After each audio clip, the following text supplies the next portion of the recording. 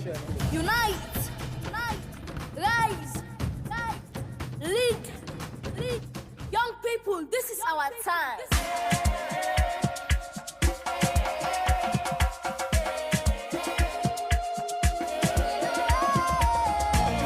We are 1.8 billion young people in the world today, standing as one to reach equality. In a world today, where dreams ignite, we stand as one, younger shining bright, united in spirit, we make a change.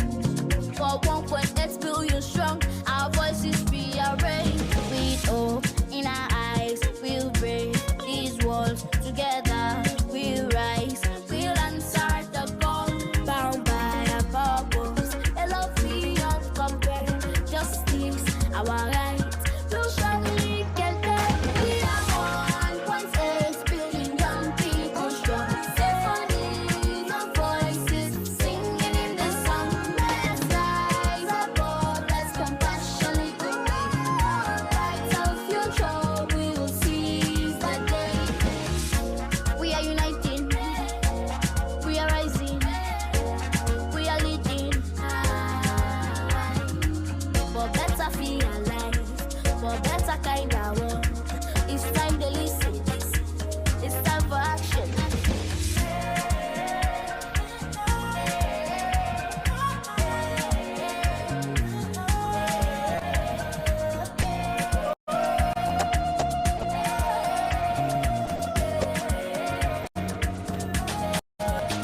We'll break the chains of inequality and strive in solidarity, igniting life. We'll champion justice, throughout the days and nights.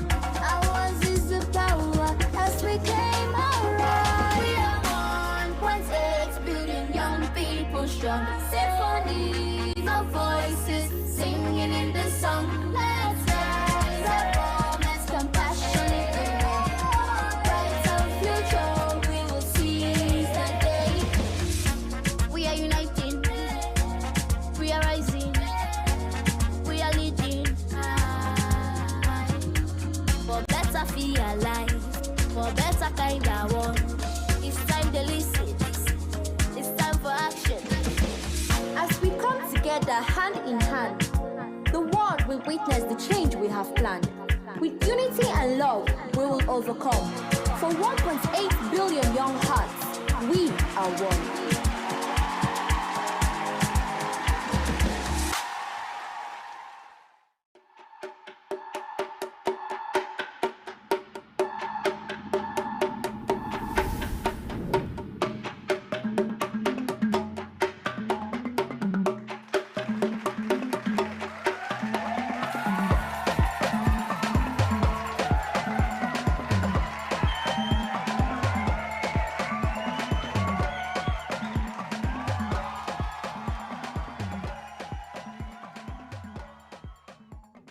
Quite a day yesterday.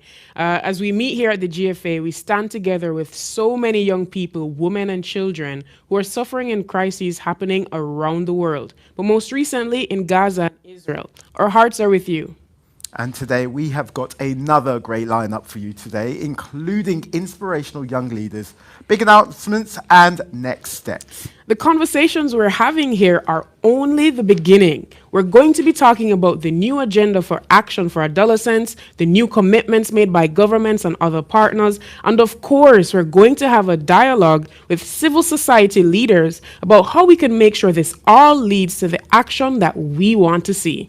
Meanwhile, we are very happy to have Shai Sarui from Brazil. Now, she is a leader at the forefront of global environmental activism. Now, you'll see her speaking in Kenya as part of our advocacy around the world to unite with land defenders to protect our environment.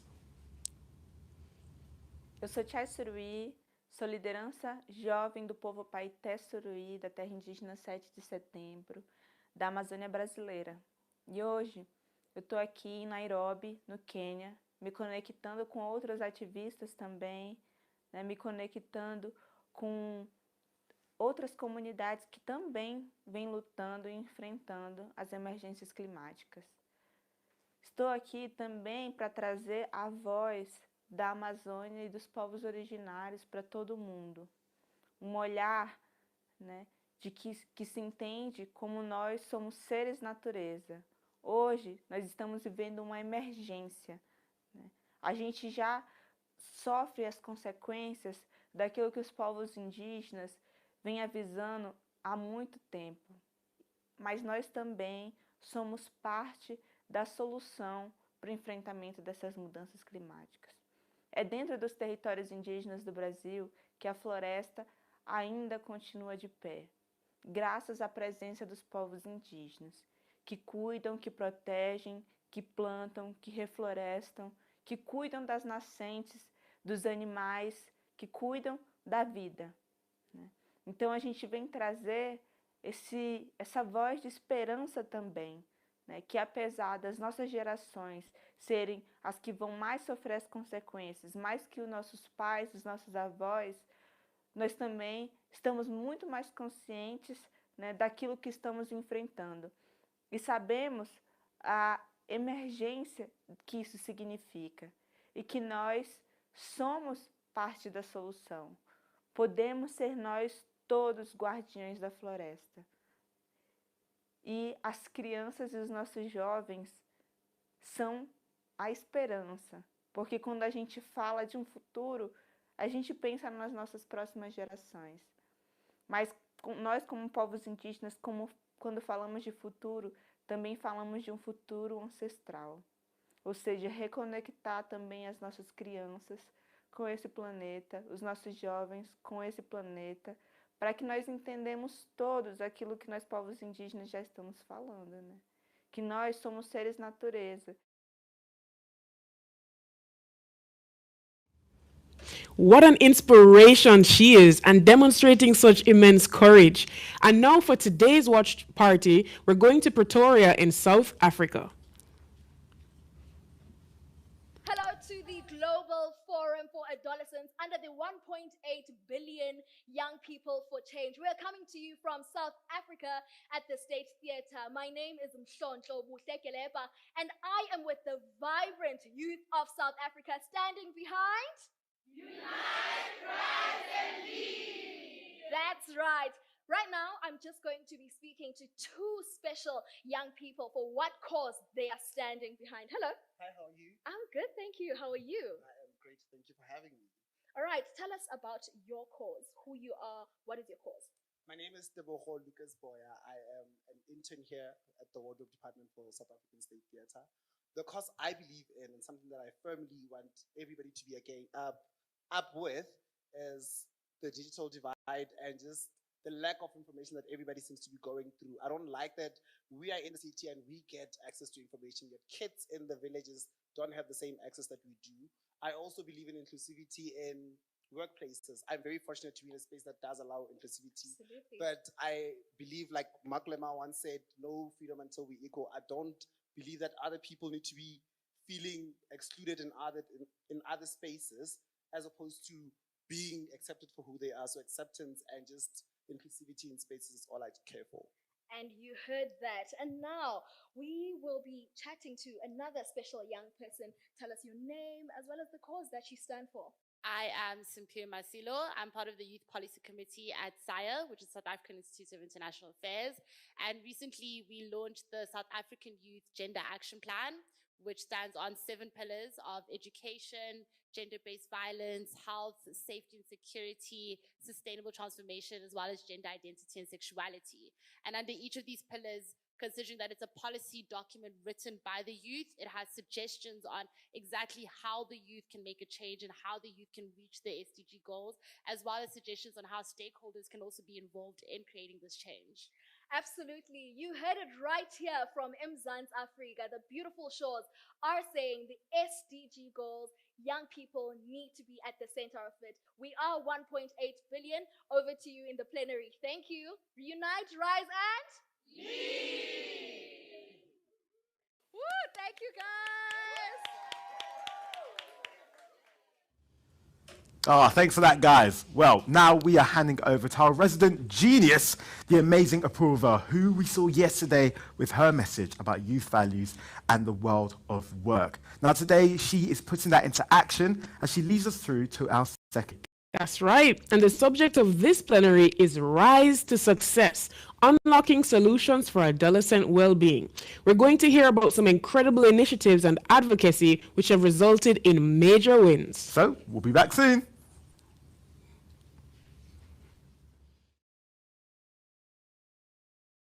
Hello, and thank you. It's so inspiring to see how young changemakers and allies are rising to the challenges thrown at them by the poly crisis that surrounds them.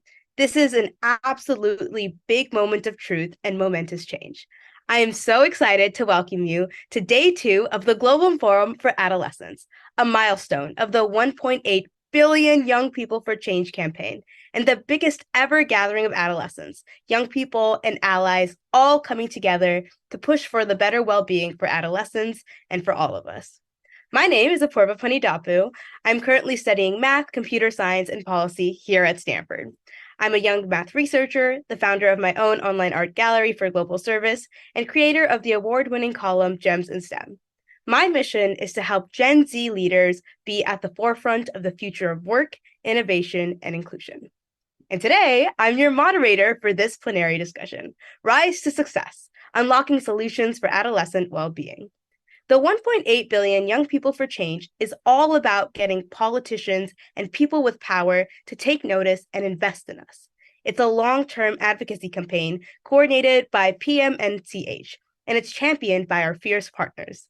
So why should we listen to young people? What actually gets adolescents and young people fired up to take action? How do we make change happen? Well, we're about to hear some incredible change makers and trailblazers speak their truths, sharing stories on how they turned their life experiences into rocket fuel for change, making a positive impact on millions across the globe. But before we hear their stories, I want to hear from you, our wonderful audience. What's on your minds? What do you think? A question will be shown on the screen momentarily. We ask that each of you answer this question with just a single word. Your contributions will populate the word cloud, giving us a visual representation of your collective thoughts and ideas. For those unfamiliar with Slido, participating is pretty straightforward. You scan the QR code, which will be displayed on the screen. I think it's right there. Simply use your mobile device's camera to scan the code, and you'll be automatically redirected to the Slido interface. Or a direct web link will be provided in the chat. Clicking on that will also take you to the Slido interface where you can submit your word. We can't wait to see your contributions come alive in the word cloud. So here's our first question. In one word, tell us what you think is the key to success for an adolescent well-being initiative. And you'll have about a minute to add your words. Oh, here we see them popping up. I'm really liking the answers so far. I think inclusion is a very, very big thing, and it's something that's so important to individual well-being. We have funding, inclusivity, education, youth participation, support, courage, I like that one, accessibility, youth engagement. These are really good answers, and the bigger the word, the more that people have said it. So you can sort of see how popular your answer was. Keep it going for a couple more seconds.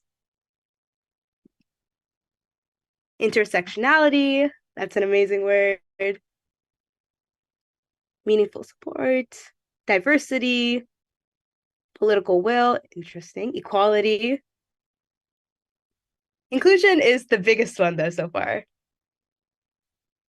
Okay. I think it's almost about to wrap up, but the answers are all super, super good ones.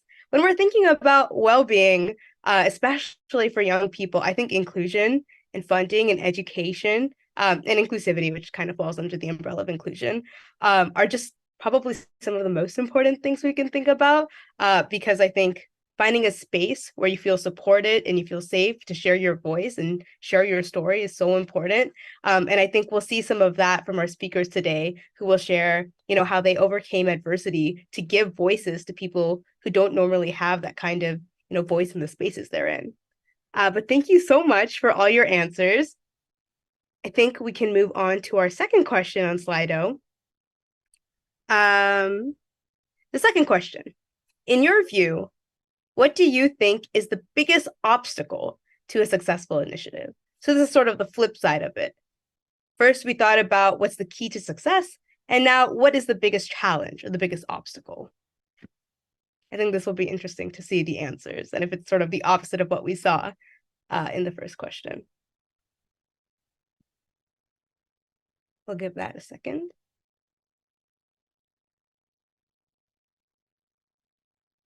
Funding. Yeah, that's kind of both a key to success and an obstacle if you don't get funding.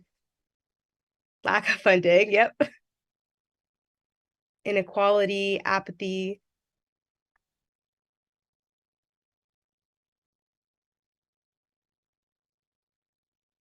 Culture, yeah. I think if you have a harmful or toxic culture, whether that's in a workplace or in a classroom, it can be very detrimental to young people's success or well-being. Yep. Funding, once again. Adults, adult-centric, inequality, community ownership, all sorts of very, very good answers. Trust. Yes, if there's a lack of trust, I think, especially in your kids and teenagers and the young people of today, it's very hard to feel like your voice is heard and that you can make a difference. So I think that trust goes both ways. Absolutely funding. It's very hard to get your ideas into the world without funding. Culture. Capitalism is an interesting one. Human rights violations. Respect. These are some great answers.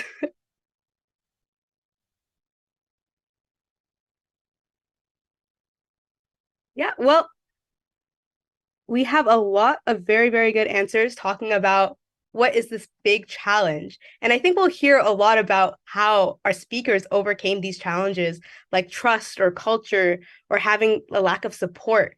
And I think it's going to be very exciting to hear how to overcome these obstacles, especially if it's something that you're struggling with in your own life or your own well-being. So now for the exciting part of the plenary today. Let me introduce our amazing change makers that we'll hear from today. I am so inspired to be here with all four of these fantastic leaders, each with an incredible story and a unique journey, but with one big thing in common. They're changing the game, and they're making a massive impact on a wide range of people and communities. So let's dive into their stories. We're talking about their journeys and what lit that fire to go out there and make things happen.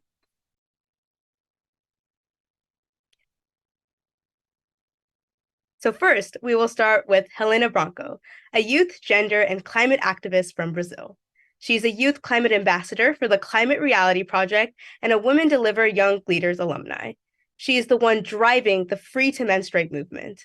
So, Helena, please tell us your story. What is fueling this fire for you?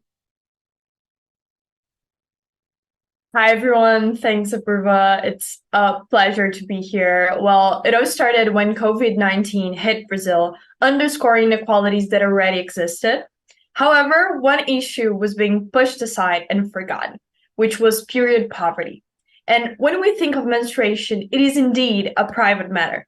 But a healthy menstrual cycle is a human right, and it can turn into a serious public problem for our society when people don't have the knowledge to understand their bodies, facilities such as restrooms in good conditions, or the menstrual products for a healthy menstrual cycle, which can lead to people missing school classes or ending up with health problems. And in early 2020, by the time I was 18 years old, young activists, we noticed that aid packages for vulnerable communities during the pandemic excluded menstrual products. And high taxes also made these products unaffordable for low-income individuals.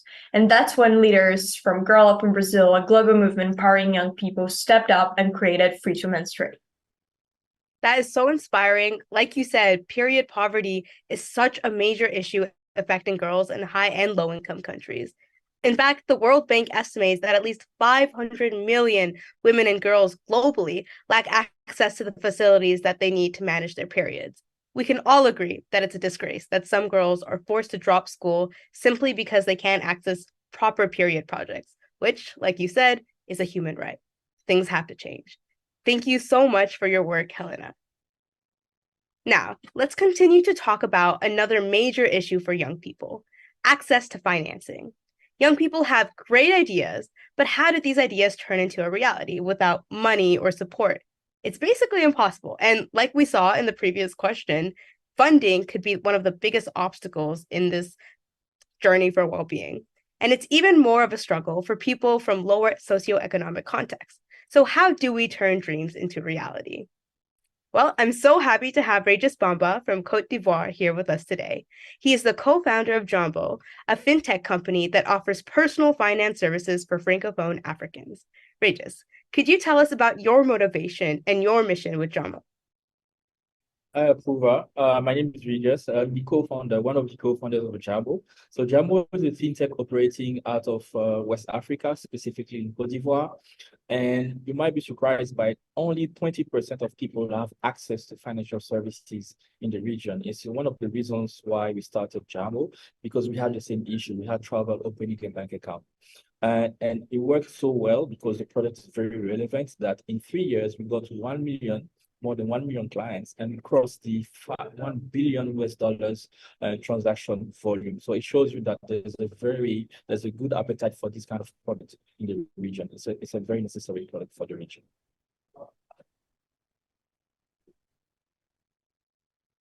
That's incredible. Especially with the way the world's finances are looking right now, it's such an important cause to be working on. We're already seeing reports that show that social protection has taken a serious hit in the midst of this multi-crisis situation we're dealing with.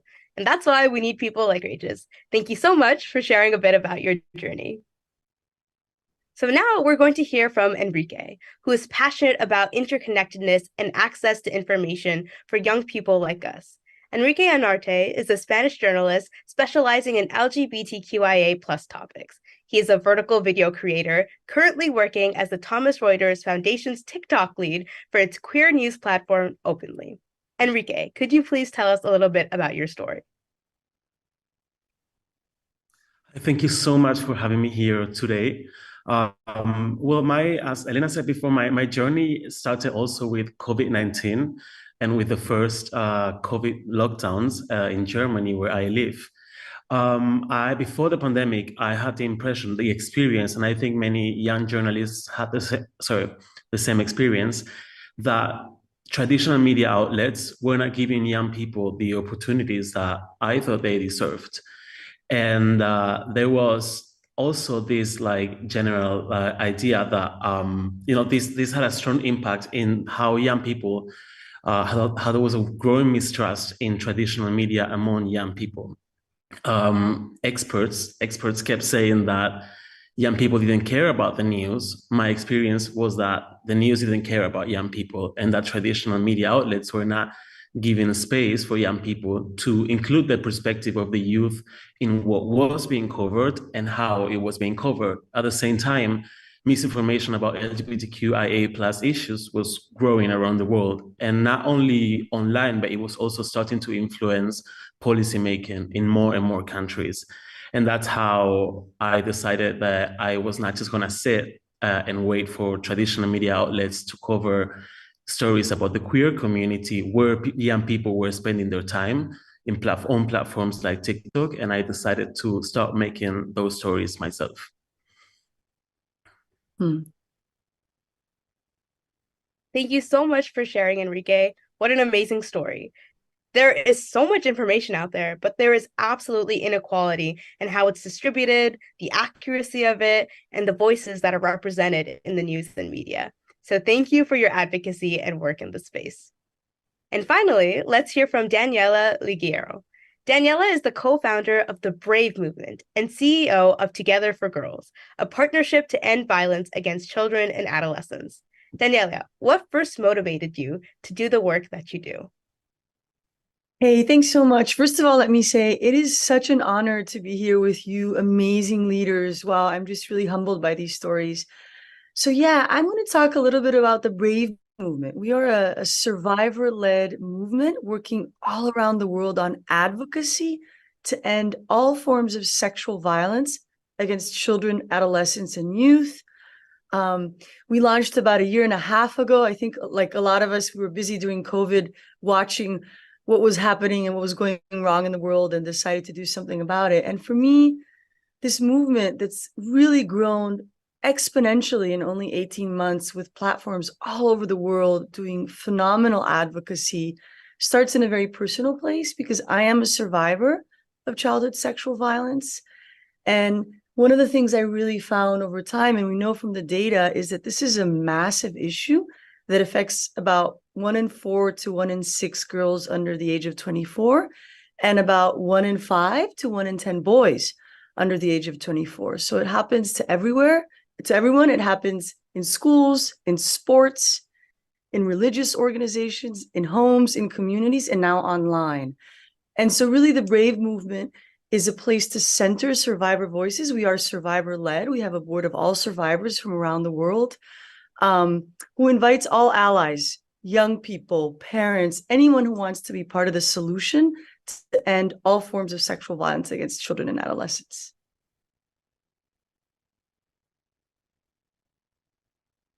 Thank you so much for sharing, Daniela. Your work protecting youth whose voices are often ignored is so necessary, and we're all thankful for the hard and I'm sure very emotionally difficult work you do. It's very, very inspiring. It's deeply humbling to hear all these stories of motivation and the intersectionality of these issues, from period poverty to personal finance to LGBTQIA+ and journalism activism, and of course, work against sexual violence for young people. So let's dive deeper.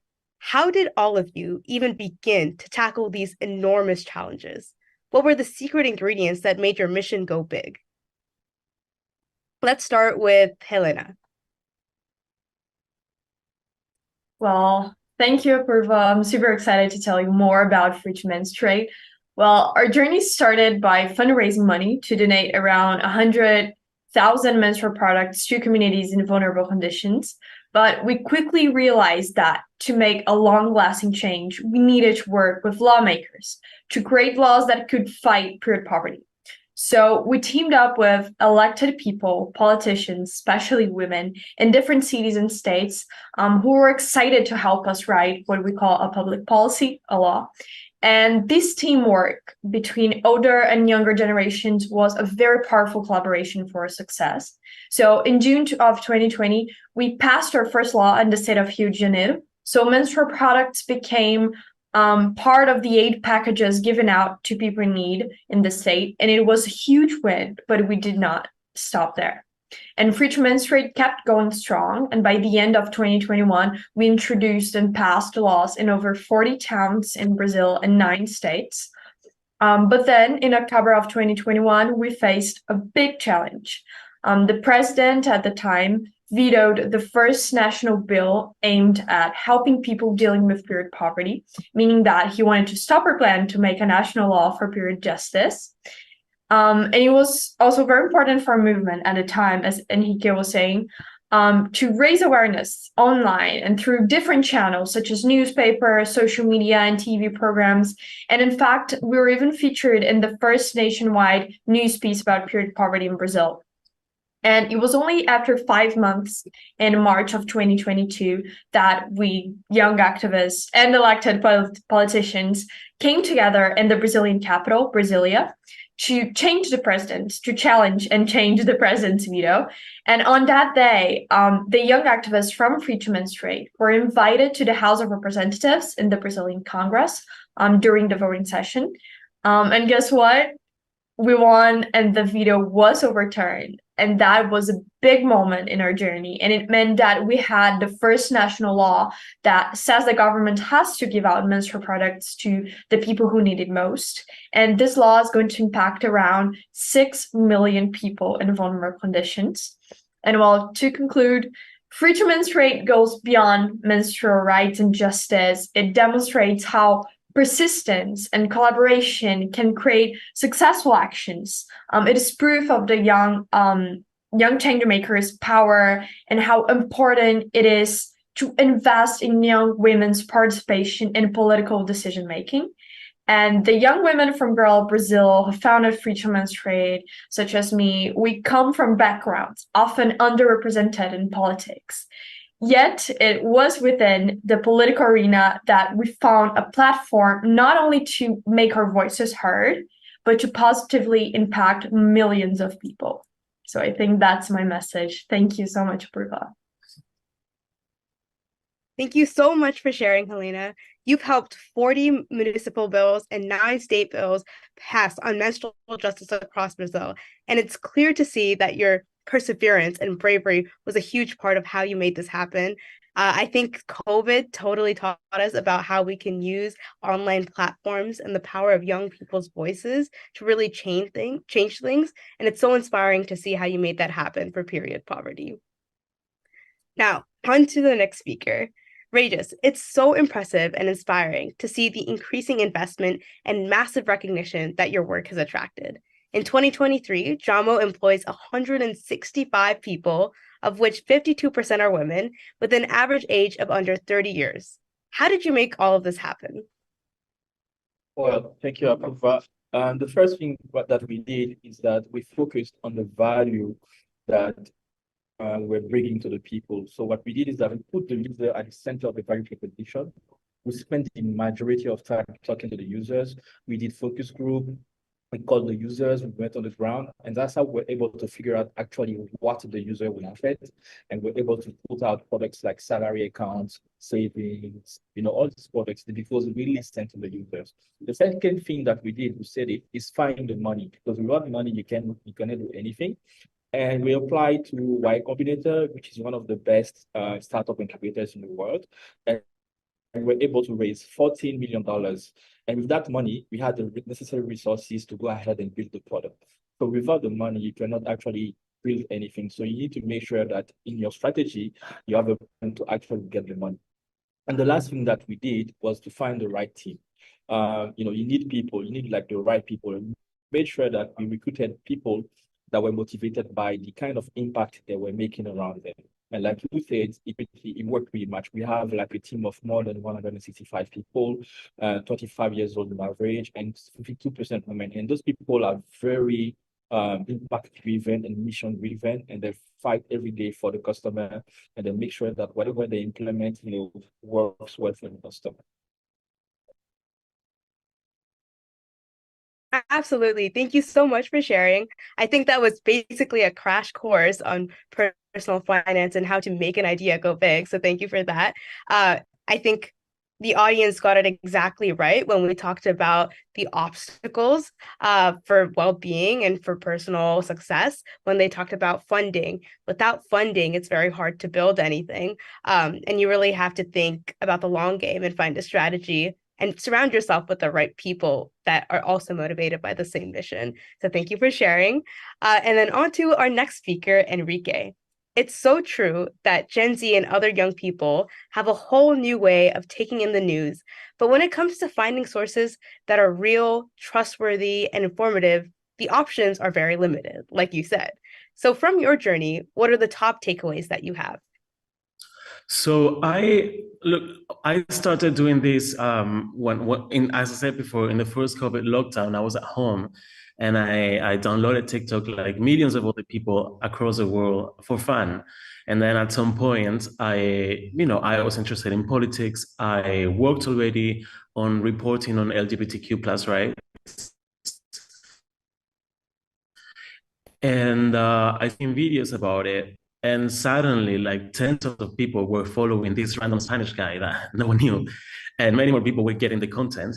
And while I was like maybe dancing in my living room or, just like sitting at the table with my cat and talking about an issue that mattered to people, this was news at the end of the day. It was just a new, maybe a more engaging, more creative way of telling the news, but it was news at the end of the day. And I think that made me and also many other journalists, because I am not alone in this field. There are many other young journalists who are doing what I'm doing, trying to take young people, young audiences seriously. I think that showed us that we were right, that we could make news in a different way that what is most important for me, that does not talk down to people, but engage with audiences as equals in a conversation where journalism is not, deciding what matters to audiences and how. And I wanted to talk about mental health because it wasn't always easy. It was suddenly you are exposing a lot of your private life, and you're just a journalist. You're just doing your job. You're not a celebrity, and suddenly, that can have, you can pay a high price for exposing so much of your private life to millions of people that don't know you, and some people can be very mean online. And I think the generations that haven't known life before social media have paid a very high price on this. We're just starting to see what the damaging effects of social media can be, especially when you don't have a perspective of what life was like before social media. But at the same time, social media can be useful to empower younger generations and tell those stories that we want to tell. And I think for me, this has completely changed my career because I wanted to be a writer, and suddenly I found this way of telling stories where I do not just as a journalist decide what has to be written, but I have a direct relationship with my community, and they tell me what they're interested in. They tell me what perspectives they would like to hear, and that helps me grow professionally, but it also helps me have a healthier relationship, and I think it helps rebuild the trust. I was very happy to see that one of the words that showed up before was trust, because that's for me, one of the main issues right now when it comes to both disinformation and the relationship with the media industry, but also with LGBTQ plus issues in general, because the community has stopped trusting policymakers that have let so much disinformation flow into policymaking, for example. So I think for me, I was very happy that for years I was told this is not journalism question, and sorry that it went going full circle.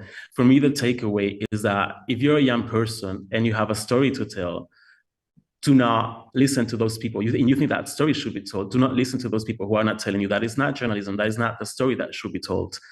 The takeaway is that if you believe in your story, find a way to tell it. Find a creative way to tell it if you don't have place, for example, in traditional media outlets. And guess what? Telling those stories the way I wanted to tell them is what got me my job and what brought me here today to tell you all about this journey. So just tell your story.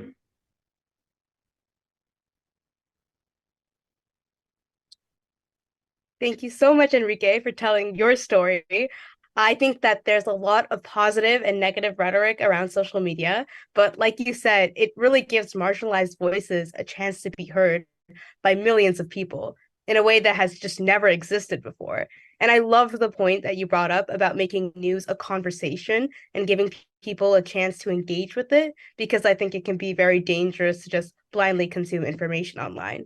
And again, thank you so much for also talking about protecting your own personal well-being and private life and the power of sharing your story. And I'm sure that everyone listening is incredibly inspired. And now finally, our last speaker, Daniela, your story is so inspiring. The vision of a world where every child and adolescent thrives, free from the threat of sexual violence. Please tell us more from your experience. What has been the toughest mountain to climb? And what's an underappreciated superpower that we should be considering more to make a real impact on the world? Oh, I love that second part. I'll get to that in a second. Yeah, I think one of the biggest challenges with the issue of sexual violence against children, adolescents, and youth is there's still so much stigma and shame associated with it. So we know from data that most people that experience sexual violence in childhood or adolescence actually never tell anyone. And there's this sense of carrying that kind of alone and internalizing that, and a lot of shame and stigma that goes with it. And so what that creates is isolation and loneliness and all kinds of mental health issues, It impacts, young people's ability to go to school, to succeed, to do well. And I think the biggest lesson for me has been, and it was my own experience, I was eventually able to get the support I needed to work on these issues and decided to public with my story. I love what you were saying, Enrique. It is hard when you publicly start sharing things that are very intimate. It exposes you in a way. But what it also does is it makes other people feel less alone. And the power of our movement has been more and more people coming together and realizing, wait a minute, I'm not alone. This wasn't about me or something specific to my context. This is actually happening to youth everywhere, in every context. And if we can come together, we can be powerful agents to change what's happening. And so the movement is around coming together, not feeling alone, breaking down stigma and discrimination, working with allies, because it shouldn't just be on survivors. Allies need to step up too and speak out on these issues, and really together demanding the kinds of changes we need to see from institutions, from leaders, from organizations that frankly allow this to continue wherever it's happening. And so, we've been able to, just as an example, when we launched last year, we organized all around the world and we're able to push the G7, the 7 most powerful countries in the world, to, for the very first time at the highest level of leadership, put the issue of sexual violence against children and adolescents on their agenda, especially when it comes to online child sexual exploitation and abuse that has just been growing exponentially. So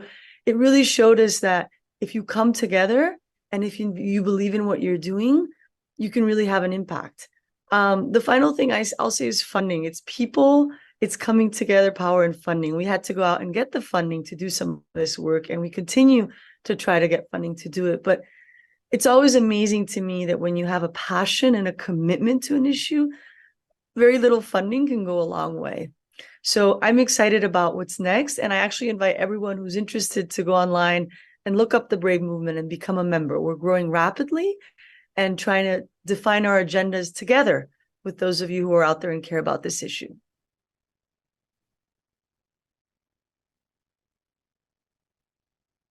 Thank you so much for sharing your story.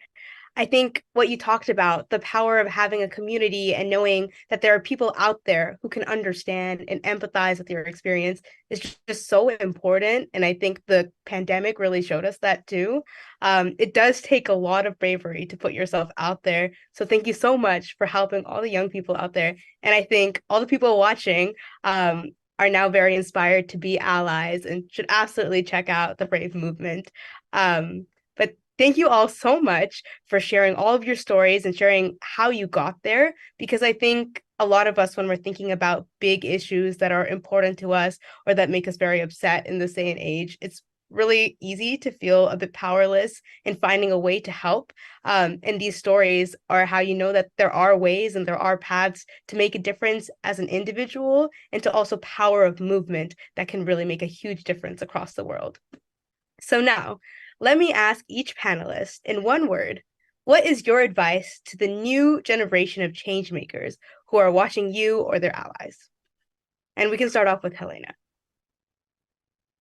In one word? Oh my God, that's really hard. In one word. We had the audience do one word, and now it's your guys' challenge.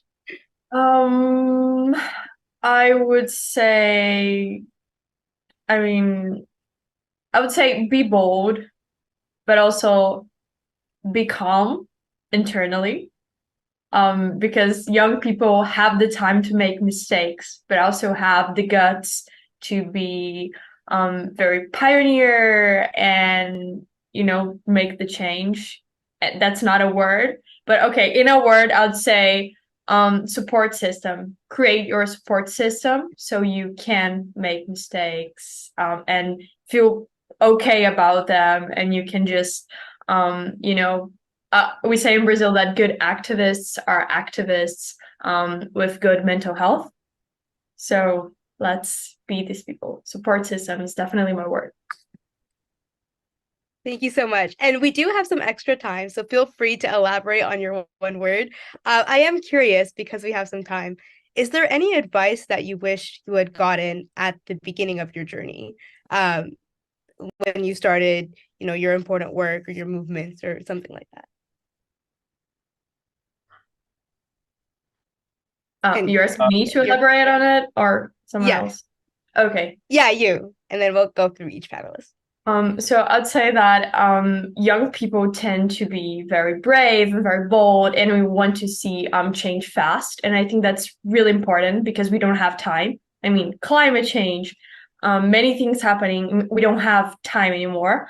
We need to go faster than the other generations did in creating positive change.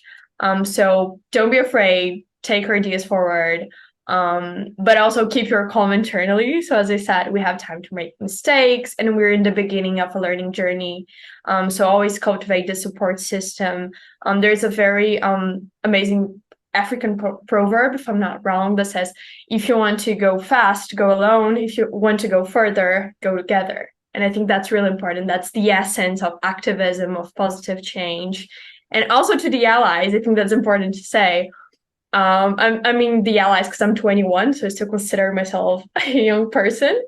But I'd say listen to young people. Remember, you have been one, and I think some people forget sometimes. So if you're willing to build bridges between youth and opportunities, I do believe that this generation will continue to surprise us with positive change. Thank you so much for your amazing answer. I love that proverb, and I've loved how much there's been an emphasis on community in this plenary. I think that that's sort of the biggest thing in making change. And I think especially, for young people, community has been a big part of what gets us through our challenges and what also just makes us happy on a day-to-day basis because we talk a lot about well-being. But thank you so much, Helena. And now I'll move on to Regis. What do you think is one word for advice to the new generation of change makers? And you feel free to elaborate.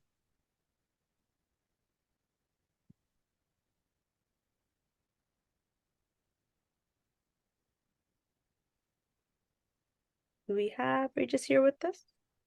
Okay. Yeah, sorry, I didn't answer the question. Sounds good. Oh, okay. The question was, what is one word of advice to change makers who are watching now, or to their allies?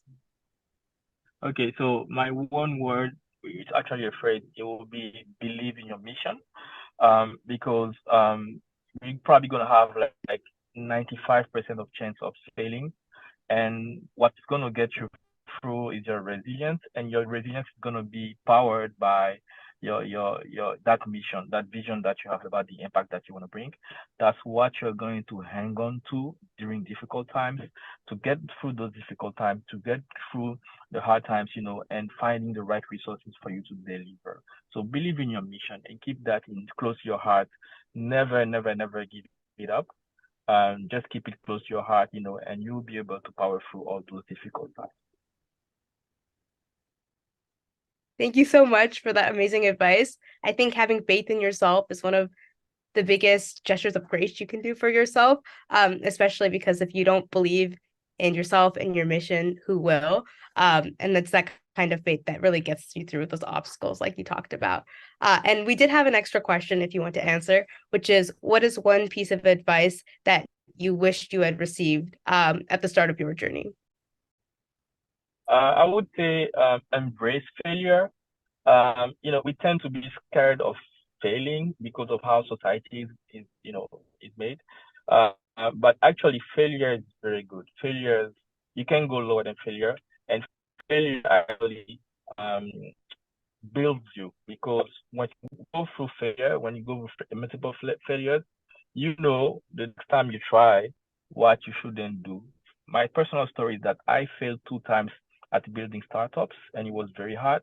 But the mistakes I made in those 2 times, I didn't make the same mistake the time when I did Jamo, and it worked.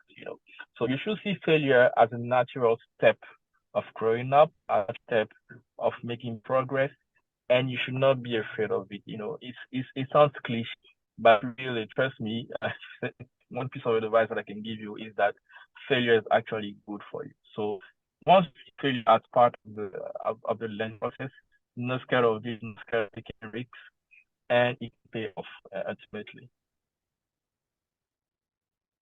Absolutely. I heard this phrase one time, which was, if you fail fast, you learn fast. And I really like that, especially when you think of failure as not as a bad thing, but as just a step to learning more and becoming better at whatever pursuit you choose to do. So thank you so much for sharing, Regis. And on to our next speaker, Enrique. Once again, same question. In one word, what is your advice to the new generation of change makers who are watching now or to their allies? So my word, it's actually two words, but I hope it's fine. Speak Absolutely. out. Speak out. A lot of my work right now and a lot of the work of the people working in my field, both in journalism or LGBTQIA plus topics, is misinformation, but it's also misinformation and disinformation. But it's also a huge challenge for anyone working in women's rights, in climate change, in inclusive policy making. We need people to speak out and share their stories and share the different layers of reality to fight all the misinformation and disinformation that are out there and that are preventing governments and also civil society from making the world a better place. Not only when it comes to LGBTQIA plus topics, but when it comes to everything, basically. So I would say that do not be scared to speak out. And as I said before, share your story in whichever way, shout it out loud if it's needed, because even if you think that no one cares, I guarantee that there's someone out there that to whom that story will mean the world. So please speak out, because we have a huge task ahead when it comes to making the world a better place for everyone, especially for young people. Absolutely. I totally agree. And I think it also connects to what Daniela said, which is, sometimes when you speak out and you share your story, you'll find that there are a lot of people that relate and who also are very grateful to have a community to share that experience with. And so I think that's very, very powerful advice. Thank you so much. And then our next question, is there advice that you wished you had received at the start of your journey? I was going to talk about failure, but that was already talked about. So I think I would have been told that it's okay to be kind to yourself. It's okay to take your time to get somewhere. You don't need to do everything in the first years of your career. You don't even need to get to the same places that all the people have gotten. Everyone is different, and we are the most powerful version of ourselves when we are in connection with ourselves and when we give ourselves the room to show the world the best version of ourselves. So I think that in order to change the world, you first have to be at peace with yourself, and you first need to sleep. You need to have mental health and physical health. So I think it's very important that especially those who have very tasks and that are going through very hard times, remember that it is okay to be kind to yourself so that you can then be kind to others and make the world a better place. Absolutely. I love that advice. I think I'm 18 right now, and I think a lot of people my age are feeling this looming pressure to just get stuff done, to achieve success early. But there's just so much time that we have to really think about the things we love to do and pursue them. And I think that's very, very helpful advice that I will take into consideration. But thank you again. And for our final speaker, again, same question. One word, Daniela, what is your advice to the new generation of change makers who are watching you or to their allies? Mine's going to be an easy one. Be brave. I love what some of the other speakers were saying. I think it's so important to kind of really understand the power that young people have in terms of creating change. And I've had an opportunity, I'm a little older than others on the panel, and part of the reason why I started the Brave movement was because I feel like I have a responsibility. It's so hard to come out as a survivor. It's so hard to say that you were sexually abused or assaulted.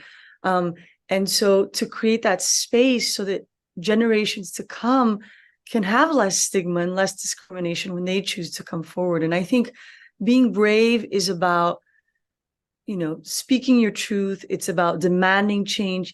It's not necessarily about telling your own personal story. That comes with a lot of challenges, and you have to be really well prepared to do that. But as part of the movement, we're encouraging people to stand up for the issue. And then whether or not you want to share your own experience is something that's very personal. And I think something that people need to give a lot of thought to, because it does come with some of the negative consequences that Enrique had mentioned. And, people aren't always kind. and we feel it, especially when you're demanding the kinds of change from very powerful actors. And I've had the opportunity, to work with US government. I've worked for the UN. I can tell you that you can do all the research in the world and have all the kind of data and the programmatic work that happens. But if you don't have people knocking on the door and saying, this needs to be different, it's not going to happen. So do it. Go out there, create change, raise your voice, demand the kinds of things that you want to see. People might, at first ignore you, but eventually they can't ignore you. And be prepared because, there's some powerful people out there that want the world to stay just as it is. And it's going to take, a lot of courage and a lot of us in community working together to demand the changes we want to see. So I think really that's my word. And maybe for the advice, should I just transition to the second question? Yeah, absolutely. All right. I really love what everyone has said. I love the idea of embracing failure 100%. I also really like this idea of self-care, and especially for a movement like ours that's dealing with so much trauma that's everywhere around sexual violence and abuse. Really, the importance of self-care becomes front and center. And I've seen it over and over again. Amazing young people who are out there trying to create change, and then they burn out. And then we lose them to the, they can't do it anymore. They give up. They need a break, and we end up losing people that are so amazing because it's just too much. So pace yourself, take care of yourself. And I'm going to read this quick quote because I love it. Audre Lorde, who's an American writer and just phenomenal advocate, said, "Caring for myself is not self-indulgence. It is self-preservation. And that is an act of political warfare."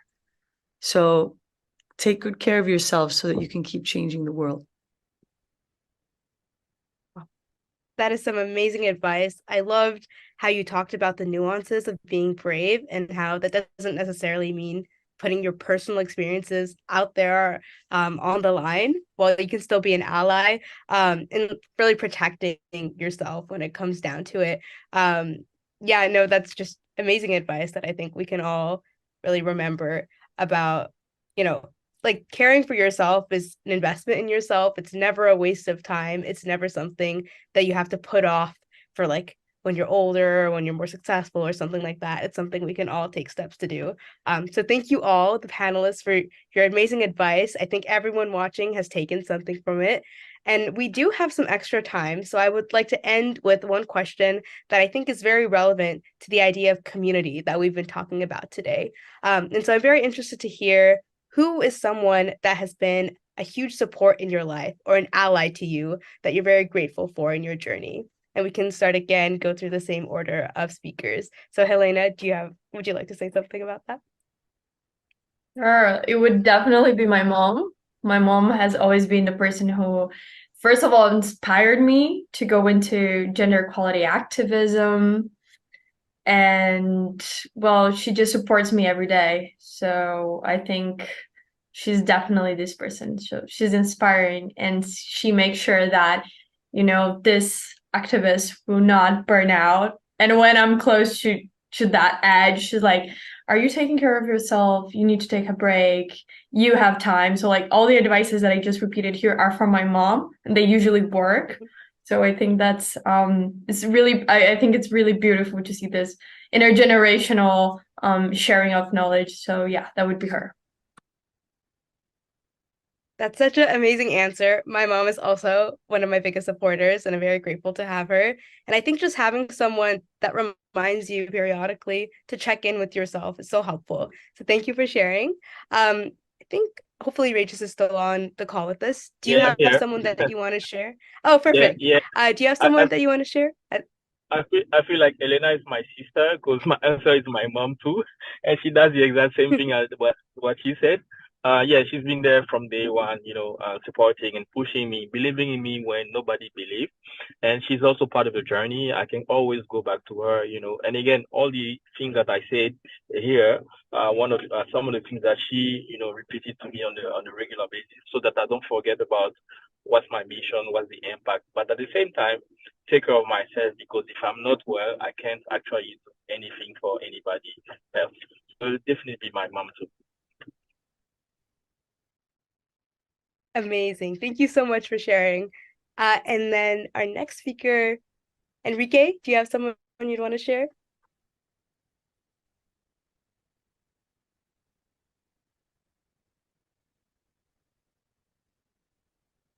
Not sure if he's just frozen on my screen.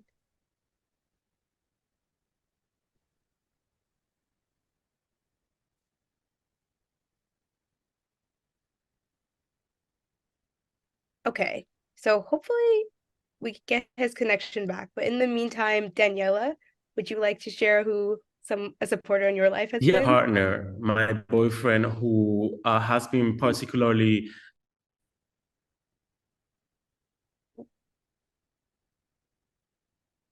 Could I go ahead? Enrique, I'm not sure we can hear you. Hi, Yeah. sorry. Oh, he's back. He's back. Oh, he's back. I apologize. I'm on holiday, so the internet is not great. But I was gonna talk about my mom, but I'm not, because everyone talks about their moms, but mom, I love you. I want to talk about my boyfriend, who has been very supportive in this journey since I did this big career shift, in not only supporting me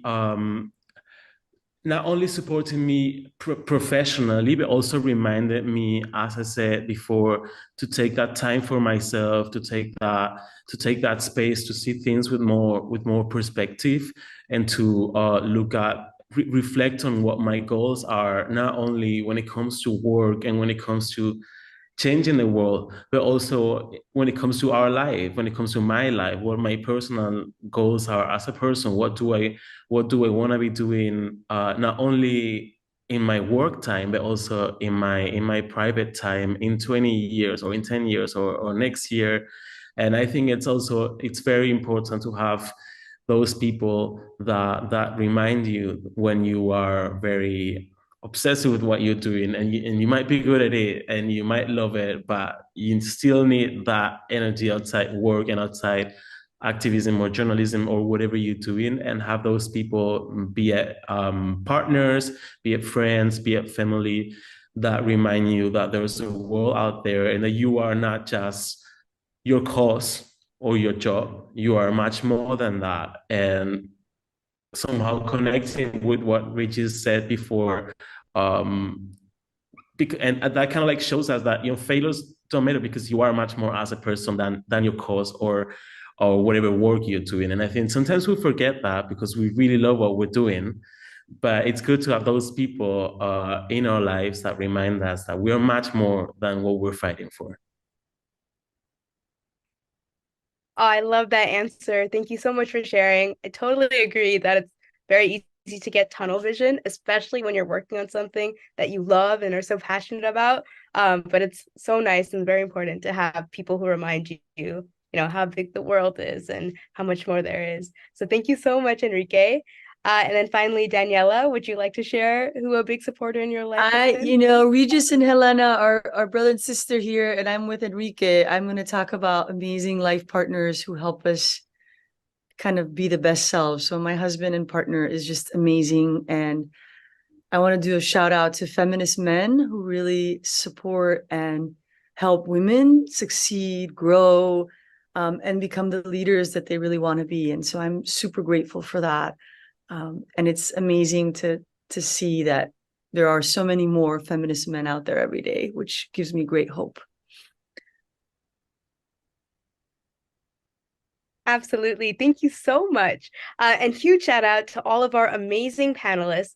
And to our audience, let's all promise to do one thing that'll level up our lives or make someone else's day better. It's all about taking small steps. And when we all promise to help, it can lead to a massive impact on our communities. So before we close the session, I encourage you to make sure to check out the product launch sessions on new tools and guidance, all based on the latest evidence and geared towards making lives better for adolescents.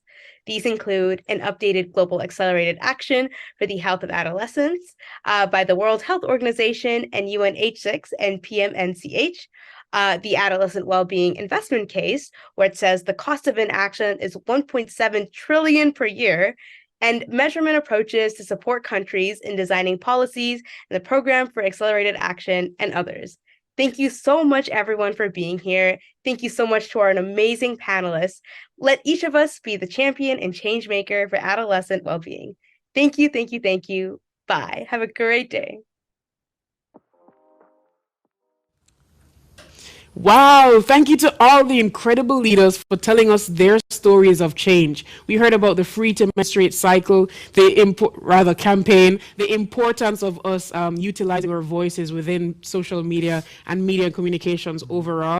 And I'm really reminded of that African proverb: if you want to go fast, go alone, and if you want to go far, go together. We're really getting the message loud and clear. Change is possible when we come together with others, collaborating across multiple domains, and we're just so pleased to see all the amazing things that you're doing. But of course, to all our audience members, please do share your stories with us using the hashtag 1.8 billion. Of course. You know, one thing that I was particularly interested by in the plenary session we just saw there was this whole idea of news being a conversation. You know, my background coming from news, quite often I feel like people can forget that news isn't just a reporter talking to the audience, but actually it should be this collaborative space where, you know, there is a bit of dialogue and there is a bit of conversation. So that was super interesting to me. But now over to another crew who are making a big noise. Now check this out. They're a metal band from Indonesia. So get ready. Some moves. They are the voice of Bachaprot.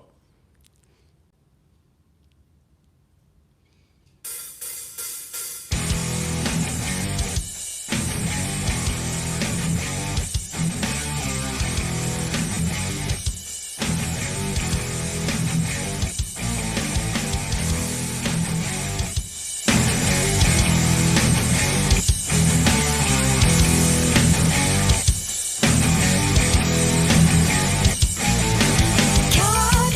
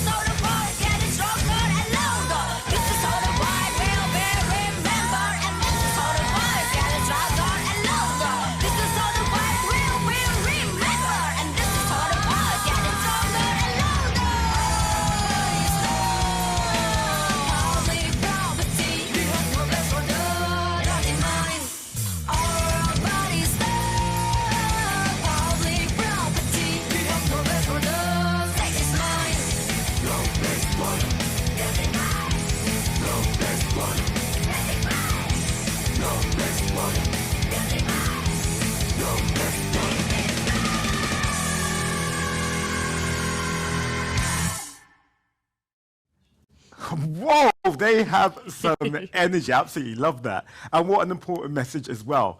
Well, now we're going to Michelle Bachelet, former president of Chile and long-standing champion of adolescent health and well-being. Hello, everyone. Taking part of this Global Forum for Adolescents. Wherever you are in the world, whether you are a youth activist or a policymaker, a health professional, journalist, or a student. And a big, loud thank you to Voice of Bashe Prot for that amazing performance. I was almost literally blown away by the energy and passion of your music. Bashe Prot, it sounds quite like my own name, means noisy in the Sandanese language. And this is important because we all have to be more noisy. I'm so impressed by the noise being generated here by so many youth and adolescents, not only those of you who are speakers, but by the poets, singers, visual artists, dancers, and drummers. Yes, it is wonderful for us all to be together in this rich, diverse, and creative mix, but it's also powerful to hear each other, to learn from each other, to be inspired by each other. During the 2 packed days of this Global Forum for Adolescents, we're witnessing the culmination of years of hard work on the part of so many committed people in so many different countries. I want to congratulate all of those who have worked so hard to bring it together, especially those who have good news of progress to inspire us. This work is not easy. I know from my own experience and from the history of my country and many others that the struggle for our freedoms is the most important struggle in our lives. These freedoms include our rights to choose what happens to our bodies, our right to a voice at political decision-making tables, our right to dignity, respect, equality. I also know from my own life and from the challenges which face so many activists that to stand up to reclaim your power can be risky. When we demand our rights, it can feel like we are faced with overwhelming forces, and it takes immense courage to do so. And this is why solidarity is so important. If we work together, we can succeed. What I'm seeing at this Global Forum for Adolescents is that we are united by the belief in our common goals. And as I said to you, adolescents and youth who have contributed so much to this event, that if you stay united and you continue rising, you continue leading, then you can be whatever you want to be. The world is yours, be noisy and take it. Thanks to Michelle Bachelet, a legend and an inspiration. And now we have 2 great core sessions for you to choose from. These are about some huge risks faced by young people all over the world. The first is on the topic of substance abuse, and the title is A Healthy Dose of Change, Reducing Harm Through Youth-Driven Drug Education Solutions. And of course, we have a second one that's all about the awful toll of road traffic injuries, which claim lives every 2 minutes somewhere in the world. That session is called Driving Change, Youth Engagement for Improved Road Safety. But first, more 1.8 news with coverage from global events. Unite, rise, lead. Hello, मेरा नाम है विशाल कश्यप और मैं report कर रहा हूँ Delhi, India से 1.8 news के लिए। सेंटर फॉर कैटलाइजिंग चेंज यानी C3 what young people want campaign के द्वारा इंडिया के 11 स्टेट्स से 1,30,000 से भी ज़्यादा रिस्पॉन्सेस कलेक्ट कर चुका है। और आज यानी 6 अक्टूबर को C3 इवेंट कर रहा है Delhi school of social work के स्टूडेंट्स के साथ। So let's find out what India's young people want.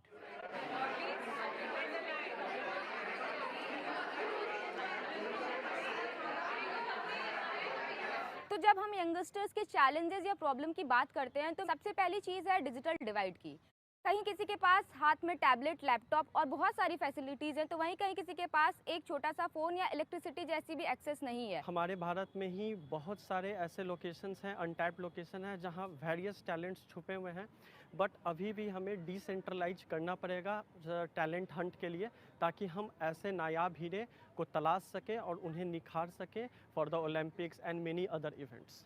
The young people, they are usually cast aside saying that they are not enough experienced or they don't have the ability to make a choice or to give opinion on important matters.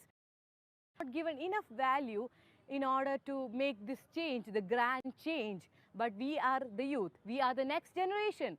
Peer pressure के कारण बचपन से ही unnecessary competitive environment पे students को रहना पड़ता है, जिसके कारण मेंटल हेल्थ उनकी बहुत डिस्टर्ब होती है और वेरी टेंडर एज में, एडोलेसेंस एज में सुसाइड जैसे कदम स्टूडेंट्स लेते हैं।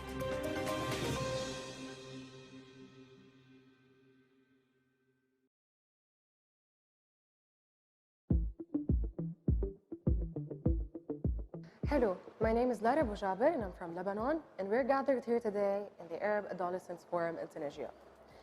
We were discussing several things. Some are limitations. We don't have data in our region, and this is a very irresponsible and very devastating and disappointing point. So for that, we request data and youth engagement and research in order to have tangible resolutions. And for that, we discussed some recommendations on several aspects that hopefully we can attain them and we have them as tangible resolutions. So as for participation and interaction from youth and in their societies, we discussed several things. Some of them is that we request quota for women representation as well as youth representation and a percentage in the parliament. And as well, we request to have safe spaces by which people, and especially youth, can go to, can discuss their fears, their emotions, and everything, as well as we need to change the referral system so that we can have a different and quick and tangible resolutions. As for health, we discussed several topics as well as injuries. We have devastating numbers in accidents in the MENA region, and for that, we need to raise awareness and work on programs regarding to car accidents as well as non-communicable diseases, by which lifestyles should be changed, and we need to be careful about our health and take care of our mental health as well. Mental health is crucial and is a priority, and so for that, programs must be done today before tomorrow. Mental health isn't just any topic, it's the umbrella of everything. So we need to know the difference between the terminologies, we need to know how to cope for stress, for example, which is a basic thing we need in our educational systems to have responsible citizens. These recommendations and many more should be taken held from the organizations and government to be taken as serious as possible from today before tomorrow.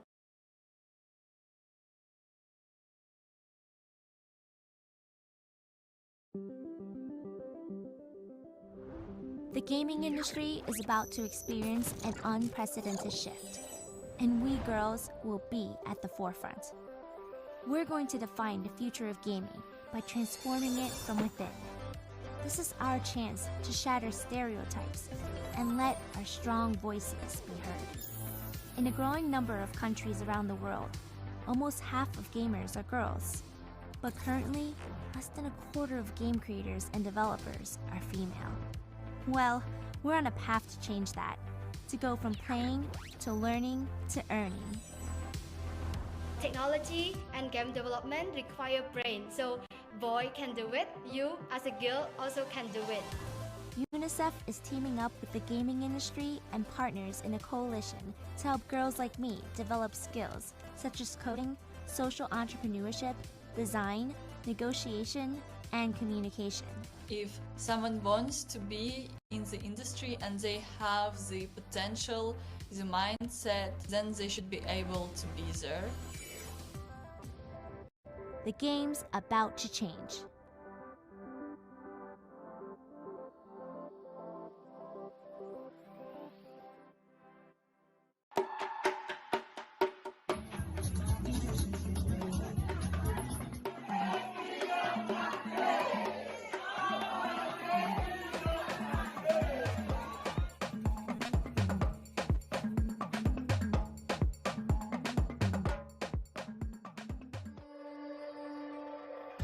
I'm humble and grateful to just be able to connect and meet with other girls from all around the world.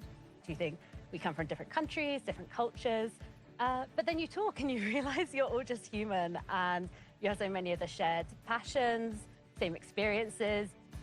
Advocacy journey can be a lonely journey, and it's really good to meet other like-minded women and actually share experiences and how they're championing their work in their various communities. And I think that's why this work is important now more than ever. Climate, reproductive health rights, adolescent girls' rights are all intersected, and we're not living single-issue lives. Si j'ai une demande, surtout beaucoup, c'est d'inclusion. surtout les adolescentes en ce qui concerne la prise de décision sur la reproduction. I feel like if we saw more representation, not just of women, but of women from marginalized communities, young migrants, young women living with disabilities, we would have a very different kind of policy and we would have a different kind of culture. نكتسب خبرات جديدة، نتعرف على ناس جديدة، ناخذ ثقافات جديدة، نجد حلول، كنا مع بعض ايد واحدة نقدر نجد الحلول مع بعض. There'll be a young girl even watching this and she'll be like, oh, I want to be there where she's standing right now. And that's how she'll strive, also helping her community, helping adolescent girls. And yes, I think it's very important. There's real immense power in the fact of you using your voice. Be you in every room and just do what you are called to do. Don't let your age determine what you can do in life. Il faut toujours commencer avec des petits moyens et après on va arriver au top. You're worth more than you think. Don't let anybody tell you otherwise.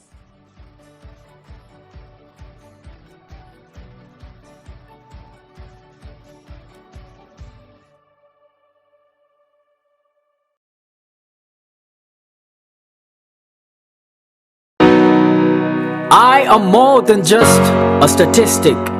You see, thanks to my existence, the society can now be optimistic about the future.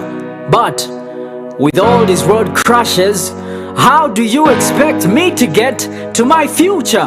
Huh?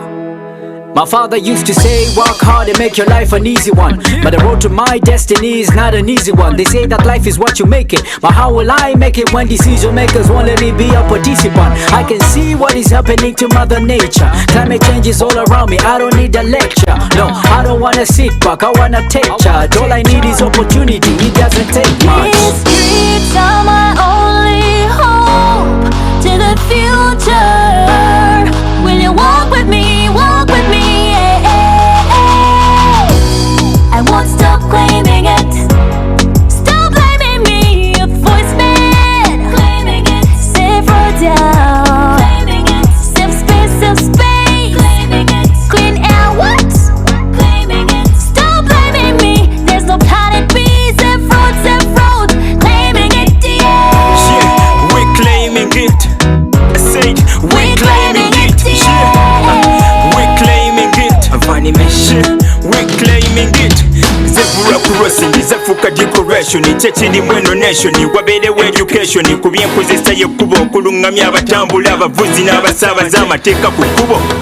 Nawe nga kwasibwe mama Africa okusanyawo obutonde kutema ttabi gwe kwotudde. Abavubuka naddala abakyala twetaaga participation mu kukola decisions. We are the youth of the world. We need our voices to be heard. We're working together to make the earth better. Good roads to ride on, clean air to breathe in, a better place for you African and Prince. me. We need a seat with the leaders, not on the side with cheers. Our influence is bigger than all the fears. That's why we drive on the road on full gears. Over 1 million youth perish, it all brings tears. Climate change, save our green earth space. Young minds can combine to save our race. The ecosystem is all at stake. Emission from cars not giving us a break. The youth don't drive so clear, no seatbelts on, slow down, speed kills out there. Give us a chance to speak, we can articulate the facts. Work with us more, we can surely reduce the deaths. These streets are my only hope to the future. Will you walk with me, walk with me? I won't stop claiming it. Stop blaming me, a voice man. Claiming it. Safe road down. Claiming it. Safe space, safe space. Claiming it. Clean air, what? Claiming it. Stop blaming me, there's no planet B. Safe road, claiming it,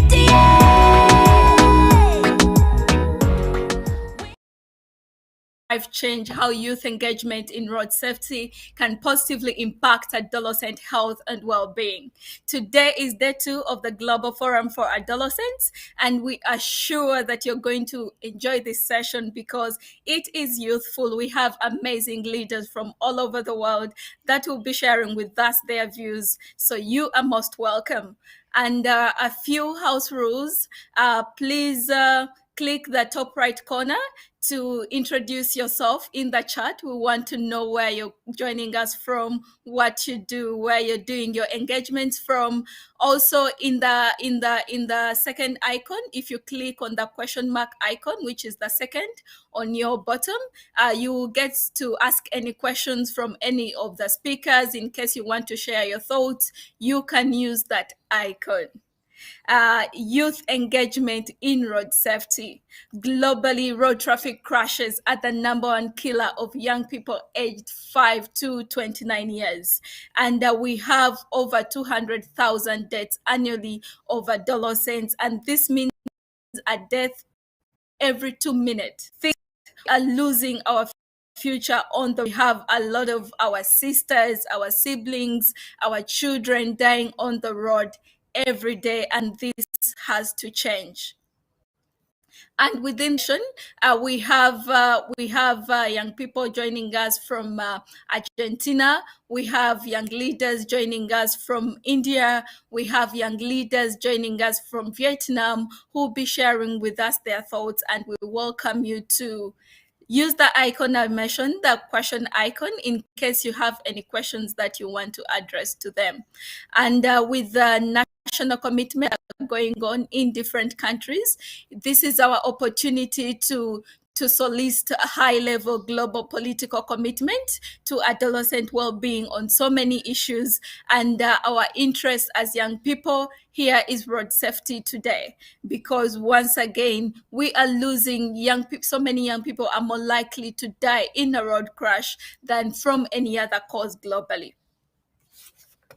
We like we say, this is going to be a youthful session, an interesting session, and we shall have a number of polls, a number of quizzes as the session starts. And I welcome you to take our first poll. That is, the first poll is we want to know where you're coming from. We have a diverse audience joining us today, so please feel free to take the first poll, which is on where you're coming from, where you're joining us from. And the second poll is on your experience on the road. Have you or anyone close to you, a family member, could be a friend, could be a classmate, been in a road crash? We would like to know that as well. So please get your phone, get your laptop, whatever gadget you're using, and let us know where you're joining us from, and also your experience on the road with a road crash. We shall go into our next session. As the results of the poll come in, we will share with you the findings and the summary of your thoughts. But we would like to go into the second part of our session, which is a video on the 1.8 billion campaign that has been running and how young people have been leading and engaging in this campaign. Road safety and youth are interconnected in so many ways. Road safety remains under-prioritized despite how it is the leading cause of mortality among young people. I would like to see more safe crossings on the roads when we're walking, if they don't stop, they just go. I would like them to stop when we're walking. My journey is actually hard because I travel 3 to 4 hours to school and I have to wake up early in the morning, and also I arrive home late and it's dark and it's unsafe for me to travel. Road traffic crashes are the leading killer of young people, and it's very important that they're at the forefront of designing cities and designing communities where we can walk safely. There's no way governments can achieve the Sustainable Development Goals by 2030 if they don't change the way they are doing things. And one of it is including youth voices and creating systemic mechanisms to include them in all the decision-making process around road safety and other sustainable development goals. So let's work together to mainstream road safety as a key issue that can help us to advance the SDG targets such as SDG 3, SDG 4, SDG 5, SDG 13, SDG 11. The list is so long.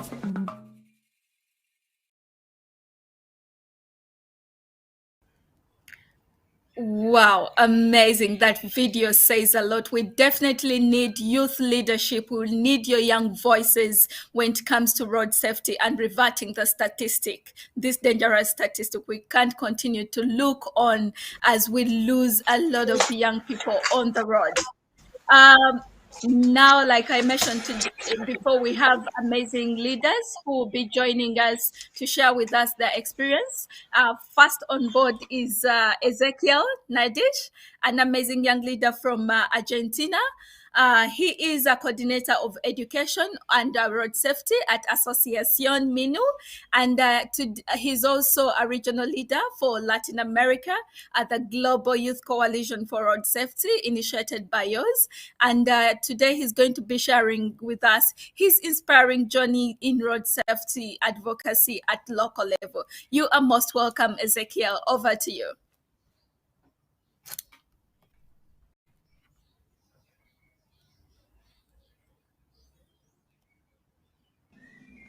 Yeah, perfect. So, thank you, Oliva. And thankfully, my advocacy journey in road safety did not start with tragedy, as the story of many activists do. I got engaged in road safety projects because I was invited to an event on traffic education organized by the youth rights NGO I volunteered for. The thing is, how do we transform that energy, pain, or joy our backstory gives us into the power for change? First of all, work on something that's meaningful to you and also to the people around you. You better not work alone, so you will have to have a motivated team or coalition, and maybe it matters to you for a specific event in your life, or maybe because statistics and the news show it is a problem in your community. In January 2022, we gathered our volunteers in Asociación Minu and asked them what was their main concern in the streets. Distracted driving was the main answer. It is a risk factor growing everywhere, and that trend is quite visible in Buenos Aires. In my city, more than 60% of all road crashes on highways are caused by distracted driving. And we, the youth, are exposed to it, not only because of our own actions, but also because the adults. And we have to do something about it. In 2022, we won the Local Actions Grant by the Global Youth Coalition for Road Safety with our project Don't Get Distracted, which was about raising awareness in social media and public spaces and reaching out to legislators to bring distractions to the political agenda. In Latin America, 26.6 per 100,000 young people aged 20 to 24 are killed on the road of our region every year. For this age group, Latin America is the third most dangerous region after the Middle East and North Africa and Oceania. Youth in LATAM face a great deal of challenges, ranging from poverty to access to quality health and education. And this is all aggravated by the great toll of road crashes death every year. In most Latin countries, young people are exposed to low standard vehicles, but mainly to being vulnerable users, both as pedestrians or motorcyclists in low standard roads. This reality must change now. To prevent more road crashes, fatalities, and injuries, especially among the youth, we must empower youth. Talk to authorities, make yourself heard, organize and mobilize for the changes we need. Claim for meaningful youth participation in the decision-making process. Last month, I, among 23 other young advocates from 18 countries, met in Madrid to plan how we can, as the coalition, harness the potential of young leaders worldwide. Your potential. You too are invited to join us at the Global Youth Coalition for Road Safety and start claiming our space.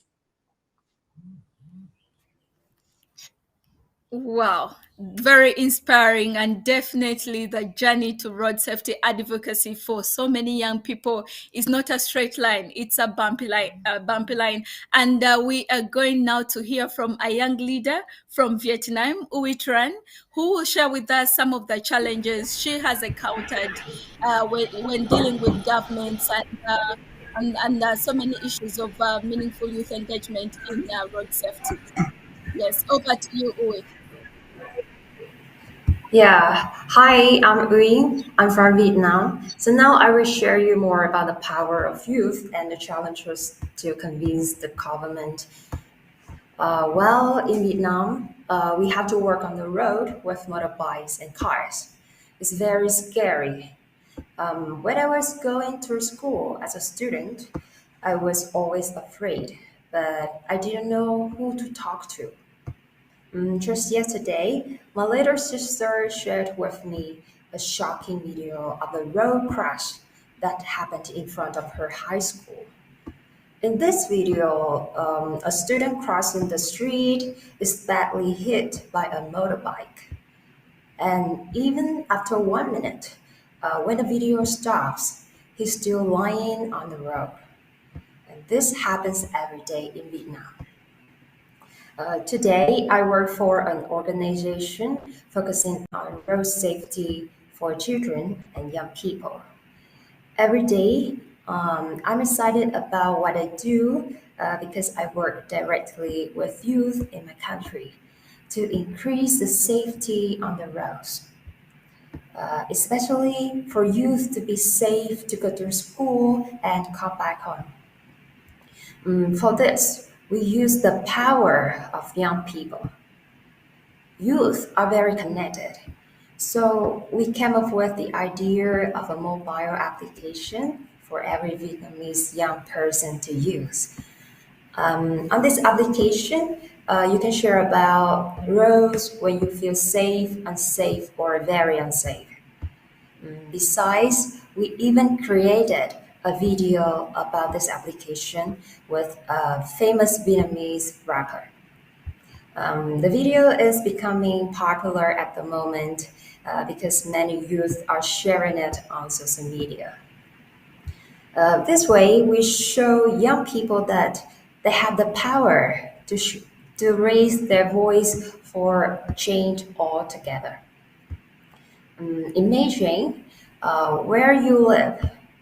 If all the young people in a city reports a dangerous road, then the adults have to make changes to the road, right? But in my work, I realized that adults think that they cannot trust children and youth because we have no experience. Because of this, we also have to convince the adults, for example, the government. We want them to listen to and work with youth. So every day, my role is to show them that they can trust what youth are doing. For example, the government needs to trust the information coming from youth, from our mobile application. In my organization, one of our daily jobs is to prove to the adults that youth is a part of the population they can count on. We have to find solutions together to save lives on the road. And youth is a big part of the solution.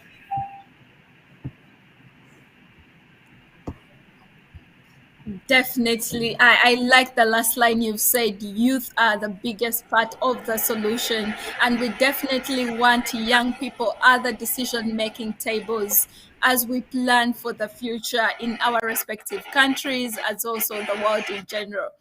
Under commitment, we are seeing countries like South Africa committing to low speed areas and safe school zones, countries like Botswana committing to designing transport policies to enable safe walking and cycling, among other issues to do with road safety.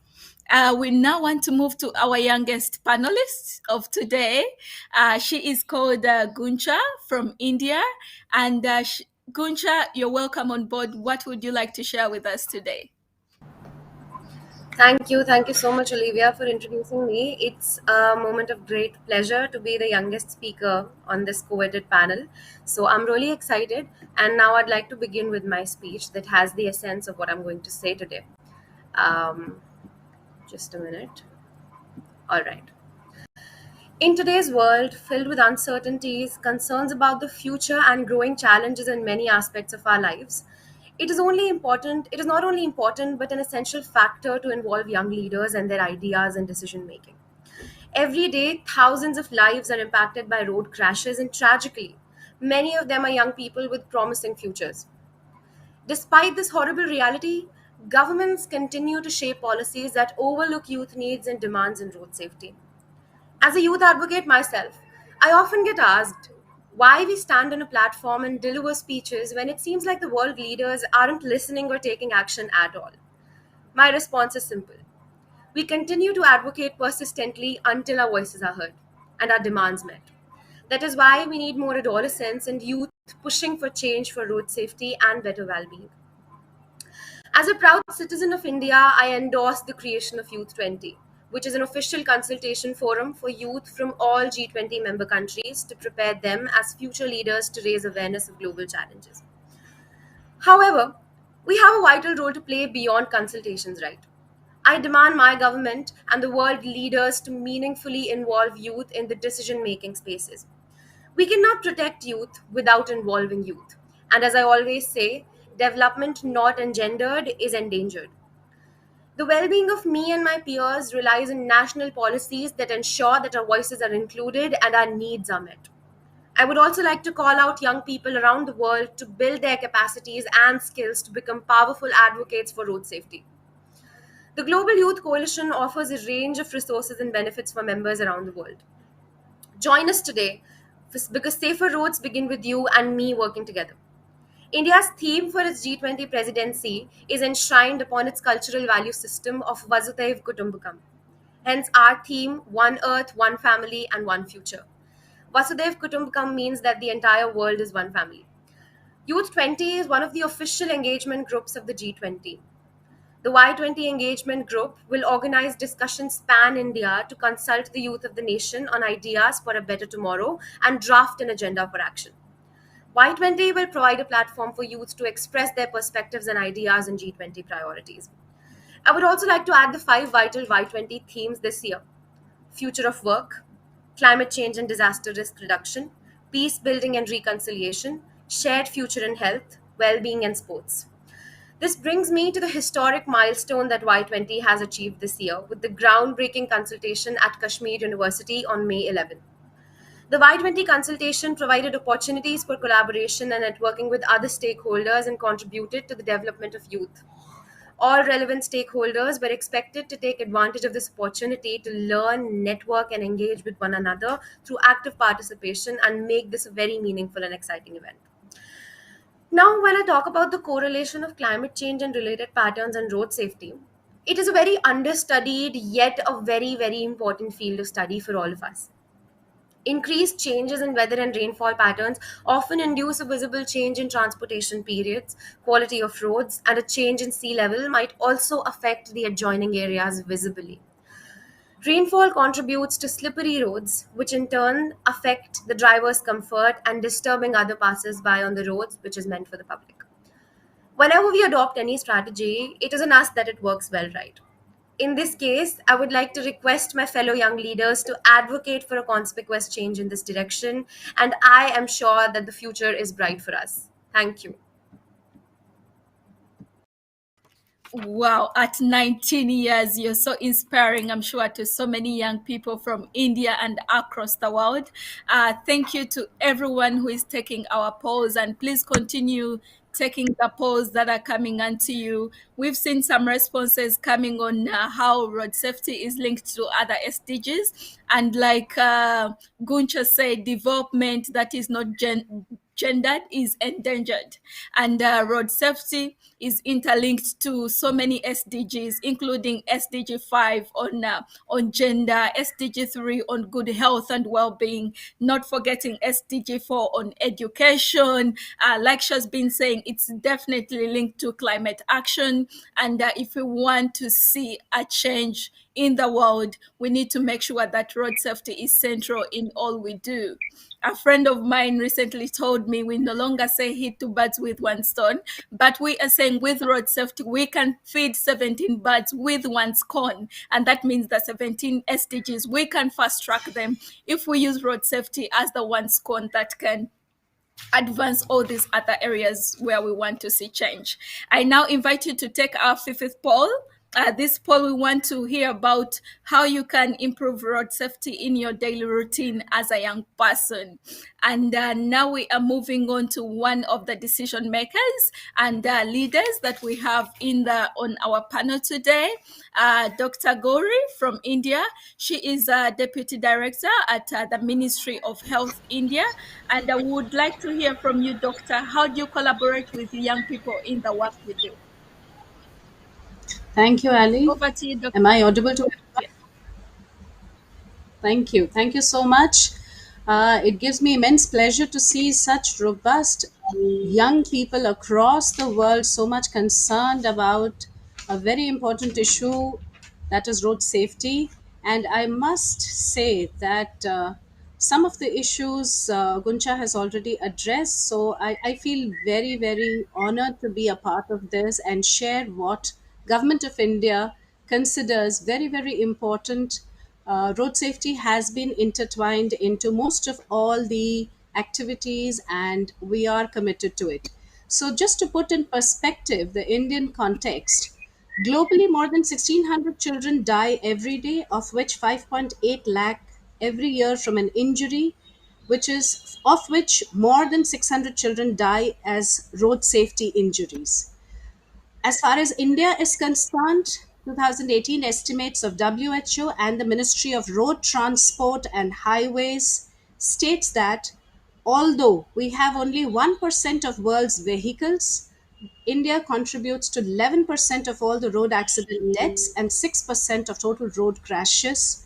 And a lot of children, more than 55,000 children since 2008, have lost their lives due to road crashes, large majority of them being adolescents. So that's life snuffed out even before they could have seen the light of the day. Most of these accidents and deaths happened near school and colleges. That is a cause for worry. The causes of death 2016 to 18 estimates given by the Ministry of Home Affairs states that close to 20% of the injuries are due to motor vehicle accidents. And amongst males and females, you have 30% of adolescent males and around 10 to 12% of adolescent females losing their lives to motor vehicle injuries. And surprisingly, it's absolutely proportionately equal in both urban as well as in rural areas of India. The Central Health Education Bureau is committed to the cause of health education and health promotion related to all aspects.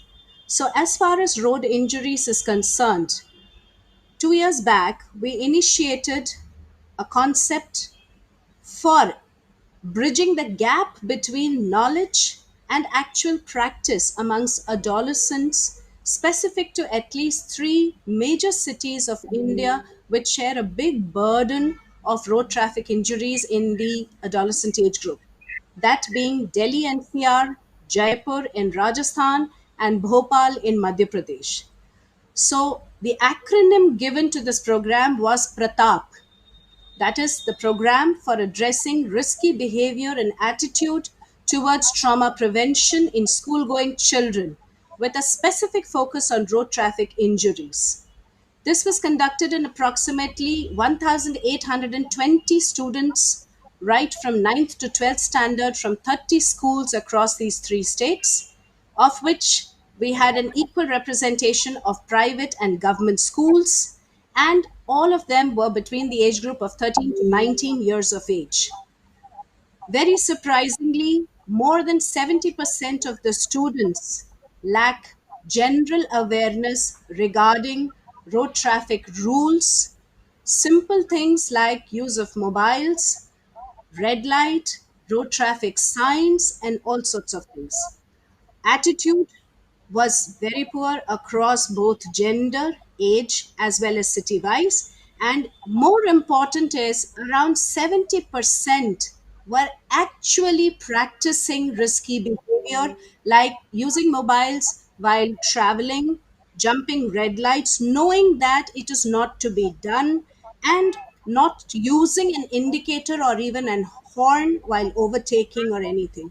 So, with all this, I feel very proud to state that we are committed to this cause of increasing the awareness, and we have come up with a very good campaign which we are going to be conducting in the next 1 to 2 years, which will be addressing all the school going children and the college going students also.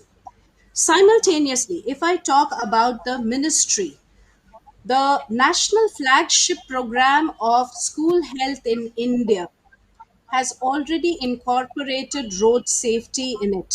A brochure promoting road safety was released jointly by the Ministry of Health and the Ministry of Education in January 2023. With the assistance of UNICEF India, a very good, robust digital campaign has been conducted on road safety on Instagram, Facebook, and Twitter, which reached a record of 13 million people with almost 2 million post reactions. The road safety agenda, as Guncha had stated, has already been integrated into the G20 health event of the Ministry of Health, and 4 on-site and regional consultations, along with one online consultation, has already been conducted with participation of around 500 adolescents across India, with multiple in-depth discussions, road safety quizzes, and all sorts of things. And the outcome paper has already been submitted. State level consultations have been conducted in Maharashtra, Gujarat, Telangana, one of the most populous states of India, with school principals, transport department officials, police, and health officials. And Y20 already has hosted and co-branded event in which NIMHANS, the National Institute of Mental Health and Neurological Sciences, along with Ministry of Youth Affairs and Sports, which is also a collaborating center for injury prevention, we have conducted a wonderful event of national caliber, that is the Y20 event, participated by around 1,000 adolescents and youths, which also focused on road safety. Consultations on injury prevention have been conducted with Truckers Association of India, and radio jockeys have taken up this concept of road safety in various forums. The first National Road Safety Planning Meeting has been conducted on 17th of July 2023 with all the critical stakeholders across the country, including technical experts and decision makers. And we await a lot of recommendations which will be taken up by our institute and also in the Ministry of Health and Family Welfare. One of the biggest Wow, opportunities that definitely yeah. interesting. So one of the Yeah. biggest opportunities that we have is a new flagship program that is called the Ayushman Bharat School Health Mission, in which the road safety is proposed to be a dedicated chapter. And under this program, UNICEF will be supporting 4 regional consultations with youth and adolescents for getting their insights into the road safety along with other thematic areas of concern. The draft papers are already ready. So, as far as I know, that we have a lot of things in the pipeline, and Central Health Education Bureau, which is in the process of getting upgraded into the National Institute of Health Promotion, along with the ministry's flagship school health mission, is absolutely geared on 5 different fronts. Firstly, conducting awareness campaigns on road safety throughout all the schools and colleges in a cascade manner. Secondly, road safety drills in schools and in communities to address out of school adolescents. those who are not in the organized sector of the schools or colleges. Advocating, thirdly, for a road safety dedicated chapter in the school health mission to the Niti Aayog, sensitizing the stakeholders not only of the traffic police and road departments, but also of the municipal corporations, trauma and rehabilitation center medical personnel, and all the other allied staff, including the first responders. And last but not the Thank you so least, much, being very Dr. Gure. Thank you so much, Dr. Gure. That's so amazing, and it's really interesting to hear a lot of the good things that the government of India is doing to advance the well-being of young people, but also meaningfully engage young people in the different processes that are happening. Like we mentioned before, this is going to be a very interesting session, engaging session. So we are now inviting you to take a quiz. It's an interesting quiz. We just want to jot your knowledge, your experience, and your understanding on different elements of road safety. So please take those quiz, and we'll be able to analyze the results together with you. Likewise, we are seeing a good number of questions coming in to our speakers, and I would like to go to the first question. I think this is addressed to Ezekiel. We have a member who is asking, did you manage to work with decision makers? How do we advocate to fight distracted driving without policy change or enforcement? Ezekiel, you could perhaps use a few seconds to just respond to this participant. Perfect. So we did manage to work with decision makers. We were bringing this campaign, don't get distracted, to the Buenos Aires legislature to use a game we were using to raise awareness with the decision makers so that they can see the effect it has on the road. And it is being worked on in the commission.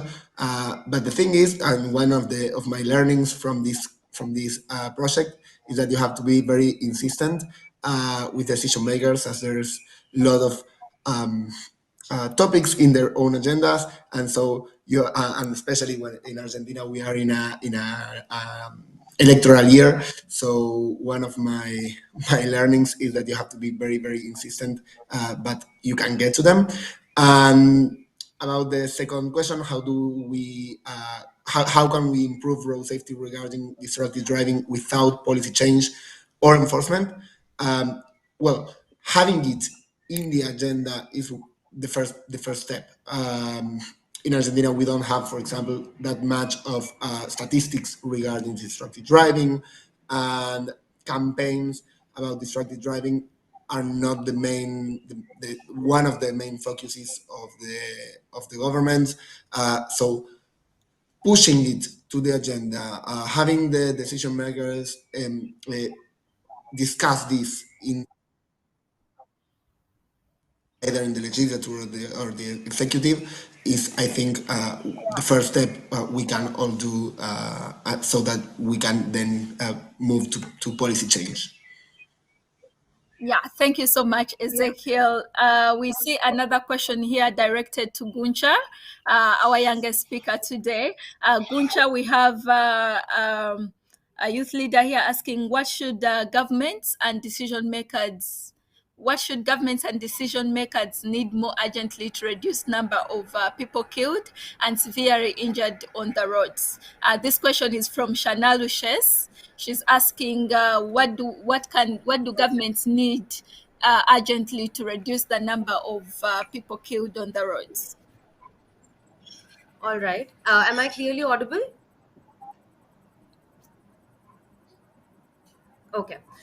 So I would Yes, like to you are. correlate this basically that the largest age group that is killed is that of adolescents and young people. When it comes to my country, India, and it was also enshrined in the World Health Organization's official report. So I would like to say that even now there exist national programs such as Rashtriya Kishore Swasthya Karyakram, which create awareness about adolescent health through peer education, because that is really important.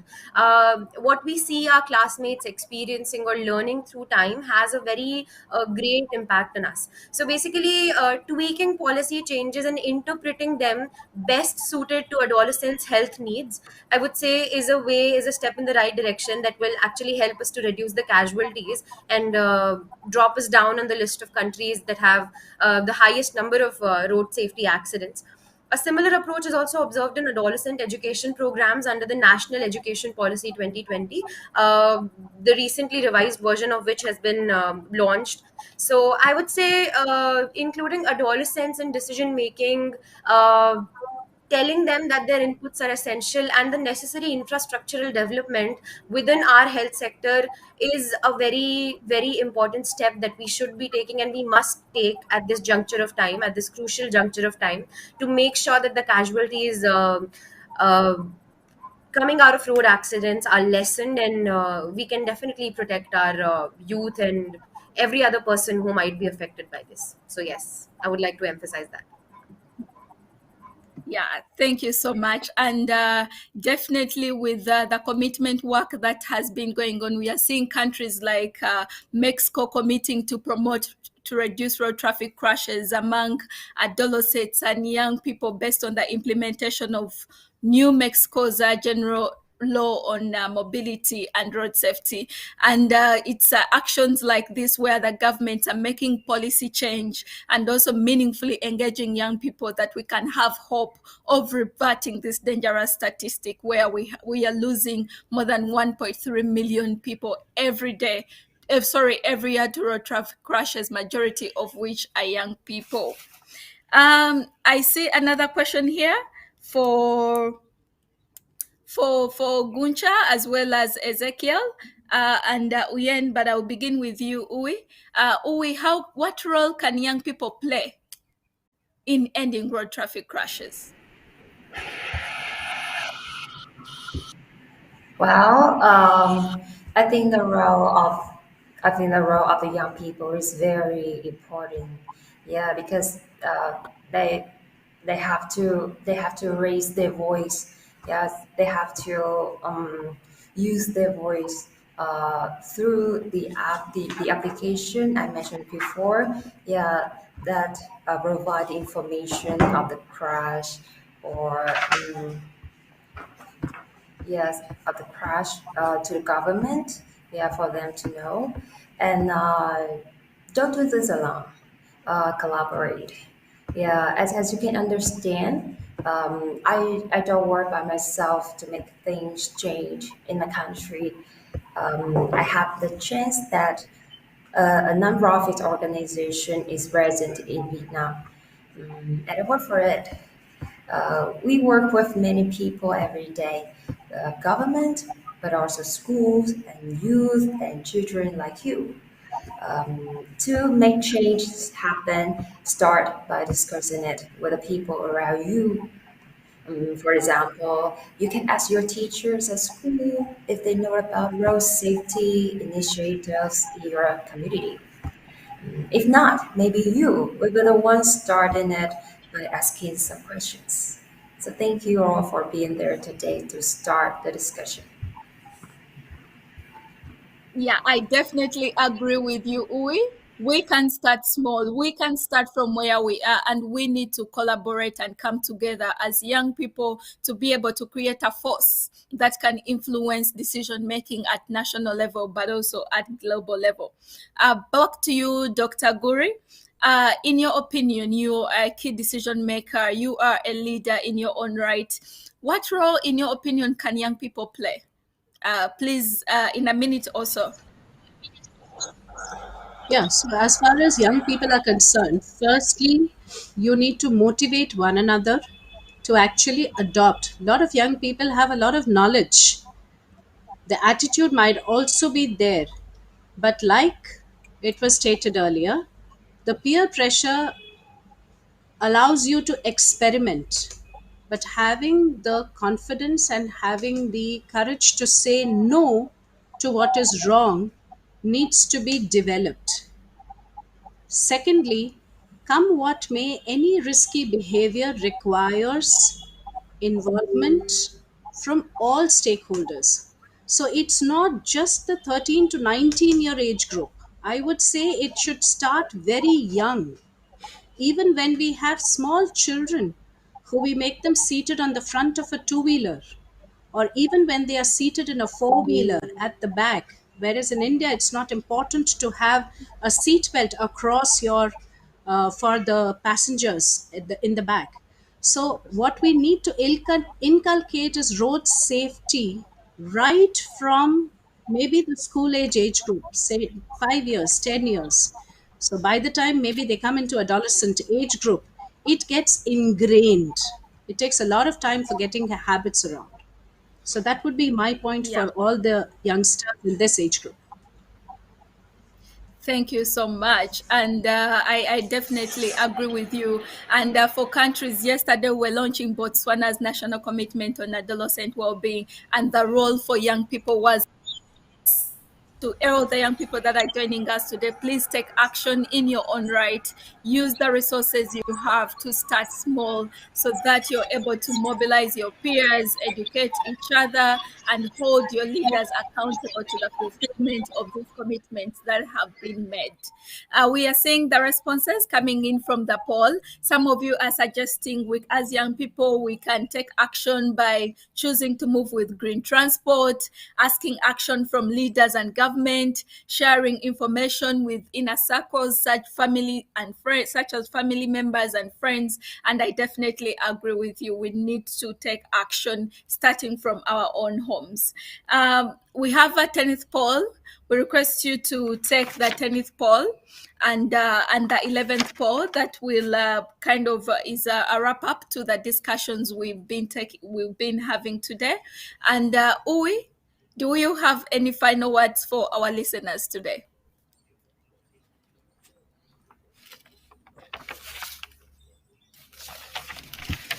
Uh, yeah, so I just have some final words that you have to share with everyone around you. Yes, about the things, about the situation of the roads you are facing every day. Yes, and because you are the young people, yes, and you have a right, yeah, for young people to raise their voice because you're one of the population. Yes, and I think the government will listen to you, yeah, and improve the roads, improve all the situations you are facing. Well, yes. Mhm. Yeah, thank you so much, Uwe. And it's amazing to hear of all the work you're doing in Vietnam. To all our young leaders here today, I remind you to register and join the Global Youth Coalition for Road Safety. We've listened to testimonials from Ezekiel on how this network and movement of young people can support you to not only gain more knowledge in road safety, but also join a network of influential young leaders from all over the world. There at the website of the Youth for Road Safety, you will also find some useful resources such as policy papers that can help you link road safety to the SDGs, that can help you advocate for meaningful youth engagement, among others. And they also have the Youth Academy where you can take free courses on road safety. Thank you so much, all of you, for joining us today. Thank you so much for your engagement throughout the session, and I hope we've taken the 11th poll. I'm here trying to look at my computer to see the responses that are coming in, but a good number of you are appreciating the sessions. You're feeling inspired and ready to do the change you want to see. Someone is saying, I liked the session, but I wish there was more time to learn more. Oh, this is very interesting. We wish we had more time. Definitely, road safety is a topic that can go on for days. Road safety is a topic that should be integrated in all the global discussions we are having on education, on health, on climate action, and definitely we need young people at the center of these discussions. Remember, stop blaming us and start engaging us. For so many stakeholders that we work with, we always narrow it down to road user behavior of young people. But to us as youth, we feel this is more of a systemic issue. And we need the commitments to come in on governments to make policy decisions that make the future and the experiences of young people on the road better. We are wrapping up this session. Unfortunately, we can't have more time for us to discuss more issues, but go to the websites of the Global Youth Coalition for to be able to learn more.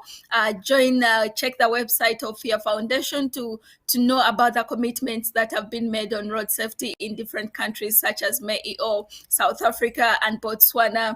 The AIP Foundation is doing amazing work with young people. We've heard from the stakeholder from the government of India. We have a lot that is happening, but we need more to happen. So please hold your leaders accountable, join the networks of young people that are creating change, and we wish you a great day and enjoy the Global Forum. Bye-bye.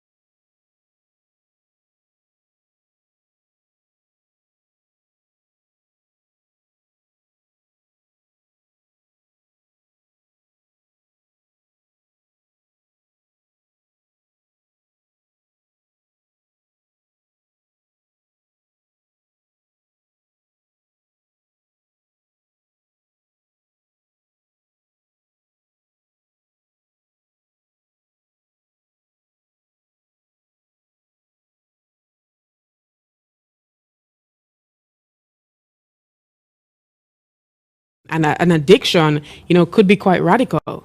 But many people, may think the opposite as well, and that's just falling on that idea of that bringing young people in early could actually be a safer and more effective way to tackle it. So there's lots to think about there.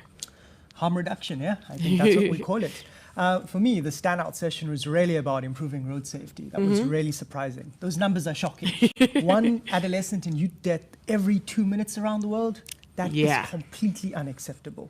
But please keep engaging on social media. We'd like to hear your thoughts, your perspectives, and your ideas in terms of how you're finding the respective sessions. Use the hashtag 1.8, that's 1POINT8, across all social media platforms, and we'll be following all streams, really trying to keep track of what you're saying, what you're liking, and what you want to see more of during the course of today.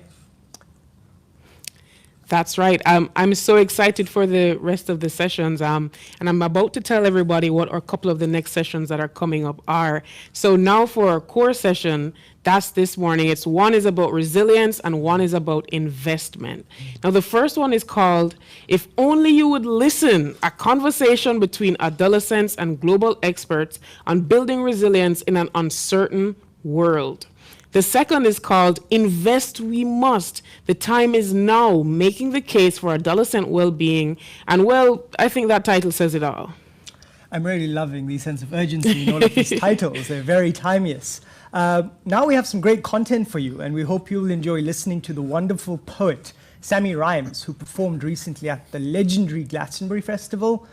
She's performing the 1.8 billion campaign poem, and she is definitely going to blow you away with this poem. And then we have some excellent pieces of content from incredible events from the African continent. So we're heading to Ghana and Zimbabwe. See you in an hour.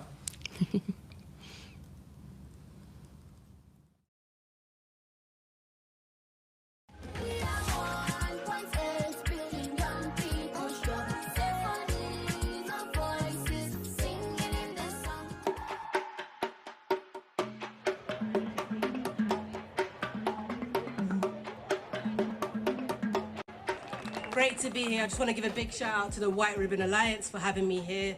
So I'm here to share a poem today, capturing the voices of 1.8 billion young people out here today. They've got a lot to say, and I just wanted to capture that peacefully through a protest, through this poem. And it's called 1.8 billion strong, simply because their voices are powerful, and I really hope I capture this through this poem. So here goes. A young mother in the camps told me they only turn the lights on twice a day. Once at dawn when they get up to pray, and once towards the end of the day. An opportunity to put the darkness away, tackle the suicidal thoughts and put the trauma at bay. The children didn't have too much to say, other than the fact that they're grateful for being able to break fast every day, walk to school and back home to play. They say they know these hard times aren't here to stay, and that they are gonna make changes one day soon, as soon as they make room at the table and start to listen. The people in charge have long been abusers of power that's given. It's only the same power cuts could be applied to corruptors embedded in the system. The first task of any leader or politician is to ask, and the second is to listen. We want transparency on the hidden, everything from the cost of living to the cost of giving, because too many are living below the line. Many say they are okay, but they are not fine. Physically unwell and mentally in decline, and even in these times, our girls are undermined and marginalized. Education's been cast aside for 12 million worldwide underage brides who are forced to loosen up when things are tight and tight because money is tight, considered a burden, sold off or sterilized by surgeons through coercion, captured and moved from rural to urban, sold to a man more than twice her age, understandably full of rage but silence, living cage but bearing the brunt of violence, becoming stock during climate shocks and health epidemics, lacking access to menstrual products, prescribed pills and medics,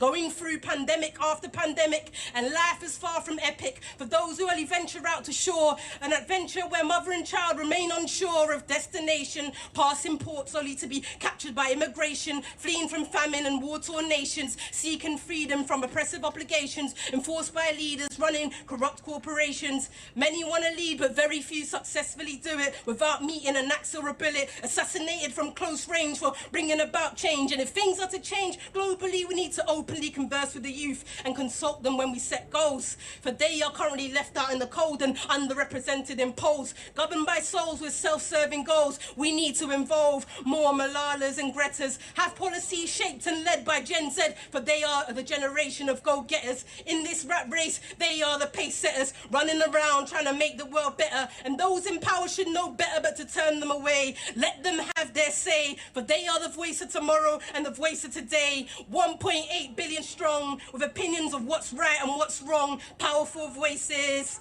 They want consent and childbirth choices. They are tired of being raped, trafficked and exploited, often ignored and undervalued despite bringing so much value. They demand inclusion, equitable distribution, and push for the evolution of environmental friendly, sustainable solutions. But we need a fusion of experienced allies and young advocates to collaborate and find these solutions. We are 1.8 billion strong, with opinions of what's right and what's wrong. We have tactics and we have tongues. Don't dismiss us because we're young. Let us unite, rise and lead. Let us plant the seed, for there is nothing about us without us. Listen to our plea. Thank you.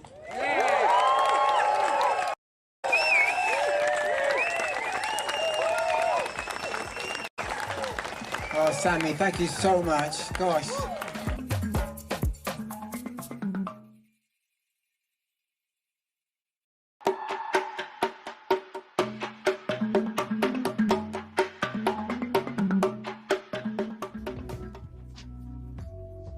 The internet is the invention of our lifetime. It's the thing we turn to for the answers to almost anything. Now, imagine not having it.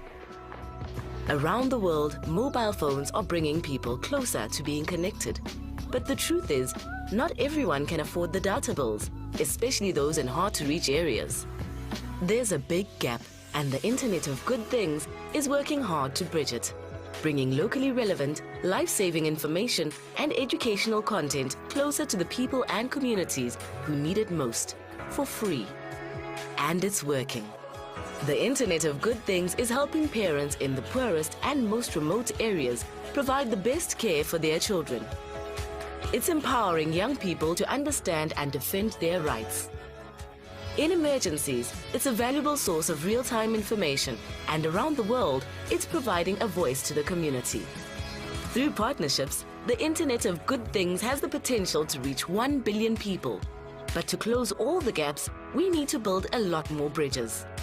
With more people on board, more communities can be connected and more lives will be changed. Internet of good things. Live better today.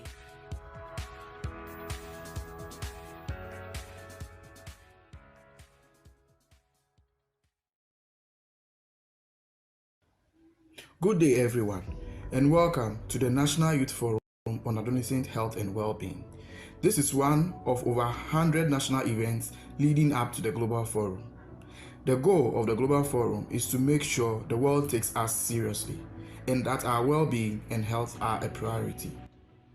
Working with mobilizers to hear what the young people want through the 1.8 billion campaign, our leaders must address these issues.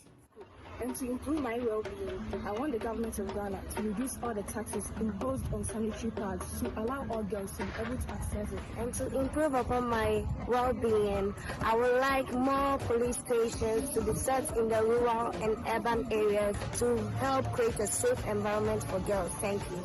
To improve my well-being, I'm pushing for there to be better roads for our young people to be on. Thank you. To improve my well-being, I want to live in a community which provides me with a housing system where I feel safe and secure. As part of my well-being, I would like there to be more accessible and more friendly healthcare services, especially for young people in Ghana. We are from Zimbabwe. We are part of the 1.8 billion voices of young people campaign. Hey yo, what's up? My name is Leon Tinasha Mateo, all the way from Zimbabwe. As young people in Zimbabwe, we dream of a country that that includes all young people in all its decisions, because anything without the total involvement of youth is not for youth. Thank you. Hi guys, my name is Diana Manditsera. According to the Constitution of Zimbabwe, we have the right to help, but however, how can I have the right to help without water, without sanitation? Month by month, I face challenges, especially when I'm on my menstrual cycle. So, as individuals and community and the government at large, it is our responsibility to ensure that there is good water and sanitation.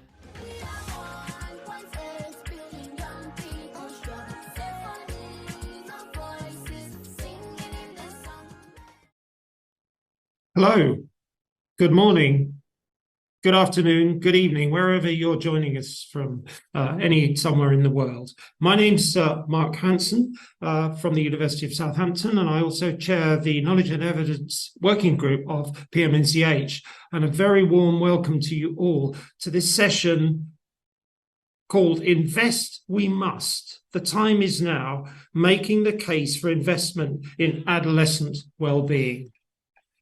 So I have some really exciting news for you, because today we're launching the interim summary of our investment case, Adolescents in a Changing World, the case for urgent investment.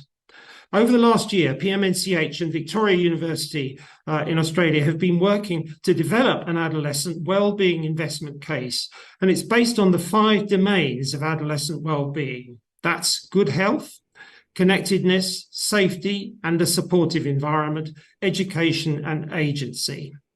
This, of course, was a huge undertaking, and it involved revising, updating, and expanding previous models for investment, reviewing and updating all estimates of intervention costs, and then developing a global modelling tool for investing in adolescent well-being, which can then be field tested in countries around the world. And today, for the very first time, you are the first people to see the interim summary of this report, which we are launching now. So our session is going to focus on presenting the key findings and the advocacy asks of the adolescent wellbeing investment case. And it will include eventually a suite of models to support member states to develop their own investment cases. So the session will explore the implications of cost-benefit methodologies for promoting the well-being of adolescents at the global, regional, and national level through NGOs, through youth networks, academic institutions, UN bodies, as well, of course, as local governments. I'm joined today by Peter Sheehan and Bruce Rasmussen from Victoria University, who were the architects and the leaders of this piece of work, and they're going to be presenting that to us in just a minute, along with a wonderful list of speakers who will also join us to discuss issues and answer questions. Surabhi Dogra, who's a youth commissioner of the Second Lancet Commission on Adolescent Health and Wellbeing, very influential publication. Daniel Chisholm, mental health specialist in the Office of the Director, Department of Mental Health and Substance Use at the World Health Organization. Bui Ni, who's a from Girl Advisory in the Adolescent Girls Investment Plan, and she's based in Vietnam. Mona Ibrahim, who's a researcher and policy advisor for the UKRI Global Challenges Research Fund Accelerator Hub, and she's based at the University of Oxford in the UK. And last but not least, Don Bundy, who's Professor of Epidemiology and Development at the London School of Hygiene and Tropical Medicine, and he's Director of the Research Consortium for School Health and Nutrition.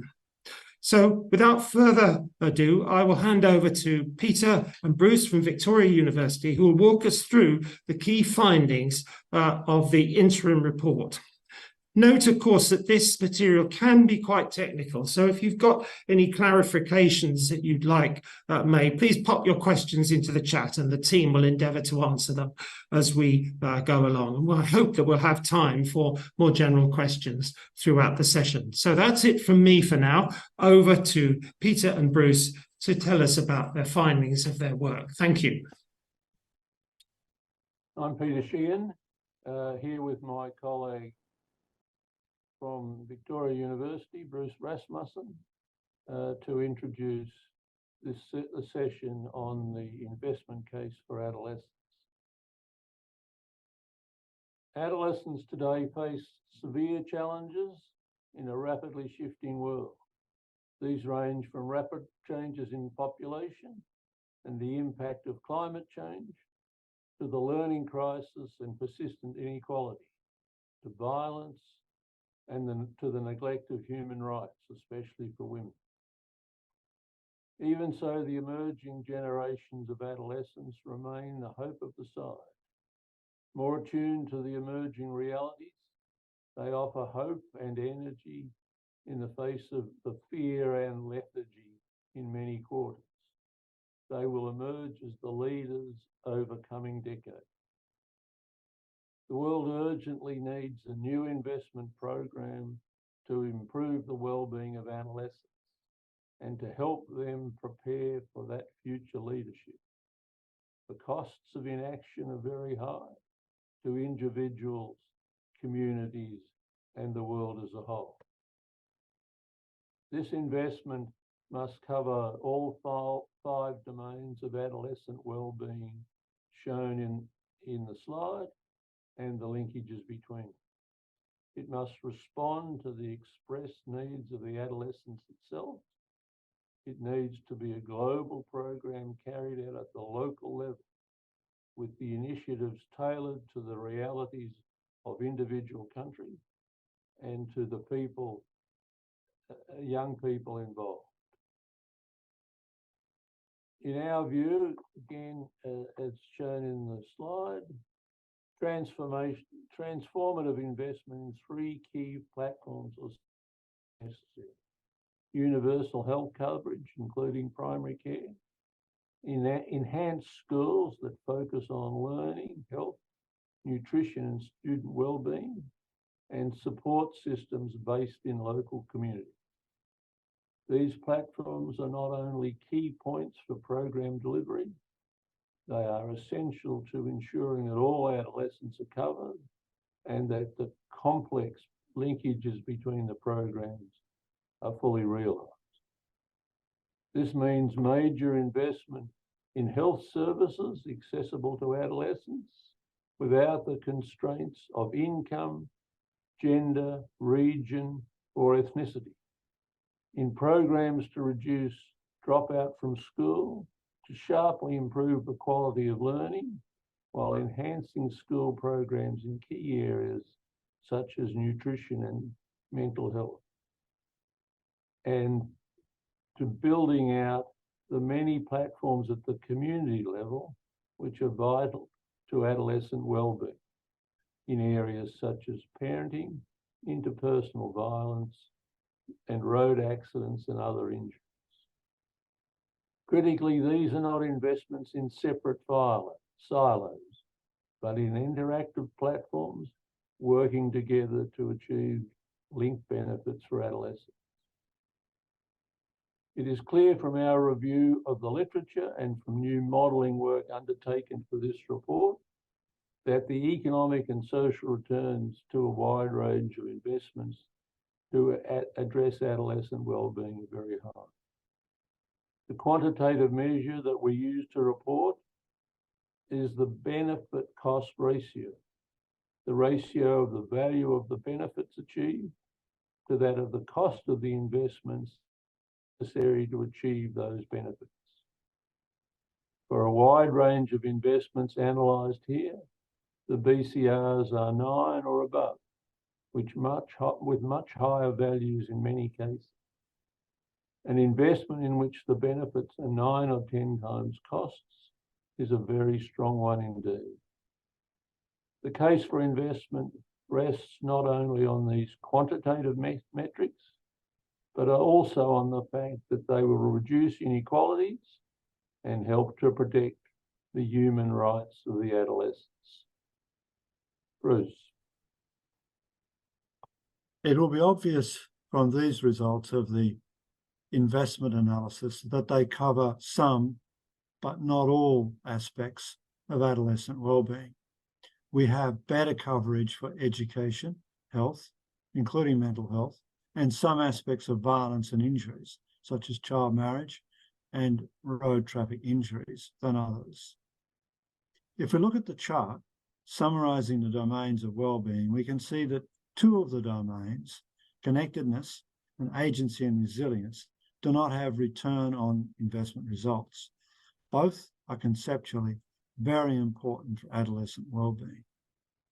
The fact that data limitations restrict the application of this style of investment evaluation adopted in this report should not be taken as in any way diminishing the importance of these domains for adolescent wellbeing. Peter. We have identified in this study 6 priorities among the many that could be highlighted. The first noted here is malnutrition. There is a body of literature which shows that the various dimensions of malnutrition, undernutrition, micronutrient deficiencies, and overweight obesity all impact strongly on adolescent health and learning. Strong international programs have been developed to drive investments in these areas with the support of key global agencies and researchers. One striking example is the School Meals Coalition program. Such programs need to be a central part of the investment work. The second area we highlight is learning, skills, and employment. This is obviously a critical area for many reasons. Learning and skills touch almost every issue: health and empowerment, child marriage and unintended pregnancies, employment prospects, and so on. Education, employment are the prime issues raised by adolescents themselves in surveys such as the recent one undertaken by PMNCH. The evidence reported in this report is that systematic investment in proven interventions can have a major impact on these key outcomes. Mental health is the next one. Mental health represents 13% of the total disease burden for adolescents. one of the highest causes of disease for adolescents. It is a bigger problem for young women than men. There are wide disparities between countries. It is worse in countries with instability and terrorism and with unemployment. Many intervention programs target bullying, depression, and anxiety and substance abuse. One that has been analysed using rate of return methodologies is socio-emotional learning, a school-based program which has had success in reducing such aspects of mental health. Regrettably, most of the studies, with at least one important exception, has been situated in high-income countries. Next is we've listed is position of women. The disadvantage experienced by adolescent girls ranges from implicit discrimination to violent injury and premature mortality. Intervention programs to address this disadvantage, including developing and affirming human and civil rights, working in communities to change cultural and social norms, and implementing practical programs in health and education.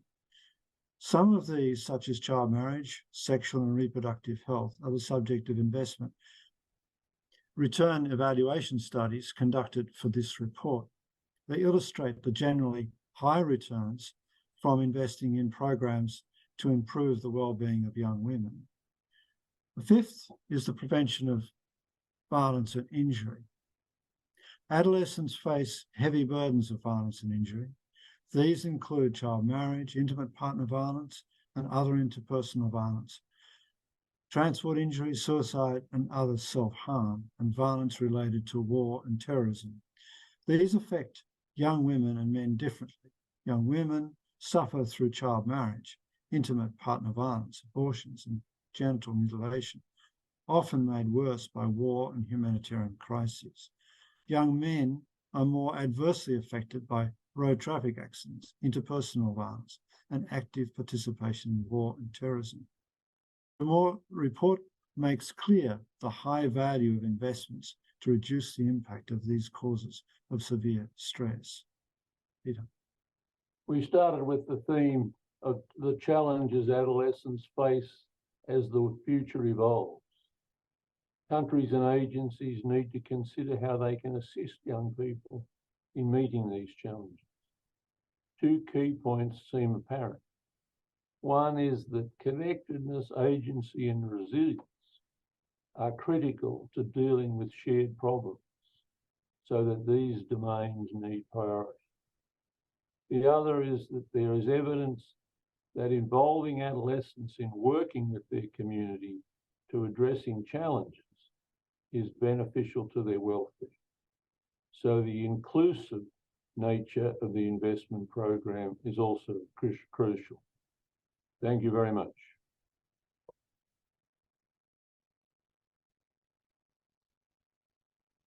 Thank you both very much for that very clear presentation, and of course for doing all the work which has led up to this interim report and of course the full report. The figures that you quote in the report that you've come up with are absolutely eye-watering. Can I just check that I've understood this correctly, that the countries that you've looked at would cover about 85% of the world's population of adolescents. So in other words, your conclusions are not just a little niche area. These are truly global issues and global figures that you've come up with. But if we take the cost of inaction from 2024 to 2035, you're calculating that it's at least 20.5 trillion US dollars, equivalent to the GDP, about 6% of the GDP of these countries that you've studied. In other words, if there isn't investment to promote adolescent health and well-being, the detrimental effects of this inaction will just wipe out any increase in productivity and global wider health and well-being. They'll wipe out the GDP.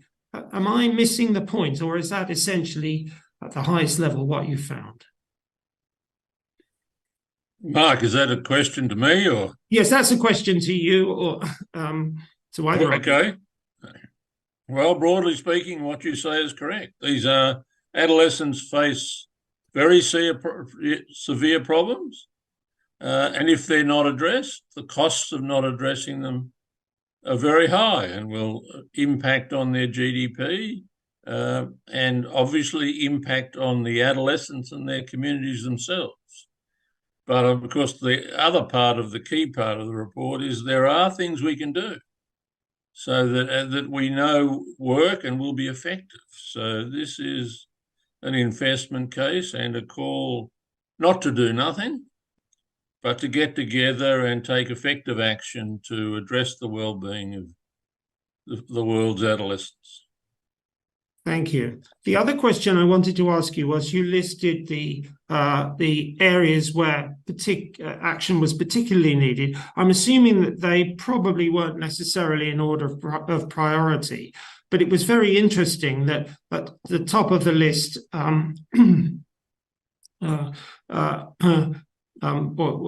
was malnutrition in all its forms, and you rightly pointed out that that could be micronutrient deficiency or undernutrition or overnutrition and obesity. And then secondly, training and education and skills promotion. And it's interesting that the PMNCH What Young People Want campaign, which has looked, I think, at more than 1 million answers now to that simple question globally, very much comes up with those two things as high priorities for young people: the need for training and investment to give them better employment prospects and a better future, and health and well-being, in particular nutrition. So do you have any thoughts on those priorities, or do you think we need to see them all together? Can we start from number one and then work down, or do we really need to put this into a package for action? Well, we've seen it a bit more as a package for action. But we note that certain issues are priorities. Malnutrition has enormous ramifications through the adult development process, and adolescence is a time of very remarkable change. So it's not surprising that nutrition has all sorts of adverse effects, of bad nutrition. And education, again, ramifies everywhere into health, how well people look after their health, into their ability to find decent jobs and so forth, and their ability to look after their mental health. So I wouldn't want to say, there are only these, but they're a pretty good couple to start with. Mental health is another one, which is enormously important. And a very important part of this report is that so many of these factors are linked to one another. Yeah. And we haven't given enough attention in the past. We tend to treat everything in silos. We haven't given enough attention in the past to how they link and interact with one another. Thank you very much. Let me bring some of our expert panelists in now. Sarabi, I hope you're there. We'd be very interested to hear, reflecting on what you've heard, how the ideas in the report might relate to the work of young people that you've been engaged with in India. I was thinking actually of Prime Minister Modi's comments at the end of the G20 summit, which he, of course, chaired a few weeks ago, that nutrition was very much part of the future in relation to India's Nutrition Month, but also a focus on women. So does what you've heard jive with that, and do you see resonance in India, and will this provide a way forward? Thanks so much for that question, Mark. And as a young Indian, I feel that the cost of inaction is the cost of failing to address the well-being of over 253 million Indian adolescents. Globally, adolescent well-being, we know, is at a tipping point. And with one of the largest population of adolescents globally, India too needs to ramp up investments to meet the evolving needs of adolescents in the country. Over the years, through policies, as you mentioned, the RKSK, for example, the Rashtriya Kishor Swasthya Karyakram, the government has expanded the focus of adolescent health from only sexual reproductive health to other strategic priorities, including nutrition, mental health, violence, which Peter and Bruce also highlighted as investment priorities in their presentation. So I think we need to keep pace with emerging threats as well as ongoing threats when it comes to the well-being of adolescents. We need to invest in moving the needle from planning to implementation, and that has to happen through the key platforms of education, healthcare, and community structures. The interim summary report also I found interesting. It highlights the cost benefit of transformative investments in school-based initiatives. And I found the Seher study from Bihar to be an important example from India, illustrating the need to scale up interventions to improve school climate and that how it has benefits for mental health and school connectedness. But if I think of Bihar, I also think of how adolescents are not a homogeneous group, but a group with diverse lived experiences. Some of you may know that the caste census of Bihar has only come out recently, and the last one was carried out back in 1931. I think it's essential to rethink spending to cater to the needs of the most vulnerable adolescents. That's adolescents facing discrimination on the basis of caste, religion, gender, and income inequality. Adolescents from marginalized households are forced to weigh the cost benefit of either continuing education or dropping out in favor of earning. And the climate crisis, as now we're seeing, it's further worsening these kind of pre-existing inequalities. We know that the COVID-19 pandemic and lockdowns disrupted education, health, and community services, and adolescents lost connection with these very integral support systems. So growing up in the era of the climate crisis, adolescents are faced with a higher probability of impending pandemics, and building resilience in health, education, and community structures is important and pivotal to address pandemic-related disruptions that this generation will face. And that will ensure the well-being of adolescents now, as well as for the future adult life trajectories. And we cannot do this without including adolescents. The recent G20 PMNCH policy brief called for the G20 to prioritize meaningful engagement of women, children, and adolescents. And as the G20 presidency moves from India to Brazil, I hope that this recommendation will be adopted to ensure that adolescents can shape the narrative of their own health and well-being, not only at a global level, but also at local levels of decision-making. So I'll just quickly wrap up by saying that policymakers have the choice to weigh the cost benefit of investing in adolescent well-being, but many adolescents do not have the luxury of making that choice. The cost of inaction will have to be paid by an adolescent who has to give up on their dreams of a better livelihood, and an adolescent made to drop out of school, an adolescent forced into child marriage, an adolescent who had hopes for a healthier life and better future.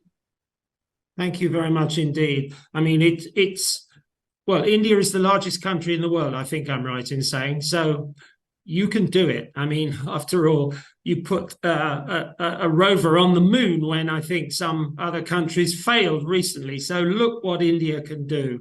And I think the issues you raised there are really extremely important. I'd like to bring in Dan Chisholm now, because a couple of our speakers have mentioned mental health, but I don't think we've addressed that specifically yet. So, Dan, how do you feel that your work in WHO and WHO agenda more widely might be able to use this report and the investment case to drive the agenda for better mental health in young people? Great. Thanks for the question, Mark. And hi, everybody. Yeah, very pleased to be joining this session today. And okay, I am a bit biased, I admit. But I am really pleased to see the central attention given to adolescent mental health and well-being in this work, because, I mean, along with childhood, adolescence is such a critical phase of mental capital formation or development. So, in fact, all and any investment in policies, programs, services to promote and protect mental health is money well spent. And I think, you know, as eloquently pointed out by Surabhi just now, I mean, over the last few years in particular, there's been a constellation of risk factors that, you know, really pose serious threats to the mental health and well-being of adolescent populations around the world. So I would say my first, you know, kind of point of reflection is that we really must, and national decision makers must see action in this area as an investment, as a genuine investment, and not as a cost to society. And so I think this is why the evidence that's you know, presented today is so valuable. It shows in kind of hard monetary terms the expected returns to such investment, both in terms of health outcomes, but also social and economic outcomes around, for example, improved scholastic performance, and even increased work productivity into adulthood. So That's really important to include those other outcomes, but also, the benefit, if you like, of cost benefit analysis is that, because the results are all expressed in the same sort of simple comparable way, for every dollar invested, you get so many dollars back. We can see that actually mental health stands up very well in comparison to other areas, and that's obvious. That's often not the way mental health has been seen. It's been seen as not a good area of investment, but with returns of investment of over 20, that makes it a bit of a no-brainer when you think about it. So one thing I want to just quickly say, is around the schools. In the WHO and UNICEF guidelines and associated Helping Adolescents Thrive toolkit, social emotional learning programs are one of the strongly recommended strategies. And in fact, we also recently published a global cost effectiveness analysis on this. So I was really pleased to see that social emotional learning features large here in the analysis too. So I think a real plea here for ministries of health and education to work together, and in some cases get their act together on developing and rolling out such programs. They're not expensive, and as shown from the analysis, they generate solid benefits. So Mark, you wanted to ask about how WHO uses this kind of evidence and analysis. So of course, we use it both in a kind of advocacy sense, evidence-based advocacy in our policy dialogue with countries, but at a more technical level, we also would be able to add this to our increasing kind of armory or toolkit of evidence on the cost effectiveness and returns on investment. Several countries, for example, are already doing a national mental health investment case that looks at the social emotional learning programs. But my final point, and then I'll finish, is that just a reminder that when we're talking about investment, it's really important that we don't get just solely caught up with the economic argument. Of course, it's helpful, but when we put together a case for investment, we really need to also speak to other arguments, the public health argument, the equity and ethical argument, and indeed the human rights argument. And I think between them, there really is a very strong, compelling case to do an awful lot more for child and adolescent mental health and well-being. So with that, I'll pass back to you, Mark. Thank you very much indeed, Dan. And in fact, there was a question in the chat from Amy R, who's asking, how can organisations better invest to get youth and adolescents involved in societies, which will obviously help to promote their mental health, which leads me, I think, to bring in Nee from Girl Advisory, because I'm aware that sometimes the old guys like me can be preaching and it all feels a bit top down. And, look, this is what governments should do. This is what adolescents need. This is what we need to invest in. And there we are. This is going to be good for you. It'd be really good to have your perspective, Nee, as to how this might jive with adolescents themselves, how this might be responded to. Is this something that actually will strike echoes and chords so that you as a part of the global population, you'll say, yes, at last we're being listened to. We really want this. Or is it actually not something that's wanted by young people globally? Nee. Yes, thank you so much, Mark. Good morning, good afternoon, good evening, wherever you are. I'm Nee, a girl advisor at Adolescent Goals Investments Brand, Egypt, and a human rights youth advocate in Vietnam. So this is a pleasure to be here today and listen to the introduction of the report from PMNCH and Victoria University. So congratulations and thank you very much for a very informative report. So first and foremost, I believe that the report is highly relevant to the work at Egypt, because right just last month, Egypt published a report titled Investing in Adolescent Goals, Key Changes in the Bilateral Donor Funding Landscape 2021 update, which provides an overview of funding changes in the adolescent sector. And the report reveals that current funding levels do not meet the needs of low and middle income countries with a large adolescent population. And funding distribution is unequal across sectors sectors and populations. And it also highlights the heightened risks faced by adolescent girls and the decrease in the gender and adolescent funding. And for the report presented by PMNCH and Victoria University, it also demonstrates that adolescent well-being is generally lower in lower income countries and socio-economic groups. And especially adolescent girls, they are at a much greater risk in own key domains. So for me, I believe that this information of the report really supplements and our existing evidence and strengthen AZIP advocacy work. And through a variety of activities, including working with policymakers and donors, we will try to keep promoting the recognition, the inclusion, and the investment in adolescent in all levels. So that is first for the work at Egypt. And regarding my country context in Vietnam, so due to time limitation, I would like to mainly focus on mental well-being of adolescents and how I find the report relevant to my context. Hope it's okay. So recently, I conducted a teacher training in a northern province of Vietnam under a mental health project that I'm in charge of. And I provided role-playing scenarios for them to practice when facing some case of students having mental health problems. And with what they perform and with their confusion and hesitation, it clearly indicates that teachers lack the necessary knowledge, the experience and skills to address these issues happening with their students. So that is very common in rural areas. In larger cities like in Hanoi, where I'm living, so last year we witnessed many cases of middle and high school students committing suicide caused by mental burden. So one of the most heart-wrenching cases, a student he even left a suicide note stating that suicide was not an impulsive act, and he had contemplated it multiple times.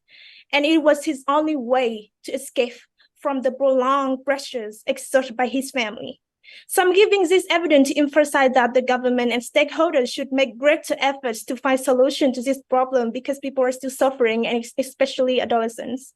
So that's I'm so very grateful to have access to this report because it provides a valuable insight into adolescent mental health issues and effective intervention programs.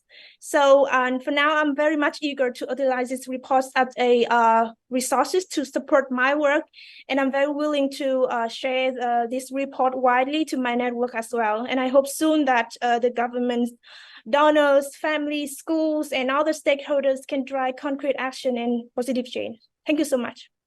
Thank you very much indeed, Nee, and more strength to your arm. That's great to hear that commitment. There was a question in the chat from Amy R, who was asking about one of the biggest lessons or challenges that you've met, and I think the issue of suicide as something which we're all beginning to realize is a huge problem, especially in young people, is one of the areas that we absolutely have to focus on. And thank you very much for bringing that up. So let's move to Mona. As a researcher and someone who's a policy advisor, are the messages coming through in this report, as you understand it, going to be helpful in advocating for more investment in this area, not just in the UK, but more globally? Thank you, Mark. And absolutely. This investment is not just about showing the cost of inaction, but it also puts a number to the importance of working across sectors, including the ramifications of working in silos and how much they complicate our mission to improve well-being, especially in low and middle income countries. At the Accelerate Hub across our team, we've been working on identifying these multi-sectoral packages for adolescent well-being, including emphasizing the linkages across the 5 PMNCH domains. And evidence has time and time again shown that adolescent well-being is extremely interconnected. New research, for example, by Prof. Lucy Kluver and Assistant Professor Ilona Tosca show that a combination of good parenting and economic support can reduce multiple forms of violence, including transactional sex, physical, sexual, and emotional abuse. And this is also mirrored in the report as well. And similarly to what Dan mentioned, we can also see how mental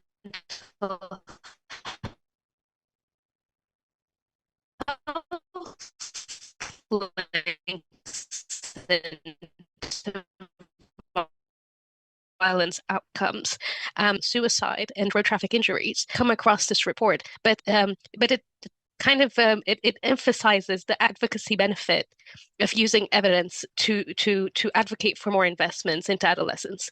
The analysis emphasizes how investments can shape what our future looks like, and the key message I'm getting today is we have to start shaping this future today with adolescents. Thank you ever so much indeed, Mona. I think those are really important points, and we look forward to the advocacy agendas and initiatives that will come out of this. So, Don, we've been hearing a lot of facts and figures and so on, but how do such analyses, do you think, actually relate to the challenges that the group faces? How can this work be aligned, for example, to other ongoing initiatives? Because usually, from my limited experience, if one can align a new advocacy case with an ongoing initiative or another policy agenda that a member state or organisation wants to take forward, it's a much easier way to go forward. So, Don, what are your thoughts on what you've heard?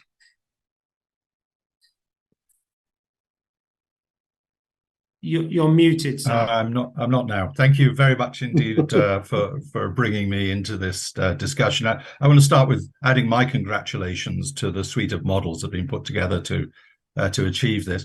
The whole area of adolescent health and well-being is a hugely neglected area when we look across the spectrum. And what's very special, in my view, about the work that's been done here, about this analysis in particular, is that it goes beyond cost effectiveness, because pretty well all of the interventions we talk about are cost effective, to ask the question, what's the cost benefit? In other words, what's the return on the investment? Because we can compare that then with other interventions. And what it addresses is the key question: is ensuring the well-being of adolescents a better investment than something else? And the answers are very clear. And actually, Mark, you gave a very emotional comment response to the scale of the numbers we're seeing here. An exceptional investment from the point of view of the individual citizen, an exceptional investment for society. But we can also see that ministries of health will be impressed with these figures, but even more so ministries of finance. And that's kind of key to our thinking across, what's the groups that get involved, because this is not just one sector. And I thought Mona's point about that was really important. This is a multi-sectoral response. In fact, if we think about what are the two important pieces here, one is that it's multi-sectoral, the other is that it's life-changing. Let's talk about multi-sectoral. We talk about well-being, about health and nutrition. But of course, one of the greatest crises that young people face today is around learning, not helped by COVID. And so here we have a major global crisis, something like $5 trillion actually being invested in learning right now globally. And without the investment in the well-being of the young people, that investment is just not getting leveraged. That's not going to happen. But we can also think of it the other way, and Dan made this point, that learning improves health, and socio-emotional learning specifically improves mental health. In other words, these two things are tightly bound up, and we could, if we had more time, talk about the links to social protection and gender in the same way. But I think we also want to make the point that this is a life-changing intervention because it happens at the transition from childhood into adulthood. We talk a lot about how important it is to invest in the first 1,000 days of a human being. We don't talk enough about the importance of then carrying on that investment into the 20s, or what we often call the next 7,000 days of life. That's when we pick up all our life skills. That's when we pick up all our training. It's also when we establish our lifelong habits, good and bad. It's early dietary preferences that determine the outcomes on obesity. It's those dietary preferences that determine whether we have planet-friendly approaches to diet. It's a key contributor to avoiding NCDs in middle age. This is a really crucial phase in our lives, and if we fail to invest in learning and well-being, then we miss out forever. Those are long-term terrible consequences. And they're consequences that have very significant economic importance to countries. The data, the World Bank data on human capital, which is what perhaps not very attractive term that's used for the ability of people to influence the wealth of their nations. We talk about in high-income countries, 70 to 80% of the wealth of the nation comes from the work of the people, whereas in low-income countries, it's only 30 to 40%. And that's a double tragedy, because it's not just about the GDP effect. It also means that in low-income countries, people are not able to achieve their full potential. So it's, again, this is the emphasis that we need to invest in the well-being of individuals if we're going to get the kinds of returns that we're looking for. And on my final point, the analysis highlights 3 platforms: UHC, country programs, and schools for delivery. There's been mention already of the School Meals Coalition that came up after COVID. That means there is already a platform. There is already a platform out there that can deliver on all 6 priorities that were mentioned. So those are the points. The points I wanted to mention. Thank you very much indeed. Thank you very much indeed, Don. And I think you summarised it beautifully. We've got just over 4 minutes left until the curtain will come down on us. I wanted to come back to our panel and ask you individually, just very briefly, if you've got any final thoughts that you'd like to share, particularly in relation to taking this forward with the advocacy agenda that we all need to get engaged with. Surabi, you first. Have you got something that you'd like to contribute in the last few seconds? Yeah, absolutely. I think the message to the decision makers and policymakers in the audience is that the cost of inaction comes not only at the cost of the well-being of adolescents now, but also for future generations. So we must invest now, and that's what young people do. Thank you. Must invest now. And this is an investment. It's not a cost. Well, it is a cost, but what a bargain. So there's the negative of we can't not do it, but there's the wonderful good news that this will unlock, as Don said, human capital and a range of other things. Dan, any final thoughts? Yes, we've done many of these investment cases, and some of them just stop with the report, the launch of a report, and of course that's a missed opportunity. So it's really important to follow up the words and the numbers with action, and that means specifically working with not just people working in ministries of health and education, but also with planning and finance. Engage those people in ministries, because they're the ones who often are holding the keys to the kingdom. You know, and using this kind of information in priority setting and planning processes. I know that sounds very bureaucratic, but it's important. No, it is important. Thank you, Dan. And of course, this is just the interim report. By the end of the year, we'll have the full report with some models which can be field tested in individual member states. And of course, we're taking this to UN bodies, to the G7, to the G20. We hope to the COP28 meeting in December, which is for the first time actually has a day on health. And so this is just the beginning. Nee, did you have any final thoughts? Yes, for me, I believe that I hope that the report can reach out to as many audience as possible, and so that many positive changes can be made, so that we can ensure that adolescents can live in a healthy and inclusive and respectful world. Thank you. Thank you. And that's a message for us all. Tweet this, get it on the social media, send it to your network. Say you've been to this wonderful meeting. It's a game changer. We need this message to be got out there loud and clear. Mona. Thank you, Mark. And just to echo your point that this analysis is relevant for everyone. Governments need to consider adolescents as more than just in the wider childhood age group, age disaggregation, gender-sensitive intervention is needed for this age group. Not to mention how youth-led movements can use this to demand more investments with a strong foundation of evidence behind them. Even us as a research team, this analysis has inspired us to look further into the return of investment in multi-sectoral programming led by Dr. William Redgard.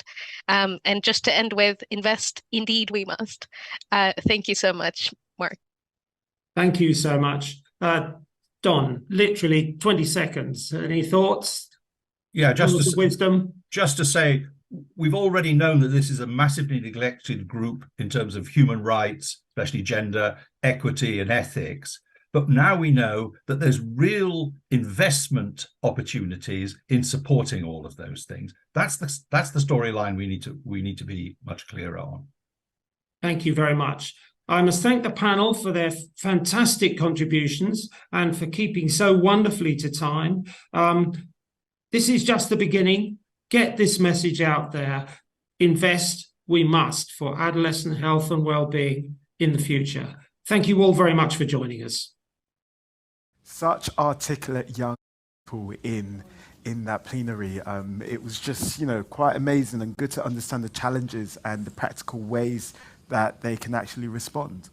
Definitely, De Graaf. I think the session on financing and on the investment case in particular happens at such a critical time.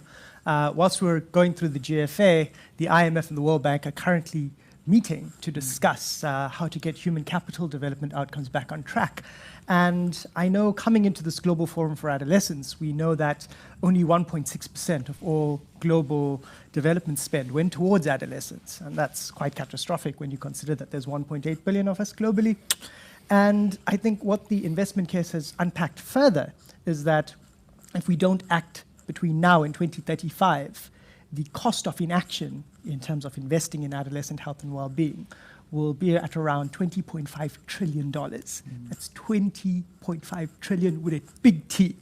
And I think the investment case sets out quite the clear areas of investment, reducing road traffic accidents, reducing child marriages, investing in mental health, investing in education and training, investing in HPV vaccines are all critical areas of investments with exponential returns on investment for adolescents and young people. If you're following the finance session and the session on investments, I would urge you to continue to follow the money, but most importantly, let's look at holding our leaders accountable towards showing us the money and showing us more money as we move into the commitments session later today. And now on to our core sessions. The next round of them are coming up, so get ready to select which ones you'd want to join into. One is all about families. I think we all come from families, or we all have families of our own. And this session is really looking at how our families can support adolescents in challenging times. The session is called It Starts with Families, Improving Adolescent and Well-Being Through Strengthened Support. There is, of course, another session, and it's about data. Yesterday, we had the session on data by the group marker, and this one really builds upon that. And it's really talking about how can we progress if we can't measure the impact that policy and programming is having on adolescent health and well-being outcomes. So if you're a data nerd and if you like numbers and statistics, this is definitely a session for you. And this session is called Data That Matters, Championing Adolescent Well-Being Measurements. Wow, it all sounds pretty interesting. And meanwhile, we have an important wellbeing message from poet, model, and activist Ebony Davis, plus some more exciting content. We have a recap from the Arab Forum for Adolescents. And by now, you know the drill. Enjoy the content and the sessions, and we'll see you in 50 minutes from now. See ya. Unite! Unite! Rise! Unite! Lead! Lead!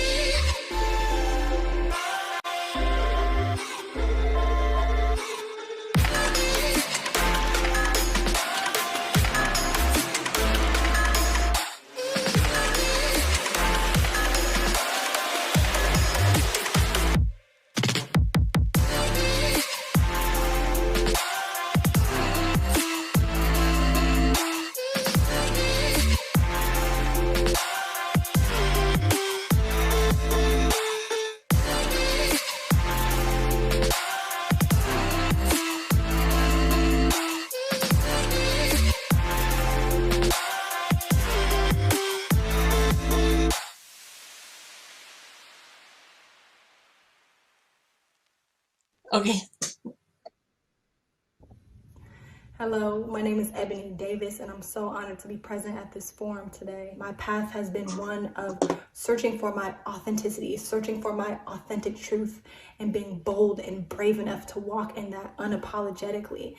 And I know as a youth, I wish I heard those words. I wish I knew how powerful it was to own my truth, to walk in my truth, despite pressures from the outside world, despite programming from my family or my community, the place from which I came, to really trust my heart, trust my own intuition, trust my inner guidance, and know that it's gonna take me so much further than the opinions of others. So I'll just go back to the root, go back to the start. I'm from Seattle, Washington. I was born and raised there. My childhood was not one that was super glamorous or super fancy. Both of my parents were addicted to drugs when I was born, so I had to do a lot of work.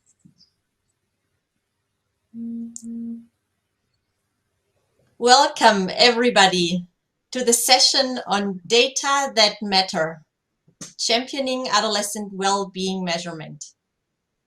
So why do we have this session? In 2020, an adolescent well-being framework was developed, and after that, many organizations, including youth organizations and the regions of the World Health Organization, called for guidance on how to measure adolescent well-being. So WHO and PMNCH and lots of other partners from the United Nations have worked on doing exactly this, providing guidance on how to measure adolescent well-being.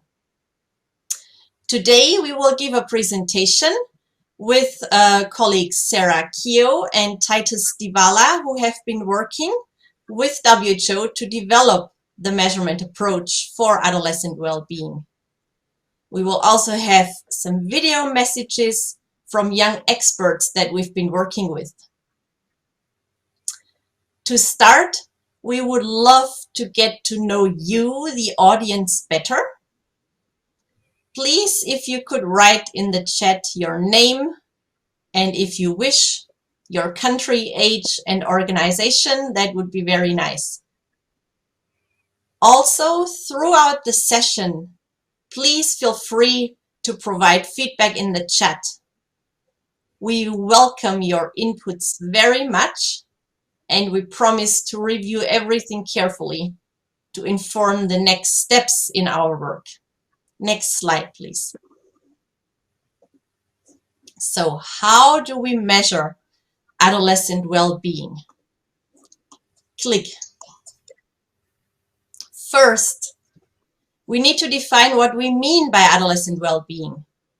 And this definition is based on the adolescent well-being framework with 5 domains that you can see on the screen that was developed by many UN agencies in collaboration. Click.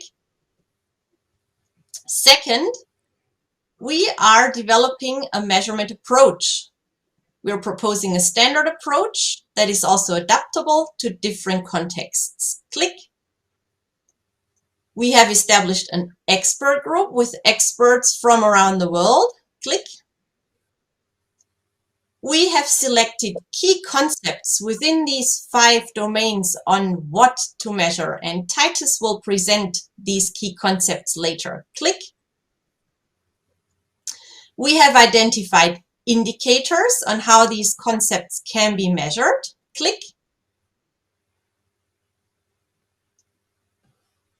We have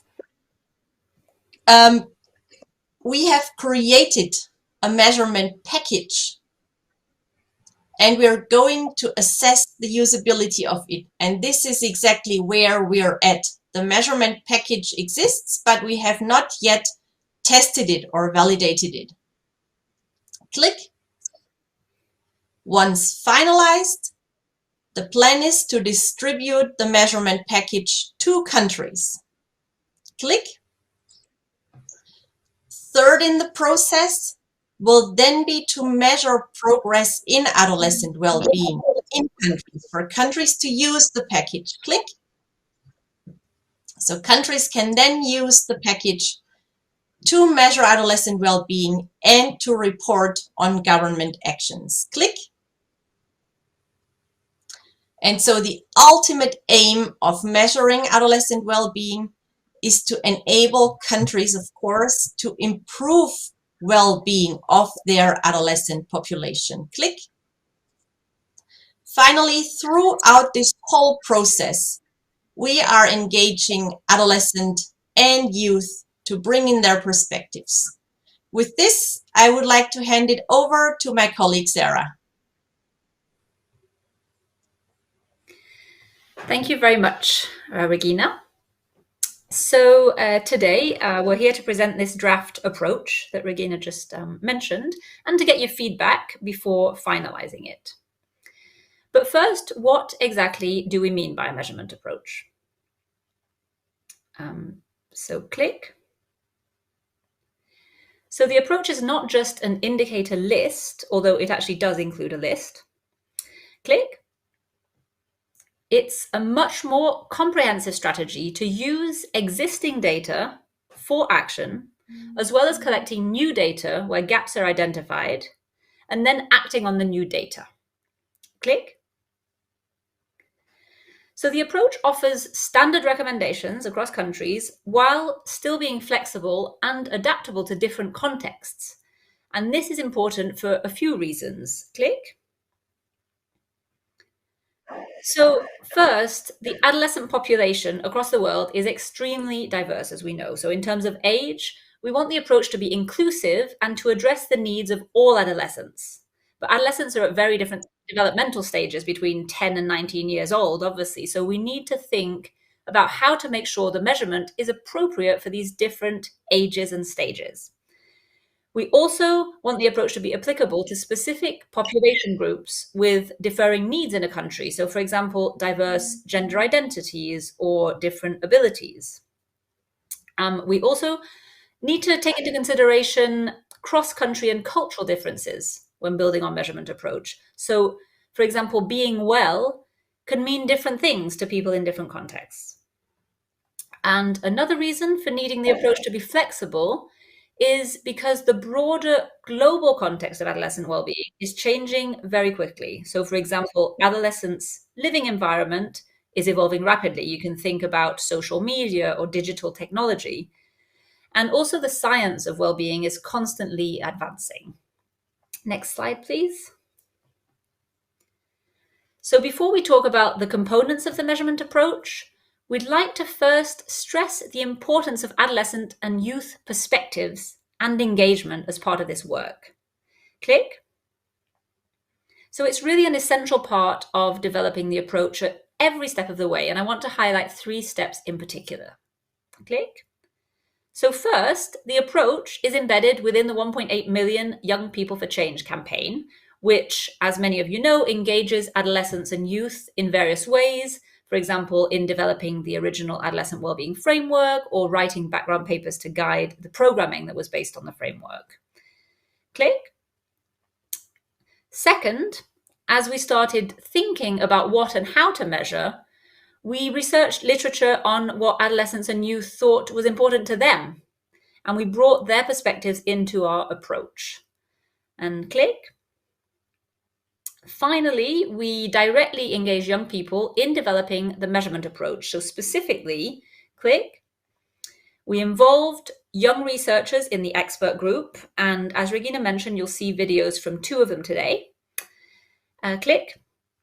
We then organized a consultation with youth representatives from a variety of different groups and different regions to discuss the wellbeing concepts to measure. And click. And now we're seeking feedback from adolescents and youth on the draft measurement approach that we're presenting to you today. So we're seeking feedback from you now as part of the GFA. So please do write comments in the chat.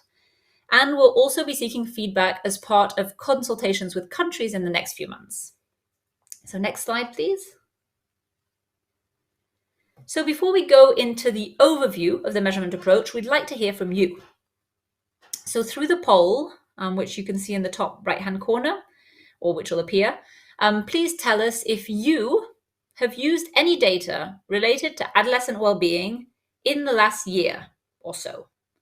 For example, if you work in a youth organization, maybe you might have used data to help you advocate for better well-being, or maybe to plan a program. Or if you work in a government, perhaps you use data to put a new policy in place. So please choose an answer, but also feel free to provide more details in the chat. We really want to understand how these types of data are being used in your country. And before we go further, and while you're responding to the poll, here is one of our expert group members, Anne Luterek, who will talk about the complexity of adolescent well-being measurement. Hello, I'm Anne Luterek, a psychologist, a consultant at UNESCO Youth Section, and a member of the expert group for adolescents' well-being measurements. Collecting data on adolescent well-being is crucial for understanding and promoting the holistic development of young people. By measuring and monitoring their well-being, we can gain valuable insights into their experiences, the challenges, and better support their well-being. But to do so, we need to ensure that adolescents are meaningfully engaged in the process of data collection. Adolescents who face various forms of vulnerability have unique experiences and specific challenges that must be captured and taken into consideration when we talk about adolescents' well-being. This enhances the relevance of measures and promotes a more comprehensive understanding of the factors that can impact well-being. But it also empowers them and allows them to be more active participants, and it communicates that their voices matter, that they have a say in shaping policies and programs that affect well-being. And in return, this actually reinforces their self-esteem and fosters a sense of belonging. So including adolescent perspective from marginalized communities also leads to more informed decision-making and the design of more specific intervention with effective outcomes. But ultimately, it's not just about including them in the data collection. It's about promoting equity, social justice, and inclusivity. It's about working towards a society when their voices are heard and their needs met. But collecting data on adolescents' well-being also comes with challenges. Science recognizes several aspects as significant in terms of well-being, but can be very challenging to measure due to the complexity and multiple factors. For instance, adolescents' sense of belonging, social support significantly impacts their well-being. But measuring the quality and depth of social connection and the subjective experience of connectedness present challenges. It involves understanding the complexity of peer dynamics, family relationship, and also require a combination of qualitative and quantitative approaches. Another example, adolescents' sense of purpose, meaning, and engagement in activities that align with their values or interests is very crucial. But quantifying and operationalizing those concepts can be very challenging because it requires exploring their motivations, subjective experiences, and also requires different approaches. So developing reliable and valid measures that capture the multidimensional nature of adolescents' well-being is essential.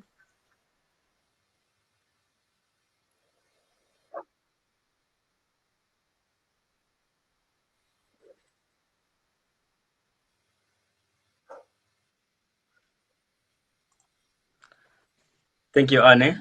Now we would like to give you an overview of the measurement approach, including its three components and how they fit together. Next slide. So the approach has two main components, which we'll outline now. Here again, we see the adolescent well-being framework with its 5 domains and different subdomains. Each component of the measurement approach corresponds to a different part in this framework. Click. The first component is the well-being indicators, which are the measures of adolescents' actual well-being status. How do we measure if they are well? These indicators would broadly fall in this pink area that you can see in the middle. And they encompass the 5 domains and the overall well-being. Click. So the second component would be the national action indicators, which will enable governments to report actions to advance adolescent well-being. These actions are foundational to the rest of the framework underlying it, and we're going to talk about them in a little bit more detail later. Click. Supporting these components is linkages to guidance from sectors like health, education, which contain indicators that are more related to the context. For example, related to school, work, the local community, and the wider environment in which adolescents live. Next slide. So let's begin by talking about the first component, which is the well-being indicators themselves. The idea is that these indicators should cover all the 5 domains of well-being in the framework. However, since we can't measure everything, the first we had to do was to determine which concepts should be prioritized for measurement. We went through a structured process involving our expert group and other inputs to decide which concepts are most important. And what you see in this table is what we came up with. So for each domain, there are between 3 and 6 concepts which we thought were a priority. For example, if you look at domain 3 in this table, you see that the prioritized concepts are freedom from all types of violence and coercion, sense of safety in day-to-day life, sense of being treated equitably. So those are the 3 concepts within domain 3. There is also, if you see at the very bottom, there's also a cross-cutting concept, which is the overall summary of adolescent well-being. Next.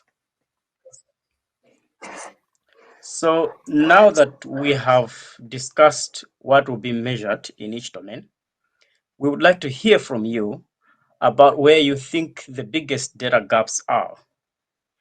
Through the poll, which you can see on the right side of your platform, if you navigate top right corner of the overall platform that you're watching from, you see a sign for a poll.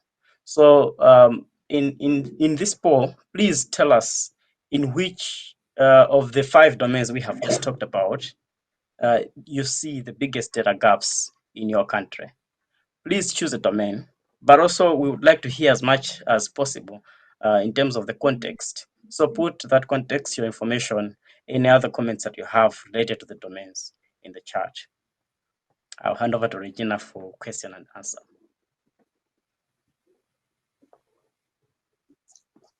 Thank you very much, Titus. So now we have time for a small question and answer session, but before we go into this, thank you all very much for your responses to the first and also to this poll. We appreciate your input, and we see that over half of you have indeed used adolescent well-being data in the last year. We also see that about a fourth have not, and we're looking forward to looking at your comments in the chat more closely. Regarding the domains, also very interesting results.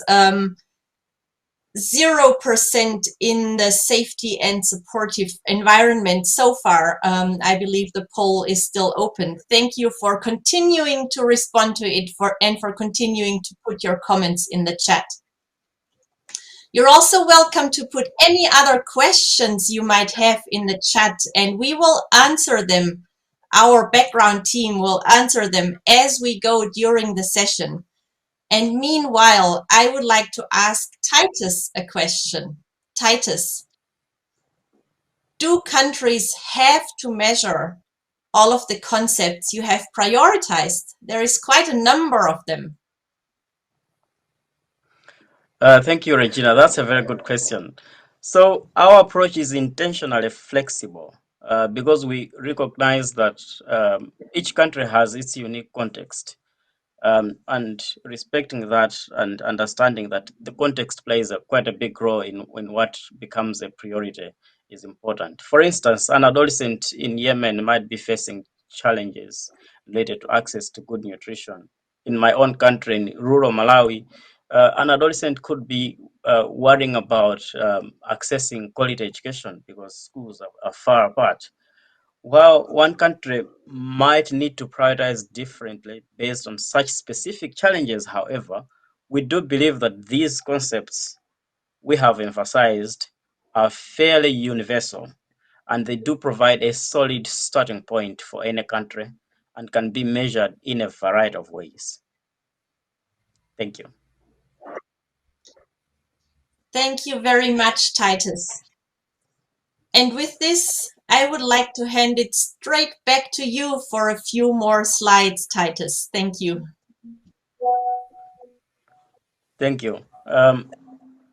So now that we have prioritized concepts to measure, how do we identify indicators to measure with? Well, there are lots of indicators measuring these concepts that are already available from global surveys already conducted in many countries. So rather than suggesting a completely new set of data collection or effort of data collection, why not start from what we already have within countries? So we have prepared a menu of indicators that can be derived from these global surveys. As you can see from on the screen, this is how the basic menu looks. For each prioritized concept that you saw in the previous slide, we have listed what indicators are available from each global survey. And if you see from the table, you see that we have used two colors to symbolize the different experiences. So green is where a survey has an indicator that closely matches the concept. For example, click. For adequate physical activity, the GSHS already has an indicator measuring engagement in sports and exercise. This is exactly what we need. Gray, on the other hand, is used where a survey has an indicator related to the concept of interest, but that is not quite the same. For instance, we want to focus on positive indicators where possible, and perhaps there's a survey that measures a relevant concept, but in a negative way. For example, if you want to measure the positive concept of health, sexuality, and while many surveys have indicators on sexuality, they are often more focused on avoiding negative outcomes. Click. So for example, using condoms to avoid STIs and pregnancy. That's that kind of example. And then if you click, to complement the menu that we have just described, realizing that there is need for more to address the gaps, we will also reference additional recommendations on adolescent well-being from specialized initiatives.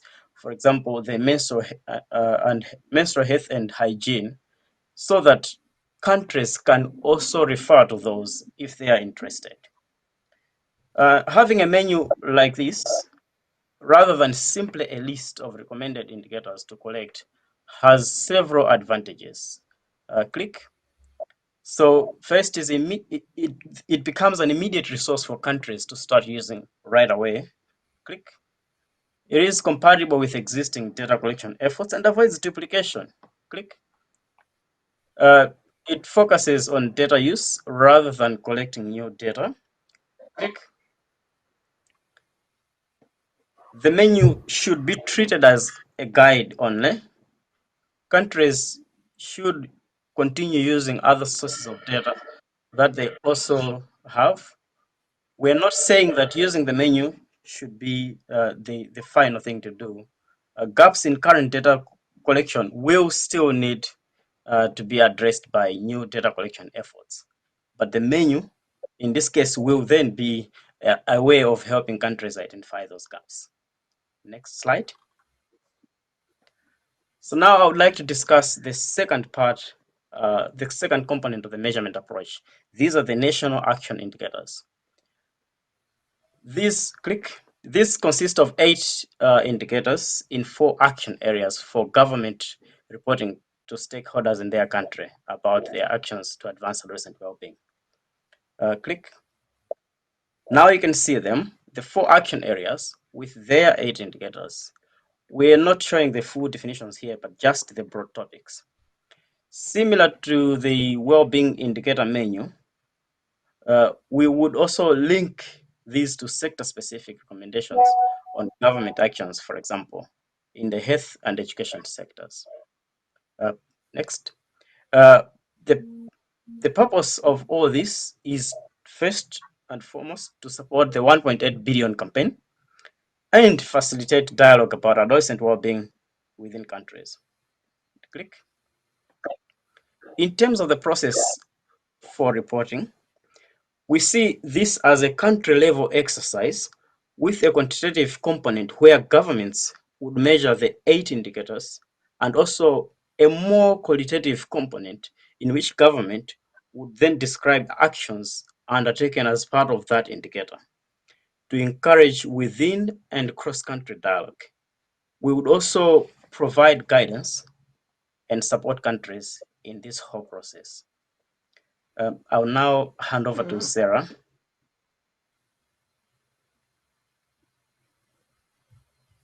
Thank you, Titus. So now that we've presented the different components of the measurement approach, we'd like to talk about how to use these components. So what can countries do right now? So the flowchart that I'm about to present can be used by countries to guide their measurement activities around adolescent well-being. So I'm going to present it one step at a time. So as you can see, the starting point is the Adolescent Wellbeing Framework, which you're very familiar with by now. Click. The ultimate goal of the measurement approach is, of course, to inform actions to improve adolescent well-being. Now we have 2 big components to the measurement approach to achieve this goal. Click. First is measuring individual well-being status, and this corresponds in the Adolescent Wellbeing Framework, click, to this area in the middle, so the 5 domains and the central circle of overall well-being. So how do countries go about measuring individual well-being status? Click. The first step is identifying and assessing available data in their country, whether from routine data systems or surveys or other data sources. And to do this, we offer 2 tools to help countries identify relevant data. And these are the 2 tools that Titus just presented. So it's the list of prioritized concepts and the menu of survey-derived indicators. So this will enable 2 things.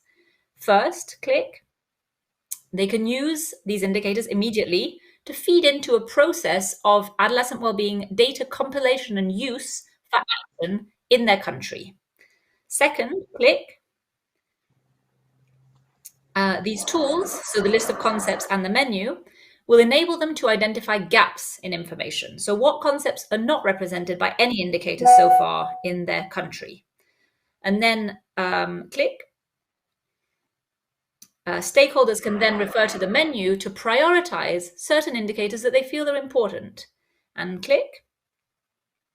And they can then plan data collection on these indicators, either by integrating the indicators into existing data collection efforts, or if it makes sense, by thinking about running a specialized survey. So then these newly available indicators, click, will then feed into the data compilation and use process that we were talking about before. So this will generate an ever-increasing body of data for action on adolescent well-being year on year. So a couple of points for countries to keep in mind when they're prioritizing indicators for new data collection. Click. You can see them on the left-hand side here. It's good to have a mix of subjective and objective indicators to gain a more holistic understanding of adolescents' well-being. And also, wherever possible, we would recommend prioritizing positive indicators. So in other words, prioritizing the green cells in the menu that Titus presented. Now, the second big component of the measurement approach is measuring and tracking the building blocks for adolescent well-being. So click. So these building blocks are kind of the infrastructure that supports positive well-being status. So they're kind of fundamental, and you see them here as background on which individual well-being is built. So you can see these building blocks represented by the yellow background square in the figure. as well as the grey outer band circling the 5 domains. Click. Oh, sorry, yeah. So the main element that we're drawing attention to here is the reporting on national action indicators that Titus just mentioned. So the idea is that we'll provide countries with a template to enable them to carry out a structured assessment of different action areas with concrete examples from their country for each action. And the aim is for this information, to facilitate both country-level dialogue on how to improve the situation, but also cross-country learning, because multiple countries will be looking into these action areas and they can compare notes, not necessarily in a quantitative way. We don't necessarily want to compare them in that way, but more in a qualitative way to kind of learn from each other on what works and what doesn't. And so another part of the building blocks that we discussed a little bit, is the sector-specific recommendations regarding factors that broadly correspond to the grey outer band in the framework. But they could also relate to some of the domain-specific elements. But to the extent possible, as we've mentioned, we want to refer to as many of these sector-specific recommendations as possible to help support an integrated approach and also not reinvent the wheel. There's a lot of good work out there. So this whole measurement approach with its 2 components is supported by sustained and meaningful adolescent engagement at all steps of the process, as well as multi-sectoral collaboration. And it would definitely be good to think in more detail about how to accomplish this and perhaps offer some guidance on this for each component. So this is a summary flowchart that we'd like to distribute to countries as part of the package. And we'd love your thoughts on it, on how to improve it, or anything that's unclear. In the chat. Please post your comments in the chat. Thank you. And I think I will hand it over to Regina again. Thank you very much, Sarah and Titus. So as Sarah just said, please go ahead, put your questions in the chat comments. It will be great to get your feedback and your questions. Meanwhile, I would like to pose Sarah a question. Sarah, the slide you just showed talks about adolescent engagement, but how can young people actually get involved? Well, very good question and very important question for us. So for a start, you're already involved by participating in this session, which is fantastic. Thank you so much. So please continue giving us your feedback in the chat. And we'd love to hear, for example, what you think of the measurement approach we've presented in general, but also what support you would need to get involved. For example, do you need help to identify relevant data, or do you need to learn more about how to interpret or to use data? And also to give you more guidance, we've created a 2-page guide for adolescents, which you can download from the files area on the platform for this session. And we'll also post the link in the chat if you want to just access it on the internet. So so we encourage everyone to use data, identify available data, use it to advocate for better adolescent well-being in your country. And we didn't have a lot of time to talk about the national action indicators, but they do include aspects of meaningful adolescent engagement. So this is something that governments really should be focusing on. And so you can hold your governments accountable for this. So I'll stop there and hand it back over to Regina. Thank you, Sarah. Titus, I also have a question for you. What if my country doesn't have any of these global surveys that you mentioned, surveys like the DHS or MIX or the school surveys, GSHS or HBSC, for example? No data from these global surveys. So what then? So if you can't find that, if you can't find these surveys in your country, they don't run in your country, it's not a problem. First, just to start by saying that these just the ones you saw on the slide are just a few examples of the surveys that we are going to include. There will be more in our document. Additionally, if indeed there's no such a survey present in the country, we know that most countries have alternative data sources, such as other national surveys, routine information from institutions like schools, health facilities, or special or specific studies run by academics in universities, all those are important sources of data that must be used. So we believe that examining these concepts alongside indicator examples from global surveys can be insightful. The crucial thing is to begin with whatever data is already accessible within the country and then move from there. If there's genuinely no information on these subjects, the situation then presents an opportunity to advocate for integrating some of the prioritized concepts in existing surveys in your country, or even propose the initiation of new surveys to gather additional data on these issues. Thank you. Thank you very much, Titus and Sarah.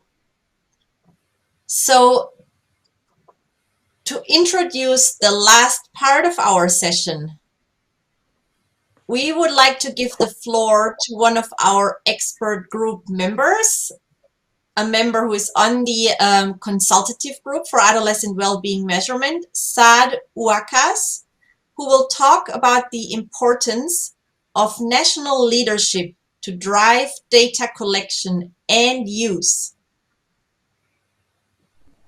Hello everyone, this is Dr. Saad Ouakas and I am a member of the WHO Experts Group on Adolescent Wellbeing Measurements. I'm the North Africa coordinator of the African Youth Initiative for Climate Change. And speaking of measuring adolescent well-being, which is a crucial and urgent task to ensure a good health and well-being for adolescents, it's important to shed light about the urgency and importance of national engagement for ensuring that measurements on the local and national level. Today, WHO, PMNCH, many stakeholders have put in place different solid frameworks that are applicable on the global level to help gather that data and apply it for adolescent well-being. But what we really need is the political will on the national level to take those frameworks and those tools and to tailor them to the local context, to tailor them to the local culture, to choose the tools that are applicable to the different local contexts and are acceptable and doable in their national context. And we need that same political will to mobilize the resources to really go and ensure that adolescent well-being and its measurement is a priority and that resources are put in place towards that, because many low-income countries and developing countries lack those data, and it's important to have those national, regional and local aspects where we get to see the different issues and challenges that young and adolescent people in those low-income countries are facing. So that data, once identified and also once documented and shared on the global level, it will allow us to have new perspectives and new challenges that are relevant to people in our context. Speaking from the African continent, for example, where we really need such data. And once we have that data, we can build from it and ensure new solutions and practical solutions and practical ways for solving and for offering better health services and better support for adolescents in our countries, so we can offer them and help them to get a better well-being as adolescents. So this is why we need to support countries, encourage them and engage with them so that they can make adolescent well-being measurement a priority and invest in it with resources and with political will.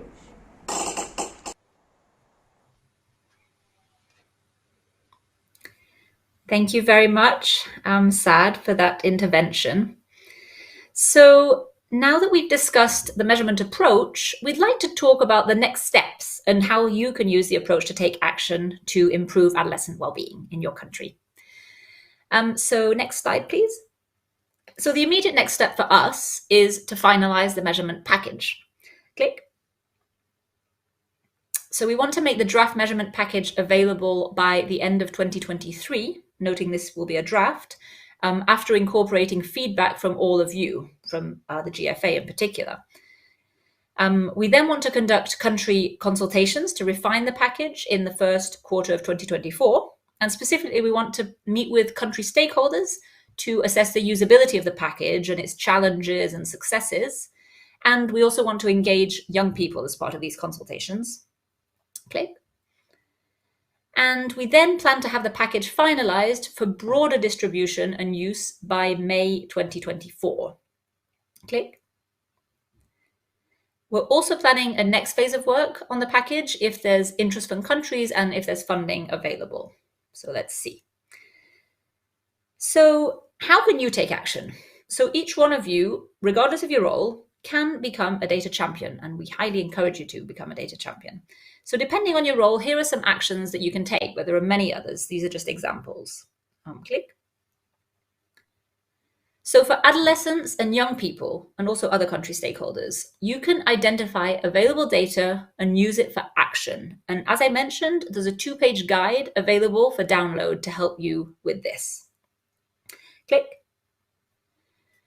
For regional and global stakeholders, we suggest 2 actions that you can take. First, you can support countries to use current data and make plans for filling gaps, really important. And second, you can generate discussion around the national action indicators, in particular to facilitate cross-country learning between countries. Click. And finally, for donors, in addition to supporting countries directly, you could also consider supporting global technical assistance to ensure that this package can really be implemented at the global level. Also really important. So please help us by writing in the chat what support and guidance you think would be most helpful for strengthening measurement of adolescent well-being in your country. That would be really helpful. And then I'm going to hand it back to Regina.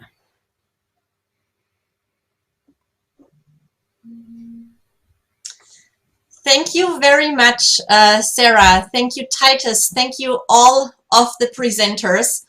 And of course, thank you, all of you who have joined our session today. With the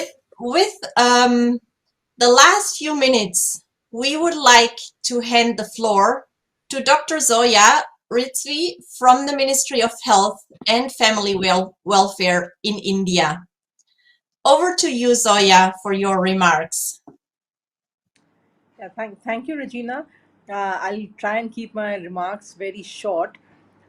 Just 2-3 points on behalf of the Government of India is that we know India is the most populous country with the largest number of young people. Currently, we have about 253 million, and we are reaching about 300 million by the end of this decade. So that's a huge responsibility on the government, but also to say that this is a very good idea to have a national standard approach for data measurement, but the countries should be given some kind of flexibility because, as Titus also mentioned earlier on, that each adolescent and young person is unique. In fact, within India, there is so much variation between one state to another that a lot of planning and implementation of programs is very state specific. So having said that, but it is always good to have data which informs policy. And that is what we have done in India. We are already one of the countries which is implementing a national adolescent health program, wherein we are accessing, in fact, reaching the young people where they are. So we are reaching them in our health facilities, government health facilities. We are reaching them in schools, and we are also reaching them in communities. So our program implementation is one way very strong because we work with our partner ministries. We are working with education. We are working with skilling. We are working with women welfare, rural development, urban development. Wherever services or any programs for young people are there, we are coordinating with the other ministries. Just a short example, we also realize that children who go to schools are influenced by teachers. So we are training teachers into transacting health and wellness sessions through our health and wellness program. We are training our medical officers to provide adolescent-friendly health services wherever they are posted. We are training our auxiliary nurse midwives also on provision of adolescent-friendly services.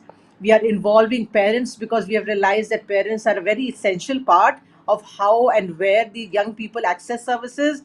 So there is a huge involvement of parents. And finally, last but not the least, we are working a lot with young people. We supported a G20 event where young people came from across our country and as well as abroad, and who met with the policy makers, and there was a lot of interaction into what they really want. Besides that, we also have regional meetings to get feedback about our national adolescent health program, where peer educators are trained on very important issues of young people, whether it is sexual reproductive health, whether it is nutrition, violence, including gender-based violence, mental health, how to keep themselves healthy and fine. So that feedback also is a process which we keep getting back from these young people so that we can support them as much as possible. So I think, yes, we are on the right track, but all of us realize that data is a very good way of assessing where we have reached. And that is the importance of having regular data measurement, which our country as a whole, we do have National Family Health Survey, which takes place every 4 to 5 years, and the latest one is already underway. So that is the importance of actually acknowledging the fact that data will help us drive and strengthen the program, and that is what we are doing here in the country. Thank you. Thank you so much, Dr. Zoya, for these remarks from a country perspective. And again, thank you so much to all of the speakers today, and of course to the audience that you have joined us today. Thanks a lot. We will be going carefully through all of your comments in the chat, and we will use them to inform the next steps to finalize the measurement approach for adolescent well-being. Thank you and goodbye. I mean, wow, that session on families, I mean, so many threats and complexities, and also quite a heavy one. But it was good to hear about all the things that can help families as well. Yeah, most definitely, DeGraft. It was so interesting to hear about the efforts to measure well-being as well, you know. It does make sense that we have to measure what's important to us if we're going to keep track of progress. And it also helps for us to hold our leaders accountable for the commitments that they're making. But now we have some really interesting core sessions coming up. One is about food. I know that's a big topic. Many people interested in that. And it's called Hungry for Change. Students assess school nutrition programs. The other is a really hot topic as well, and it's called Man Up. How deconstructing masculinities improves adolescent well-being, because we need to empower boys, but we need to deconstruct harmful masculinities too. That sounds brilliant. So guys, we'll see you again soon. For 1.8 billion young hearts, we are one.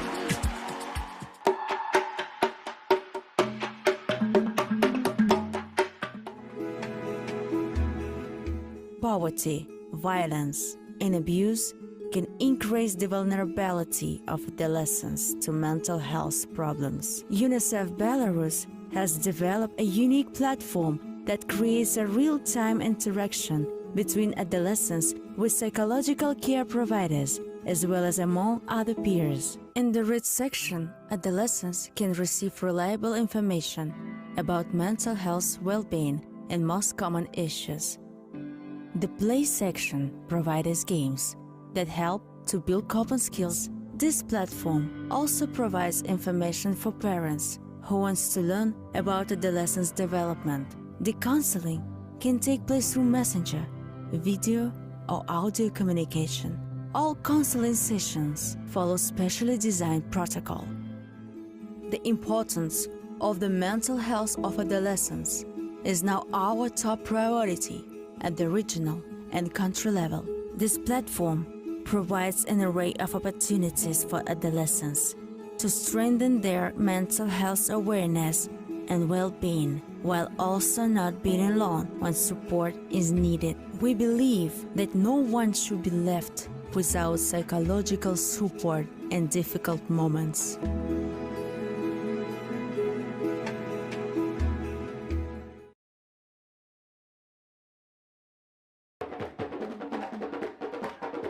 We are here at the United Nations in Geneva getting your voices heard, and that's on period. 1.8 billion! So to you, the 1.8 billion young people, keep making your voices heard. I want to see governments investing more in the rural areas, the primary healthcare in those rural areas. On the 1.8 billion campaign, we're with you, and we will do everything to support and make sure that the campaign is a success. So, Youth Council, what do?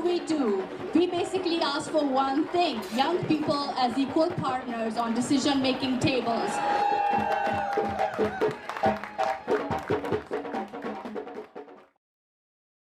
PMNCH is here in Bahrain at the 146th IPU Assembly to share with the parliamentarians the 1.8 billion campaign for adolescent well-being. I am supporting the 1.8 billion campaign. Yo apoyo a los jóvenes. Para mí es muy importante el futuro para los jóvenes. We really need to drive the gender-responsive solutions to, tackle all the challenges that we face. نحن ندعم المليار و800 شخص من أجل تعزيز صحة الشباب والنساء والمراهقين. I support the 1.8 billion campaign because we need more young voices heard. Let's get more young voices heard. We support the 1.8 billion campaign.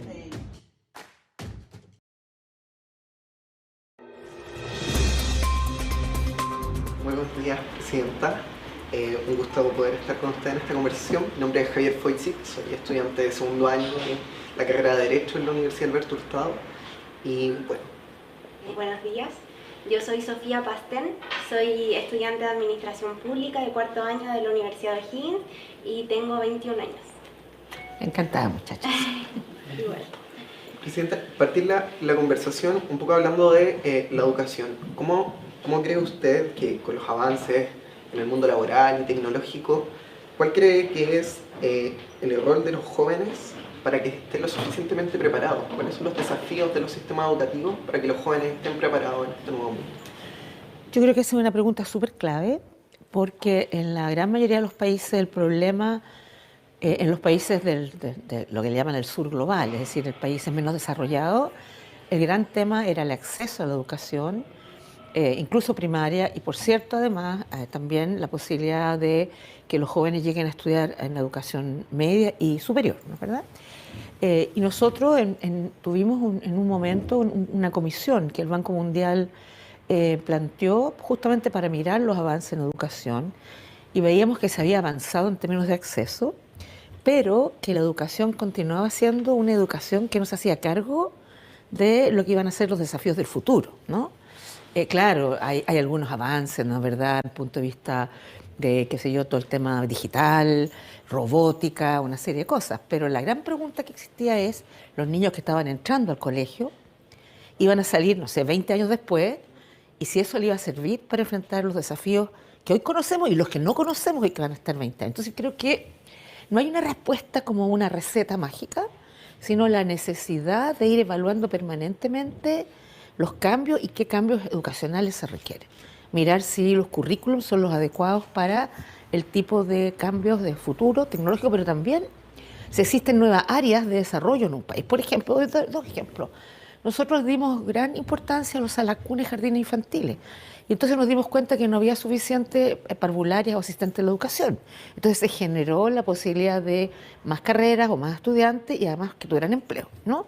O por ejemplo, cuando decidimos ampliar lo que era la red eléctrica, y había que preocuparse no solo de las fuentes de energía, sino también de la distribución, nos dimos cuenta que había algunas profesiones que no teníamos y que estaban viniendo obreros de Perú y Bolivia, esto que se suben a las torres de alta tensión, porque nosotros no teníamos eso. Y nos pasa ahora con el hidrógeno verde. Vamos a tener que revisar los perfiles de las personas que se requieren para poder generar toda esa industria del hidrógeno verde. Entonces yo diría, hay que estar permanentemente mirando el cambio, los avances tecnológicos, la innovación necesaria para también innovar la educación de los profesores, ¿no es verdad?, y por supuesto los contenidos de la educación. Y creo que eso tiene que ser un proceso bastante permanente, porque hay cambios en el mundo, ¿no es verdad? Todo el tema, por ejemplo, de inteligencia artificial, que está yendo mucho más rápido que lo que los gobiernos han podido dar respuesta a eso. Entonces hay desafíos que de repente van a ser muy urgentes, y donde espero que haya el tiempo para los estados para poder generar los cambios necesarios que permitan asegurar, ¿no es verdad?, una educación de calidad. Y de calidad entendiendo no solo educación de calidad en sí misma, sino también que responda a los desafíos, pero también a las oportunidades de futuro, que sean oportunidades de trabajo, ¿no?, interesante. Y por cierto, tiene que ir de la mano de la innovación, porque todo esto es un elemento muy fundamental de la sociedad del futuro.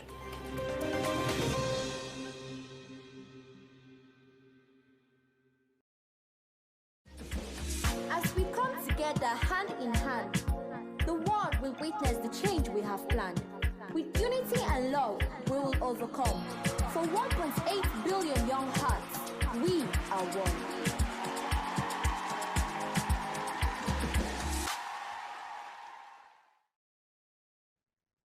Hi everyone, good morning, good afternoon, good evening. Welcome to this session, Man Up, and how we are going to be discussing how deconstructing masculinities improve adolescent well-being.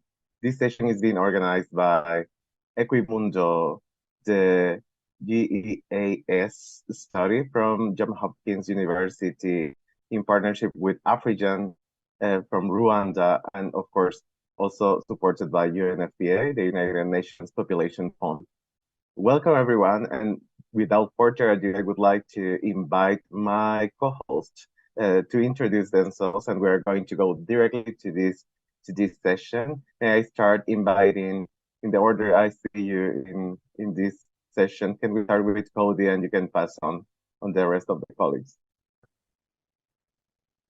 Thanks, Jose. Hi, everyone. My name is Cody Raganisi. I use he, him pronouns, and I am at Equimundo Center for Masculinities and Social Justice. Really excited to be here today. I will pass to my colleague in Rwanda, Evode from Afrian. Yeah, hi, everyone. My name is Evode Nivizi. I'm a medical doctor in the country director of Afrian Rwanda. AFRIAN, which is the African Youth and Adolescent Network on Population Development. My pronouns are he, him, and I'm happy to be part of this session. Thanks. I'll pass the ball to Christine. Hello, everyone. I'm excited also to be here. My name is Kristen Mari. I use she, her pronouns, and I am at Johns Hopkins and one of the co-PIs of the Global Early Adolescent Study.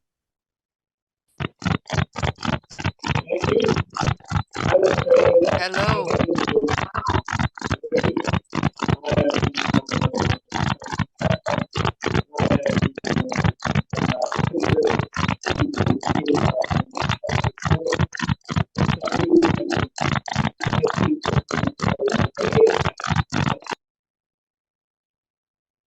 Grady, there is a lot of background noise, but we are going to also use the chat to introduce Grady. Grady is attending from abroad. Thank you, Grady. And this is Jose Roberto Luna from UNFPA headquarters. I'm part of the Global Adolescents and Youth team, and we appreciate to have this opportunity to discuss with all of you the role of promoting positive masculinities, and mainly the importance of promoting positive masculinities with boys and young men in early adolescence for really achieving gender transformative change.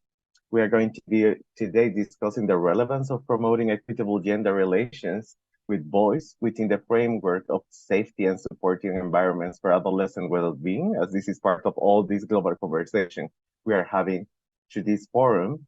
And we are going to be having a combination of presentations from interactive elements discussing about the man box to discussing what the evidence is saying about promoting gender transformative change with boys in early adolescence. And finally, we're going to also have the chance to discuss with youth advocates and activists about their perspectives, discussing what the evidence is saying and what the programs are doing. So let me, in that sense, go directly to Cody and Evode, who are going to take us on for the next item of this session. Great. So if we go to the next slide, we're going to see a QR code. Sorry, one more slide. And actually, yep, keep going. Yep, there we go. So the QR code is a Mentimeter. Some of you might be familiar with this. We're basically going to crowdsource some ideas based on this question. What are some words associated with being a, quote, real man in your community. And so what I'd like for you to do is take a few seconds, log on to mentimeter.com, or just take access the QR code by opening your phone camera. And we're just going to see some of the responses that come in terms of, I'm sure we have a lot of people from around the world on this call, just to see what it means to be a real man. What is your community telling you about being a real man? So take 30 seconds, please just log on, and we want to hear your thoughts. I see the largest one in the middle there is strong, and I need to make this a bit bigger because I can't see all of the small words. Let me go. All right, so we have unemotional, provider, there's brave, dominating, real men don't cry, financially stable, again, not crying. So we do see a lot of similarities here across the world. You know, we had 42 responses on this screen, and a lot of them, I'm assuming, were the same as others who wrote in. So just to say, what we're sort of getting at by this exercise is the idea that societies across the world and cultures around the world sort of force men and boys into a particular way of being, right? And we're sort of using the man box as an analogy because you might feel trapped inside that box of what society thinks you should do, you should think, you should dress like, all of those characteristics of what it means to be a real man. And so at Equimundo, we've done some research about the man box and sort of what those implications and consequences might be. So these were the man box sort of pillars and characteristics that we found across Mexico, the US, and the UK. And we know they're very relevant across the world as well in other contexts. So self-sufficiency, I think we saw that in the word cloud. We have acting tough, physical appearance, rigid masculine gender norms. So that's, you know, men have a specific role in society and women have another role in society. We have hypersexuality, heterosexuality, and aggression and control. So as you can imagine, these have a lot of negative consequences as it pertains to what does this mean for men and boys across the world. If you are going to be self-sufficient, be a risk taker, act strong, even in the face of adversity, there's obviously going to be some implications of that. So if you go to the next slide, these are some of the research reports that we've put out as Equimundo. And so just to sort of say that our research and lit reviews have found that men and boys who are in the box are more likely to perpetrate violence and then engage in unhealthy behaviors. So really, there are these connections between masculine norms and the implications on behavior and attitudes. So it's just really something to think about as we start to engage men and boys in our programming and really make that shift out of the box to see what's new. So if we go to the next slide, we're going to watch a very short video on an initiative that is funded by UNFPA and sort of co-founded as well as Equimundo around the Global Boyhood Initiative. And so this is an initiative that is in 5 or 6 countries at this point, but we're ever expanding, really trying to work with boys in school settings, in out of school settings, to make sure that they can grow up free of that box and really be able to express themselves with all of their emotions and all of their all of their aspirations can be realized. So if we go to the next slide, we're going to watch this minute-long video about what is possible. It doesn't need to be this way, that men are sort of stuck in this box. Boys will be caring, creative, compassionate, confident, collaborative, complex, sensitive, resilient, accountable, courageous, expressive, themselves. Boys will become supportive friends, equal partners, nurturing parents, strong allies for social justice, positive role models, conscious leaders, happier, healthier, better men. Boys can be all this and more. And we're on a mission to help give them and those around them all they need to be just that. So boys and beyond can properly fulfill their potential as human beings. Because better boyhoods with less stereotypes and more connection, well, they're better for everyone. But we can't do it alone. Join us. Global Boyhood Initiative. Better boyhoods for a better world.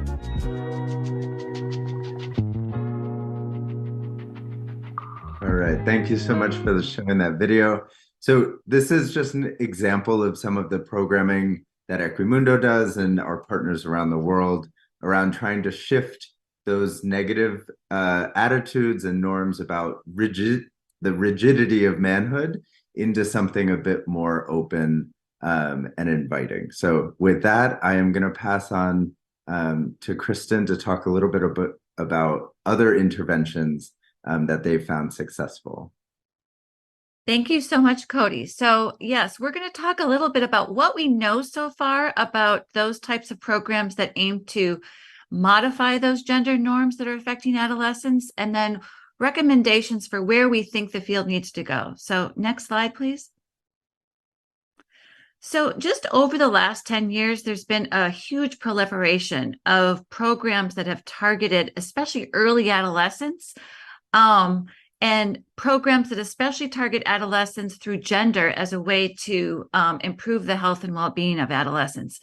And the reason why we see this is that, first of all, there's been a much greater recognition of this period of early adolescence, which is the age of 10 to 14, as a key window of opportunity for many of these programs, because it's a time where there's this increased rapid development that's occurring. And it's also a time where we have found that adolescents at this stage are already recognizing gender norms that they're facing and are already articulating what it means to be a boy and a girl. And it's this incredible period of intensification of these gender norms that is underway, which is why a lot of these programs have decided to focus in this age group. The other thing is, globally, there's this increased understanding that gender is a key social determinant of health. We've seen this over and over, that even in this age group now, where adolescents subscribe to some of these negative gender norms, it influences their health in older adolescents and beyond. So next slide, please. So looking at these interventions, then, we call these interventions, first of all, gender transformative interventions, because they seek to actually change and modify these norms and roles to create more equal relationships between boys and girls. And the evidence shows that they are successful, mostly around attitudes and some behaviors. But what has been plaguing the field is a number of implementation challenges. So I'm going to give you just a few examples of what we've seen in the Global Early Adolescent Study. So there are two gender transformative interventions that were associated with our study that had multiple waves of data, so we could look at change. The first was Growing Up Great, and that was a multi-level gender transformative intervention, primarily geared at improving sexual and reproductive health among both in-school and out-of-school youth in Kinshasa, the DRC. This was a one-year program. It focused on parents, teachers, but especially adolescents. And the primary entry point to gender norms was through focusing on the household share shoring between boys and girls in a household. Another intervention that we examined was called Cetera, and this was a comprehensive sexual education program that was also a gender transformative approach that was done in 3 different sites in Indonesia: Semarang, Denpasar, and Bandar Lampung, which are very different both culturally and religiously.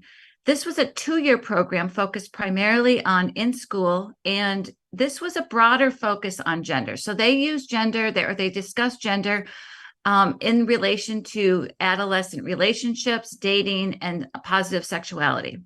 So next slide.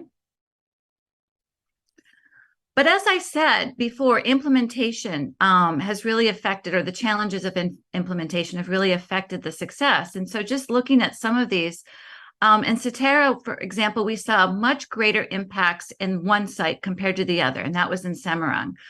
But overall, we saw that facilitators had a difficulty in addressing some of the curriculum topics. They were often they often exhibited discomfort with gender, and especially with dating, and that consequently enabled some of the topics not to even be discussed.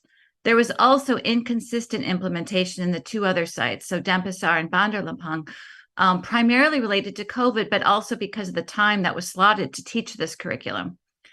In Kinshasa, we also saw implementation challenges, and that affected the results in terms of the in-school population particularly, because again, facilitators were often uncomfortable, but also the ministry did not want some of the topics such as contraception to even be discussed in the schools.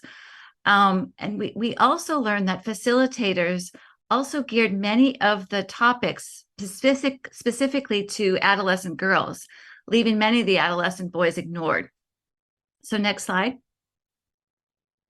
So this then affected the results that we saw. So these are just a snapshot of the intervention effects from both Growing Up Great and Cetera on gender normative perceptions among adolescents. And as you can see, girls are benefiting more. You can see that if we did see effects, they were primarily among girls. The findings in red indicate that was a negative. It was actually the effects was going in the wrong direction. And so again, boys were not actually being affected in terms of their gender norm perceptions with these interventions. Next slide. We did see greater effects on sexual and reproductive health, attitudes, communication, and knowledge, but this again was primarily among the sites in the Cetera intervention. If you look at Growing Up Great, again, it was primarily among girls, and especially among those that were out of school as opposed to in school. So next slide. So as part of the Growing Up Great, to make a sense of how these gender transformative interventions affect adolescent health, we developed a theory of change. And I know this is very difficult to change, but I just wanted to give you an overall for what this theory of change looks like. Next slide.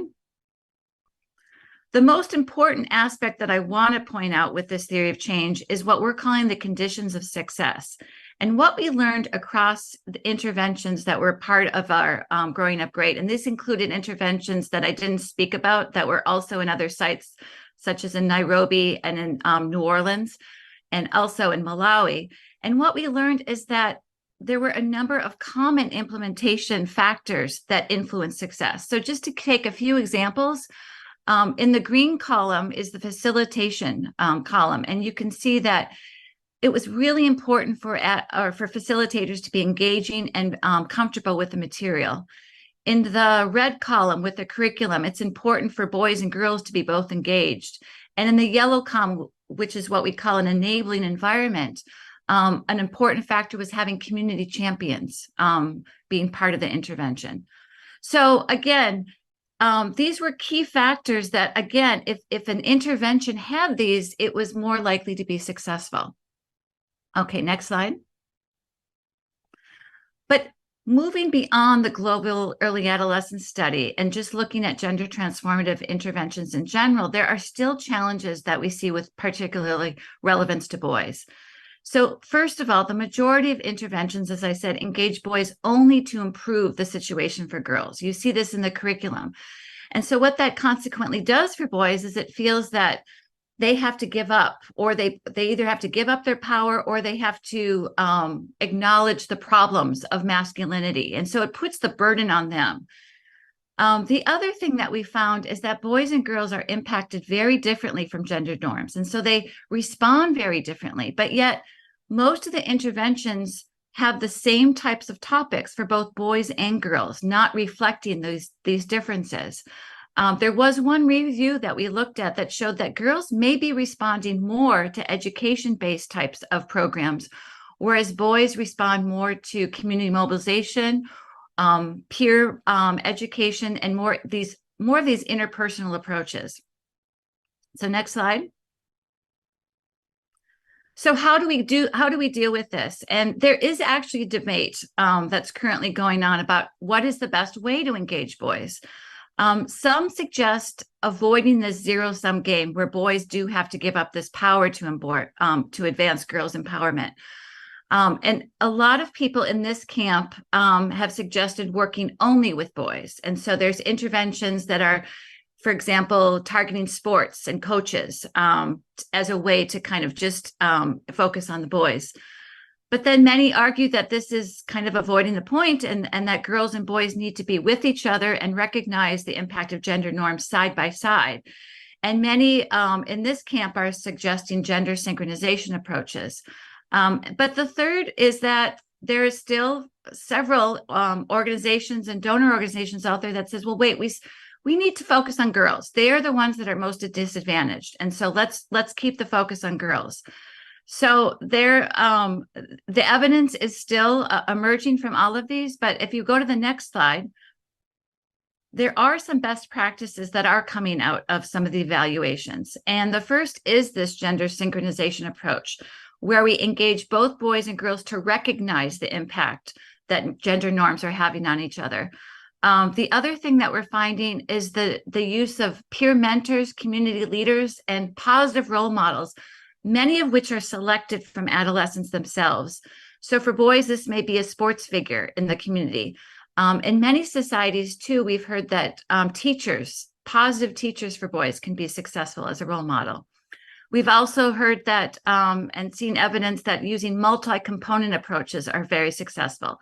So things that combine different things, community campaigns with mass media, with counseling, are showing an impact for both boys and girls. And then finally, having an adequate duration. So avoiding those interventions that are very short-lived are proving not to be very successful. So having interventions that last at least 4 to 6 months and longer for more success is emerging from the evidence. So next slide. So where do we go from here then? Well, first of all, we do need more research to unpack those characteristics of interventions that are showing success for both boys and girls. What is it about those interventions that are showing this? And to learn more about that. But we also need evidence to understand better how to implement multi-level interventions, especially if we're talking about changing or modifying gender norms. We can't just be focusing on adolescents. We also have to focus on teachers. We have to focus on parents. But how do we do that effectively? More research needs to be done to look at that. And the final point that I want to make is that adolescents in any site are not a homogeneous population. There are other factors that interact with gender that are also important. So poverty, disability status, race and ethnicity also needs to be factored into these gender transformative interventions to have a positive impact, and to not look at an adolescent population the same. And so identifying those subgroups in the design is going to be really important for having the most impact. So I think that is it. And now I'm going to turn it over to my youth colleagues. Thank you, Christine. But before that, just a reminder for all of us, and thank you for those attending the session, that you can use the chat box in case you would like to say something, to suggest, to make questions, to share your experiences in terms of what you have been observing in the programs, or what's your perspective about the importance of engaging with boys and young men. What do you think about this idea of starting early, especially after looking and reviewing what Cody has said in terms of the man book, but also what Christine has presented to us based on the evidence? You are all invited. So thank you so much. And of course, all the evidence, all what we are proposing as programmatic elements are not enough if we are not engaging with the people who are working in the field. This is the time to listen to their perspectives. So let me invite first Grady, and let's try to see if the sound is working right now for listening from him. And if not, we will go directly to Evolde. Grady, over to you.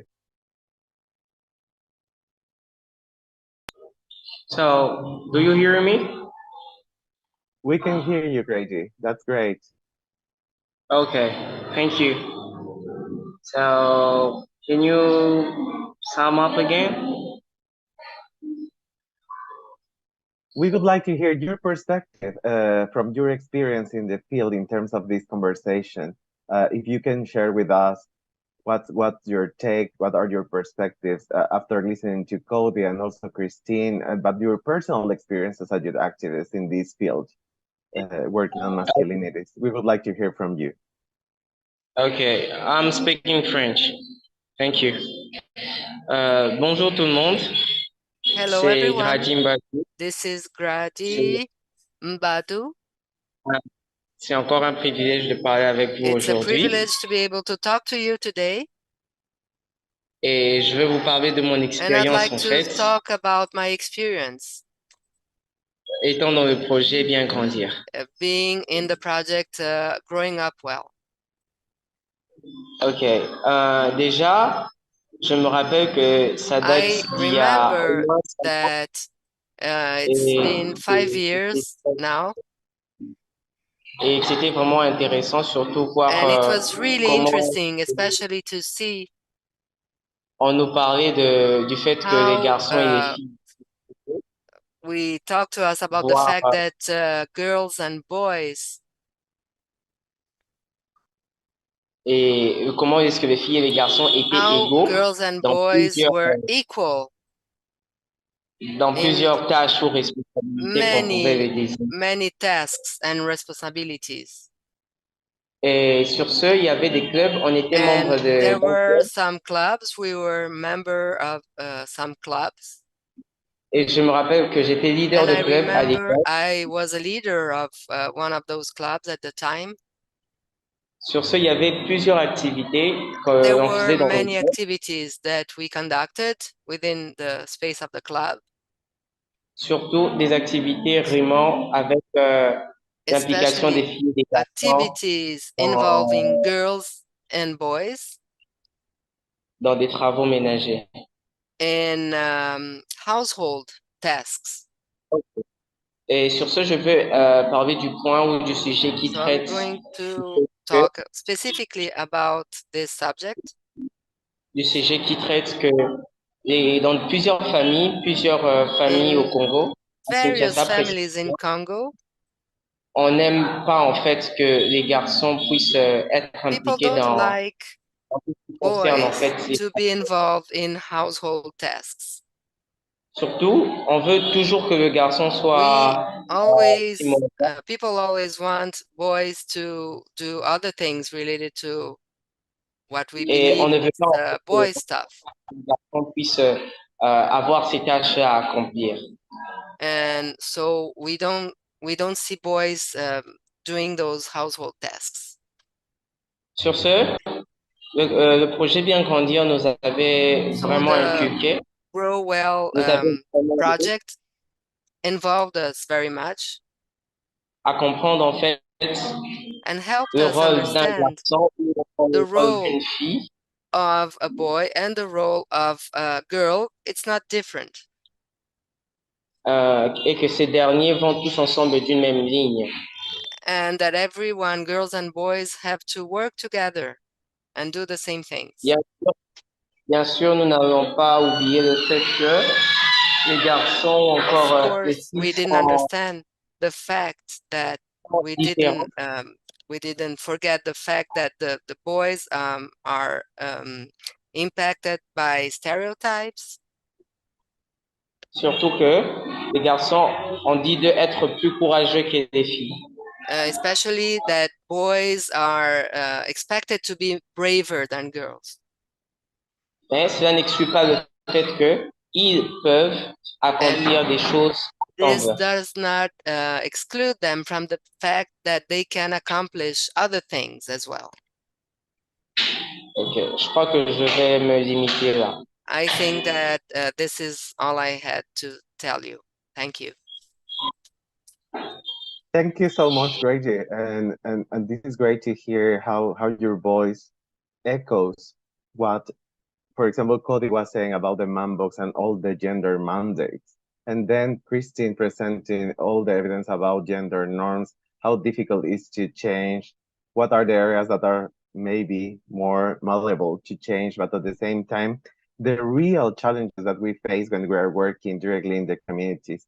Thank you so much. And let me go right now to hear from Eboje, from your perspective. And we would like to also hear, and just to say, colleagues, that we are receiving some questions in the chat. Thank you so much for your questions. There are questions about how do we manage these conversations when sometimes we have opposition or for example, pushback at the community level. At the same time, how boys, for example, in certain contexts are kept apart from girls in certain conditions. As Christine said, what are the intersecting vulnerabilities or factors that are also interplaying in this situation? So, Evolte, over to you, and thank you so much for being with us. Yeah, thank you very much. Thank you for introducing me. And yeah, as I said, coming from the African Youth and Adolescent Network on Population Development, Rwanda, which is bringing together 18 youth-led organizations in Rwanda, working to advance sexual reproductive health, gender equality, and sustainable development for adolescent and youth. So currently, part of the work that we do as AFRIAN is to create and scale up some of the youth-friendly approaches and programs to be able to achieve the transformation that we are looking for through all those different thematics. And specifically in gender equality, I would like to share part of our experience on working on the Generation Gender Program, which is a global partnership that started in 2021 across 7 countries that aims to create a gender just and violence-free society with and for adolescent and youth. So, AFRIAN, working with Equimundo and other stakeholders, while implementing this Generation Gender Program in Rwanda, has been applying some of the gender transformative approaches, such as promoting positive masculinities among young boys within school clubs and even those adult schools within the families. And the process, it is the process that we're still developing. We've been trying to see how we can adapt some of the good models that were developed by other stakeholders and partners across the globe, and adapt them to our context. So we did a survey among those young boys and even the young girls. So in 2 different categories, the little one from the primary schools, the secondary schools, and even some who are going into universities, because we're looking into the age of around 9 to 24. So we just divided them into categories: those who are still into primary schools, those who are into high schools, and those who have started their universities, or even those who are out of schools. So one of the good approaches that we have done with those into the high schools, or even the ones into the primary schools, is leveraging the opportunities that they have, the clubs into the gender clubs within their schools, and then create among themselves some of the gender champions. So those gender champions are learning from different models, including positive boyhoods, so that they can be able to educate their peers on some of the transformation which is needed within our society. For example, the context is not quite different from what Grady was sharing. In Rwanda, you'll see in our former background, we were raised understanding that we're not men are not supposed, or boys are not supposed to be taken care of or undergoing the care work at home, like cleaning the house, washing the dishes, and so on, cooking. In most of the families, that was reserved to girls. So, and we're trying to change the narratives, understanding, like helping young people to understand that this is something which is helping them to improve their esteem and so on, to help them becoming real men, different to the way they were told to be, them growing as a real man was. Like that, the way you've described into the Mentimeter, that a man is a strong person and so on. So we're trying to change the narrative using these different approaches and targeting the beneficiaries or our young people and our adolescents, our boys, into their different categories and where we can find them. So differently to some who are a bit adult, we have tried to introduce like the youth forum for the majority of those who are found into the communities, where we do the same based on the age and based on the context where they are. So we see a good lesson learned that we have learned in the process is that the transformation is to accelerate the transformation, we need to ensure a human-centered design and approaching the current issues that we have holistically, leaving nothing behind.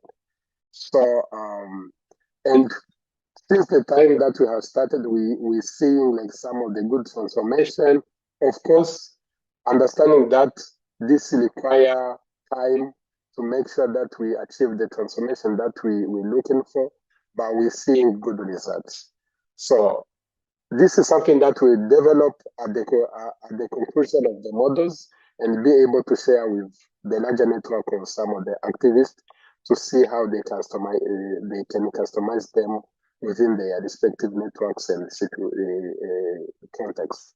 So thank you very much. That's all I can share. Thanks. Thank you, Evote. And I think it's clear how this conversation is getting so much richness from everyone, and what you were saying in terms of what are the human-centered elements that we need to consider. But also something very important that you mentioned is how you did all these segmentations in terms of the age groups, but also if they were in school, out of school, responding to the specific not only needs but identities that can really get the programs closer to them and relevant. And we have very few minutes to go. However, we are really grateful that participants of this forum are sharing with us some questions, reflections. I would like to go back to Cody and Christine, and we have received different questions from the elements about how to deal with the pushback of the resistance, for example, to change, but at the same time, a question that can we work with adolescents individually that rather than focusing on the differences between boys and girls to debunk stereotypes. And I think also interrelated question is how we can really get boys interested in changing gender norms, especially among older generations. And I think that resonates with what you were saying, Christine, in terms of what are the approaches that could be, like the most appropriate. But at the same time, Cody, how are we really going to be able to really break that box and give more freedoms to boys and young men, especially when we think that we really need to invest early and not to wait to have all our personality consolidated and then making the change more complex. Over to you. Can we start with Christine, and then Christine, you pass it on to Cody. Over to you. Yeah, sure. So let's start. I think these are great questions and no easy answers, but some of the things that we have heard from other folks in the field, especially about how to deal with opposition, because that is very difficult to do. And what we've heard is that, like I said, going back to that theory of change with the conditions for success, having those community champions are really important. Because they can, and they have to be relevant not only to adolescents, but also respected and trustworthy in the community.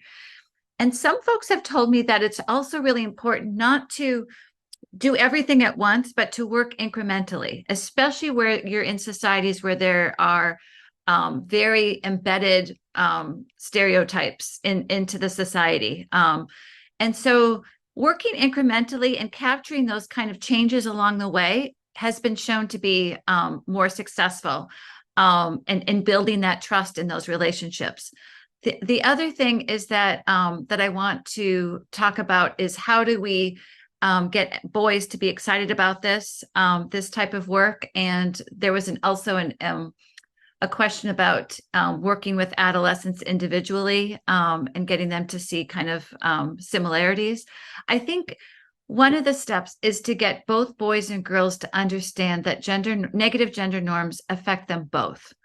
But I think the gender norms may be different between boys and girls, but it's important for each of them to discuss that, to understand how each is affected. And it doesn't have to be like boys versus girls, but there's also, as we talked about, these intersectional approach. So different gender interacts with poverty, gender interacts with disability status, gender interacts with different racial ethnic groups. They're all going to be affected differently. And I think what's important is to create a safe space for everyone to talk about how they're impacted so that people understand these differences as well as similarities. Cody, I'm going to hand it off to you so that you can also speak on some of these. Thanks. Yeah, I'll just take a few minutes, particularly in the interest in gender. I think that's a really interesting point. I often experience when working with partners, it's like, okay, this program is great, but how do we get men and boys in the room and start talking about this? And it is a really great question. And I think to Kristen's point around different interventions, around sport or around play, those are different ways that you can sort of leverage what they're already interested in and have those conversations and dialogue in a way that doesn't feel dry or doesn't feel imposed. I think the other thing is we generally don't come out and say, hey, do you want to join a program about gender norms and change how it is to be a man, right? That's not the pitch. So the pitch really has to do with everything that we would cover around healthy relationships, around communication, around success for the future, around job preparedness, that sort of thing. So it's really around those life skills that we cover in sessions and in programs, but with the lens of gender norms, right? So as we're talking about communication, we're talking about how it's really important to express your emotions, some of those emotions being negative, but also really positive, right? So really integrating the idea of gender norms and what it is to be a man and how equality also benefits everyone within the program and it not being the only thing we talk about.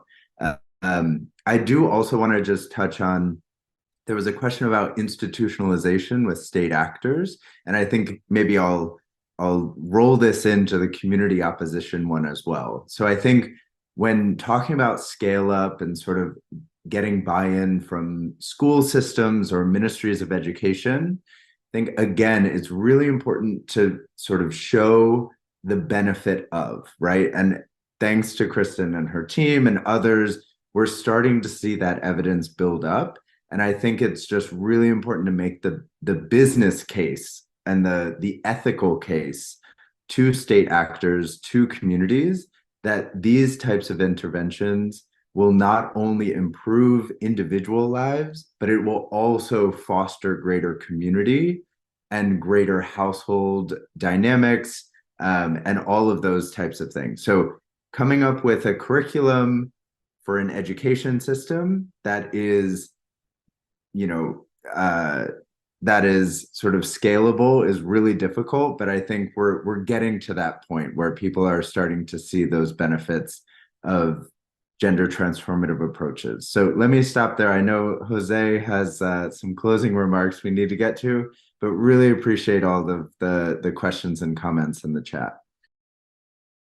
Thank you, Colby. And I know that we always struggle with all the questions and we don't have enough time for going through all of them. However, we really, really thank you. I would like to start by saying thanks to the partners that we put together this session with a lot of love, I have to say, to you, because we believe in inequality and we believe that working in gender transformative programming can really change the life of people. It's not about an institutional perspective what we're presenting here. That's why it's so important. Thanks, Christine. Thanks, Cody. Thanks, Evoldi. Thanks, Reggie. Thank you, Kara, who is also supporting us with the chat behind the scenes. But beyond that, and before just closing, we have 3 minutes to go. Just let me say on behalf of the group, let's say me take that liberty and beyond my agency, saying that we really need to keep in the loop in this conversation about the Global Forum for Adolescents and beyond, in the whole conversation about adolescent well-being. We really need to make sure that early investments in adolescents, especially for transforming masculinities, is in the conversation and not necessarily just as an afterthought. When we say, oh, we are having issues with programs working with girls, so now we have to start thinking about how are we going to engage with boys. And our call here and this call to action is how we can really invest early when we are shaping the notions about socialization, when we are internalizing early, or even being able to change that from scratch, not waiting to these norms. And there was a question why these norms are so important, because our informal rules that are practically shaping what we can live or not in our communities, in our private lives, in our institutions. So how we can really tackle that. And you mentioned that, Christine, that it's not only about saying we are going to work right now with boys and what about girls.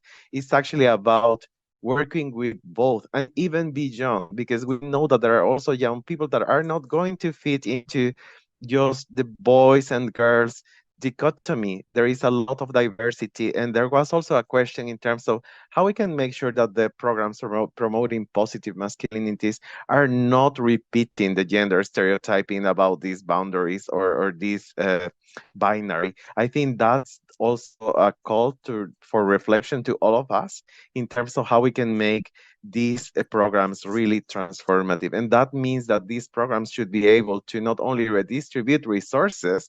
These resources could be capabilities, negotiation skills, how to manage all this pressure that could be coming from different places in our lives, but at the same time, power.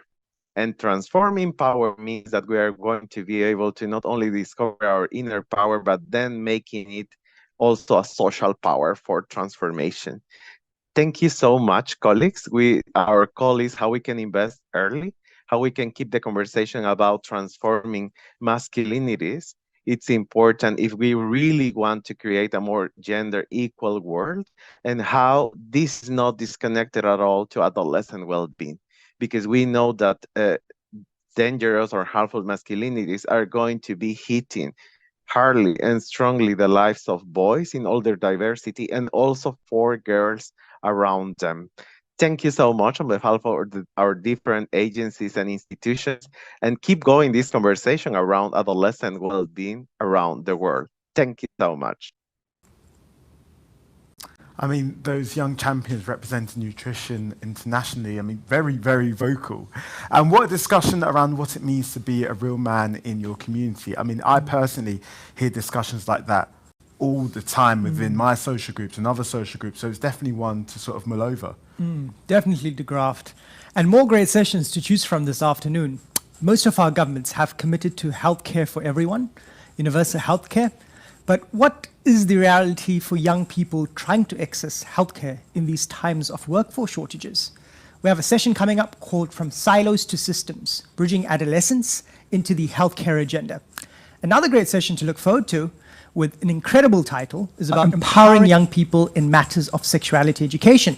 It's called Ask Us What We Need, Youth-Led Approaches to Redefining Sexuality Education. Now, we have had a lot of fantastic music in this show so far. That Leonis the Genius number is, it's firmly in my head. You're just running round and round and round. And it's such a great way to do advocacy, which is why we're proud to present the winners of the Art for Wellbeing Music Awards. Check this out.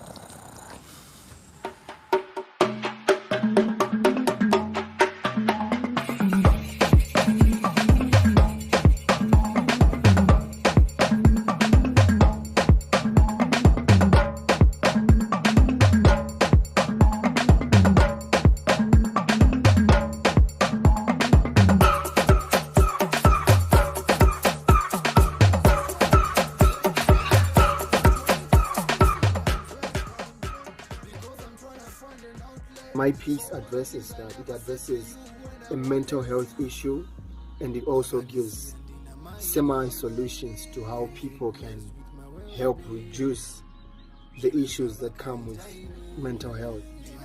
And I feel like it's really relevant to the young people to listen to. And I would also encourage them to listen to other contestant species, because they were also addressing well-being issues that were not mental. And I feel like if some of the people close to me or some of the people in my circle could listen to that, those well-being issues being addressed by other contestants could help improve them.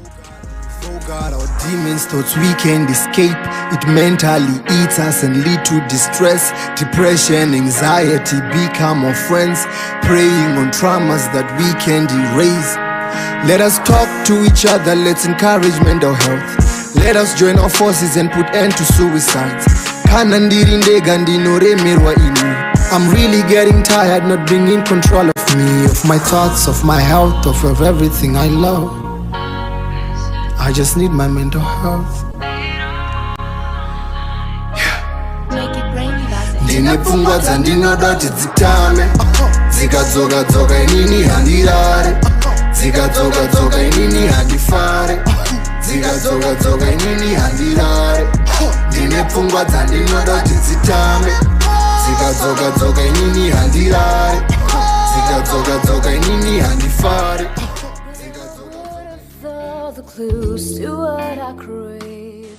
My entry truly speaks my heart, as I want to convey that our well-being does not solely lie in material, but it is embracing things in life that may look simple to us. So I think my message would have resonated with young adolescents who are in the phase of truly understanding life and figuring out their strengths of well-being.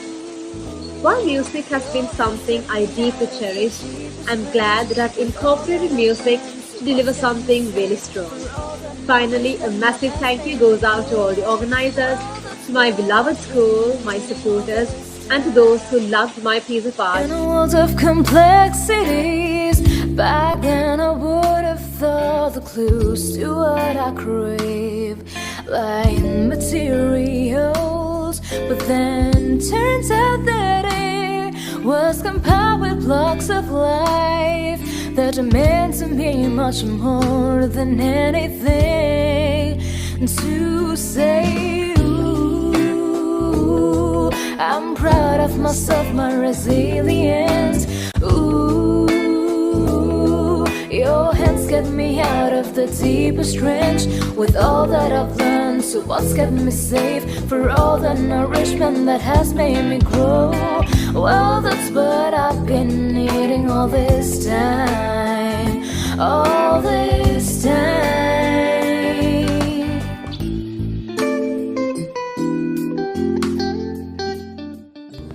Through my song, I aspire to inspire anyone who listens to it, irrespective of their location, to find strength within themselves, believe in their abilities, and remain motivated to persevere.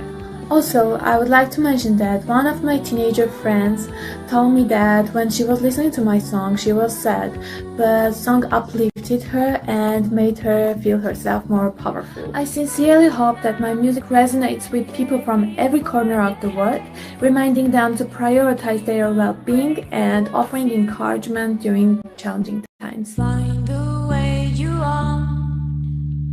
No one can instruct you. Find a show that's yours. Go ahead and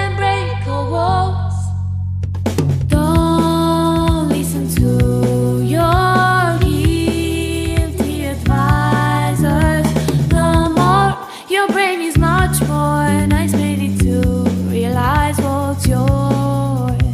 Feel the sound of care. Change your theme towards it. Keep your secrets safe. Never blame yourself in any case. Don't listen to your fears and uncertainties. No more, your heart is much more, and I need to realize what's yours.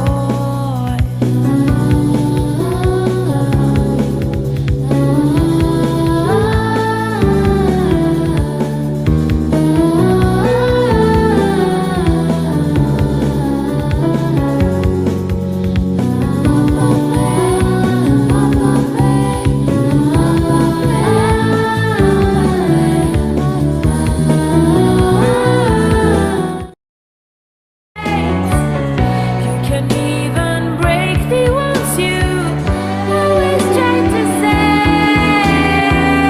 You can change the color of yours, many different colors.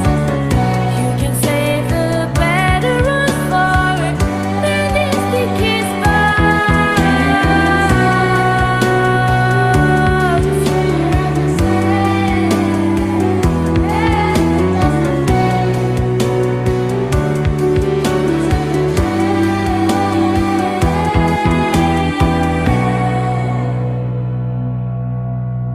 Don't listen to your fears and uncertainties.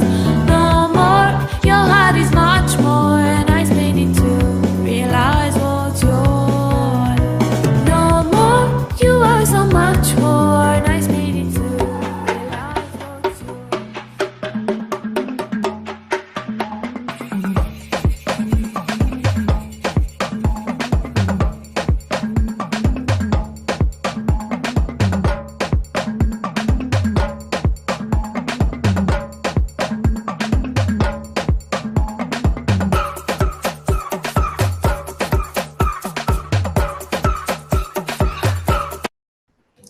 A very warm welcome to one and all present here today.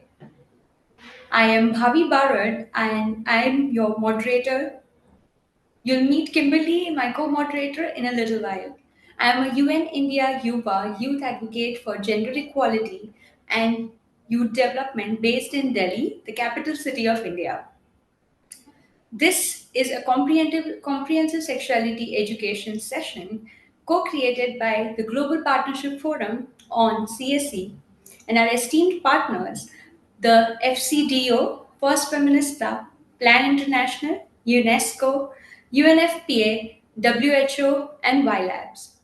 They have brought us together for an important discussion about youth-led approaches to redefining sexuality education.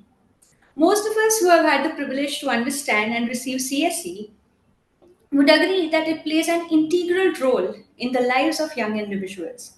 The right kind of CSE empowers one and all with accurate information and skills to make informed decisions about our sexual and reproductive health. Today, we have gathered with global youth leaders who will emphasize on the importance of CSE, the need for action, and what we can do about it. Before we hear it from our inspiring speakers, let's unpack what CSE means for each one of us. If you were to describe your experience of CSE in 3 words, what would they be? We have a link in the chat box. You can click and answer. But please only use 3 words to describe your experience. We'll soon be able to look at the results and see what a collective response has been. So let's get going. Para mí, la educación sexual integral es una herramienta fundamental para que todas For las me, personas podamos integral ejercer sexual nuestra education sexualidad is de manera libre. crucial. Para eso es primordial entender y defender a la ESI como un derecho humano que a la vez nos habilita el ejercicio de otros derechos. Con la ESI podemos decidir sobre nuestra sexualidad de manera libre y autónoma, y a la vez podemos liberarnos de prejuicios, estigmas y imposiciones sociales a través del acceso a la información y espacios de escucha con empatía. and es la bandera de mi activismo safe porque living tiene in el this space. potencial de This cambiarnos is la a vida. flag of En positivism Argentina because tenemos it una can ley de educación change sexual our integral life. de In Argentina, we have a law for integral sexual education of avant-garde. It's the only one in Latin America, and it has 16 years already. In our capital, Buenos Aires, 80% of minors suffer sexual abuse Sin before embargo, they vemos de had primera mano sexual cómo la education misma in a es school. aún puesta en cuestión y su implementación But no se hace this efectiva is en still todos los questions territorios de la misma that forma. the implementation Por of eso this es law crucial is que los jóvenes not the nos same in the organicemos y whole entendamos su territory. So that importancia is de crucial forma that global. we as Y youth como joven activista, gather también and reto a los jóvenes understand que the tengan la global posibilidad diaria de poner importance en of it, agenda temáticas que me movilizan and como put persona in the joven agenda y a la vez themes poder that construir junto mobilizes con us compañeros as jóvenes youth los so we proyectos. can Creo build que la our ESI es projects fundamental, together. pero esa ESI debe ser realmente participativa y horizontal. Integral sexual education is Muchas key, veces somos and únicamente oftentimes we are destinatarios de las simply políticas o de los proyectos que buscan receivers of the solucionar nuestras policies necesidades or como projects jóvenes, that try pero to también solve our debemos needs ser las as personas youth. jóvenes But we quienes should hagamos llegar also a los be tomadores de decisión those cuáles who son los take temas que nos preocupan, decisions la on información que what queremos recibir, topics la are of forma en our que concern, queremos what recibir information ESI e we incluso want, ser the las way propias we personas want to jóvenes las que receive this tomemos education, roles de and liderazgo y de the decisión. youth should be the Sigamos ones defendiendo taking la the ESI lead siempre. in Gracias decision-making por el espacio. processes. Thank you for this space. That was our global youth leader from Argentina, lead of ESCONCI, Lucia de Mateo, associated with First Feminista. A very warm welcome to Palemo Nyajo from Nigeria, an inspiring global youth leader and an amazing speaker associated with Plan International. We'll be hearing from her now.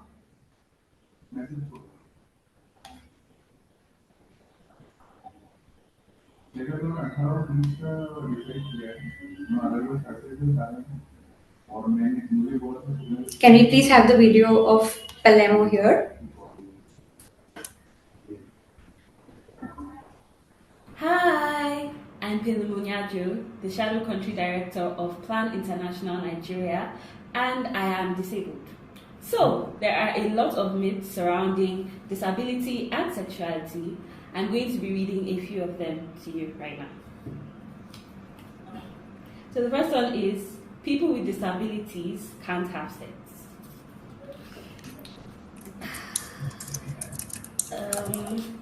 The next one is, people with disabilities should be protected from romantic relationships.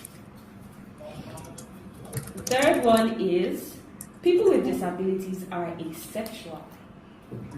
Okay. The fourth one is, people with disabilities are sexually and emotionally immature. And the last one is, people with cognitive disabilities can't give consent. As you can see, there are a lot of questions around persons with disabilities and sexuality education. Comprehensive sexuality education in the disability context is very vast, but I'm going to stick to two things. The first is inclusion, and the second is bodily autonomy.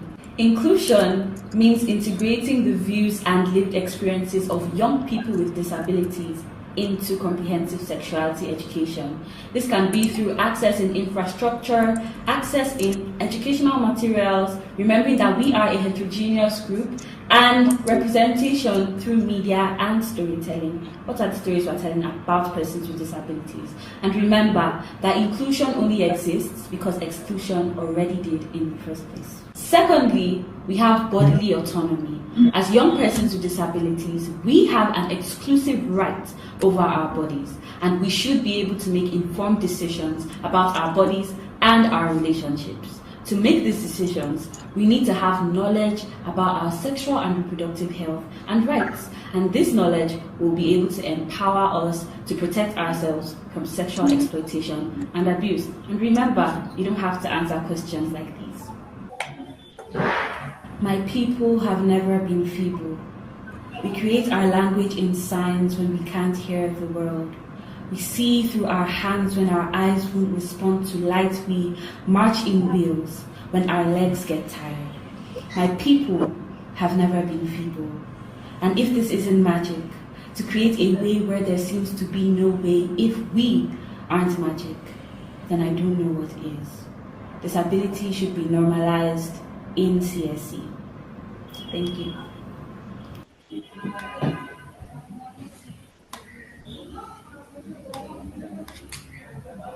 That was quite insightful. Thank you for shedding light on the rich tapestry of experiences within the specially abled community.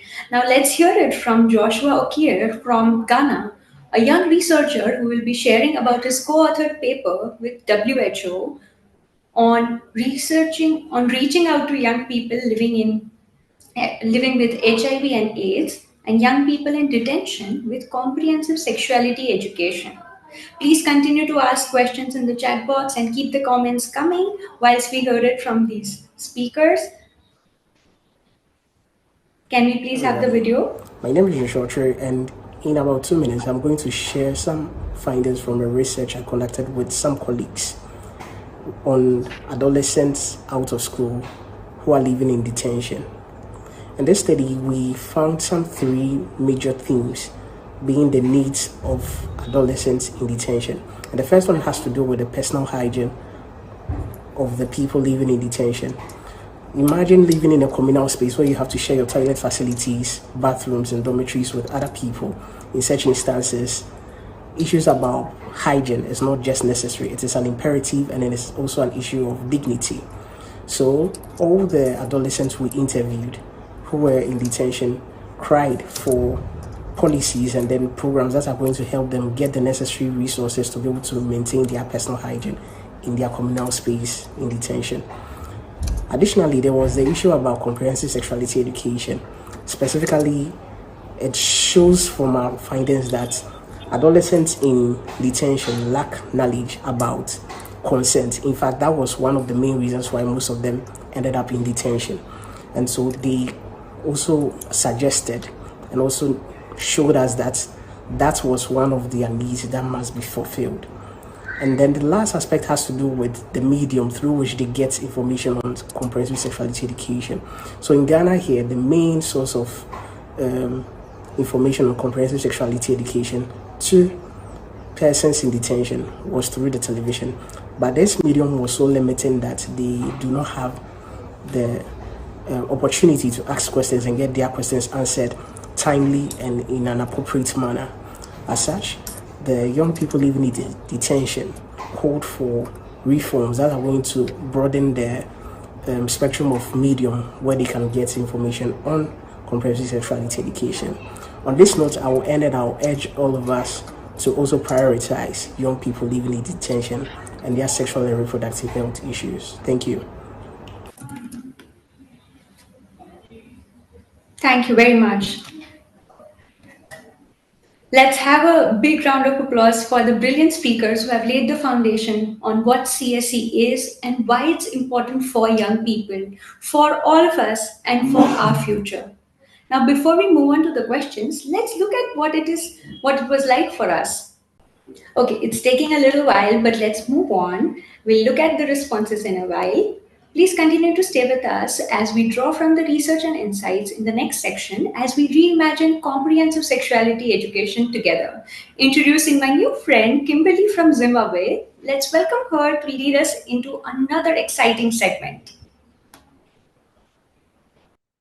Thank you so much, Bhavi. I'm very excited to be leading us through this next session. So my name is Kimberly and I'm turning 21 tomorrow. I am an SRHR advocate, mostly focusing on digital advocacy, and I'm representing Plan International Zimbabwe. And I'm very excited to be attending this comprehensive sexuality education session.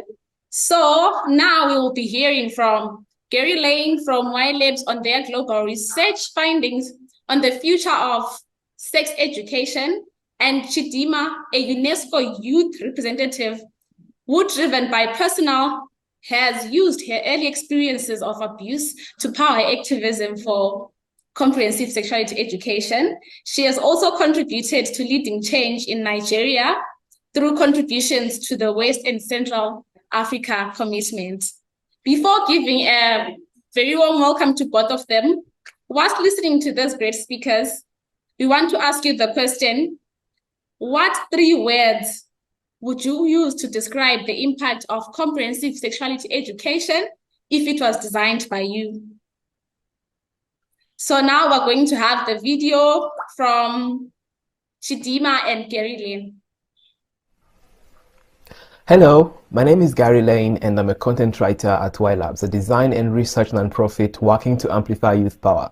I'm excited to share with you today the results of the Future of Sex Education, a first-of-its-kind youth-driven research project to reimagine what sex education could look like.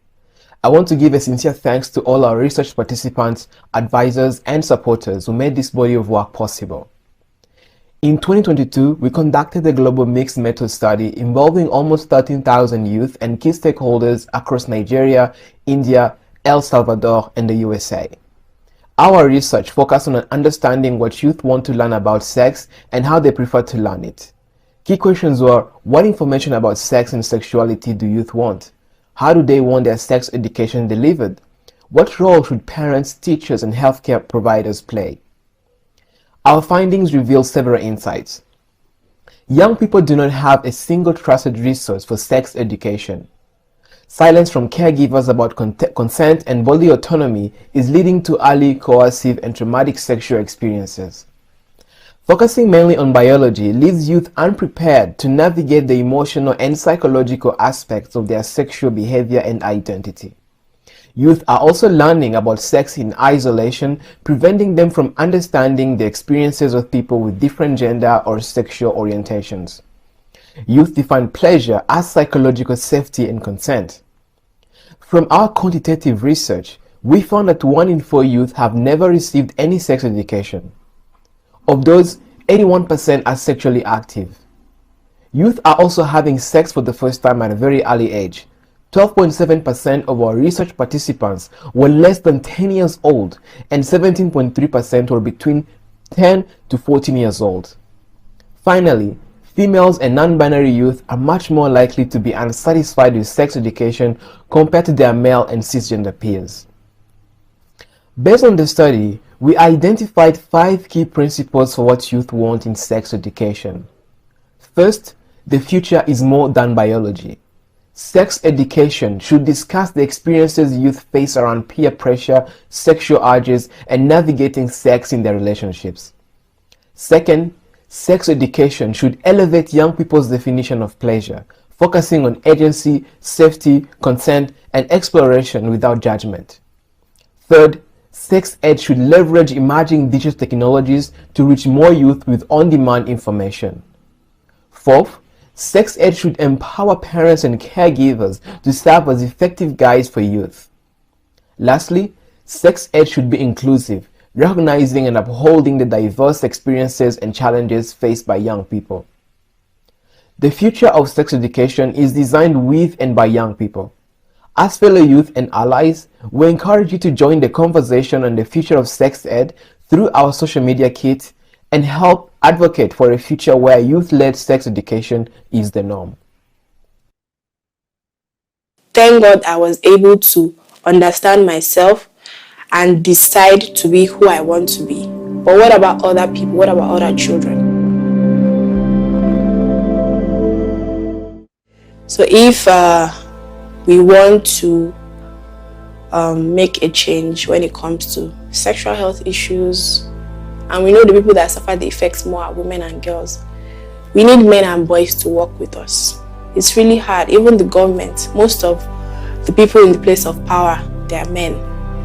But it's hard to create policies that support women and girls because they don't suffer the effects. So they don't understand, they don't know.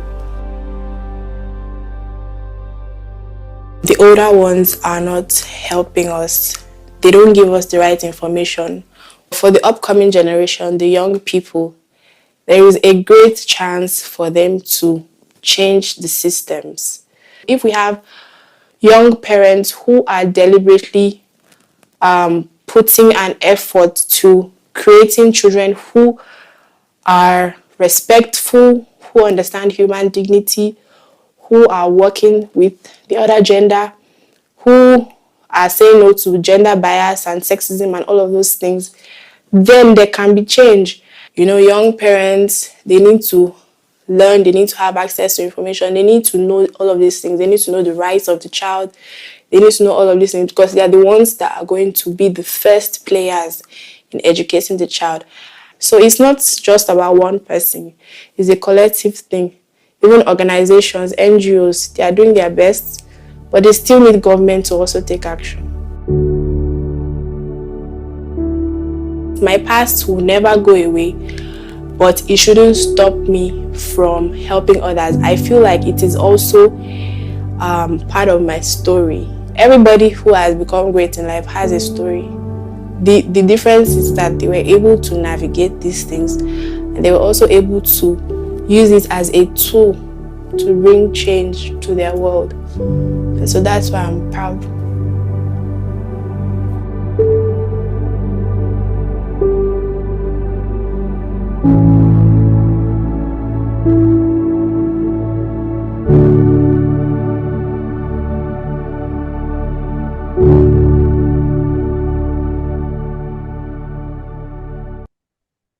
Thank you so much, Chidima and Gurlane, for that.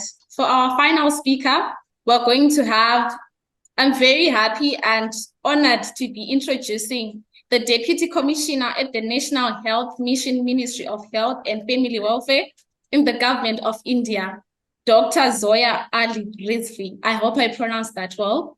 Who is going to tell us about how India is listening to young people and their needs when it comes to comprehensive sexuality education. Dr. Zoya, the platform is yours. Yeah, thank you, Kimberly. It was you pronounced it beautifully. That's the way it is pronounced. So thank you so much. So I would just like to mention about what Government of India is doing. I think as a government, we are actually listening to the young people, whether we are accessing them through the platforms of schools or communities or even facilities. So we are one of the countries who already is implementing a national adolescent health program that is young people, and we have trained our medical officers and auxiliary nurse midwives, the ANMs, and the counselors to talk about the importance of sexual reproductive health. SRH being a very important part of young people, as I've been listening also, every young person who's accessing our adolescent-friendly clinics, and we have more than 7,800 across our country. We are home to more than 253 million adolescents in our country, and this number also is not enough. So every year we are adding the number of adolescent-friendly clinics where our trained healthcare providers are able to talk about various issues, including sexuality, including gender problems, including access to safe services, whether it is access to napkins, or whether it is access to safe contraception, sorry, or it is access to safe spaces. So that is how we are training a lot of our healthcare providers. But that is one part. Second part also is that within the community and within schools, we are creating what we call the peer educators, because we realize that young people are often affected by, supported by, and also helped by their own peers. So once these selected peer educators are also trained on various issues of sexual reproductive health, of nutrition, of prevention of non-communicable diseases, of sexuality, of keeping themselves safe away from violence, gender-based violence, and of course, issues of mental health. So this is something, because we realize that health is an umbrella, which if you're including sexuality education, everything else has to come hand in hand, because information regarding every other health also is related to sexuality. So it's important to see a young person with all the other issues which may affect him, her, or them. So with that, the peer educators are selected, and we have more than 250,000 peer educators across our country. And these young people, whether in school or out of school, are trained over about 6 days with the help of the ANMs, the auxiliary nurse midwives, and supported by the counselors. So that is something else which is happening. And third thing which we are also doing regarding access to comprehensive sexuality education information is working with schools. Because as a government, we have realized is that about 7 to 8 hours every day a child is in school. So we are sensitizing, orienting school principals and training school teachers over 4 days on various health issues. Out of them, important part is, of course, access to and information on safe sexual reproductive health. So that is something which we realize that if teachers start talking about it, things will become kind of normalized for the young child to begin in schools, and from schools back to home, and from home into the community. So that, I think, is the kind of linkage which we are looking at.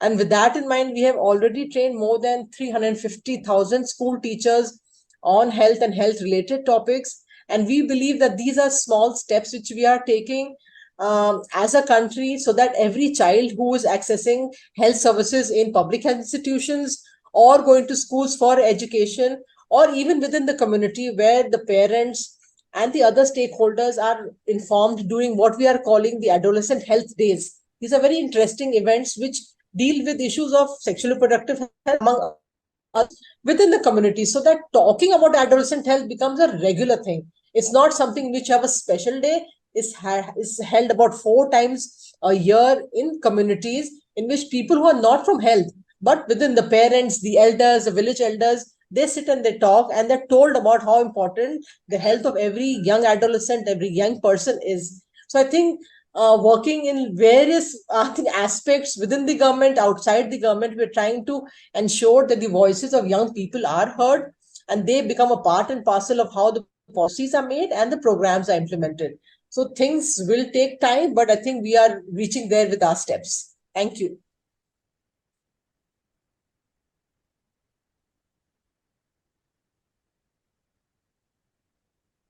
Thank you very much, Dr. Zoyali Rizvi. It's such a proud moment for me, being a young person from India, to reflect on India's profound commitment to the well-being and education of its youth.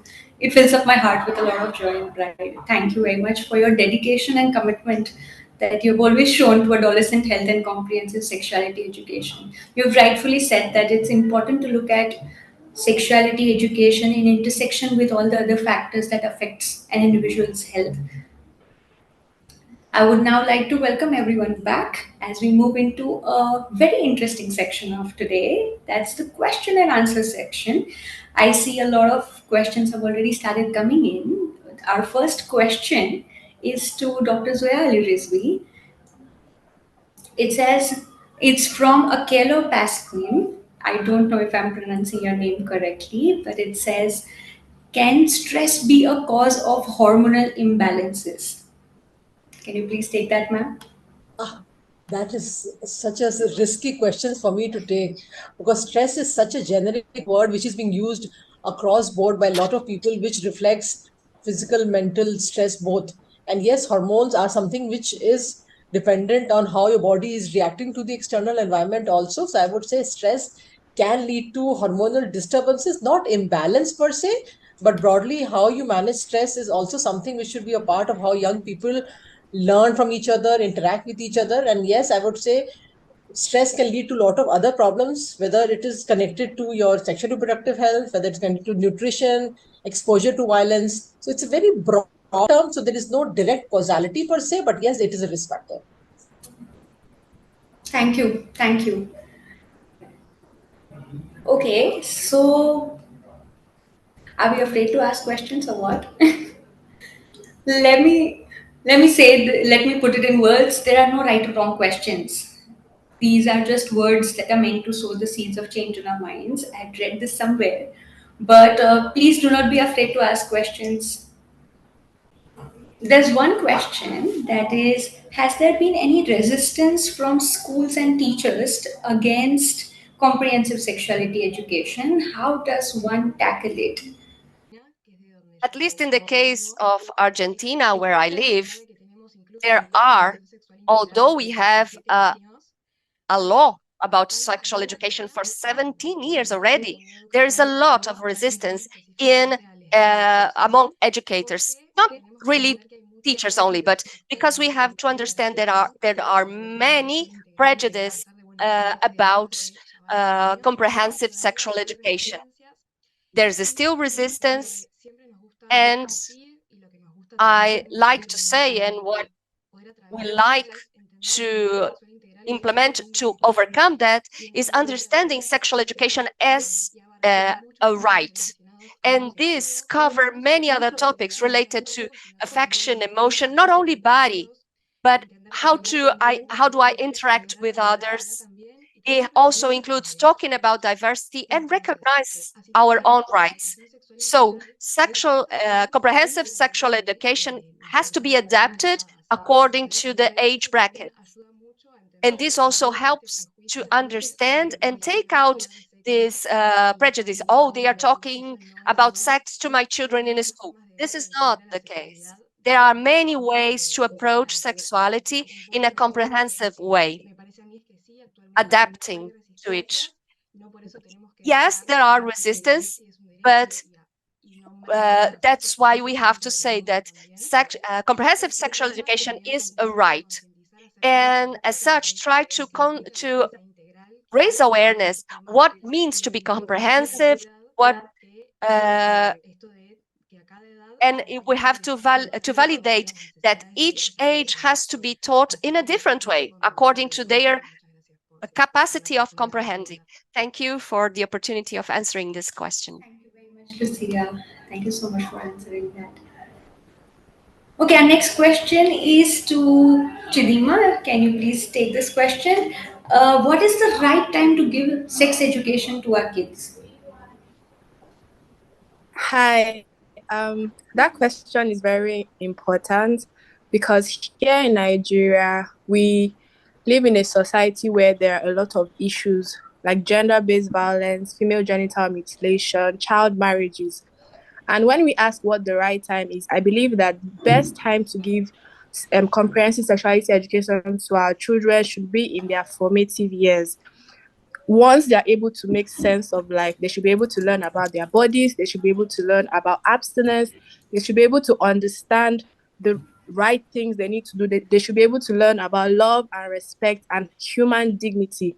When they're able to do that, they're able to stand up and speak up for themselves. When they see something happening to somebody else that is wrong, for instance, there's sexual harassment happening here and there, and people don't understand what sexual harassment is because they don't know. If the children are able to learn about themselves, learn about bodily autonomy, when they go out in schools, they go out in the society, they're able to speak up when something goes wrong. They're able to talk back to their parents, talk back to older people and say, this is what I've seen. And they can be able to profess solutions to them. Age-appropriate information is important for children, and their formative years are the best years because they're able to take information and they're able to then filter those information as they grow older. Thank you. Thank you very much. You've rightly put it in words that comprehensive sexuality is for individuals across different age groups, and it's supposed to address all the specific needs and concerns that come with it. Our next question is to Gary. Can you please take this question? I think it'd be interesting to know that if you have some good examples of how to get parents on board with comprehensive sexuality education. Yeah, sure. Thanks for the question. From some of our projects that we've done at YLab, something we always keep in mind is to ensure that we include parents right from the beginning of the project. That way they feel, first of all, really included in the solution themselves, but they also get to see the reality, what the reality is on the ground. And when they get to see the numbers, when they get to see what's really happening to young people out there, they are then more likely to also be involved, to also be supportive, and to really be willing to engage in CSE with their kids, but also to support any and all programs that we bring on board. A mistake we don't want to make is to make parents think that we want to we do things in silos and want them to implement them to some without really involving them. They want to feel involved.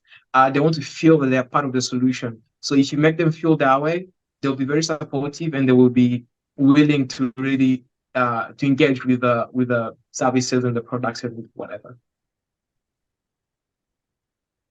Thank you very much, Gary. I think it's very important to take people along in this process as we all are learning, and especially it's difficult for our parents as well because they belong to a different generation. And which is why I think I'm going to take another question and I'm going to go to Joshua. Have you experienced any difficulty? What has been the response of parents in teaching and talking about comprehensive sexuality education? Thank you, Bob. I think one of the main issues to do with parents being shy of initiating education. I'm sorry, Joshua, but your voice isn't clear. Could you please try speaking again? Hear me now. Okay, no worries. We will go back to you, Gary, since you have already spoken about how can we take parents along, and we are going to come back to Joshua with another question in a while. Gary, could you please take this question and shed some light on what has been some of your experiences in taking the parents along?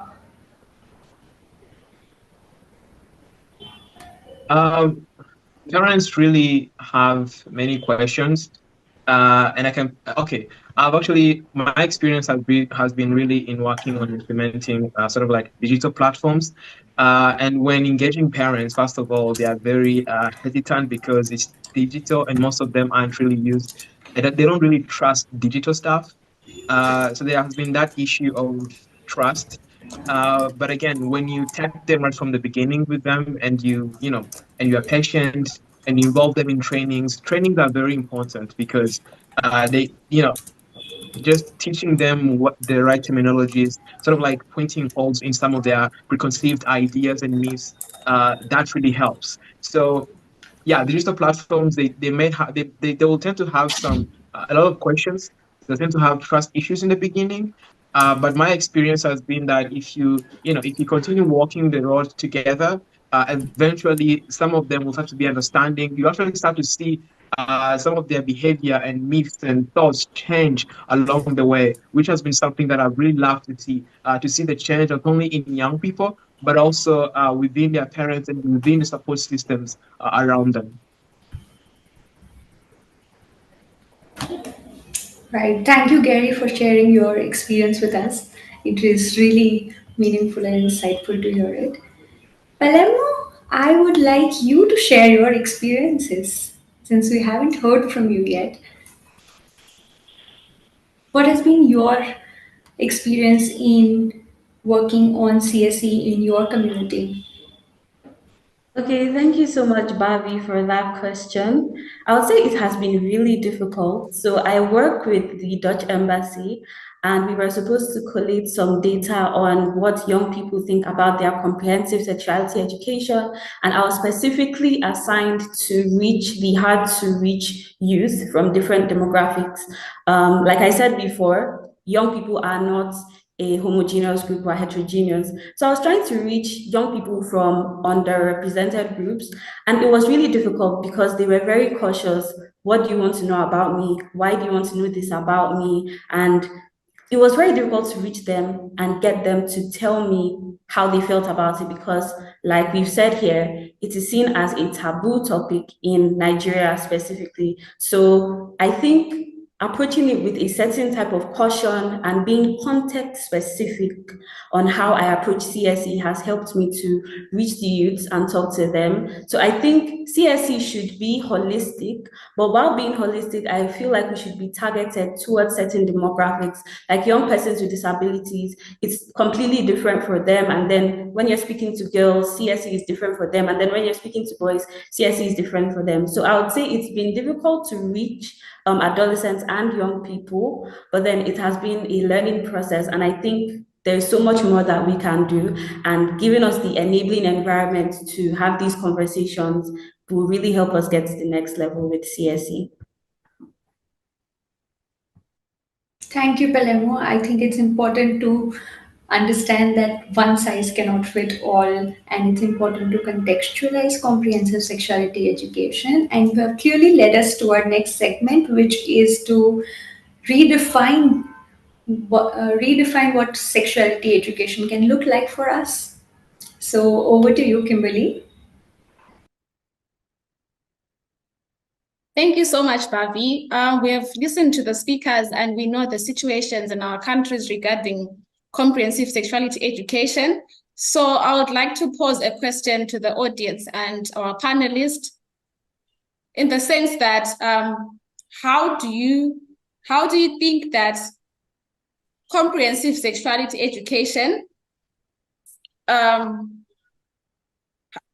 right, we have listened to the speakers, and as we listen to the speakers, the question that I want to ask you is, what single action will you take in terms of improving the situation with comprehensive sexuality education in your country?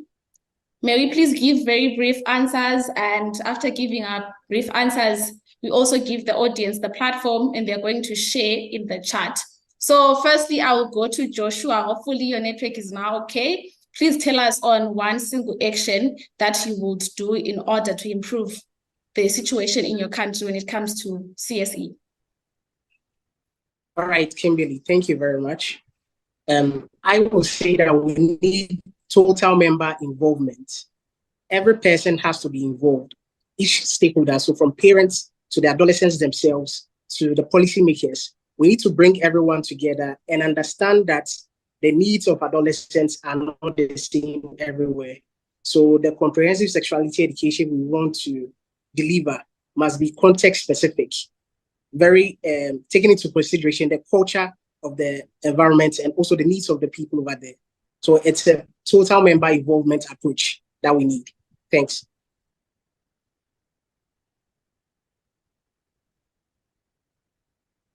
Thank you so much, Joshua. And from now, we're going to go back to Pelemo. Pelemo, what single action would you take? Okay, thank you so much. So I'm a creative, I'm a poet, and I think the media is a huge tool to help to spread awareness, and also it can make or mar a certain topic. And I think CSE has been pushed by the media in a certain way that makes parents and other people scared of the topic.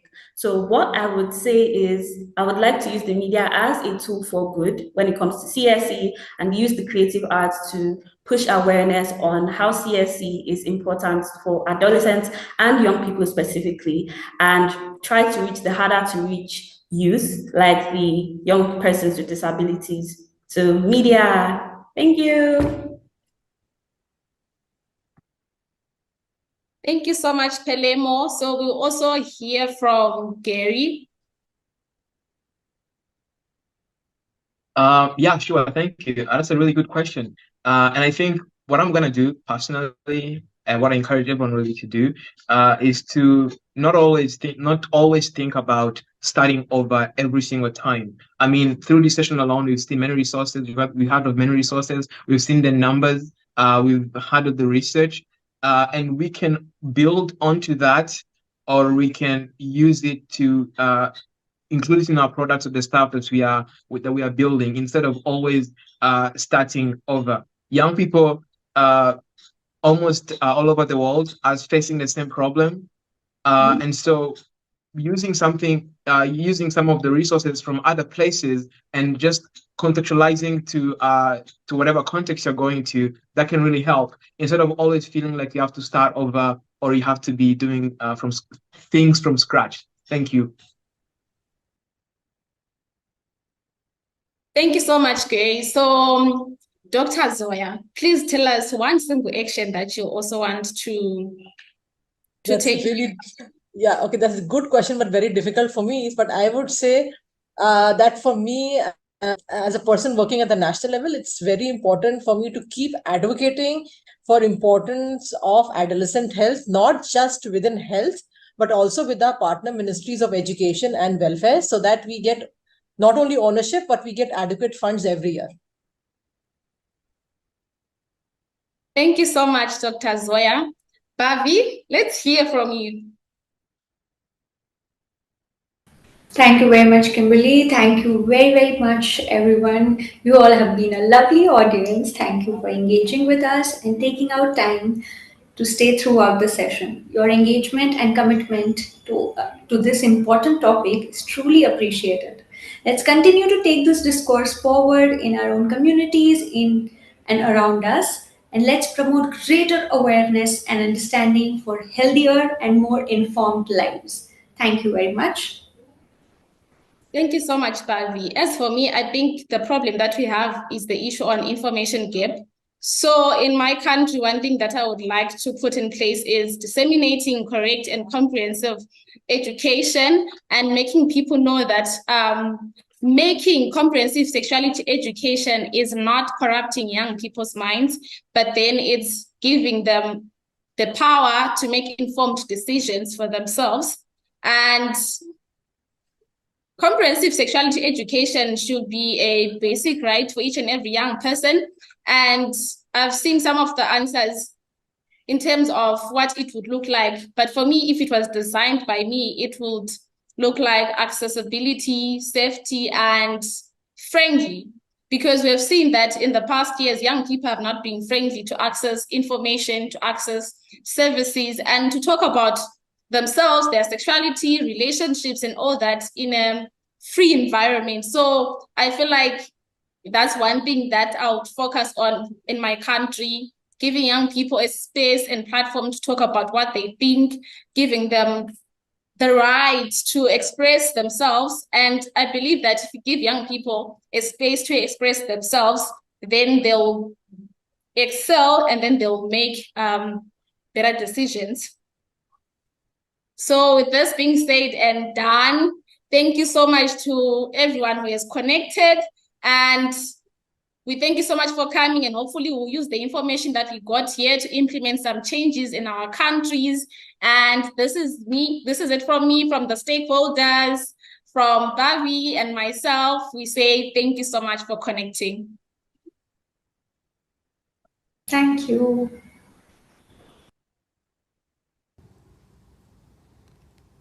Hello, everyone. Another excellent session just gone on universal healthcare. And it's great to hear from the young activists and organizations as well. Definitely, Degra. I think it's always important to think around how these high-level commitments can really advance the health and well-being of young people and adolescents. The same for the sexuality education session. What always sticks out for me is the number of young people who are demanding information and knowledge about their health and their rights. And now for a session called Embracing Sexual and Gender Diversity in Sexual and Reproductive Health, LGBTQI+, Adolescents and Young People in the Way. And another called Periods Are Bloody Important, Learning from Menstrual Health Interventions. Both of these, as you'll see, lead into the core elements of sexuality education. Absolutely. And now we have a message from the amazing Eglantina Zing. Now, she is the founder of Go Leodoras. So her story is coming up. And there's also a short skit by a comedian who is huge in Nigeria and beyond. Now, her name is Tauma, and she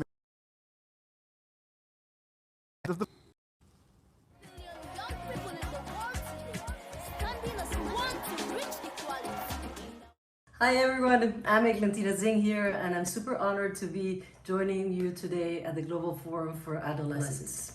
I want to share with you a little story. Perhaps it's something that inspires you, motivates you, or make you just as me, that I'm just a troublemaker, a trailblazer, a person that is super hard to make her sit down and just watch things happen. I will like change. I'm sure that we can all ask, and our biggest mission in this life is to ask each other, how can we contribute to making this world a better place? So my story goes, I grew up in the Venezuelan Amazon, and my father is an explorer. I have no tattoos, but a bunch of scars from a jaguar, a crocodile, piranhas.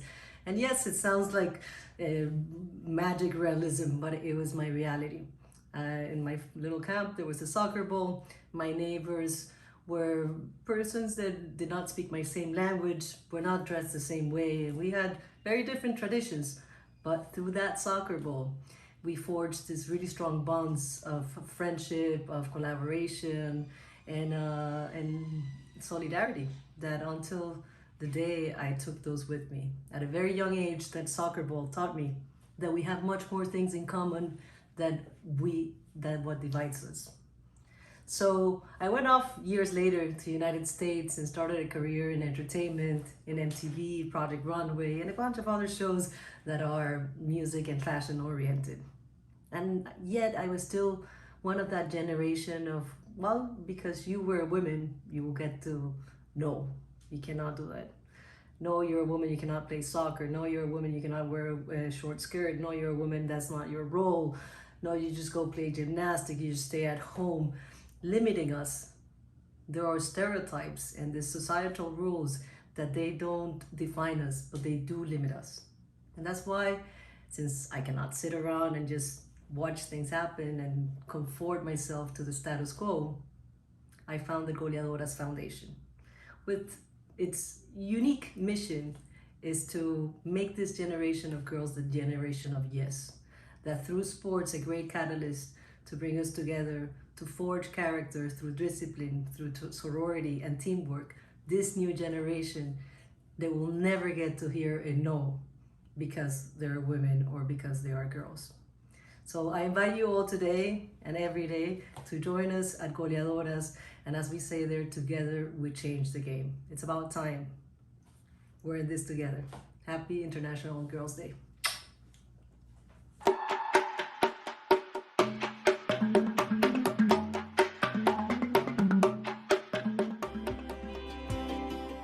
Young people from the marginalized groups and key populations are the most at risk of HIV infection. Now, imagine a world where no one is left behind. U-Tests offer a unique solution to make that exact thing happen.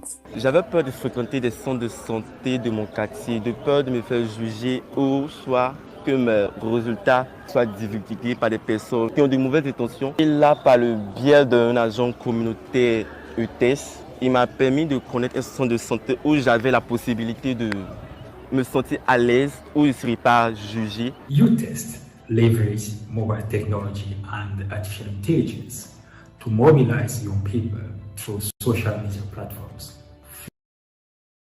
and link them to geolocalized health services which are friendly to them.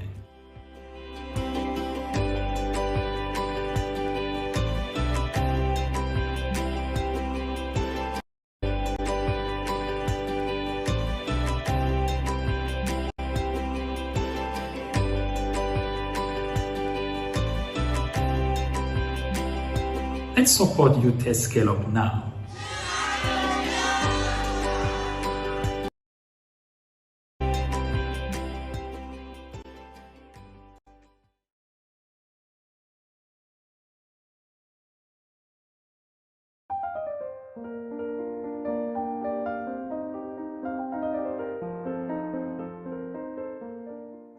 女士们、先生们，大家晚上好！您现在收看的是凡恩安南的首届国际交流线上论坛之青少年健康。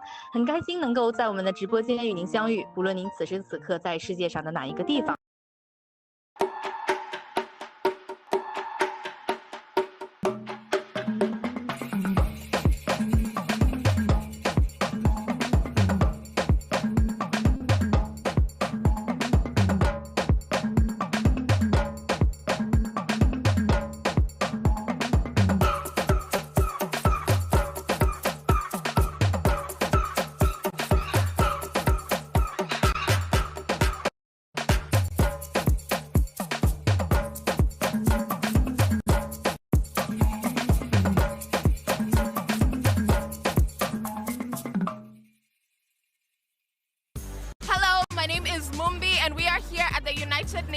In Geneva, getting your voices heard, and that's so I'm curious.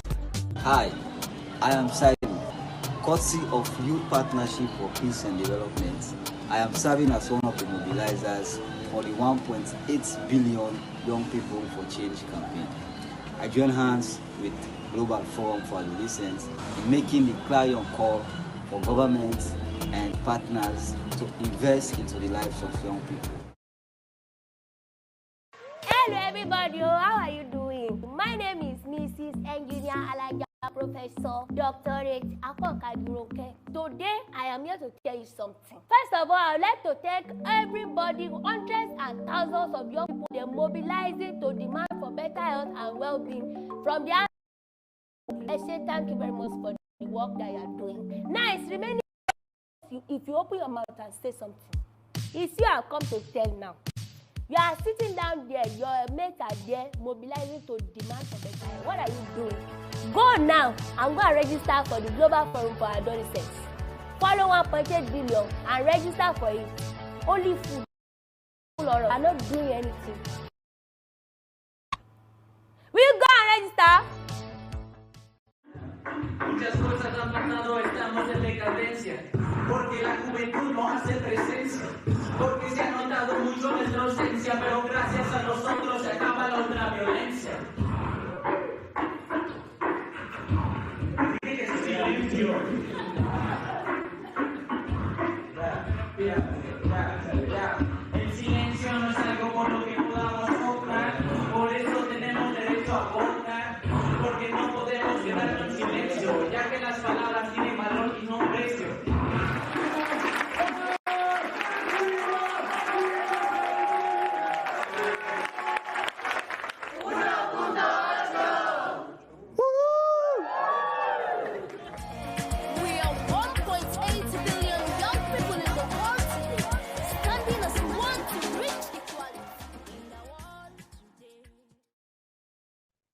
Hello, everyone. We are at day 2 of the Global Forum for Adolescents, and I'd like to welcome you all to this session. Periods are bloody important, learnings from menstrual health interventions in school and community settings in low to middle income countries. Thank you all for joining from all around the world, and please stick with us to the end. My name is Liz from Cameroon, and I'm a youth mobilizer and also one of the organizers of the GFA, and I'll be your moderator for this session.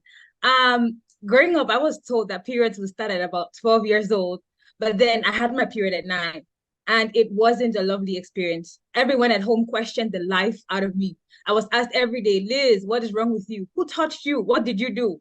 And all of that went on for like 3 straight days as I bled in my underwear. There was so much shame, confusion, isolation. I felt so dirty. I even thought I would not go to school anymore because I did not want to see people.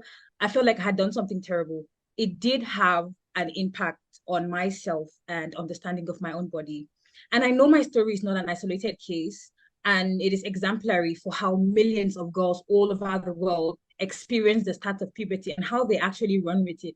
And so we are here today because we need to raise our voices and say menstrual health and hygiene should not be an afterthought, because it is fundamental to the well-being and empowerment of girls and women.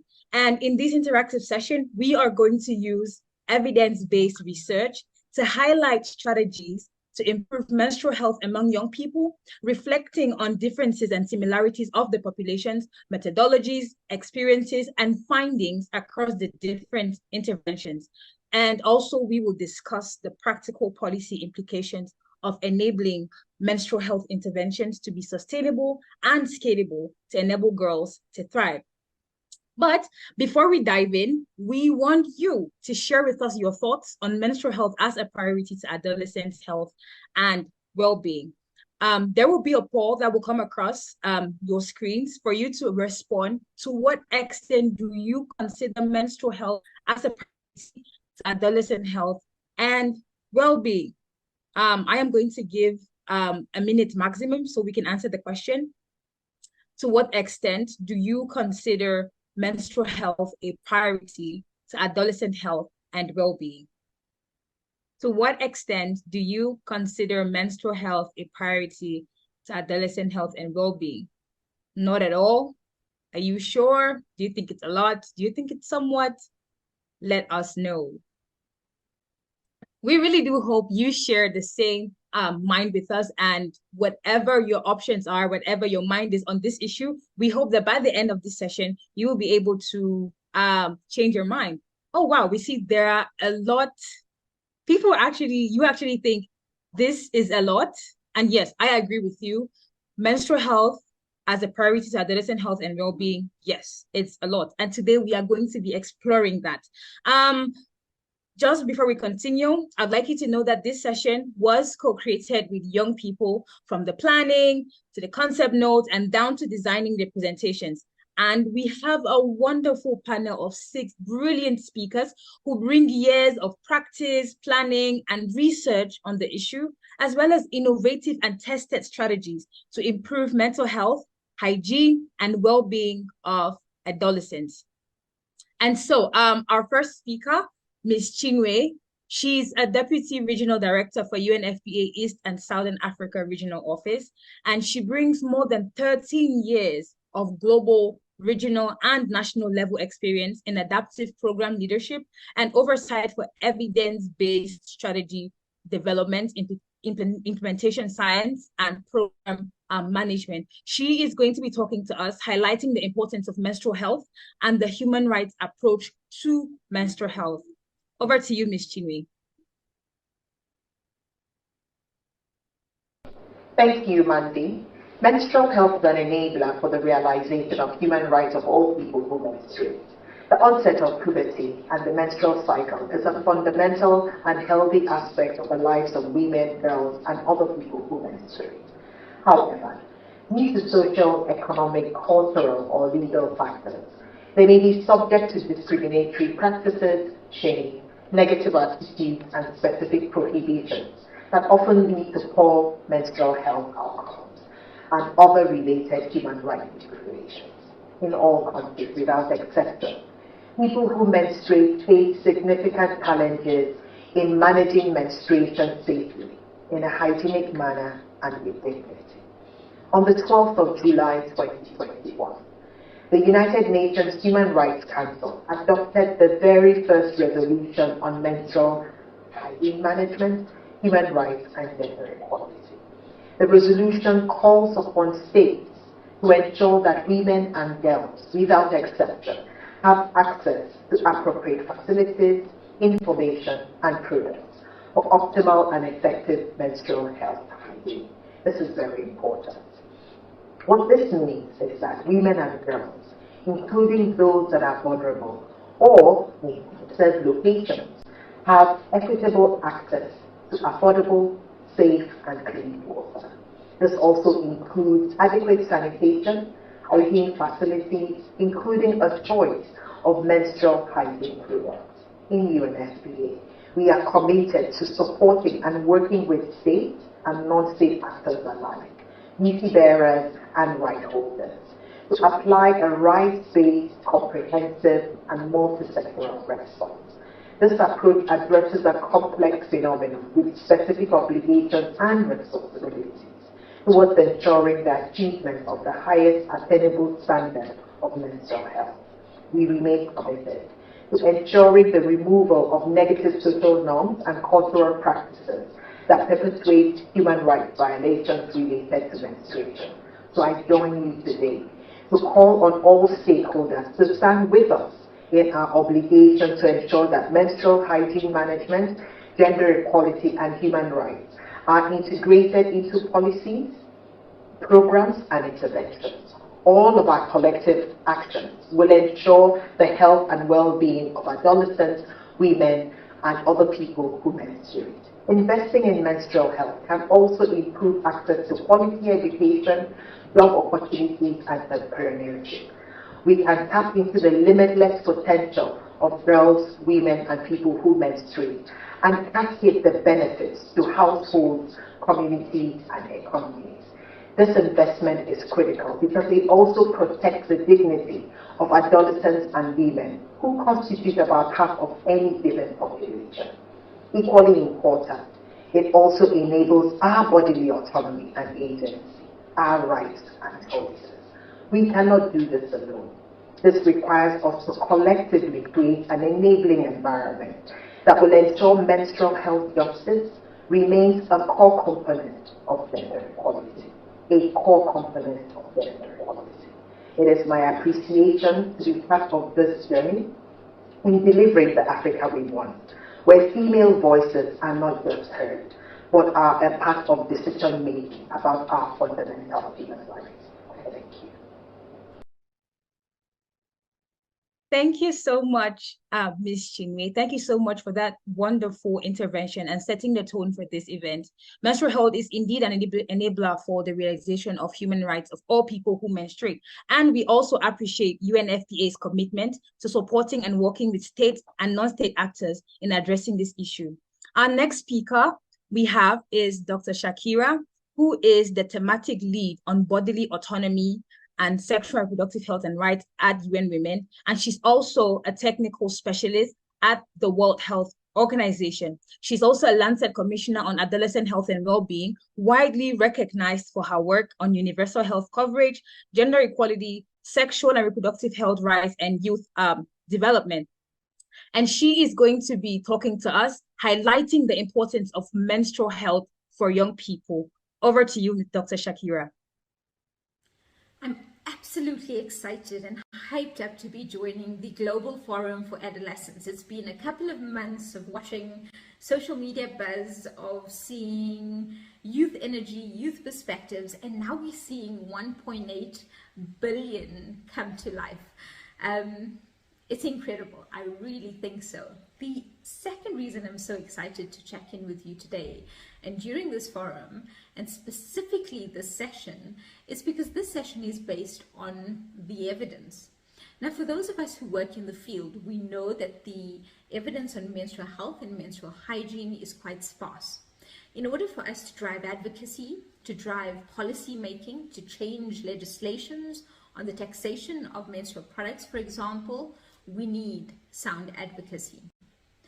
Before I jump into a little bit about what the Action Coalition on Bodily Autonomy and SRHR convened by UN Women is about, I wanted to take a step back. And something came to my mind from 20 odd years ago, and it's a personal story. And so I actually grew up in a very disadvantaged background, in a very disadvantaged home. And when my menstruation had commenced, my mom had been great. She went out to the supermarket and she got me a pack of menstrual pads.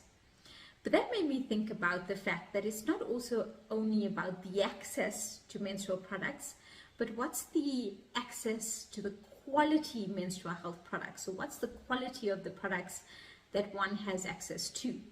So I don't know all across the world what different brands they are, but essentially this pack that I had wasn't, the expensive brands. It wasn't the Always or the Kotex, for example. It was a cheaper version. And if I recall, I think I went through that pack probably in a few hours because it couldn't hold the menstrual blood. And it was just a really cheap product. I was, however, quite fortunate, which is different to other women and girls across the world, is that my sisters were employed and they would use a portion of their earnings to support me. And what they would do is also purchase menstrual products for me. And so that just got me thinking for this discussion. It's also about the advocacy to the access to quality menstrual products, not just menstrual products. In our Action Coalition on Bodily Autonomy and SRHR, we work on things which are so closely linked and connected to menstrual health, and that includes changing social norms, tackling stigma, reaching women and girls, because we know that it's an issue of gender equality, it's an issue of economic empowerment. We also work on changing legislation. Where it gets really exciting is those commitment makers who are working on menstrual health. And we have the likes of girl-led organizations. We have organizations who are driving innovations like mobile applications on period tracking, for example. And we also have the likes of Wash United, who is spearheading the work on Menstrual Health Day on the 28th of May each year. And their commitment is actually to reach 500 young people all across the world. Their programming is really keen on focusing on supporting youth and building awareness and breaking stigma. But I think what's the most exciting that we're seeing, which is a microcosm of young people's agency, is this on menstrual health. And the reason I say this is whether it's in different gatherings all across the world, or whether it's also been, different consultations we've held, something that's been universal among adolescents, irrespective of where they're from and their different characteristics, is that they have placed menstrual health top of the agenda. That's number one. Number two is that these adolescents are fighting by themselves with almost no resources. And I think that is something for us to harness and to build on. And by this I mean, and I jotted down the names because I don't remember them all, but we have the likes of Maya Abdel Wahab, and another colleague, Sore, who worked in the United States. They're aged between 16 and 17 years old. During the COVID pandemic, we saw that girls' school was disrupted, and so the provision of menstrual products was also disrupted in the US. And they eventually got the attention of the senators to help provide these products during the pandemic. And these are young women, 16 and 17 years old. We have Helena Branco, who's 18, from Brazil, And she caught the attention of legislators dropping the taxation on menstrual products. That's 16, 17, 18 different parts of the world. We see young women being inspired to take up the fight, to change things. And they, for example, are based in Indonesia, South Africa. They've started up their own organizations like, and again, I have the name, it's Always Blood Sisters. And I also frequently support and watch the content of organizations like My Period is Awesome. And so, again, menstrual health is top of the agenda of young women. And these young women are mobilizing. They're starting organizations. They're pushing decision makers. They're getting the attention of decision makers. And they're shifting things. And so I think this is a good story for us to tell in our generation. It's also one for us to build on. And 3, it's one for us to support massively. Again, these young women are doing so out of their own accord. Imagine if we were to invest in them, if we were to support them, and if we were to help bring all of these efforts collectively together, we would see, I think, a very different world, and we would be able to build on not just menstrual health, but young people's activism for all parts of health, for all parts of society.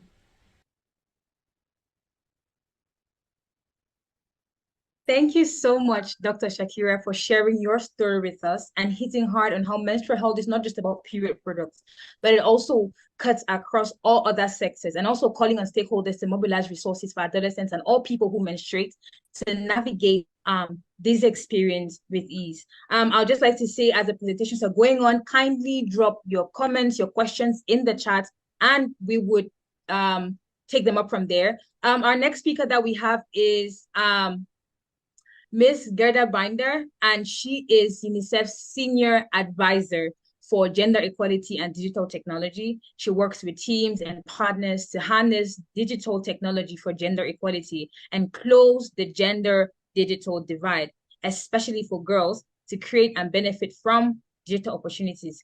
She is also the initiator and global lead of OKI, UNICEF's Girl Tech flagship on menstrual health and period tracking, a mobile app co-created with and for adolescent girls in low and middle income countries. She is going to be talking to us, giving us an overview of the period application co-creation and highlighting reflections and lived experiences. Over to you, Ms. Gerda. Welcome to OKI. I'm Gerda from the UNICEF team. I'm happy to be here today and share more about the development of OKI, a mobile menstruation app and period tracker that was created with and for adolescent girls. We started this initiative about 5 years ago because girls all over the world told us they have so many questions about what is happening to their bodies when they start puberty and periods. But menstruation is still such a taboo, and it is difficult for them to find trustworthy, quality information. So we spent months talking to girls. We engaged with more than 400 in Mongolia and Indonesia in a co-creation and design process for a solution that would meet their needs and wants and their realities. And the results were amazing. Girls discussed their barriers to menstruation, to menstrual health information. They shared ideas how to break the taboo, and they crafted mock-ups. Girls informed everything from technical specifications and features to the look and feel. They also chose the name OKI, a fun, made-up word. Girls wanted to make learning about periods and puberty engaging and positive, and ensure that they also reach the most marginalized. As a result, OKI is digitally inclusive, easy to navigate, has tutorials, fully functions offline, takes little storage on devices that girls have access to, accommodates phone sharing, and it has highest data protection and privacy. It is entirely free without ads. In each country, the OKI content and design gets localized by girls and partners to suit their context, languages, and requirements. Local OKI versions are live in 11 countries around the world, and more are coming online soon. Now I invite you to watch a few video clips about OKI and what girls have to say about it. Thank you. Hi, welcome to Aki, a period tracker app for girls like you. My name is Ari. Use Aki to get to know you by tracking what's going on with your body and mood every month, and learn about periods in fun ways. Create an account and choose an Aki friend like me to accompany you. We are here for you every step of the way. This is your monthly menstruation cycle. Each shape is a day of the month, and this number is your personal countdown. It shows how many days until your next period, or how many days left of your current period. Track your mood, period flow, body, and activities with emojis on the daily cards. Write in your private diary card. Test your knowledge and take fun quizzes. Check out your calendar and see your whole month at a glance. And check out the Aki menstruation and puberty information to learn new things about your body and health. And don't forget to send me some love. Welcome, friend, to Aki. For girls, by girls, period.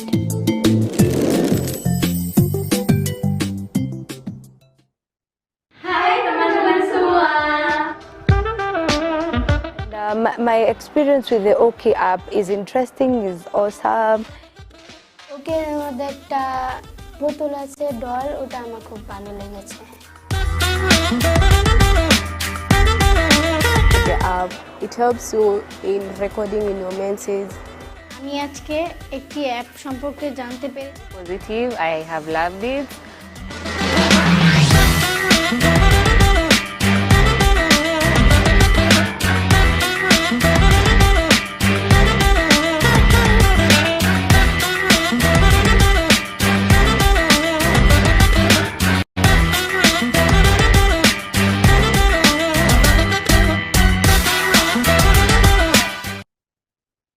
Mazuri karibia kuanza.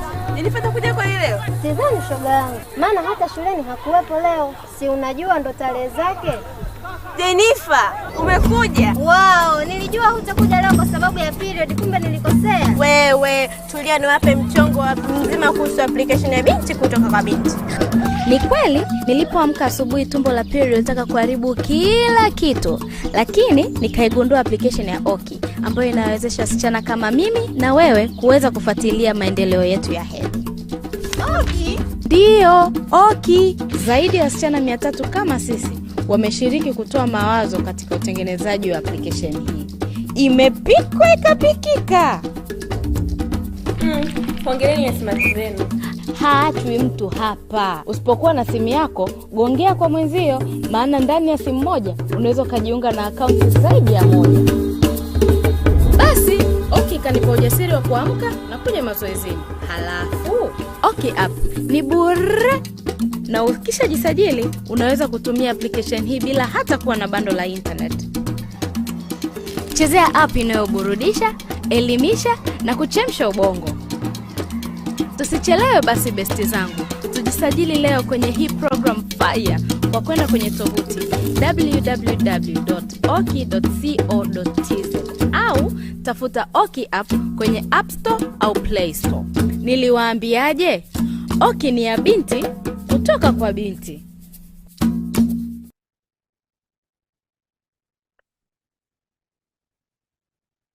Oh, wow, that was amazing. Thank you so much, Ms. Gerda. When I look at that, I just couldn't help telling myself, this is what 9-year-old me needed.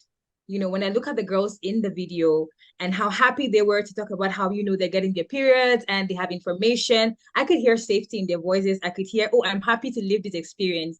And when I think about it, I really did not want to be put in front of my mom, my grandma, my dad, and all of my cousins asking me, what did you do? What is wrong with you? Who touched you? You know? And I think when we say we need all hands on deck, we need all sectors to come on board to ensure that girls experience and navigate this particular issue with joy and safety. This is technology, and it is helping girls to feel safe and have information. I just wanted to have, the app on my tablet, sitting in my room, just scrolling through the questions and finding out what is happening to my body, and not having to, think about isolating myself or getting a drug that will stop the blood forever. And I really think that is something that is, when we say this menstrual health affects the overall well-being of adolescent girls and young women, it is not just about blood in at a specific time of the month.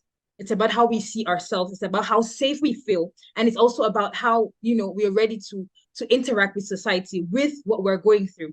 Thank you so much, Ms. Gerda. And we appreciate the work you all are doing with Oki. Our next speaker that we have is Mr. Dennis, who is a behavioral social scientist and public health practitioner, focusing on menstrual health, uptake of sexual and reproductive health services among adolescents and young people. He's currently the acting lead, social scientist and project team leader on the meniscus trial, which seeks to evaluate whether a menstrual health intervention improves educational attainment and reduces mental health symptoms among girls in 60 secondary schools in Uganda. Evidence, people. So he's going to talk to us about giving us an overview of menstrual health interventions, schooling, and mental health symptoms among Ugandan students, that is meniscus, a school-based cluster randomized trial. Over to you, Mr. Dennis. Hello, everyone. In my presentation, I'll talk about menstrual health interventions, schooling, and mental health symptoms among Ugandan students, meniscus, a school-based cluster randomized trial. Meniscus is an ongoing menstrual health project aimed to develop, implement, and now evaluate a multi-component menstrual health intervention in Ugandan secondary schools. It's being conducted in 60 schools with nearly 4,000 girls enrolled. We are also looking at outcomes in boys, and they are key part of the intervention. Nearly 900 boys have been enrolled. Meniscus started in 2015 with a mixed method formative study to understand menstrual health needs of secondary students in Wakiso. Results indicated that menstruation was strongly associated with school attendance, and most girls reported pain, fear of linking blood, and privacy as the main reasons for missing school during their period. The majority of the girls reported being able to afford disposable pads in this peri-urban setting. There was also substantial fear of embarrassment and teasing. So the results from meniscus 1 informed the development of an intervention, meniscus 2, which was successfully piloted in 2 schools. And it was found to be acceptable and feasible to deliver, and also potentially effective in improving knowledge and management of menstruation.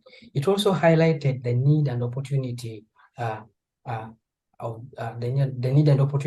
to improve schools' ownership of the intervention. So the results for meniscus 2 showed that a school-based intervention, which addresses both the physical and psychosocial barriers to menstrual health, has the potential to improve the girls' education and the well-being. So that brings us now to our meniscus trial, which is a cluster randomized trial to evaluate the impact of meniscus intervention.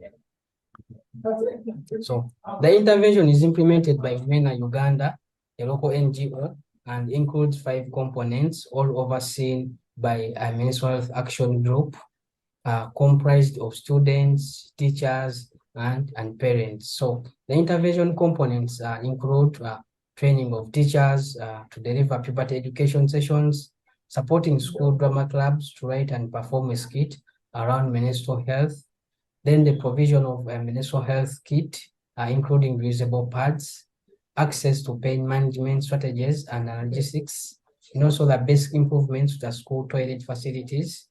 So that intervention encompasses more than products and information. And this is an effort to create a physical and social environment conducive to improving self-efficacy, learning, and ability to achieve good menstrual health.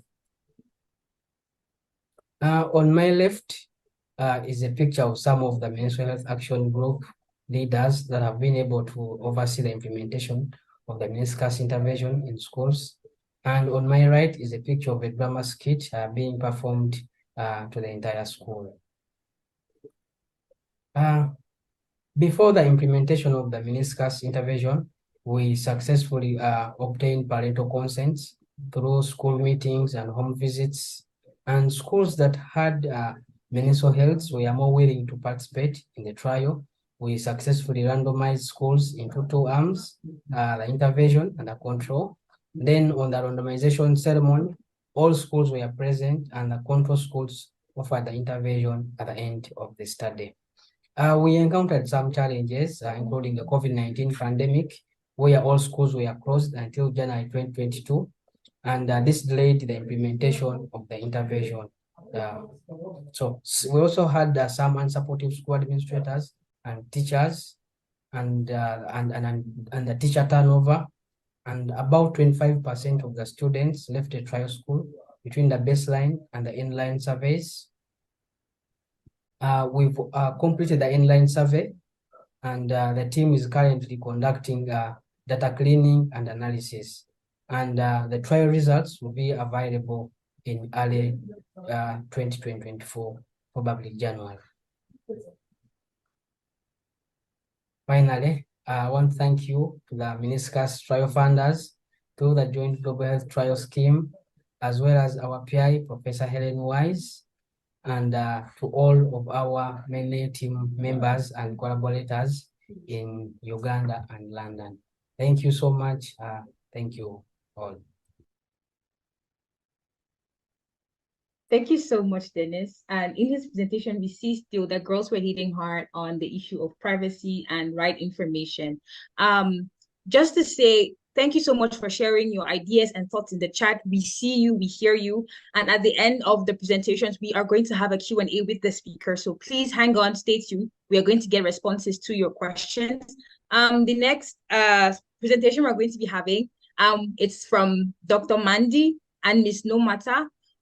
Dr. Mandy is a public health specialist and postdoctoral research fellow with a research focus on menstrual health, adolescent sexual and reproductive health service delivery, and public engagement. She's a Reckitt Global Hygiene Institute postdoctoral fellow leading an innovative project that is focusing on women and menstruation across the life course and the co-creation of a menstrual health toolkit with women, healthcare providers, and other relevant stakeholders in rural and urban communities across Zimbabwe. And then Ms. Nomata is a mental health enthusiast and counselor, a development practitioner, and a co-founder of a youth-led organization, Runyararo Peace for Development Program, that focuses on mental health for youth in Zimbabwe. And together they will give us a presentation investigating the acceptability, uptake, and effectiveness of a menstrual health intervention among young women in Zimbabwe. Over to you, Dr. Mandy and Ms. Nomata.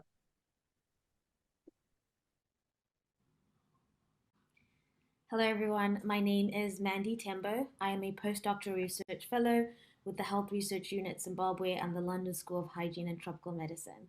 And I'll be presenting on a menstrual health study that was conducted in Zimbabwe, and it looked at the acceptability and effectiveness of a menstrual health intervention amongst young women in Zimbabwe. We conducted a cluster randomized trial called CHIEDZA, which stands for Community-Based Interventions to Improve HIV Outcomes in Youth. The trial aimed to investigate the impact of providing an integrated package of HIV and SRH services in a community-based setting to youth on HIV outcomes. We hypothesized that a one-stop shop to deliver integrated services in a non-health facility setting would improve engagement and uptake by young people. CHIEDZA was conducted in 3 provinces of Zimbabwe, with 8 clusters in each province. Clusters were randomized to receiving either the CHIEDZA intervention, which was the intervention arm, or a standard of care that is existing services called the control arm. Services were offered once a week from a community center in the intervention cluster by a multidisciplinary team of CHIEDZA nurses, community health workers, youth workers, and counselors over 30 months. The package of services we offered included HIV testing, initiation of ART and follow-up treatment, adherence support, including CAPS groups, which were treatment support groups for youth living with HIV. In addition, we also offered contraception, specially designed condoms, management of STIs, general health counseling, and of course, menstrual health. Referral to additional health services were also offered to participants as needed. For the menstrual health study, we provided a choice of menstrual products between reusable pads and the menstrual cup, menstrual health information in the form of a Your Period pamphlet, which answered frequently asked questions around menstrual health and the different products that we had on offer, analgesics in the form of paracetamol or ibuprofen, and other sessions such as menstrual health sessions that were done in public spaces that included both young men and women. Specifically, the aim of the menstrual health study was to investigate the uptake, acceptability, and effectiveness of intervention. We wanted to understand existing knowledge levels, perceptions, and practices around menstrual health amongst young women, and then to co-design and pilot a menstrual health intervention within Chienza. Looking at menstrual product choice, we wanted to understand informed menstrual product choice, and if there was continued or discontinued use of the product over time. We also wanted to understand the patterns of use. Were women using more than one product at the time? Was there a certain product that women chose to use on a heavy day versus a light day? We wanted to investigate the effect of the intervention on knowledge, perceptions, and practices. And lastly, to look at the acceptability of the intervention from the perspective of the participants, but also the Chienza intervention team that was implementing the intervention. Using qualitative methods such as focus group discussions and in-depth interviews with our participants as well as our providers, and quantitative methods such as the analysis of pre-post questionnaire data, period tracking data, as well as service uptake data, we were able to find the following. Overall, there's a huge unmet need for menstrual health products, pain medication, and general information and support. We found that having an intervention that provided information and support, that invited young women to talk about different products and to be able to come back when they needed further advice on how to use those products, and providing pain medication as well as products to choose, improved menstrual health knowledge, perceptions, and practices over time. We also found that it was extremely important to not only address the menstrual health needs of the participants we were working with, but as far as possible also work on destigmatizing menstrual health and breaking taboos within the community as well. Community engagement seemed to be key to any sustainable and meaningful change when it came to practices and experiences. For example, a participant could come to our service, be willing to try out something as new and novel in the community as a menstrual cup, but once they left our service, they would be met with a lot of stigma around using unsuitable products, and we had many of our participants having to bring back their product because it was not approved by someone older in their community or at home. We also found that the menstrual health service was a really, really effective way of engaging with young women. And so when we're looking at interventions that integrated sexual reproductive health interventions, using menstrual health as a pull or as a hook to bring in young women, something that should be considered. So what does this mean more? Addressing young women's health needs to use an integrated approach that includes menstrual health within SRH service provision. And when doing so, it is important that that menstrual health intervention is multi-component. Where possible, it should include choice, and it is very important that it addresses pain as well. And lastly, destigmatizing menstrual health and shifting social norms takes time and also requires community buy-in. Now we're going to hear from No Matter, who was one of our providers as part of the Chienza team.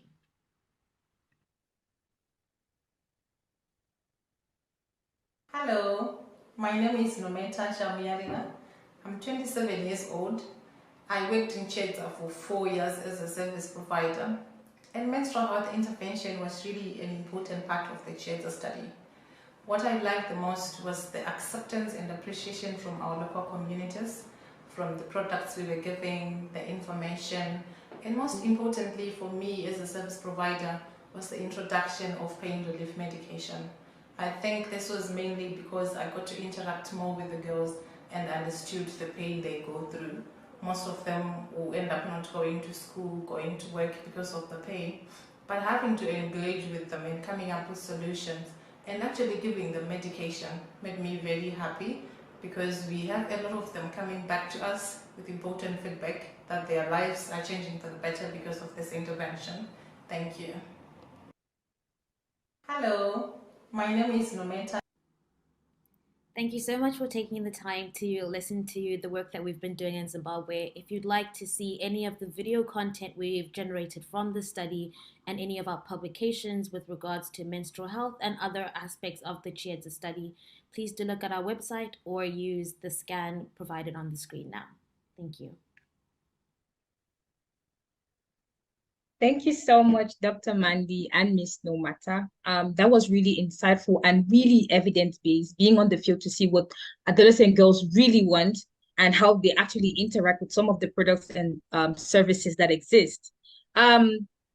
We will be having another presentation from Dr. Jane, who is an assistant professor focusing on disability at the London School of Hygiene and Tropical Medicine. She's currently leading research to strengthen evidence about how climate hazards affect mental health and well-being of people with disabilities through risks to water, hygiene, sanitation, and co-develop principles for climate-resilient, inclusive wash interventions in Bangladesh. She will be talking to us, doing a presentation about menstrual health of persons with disabilities and strategies to improve mental health for young people with intellectual disabilities in humanitarian emergencies. Over to you, Dr. Jane. Hello, my presentation is called Improving Menstrual Health for Adolescents and Disabilities During Humanitarian Emergencies. So 1 in 6 people globally have a disability, and 80% of those people live in low middle income countries where there is a lack of access to water and sanitation and health and hygiene services. A vast majority of these people with disabilities will have invisible disabilities. So this might be visual impairment, hearing loss, cognitive impairment such as autism or Asperger's syndrome. But many menstrual health interventions that focus on disability inclusion only consider improving the accessibility of water and sanitation infrastructure for people with physical disabilities. Now that is very important, but it's not the sole, it's not the complete picture of menstrual health interventions. About 119 million adults with disabilities rely on caregivers. And this is really important because some caregivers need guidance to understand how to support another person to achieve menstrual health. The photo on the slide is of children and a woman in a wheelchair surrounding a tap, and they're washing their hands with soap and water. Adolescents with disabilities face additional challenges to achieving menstrual health.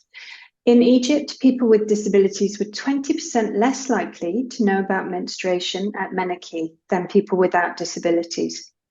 In Vanuatu, people with disabilities are nearly twice as likely to miss out on social activities and 3 times more likely to eat on their own than those without disabilities during menstruation.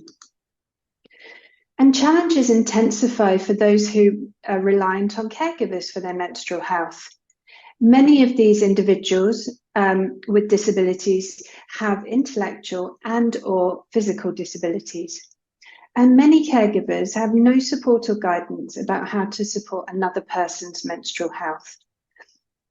And because of disability and menstrual stigma, which includes a lack of appropriate menstrual materials, caregivers can resort to physically restraining people, isolating them, and even sterilization. There's a growing recognition that menstrual health is a fundamental part of humanitarian responses, yet people with disabilities, especially those with intellectual disabilities, are inadequately considered in delivering such efforts. So moving on to the study that I've been working on, which is in Vanuatu. Vanuatu is an island state in the Western Pacific, and it regularly experiences natural disasters. So for example, in March this year, Vanuatu was hit by twin cyclones and a 6.5 magnitude earthquake within days of each other. So World Vision Vanuatu and I developed the Ve Vanua campaign. Now it's a menstrual health intervention for people with intellectual disabilities and their caregivers for the emergency setting in Vanuatu. It aims to support people with intellectual disabilities and their caregivers to understand what menstruation is, how to manage it, and how to prepare for menstruation during emergencies. And the campaign was delivered to 30 women and girls with disabilities and 35 of their caregivers. And the intervention includes a Ve Vanua doll that people with disabilities can practice changing and disposing of the menstrual material. We also developed a visual story, and some of the images from that story are included on the slide.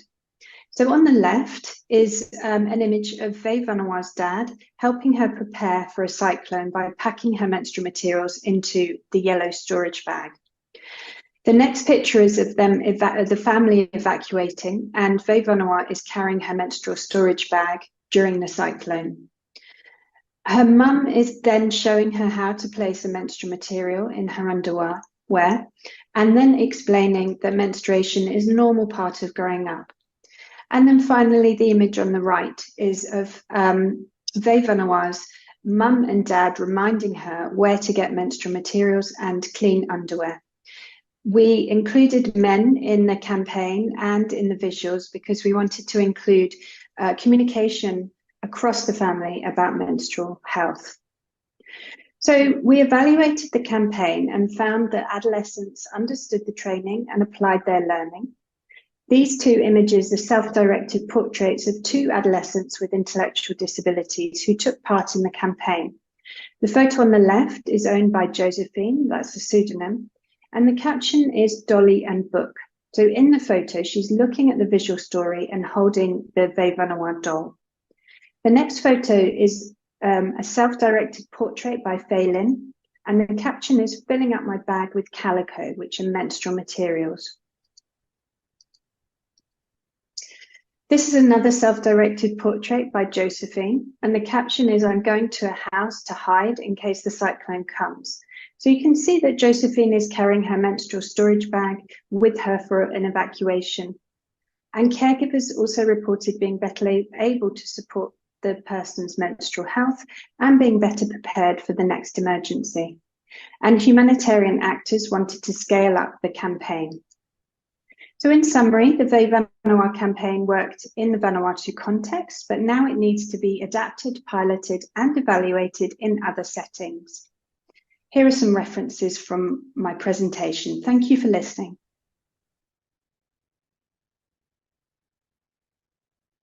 Thank you so much, Dr. Jane, for such a wonderful presentation. We have come to the end of our session. A poll will be across the screen to ask the very questions again to see if we still have the same mind about menstrual health being a priority to adolescent health and well-being. We could not answer all questions. We would send across a report after the session to answer all your questions. Thank you so much. And can all the speakers just say bye to the speakers?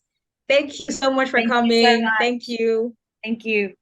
We have just heard from some courageous people standing up against the anti-rights movements, which are pushing back progress on gender equality around the world. And you know what? It sounded like pretty impressive stuff. No, very impressive. I thought the menstrual health session was really good too. And I love the use of technology to really empower our young people. And that app, Oki, seems amazing and seems to be very useful in safeguarding young people's privacy and how that increases confidence. But we have a couple more sessions coming up. One is called A Better Way, Transforming the HIV Response for Adolescents and Young People. The other is Making the Future Disability Inclusive, bringing stakeholders together to change the future today. Of course. And now is a chance to catch Michelle Namankeng, an amazing youth novelist from South Africa. She is in the top 10 of the world's youngest authors, which is incredible, as well as more news from our 1.8 reporters. Unite! Unite! Rise! Rise! Lead! Lead!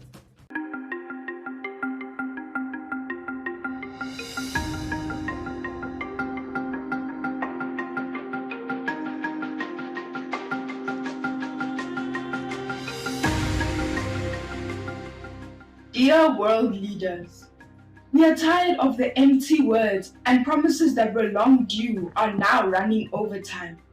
This is our future that you are dealing with. We are the tomorrow, the affected, and not going to watch you throw away and lose it. Dear world leaders, don't you hear our cries and pleas for help? We come together from countries far and wide so that all our problems can share a chance to be in the light. You have made our homes the shadow for far too long, and now it is time for us to echo our song. Dear world leaders, we are the younger generation, brave and bold. We will be there for you. We will do everything for you. We listen to you. But that is only what we have been told. We deserve peace after a lifetime of war. After all the petitions, letters, protests, and policies, none of the solutions to our altercations are ever guaranteed. Enough is enough. We won't back down. We will soar above the crowd. Remaining silent will be a disappointment for those before us who fought loud and proud. We will no longer be shamed for the things that make us who we are. Dear world leaders, you are not helping us, don't you see? We still hunger and thirst for our basic needs, and you turn a blind eye to those who bleed. Poverty is a monster in which the earth is its home. It spreads and attacks with evident ways, and you just let it roam. We twist and turn in all the pain and torture. How many more tears have to drop before there is none of us left? We still need our closure. Dear world leaders, we are tired, not of fighting, but of this game. You keep rewriting chapters and skipping our pages. We don't deserve to experience this at our young age. We cannot sit and watch as our childhood is slowly being taken away from us, losing its grip and holding on to its last breath. But the hands of injustice and unfairness keep pushing it down, making it fall again and again. Enough of the leaders. Now I say, dear young people, I tell you now, the rain will not be here forever. The sun will come out. We will sing together, running in circles and connecting as one, just like the old days. Your voices are going to be heard. You won't remain the silhouettes that people in the lights trample on. Your story will change. Our tears will stop falling. They will stop all the mocking. We will walk down those streets without pounding hearts of fear, without the stalking. We will get that education that we have called for without piercing looks from others. We will grow. No more being shut behind doors where unspeakable things emerge. No more feeling terrified of staying with someone who makes your stomach and head throb with pain. No more keeping silence about menstrual health just because people cannot behave mature enough for their age. Dear world leaders, we won't live under the title of those people who only talk nonsense. Under the title they do not know what they want or where they are heading, or it's only getting worse because you keep wearing a short skirt. Weather is getting out of hand with hot and cold having no limits, with wildfires and disasters making places one huge pit. We are ready to wake up. It is our time now. We will rise and shine like the break of dawn. And through all that hard work and perseverance, that will be a gift to us all. Thank you, and my name is Michelle Nkamange.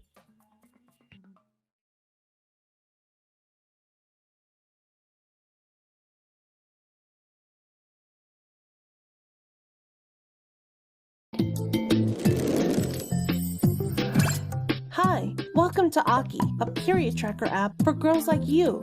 My name is Ari.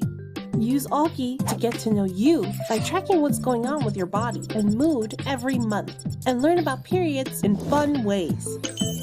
Create an account and choose an Aki friend like me to accompany you. This is your monthly menstruation cycle. Each shape is a day of the month, And this number is your personal countdown. It shows how many days until your next period, or how many days left of your current period. Track your mood, period flow, body, and activities with emojis on the daily cards. See your whole month at a glance.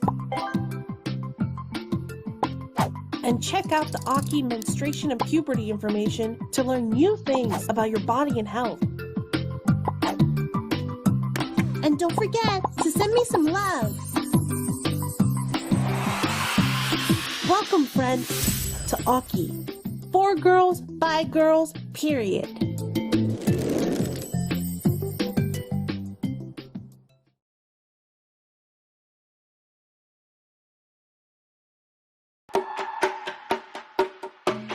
Hi guys, I'm and I'm here for 1.8 News. Today we're here at the House of Lords to speak to the powerful people who make decisions about your life, your health and your well-being, and we are here to get your voices heard today. Thank you, Lord Collins, for hosting us and for your leadership on the well-being of adolescents.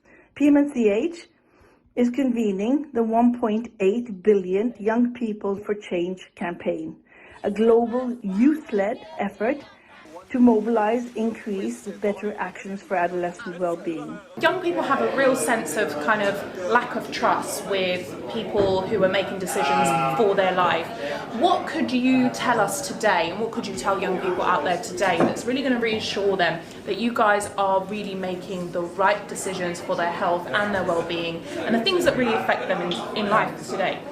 Thank you. So Save the Children has just recently released something called the Adolescent Health and Nutrition Index, and the purpose behind this piece of work is to really identify how far our country is going really to support adolescents and young people. So we've looked at health and nutrition indicators and gender indicators across 75 lower and middle income countries, and also looked at what are the policy and financing provisions in these countries. So if you're a young person out there and you're keen to advocate for yourself, please join our index, go online and look at it and find out what is your government doing in your country to support you to meet your health and nutrition needs. And hopefully you can also provide feedback to us. Unite!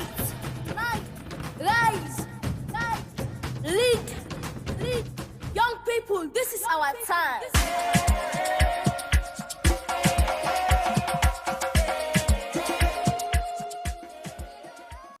Hi everyone, welcome to the Global Forum for Adolescents. We are so excited to be here today and to be sharing the space with some amazing speakers. We've got such a good lineup for you guys, and I want to start by giving you guys a bit of insight on what the session is about. Over the past couple of years, for myself personally, I have noticed that there is an urgency for light to be shown on many different disabilities that aren't as prominent to the human eye as others. I am a young disability advocate from South Africa, and I've specifically noticed that in South Africa, there's still a specific idea of what disabilities look like and what we expect them to look like. So I will be your moderator for the session. I have been in the disability research sector for a few years. I started in my undergraduate degree, which was in a Bachelor of English, where I focused on writing about my own disability and using the creative arts in order to give people without disabilities a bit of an understanding and a bit of an experience through the creative arts as to what it feels like to live with a disability that isn't always prominent to the human eye. So over the last couple of months, I've noticed and focused on the connection between mental health struggles and physical disabilities, specifically disabilities that I refer to as invisible disabilities that aren't as evident to the human eye. For me, I think that this is a very important topic for the fact that when we are aware that somebody has a disability, we often focus on the physical struggles that they have and not the mental struggles. So for myself, I've made it a prominent thing to focus my work on the mental health struggles that people with invisible disabilities suffer with. So I would like to thank PMNCH, the Partnership for Maternal, Newborn and Child Health, for organizing the Global Forum for Adolescents. I also want to thank the agencies which have contributed to organize the session, which includes the International Disability and Development Consortium, the IDTC, Gender and Adolescents Global Evidence, GAGE, UNICEF, UN Office at the Secretary General's Envoy on Youth, OSGEY, and the Human Sciences Research Council, where I work. So the purpose of the session is to bring together people with disabilities, disability activists, and youth researchers to advocate for a more disability-inclusive youth and adolescent agenda. In the session, young people with disabilities will be in conversation with disability activists from previous generations to share challenges and propose approaches to promote the inclusion of young people with disabilities in society and ensure their meaningful engagement in decision-making. So we are going to invite you guys to ask questions in the Q&A box, and they will be answered after a panel discussion. So we are going to start with a quiz, and very often there is a perception that people with disabilities represent a tiny minority of the population. From my side, I believe that this is because people still have this idea of what disabilities look like, and we don't realize that we are surrounded by people with many disabilities every single day. So we want to start our session with a short quiz. So you should be able to see a question pop up on your screen. And the question is, what is the percentage of people with disabilities in the world? You have the option of choosing 10%, 16%, or 5%. We will give you guys a few minutes to answer, to give you a vote, and then we will give you guys the correct answer. Okay, so 70% of the voters voted 16%, and that is the correct answer. So that equates approximately to 1.3 billion people globally. Of these, an estimated 180 to 120 million are youth with disabilities. This shows that people with disabilities are not a small minority, and it is key to ensure we have equitable access to all spheres of life and society on an equal basis with others. So with that being said, I'm very excited to introduce our first speaker of the session. So it is Volodymyr Cherushna, a young disability advocate from Ukraine. So his contribution is pre-recorded and you guys will be able to see it on your screen. So enjoy. Good day. My name is Volodymyr Cherushna. I'm extremely grateful for the opportunity to be here with you and to share the challenges that people with disabilities face in Ukraine. Unfortunately, there is a war going on in my country. War is death, destruction, losses, constant stress, and superhuman efforts to survive. The war was a terrible test for people with disabilities. The main problem of the deaf is communication barriers. Many people think that if a deaf person cannot hear, he is limited in his abilities. I am deaf, and this problem has accompanied me since childhood. But like many others, I want to be successful and needed. I want to bring joy and benefit to others. I want to understand and be understood.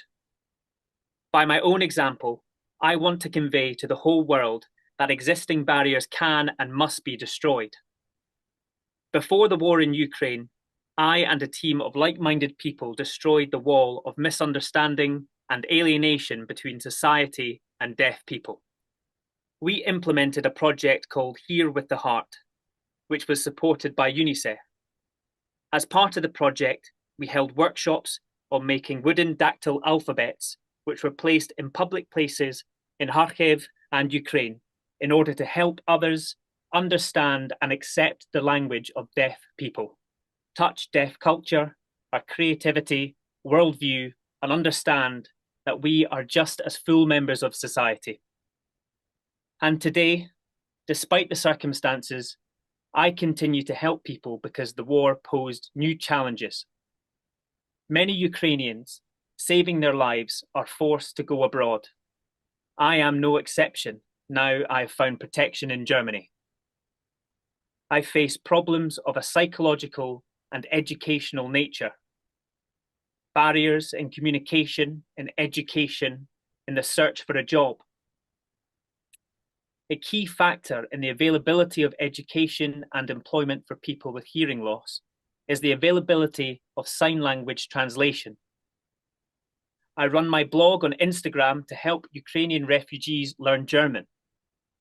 I urge governments and businesses to pay more attention to the issue of inclusion of people with disabilities in public life. I want to create new projects and programs that will allow the joint flight of thought and imagination to be successfully implemented into concrete things that will make people's lives better. I sincerely believe our meeting is an incentive for defining, solving, and implementing new ideas, tasks, and plans. Thank you so much to Valdemir for sharing that. It's always wonderful when we hear the steps that people are taking, especially people with disabilities themselves. I think it's important for us to step into who we are and to step into our disabilities in order to know how to move forward. So next, we have Sarah Al-Hawidi. She will be representing Gender and Adolescents, the Global Evidence. She is a researcher for them in the program in Jordan. Her work includes undertaking participatory research with young people with disabilities from refugee and host communities across Jordan to explore what constraints and enables their agency and participation. She studies psychology at Al Aliyah Amman University in Jordan. Welcome, Sarah. Thank you. So, Sarah, the question that we would like to ask you is, how can we collect the voices of young people in the most participatory way? Thank you again for the introduction. I will try to give an overview on the research that's called Gender and Adolescents Global Evidence. It is a 10-year study exploring gendered experiences of adolescents and young adults who are living in the Global South by finding out what works for whom, where, and why. GAGE is working to help improve the lives of young people now and in the future, and to fast track the social change that is called for the SDGs. I will speak a little bit about the designing of GAGE. First, it's focus. So it focuses on different capabilities like psychosocial well-being, physical health, education, and learning. I will also speak about the sample, which is very inclusive. Our sample intentionally includes the world's most vulnerable young people, such as refugees, those with disabilities, and also child-married girls. Finally, I will speak about the research. I would say it is a longitudinal study. So we keep following the same group of people for 10 years, which gives us a rare opportunity to follow up with the same people and understand how young people's life change over time. Overall, on our sample in Jordan, it has 4,000 adolescents. 250 are joining the qualitative research, and 50 of our participants are in the participatory research. And overall, in the sample in Jordan, we have 500 persons with disabilities. Next slide, please. I will speak a little bit on how our tools are inclusive and we are able to capture voices through. So the GAGE survey lets young people to self-identify as having a disability by asking them about whether they have difficulty carrying out variety of life tasks, daily life tasks. Our qualitative tools also, they are especially open to letting people with disabilities to narrate their own lives. So we have two tools in this slide. One is called Our Favorite Things and the other is Body Mapping. So in these two exercises, we try to find out furthermore information from the young people, either on what they're able or not able to do, and also on different capabilities they are having in their lives. So these are only two of the tools that we use, and there is a lot more to be mentioned. Thank you so much, Sarah. So following up from your answer, what are the key findings from your work on research with refugee youth with disabilities? So the Gage research in Jordan is finding that because of the stigma that is surrounds disability, young people who have disabilities are often excluded, lonely, and distressed. Looking at numbers, we see that on our baseline survey, we found out that compared to adolescents who do not have a disability, those with disabilities were 71% more likely to be emotionally distressed, and also 10% less likely to have a trusted friend, and 32% more likely to have been bullied in the past year, and also 53% more likely to have a caregiver who has a PTSD. Thank you so much, Sarah. Thank you so much. So, Sarah, highlighting key findings and introducing the next session, we would like to talk about an intergenerational dialogue between different disability activists of different generations. Would you like to outline the names of the panelists for us? So we've got Gopal Mitra, Global Lead on Disability and Development at UNICEF, Yassine Samuels, an advocate for invisible disability from Cape Town, Dr. Ola Abul Khabib, Manager of the United Nations Partnership on the Rights of Persons with Disabilities, Khamiat Ayibola from the Women with Disabilities Self-Reliance Foundation in Nigeria. So I would like to ask the first question to Gopal. Gopal, many of our speakers today are young activists fighting for disability rights in their own communities. You are currently leading the Global Disability Unit at UNICEF, but you have been working with youth with disabilities for many years. What are the learnings from those early days that you would like to pass to this new generation of disability activists? Thank you so much, Kirsten. It is wonderful to meet you. And thank you, everyone, for joining the event today. You have asked a very deep question. But before I go into it, let me say that working with young people with disabilities was one of the starting points of my career many years back. And it is an area that I remain deeply passionate about. In terms of learnings, there were so many learnings. Let me outline only two. The first learning was the sheer energy and courage that young people with disabilities bring to the table. You see, many of the issues related to inclusion of persons with disabilities, stigma, prejudice, negative attitudes are deeply entrenched in the minds of people. So to bring about that shift, it requires relentless effort, energy, and courage. And I think no one does it better than young people with disabilities. The second point is the sheer creativity and innovations that young people with disabilities have. And we got to continuously explore and come out with new ways of bringing about change. And creativity is so important. I still remember a young deaf girl with disability. She experienced sexual abuse. She complained to her family, the community, the police. They did not believe her or take her seriously. She started writing a diary on Facebook, and within no time, she had many followers, and other people joined who started sharing that experience. This process not only gave a platform, a space for the person to vent out her experience and also mobilize others, right? And today, that young person with disability speaks to decision makers, to ministers, to bring about change.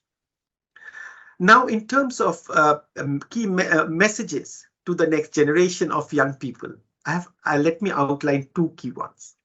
First of all, it's the authenticity of the voices of young people with disabilities. Your voices are authentic.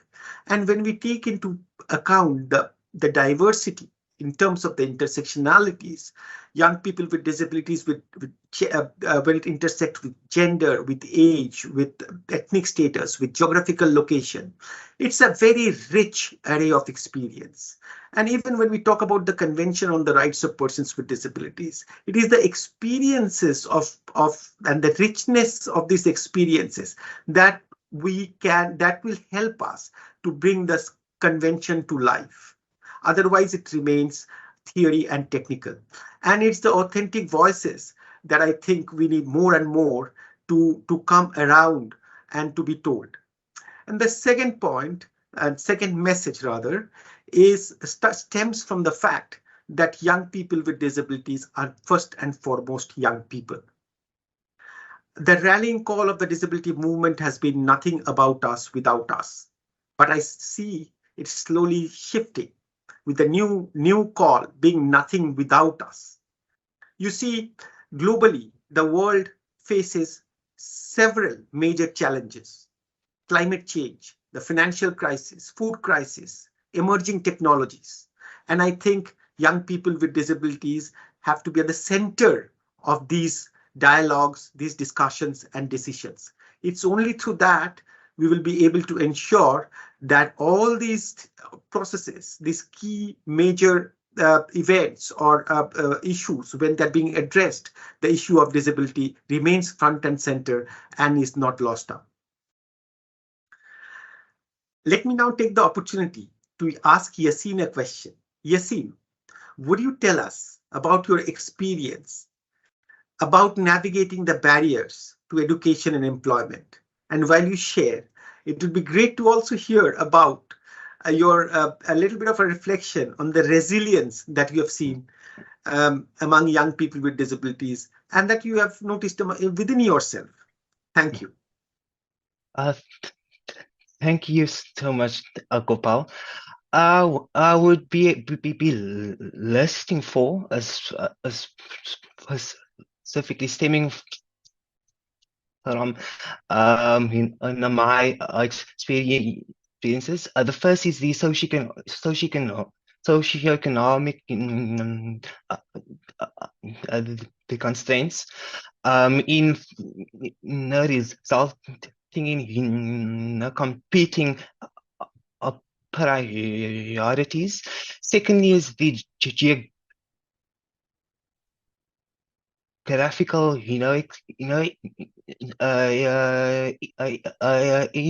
inaccessibility stemming from the spatial apartheid, in South Africa.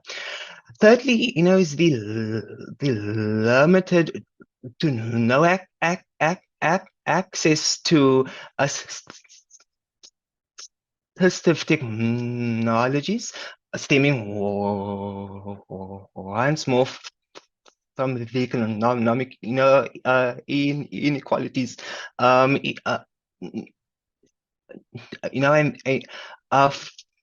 Fourthly is the societal stigma. In terms of resilience strengthens the perseverance, in recognizing, one's worth, despite the challenges, tied to one's disability. So much so, resilience encourages, education, dialogue in driving, local change, the benefit of those excluded, due to their challenges. So essentially, perseverance, mutual dialogue, and local change, are the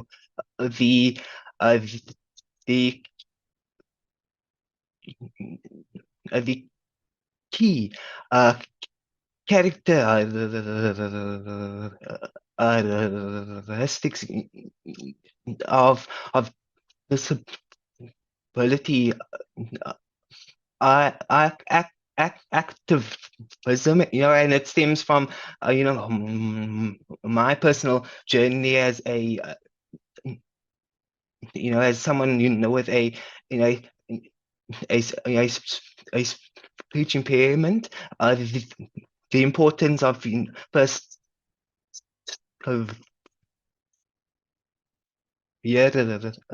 perseverance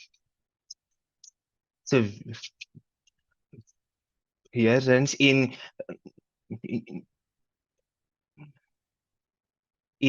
daily life. Thank you.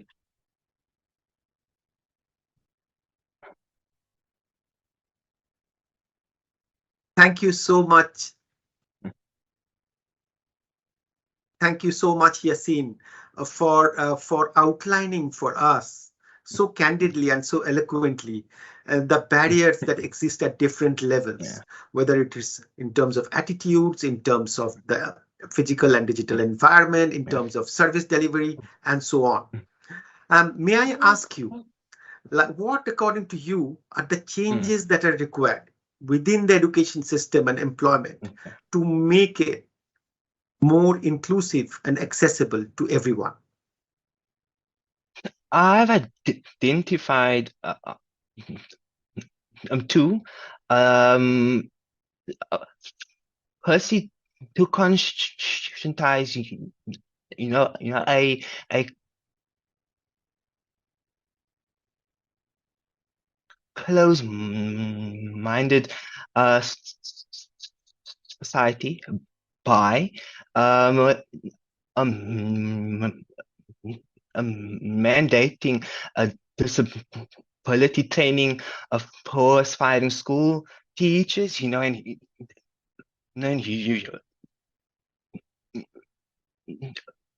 and human resource managers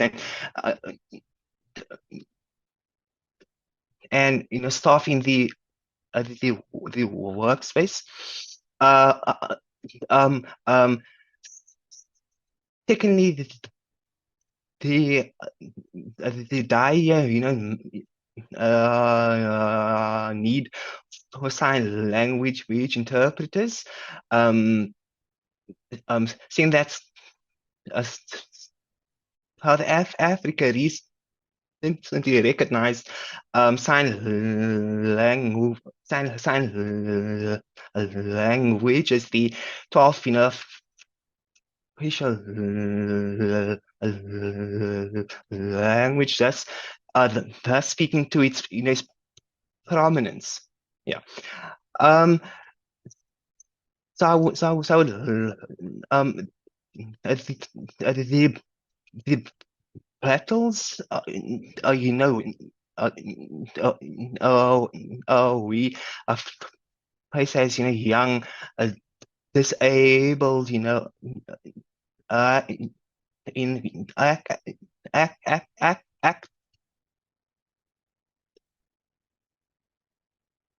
activists, stems from those who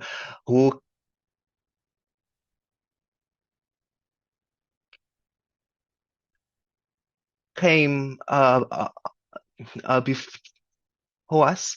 We are so keen to learn from them. You're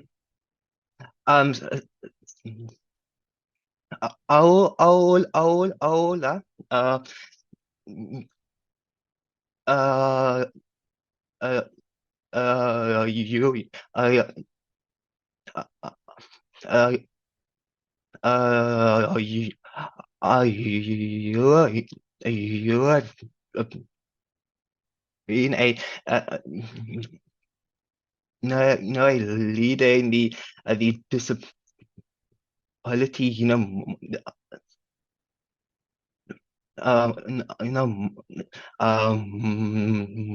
movement for many years. So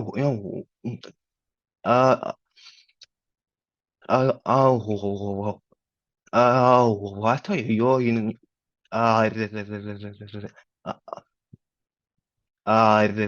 recommendations of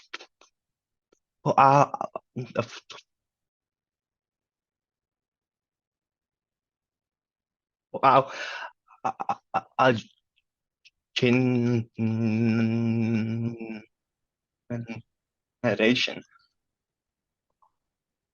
Thank you. Thank you so much for the question. Yeah, let me start first for thanking you all for this very important discussion and a very timely one.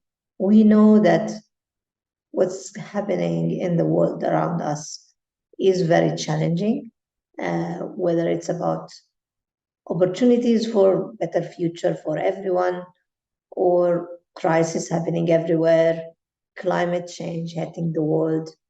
So we need to be really cautious of making sure that the voices of everybody in any community are heard.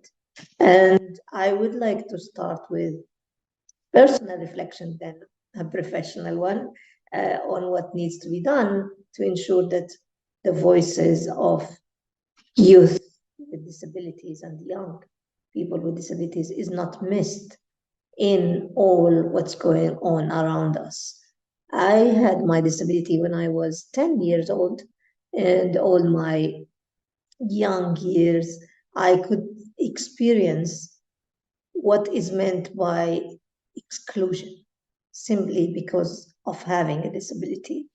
I know of first-hand experience what does that mean and how it was felt by me, and how many opportunities I was missing at the first years of my disability because of limitations or misunderstandings or inaccessible community and lack of support systems.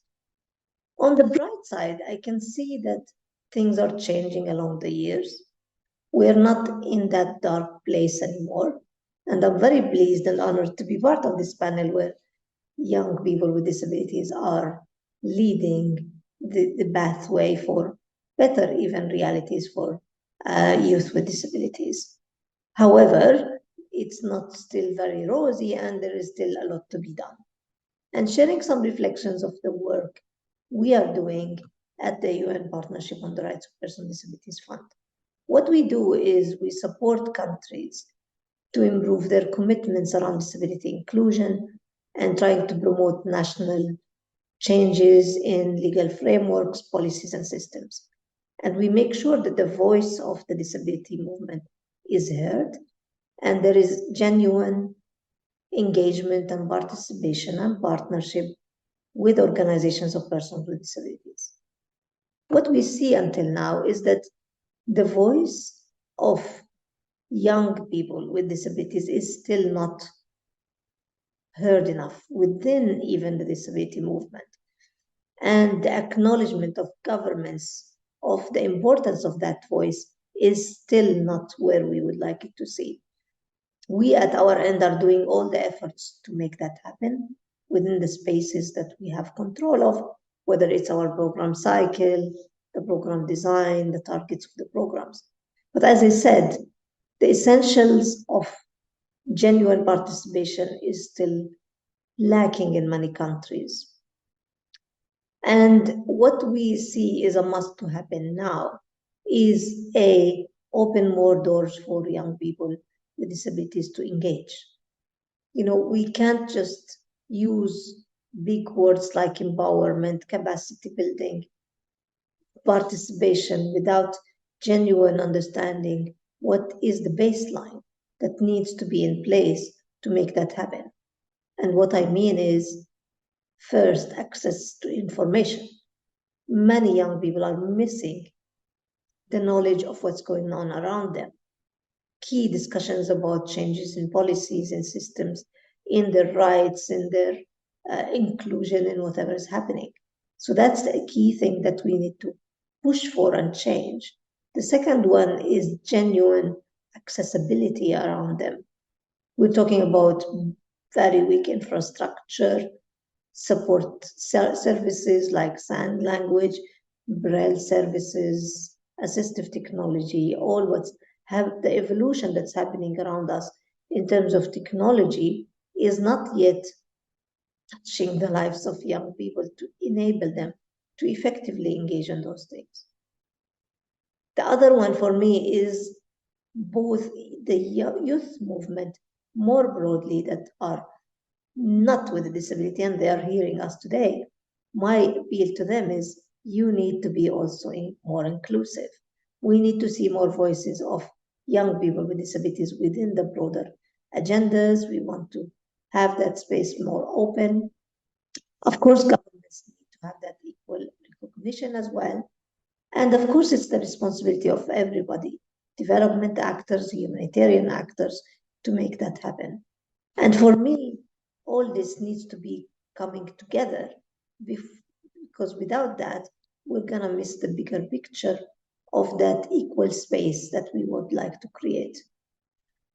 And I would like just to maybe close with asking Hamidat a question, which is more about the fact that our previous speakers have talked about disability activism, access to education and employment, and inclusion in society. However, there's a topic that we haven't addressed yet in details, and that is access to sexual and reproductive health and rights of young people with disabilities. Can you share with us some perspectives and experience from your experience in Nigeria? Hamidat, the floor is yours. Thank you very much. Well, free and informed access to sexual and reproductive health and rights is crucial for young people with disability.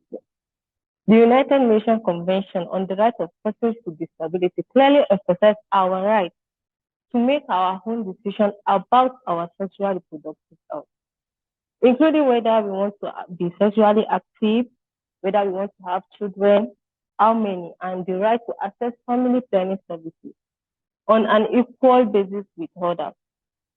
The reality, however, is very different. In Nigeria, for example, young people with disability often face significant barriers when it comes to accessing sexual and reproductive health services and exercising their rights. Many of my peers have limited knowledge about safe sex practice, contraceptive methods, sexually transmitted infections, and reproductive rights. And this is because it's very difficult to find information that is accessible and inclusive for young people with disability.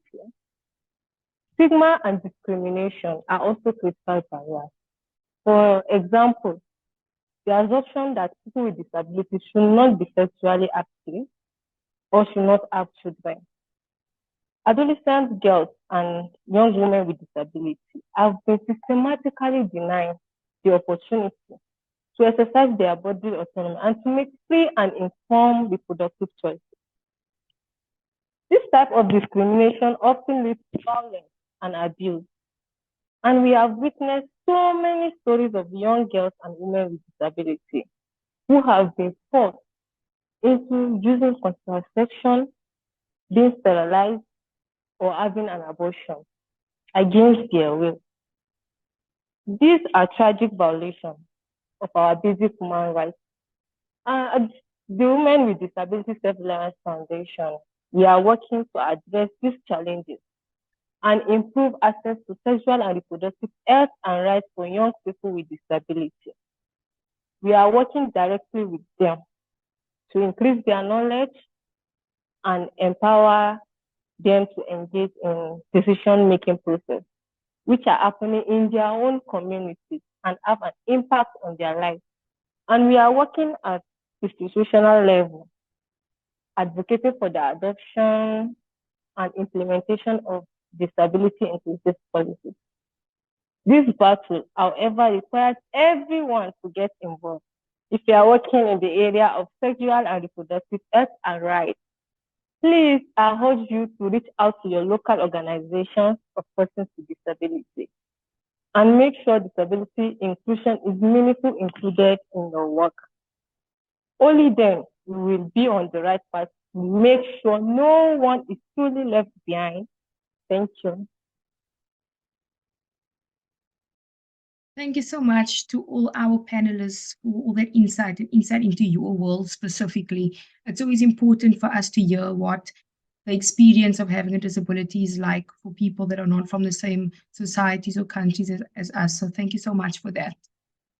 We are going to open up the Q&A now, starting with the first question from Kate Pincock. She says, "Hi all, thank you for these presentations. I have a question for Sarah.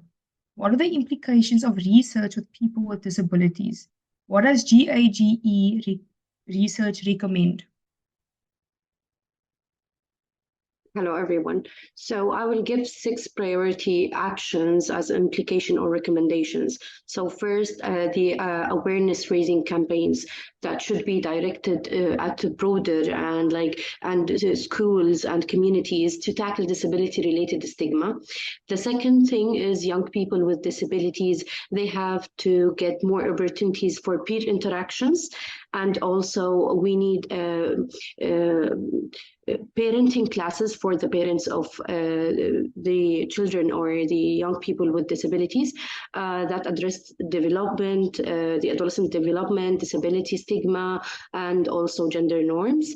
And also we need to focus on the teachers. We need to have stepped up training and resourcing to help them better meet the psychoeducational needs for adolescents with disabilities. We also need to focus on social protection that should be adjusted to meet the added cost of disability. And last recommendation, I would mention that there is a need for care coordination and also referrals to ensure that the medical, psychosocial, and financial needs for these adolescents are met in a timely way. Thank you. Thank you so much, Sarah. So moving on to our next question, which is open to all of our panelists. It's a really important question. How would you recommend policymakers to make infrastructure more disability inclusive, especially in countries where that is currently virtually non-existent? You guys can go ahead when you would like to answer. I would actually, I'll kick us off. I think that for myself and my experience, specifically thinking about my disability, which is left hemiplegia, scoliosis, and epilepsy, I think there needs to be research done in terms of how and what do we need as individuals with disabilities that affect certain parts of our bodies. What can be done to make things easier for us? What can make it more accessible? I think I would actually like to really hear from Yassine what your answer is to this question. I'll repeat it once more. How would you recommend policymakers to make infrastructure more disability inclusive, especially in countries where that is currently virtually non-existent? Sure. Wow. So I'm speaking of my disability. I recently tried a speech over a div. I said and unfortunately I did not actually it's me, but stemming from there, I feel like the importance, and the affordability of those assistive devices is key. And secondly, I would stress the importance, of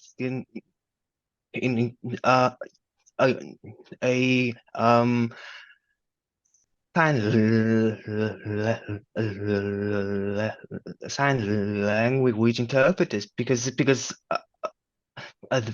that is so I'm seen as a form of assistance in that regard. Yeah. Thank you, Yassine. Thank you. I see you have your hand up. You may go ahead. Yes, just to complement what Yassine mentioned, the support services are very crucial. As I mentioned, the governments need to make sure that even when they open spaces for young people with disabilities to engage in discussions, this infrastructure support system needs to be in place. Sign language interpreters, physical infrastructure accessibility, public transport to be accessible, because these are limitations that are sort of hidden, because there's an assumption once we invite, if we know where they are, how to invite them, that we're really actually creating the right environment for them to understand what's going on and engage around it. The other key thing for me is the crucial discussions happening on daily basis at government level around the future of young people with disabilities, education policies, employment policies, health system. There has to be that reassurance that they are around the table, that they're part of those discussions, and that their voice is also heard and considered in whatever is reformed, drafted as new policies, and considered for investments and change. Thank you. Thank you so much, Ola, for that insight. Moving on to another question we got from Tubihle Malaza. And the question is, what is the baseline for inclusivity and empowerment? I will give our panelists a chance to answer before I go ahead.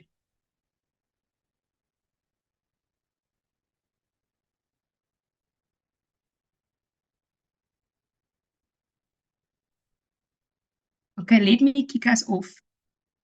So what is the baseline for inclusivity and empowerment? What a big and important question. I think for me, the baseline for this is really just seeing people with disabilities, giving them a chance to actually be seen for not only their disabilities, but for who they are and how they are constantly adapting and changing in order to survive. So I think for me, that is what I would say is the baseline for inclusivity and empowerment, really being able to open our eyes to the people around us and the different disabilities that exist. Would any of our panelists like to go ahead and tackle this question? I'm sure. Go ahead, Yassi. Okay, sure. I would say changing the narrative by redefining a disability in itself. So someone like myself is seen as normal.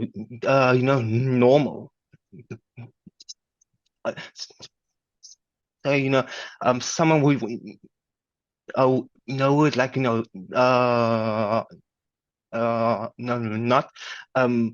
time seeing me as experiencing challenges. So I think redefining what disability is.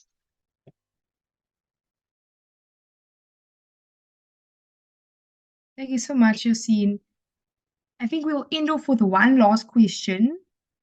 So we have another question from Tubuhlile Malaza. How can an adolescent change this narrative for the benefit of all? And he also thanks us for providing this platform. I think that's a beautiful question to end us off on the Q&A session. So I'll say it once more. How can an adolescent change this narrative for the benefit of all? I think I would say claiming it. We need to claim the narrative in order to change it. We need to mold it ourselves, and we can only do this once we claim it. Anybody else like to go ahead?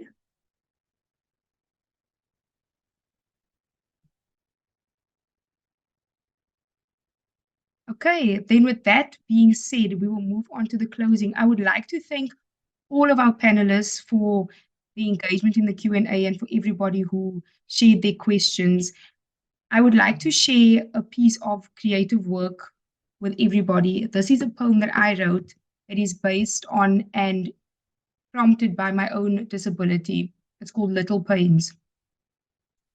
It's quite pathetic, really, the fact that I'm in pain for the most part. But still, I only concentrate on the little pains. My nail broke in half tonight.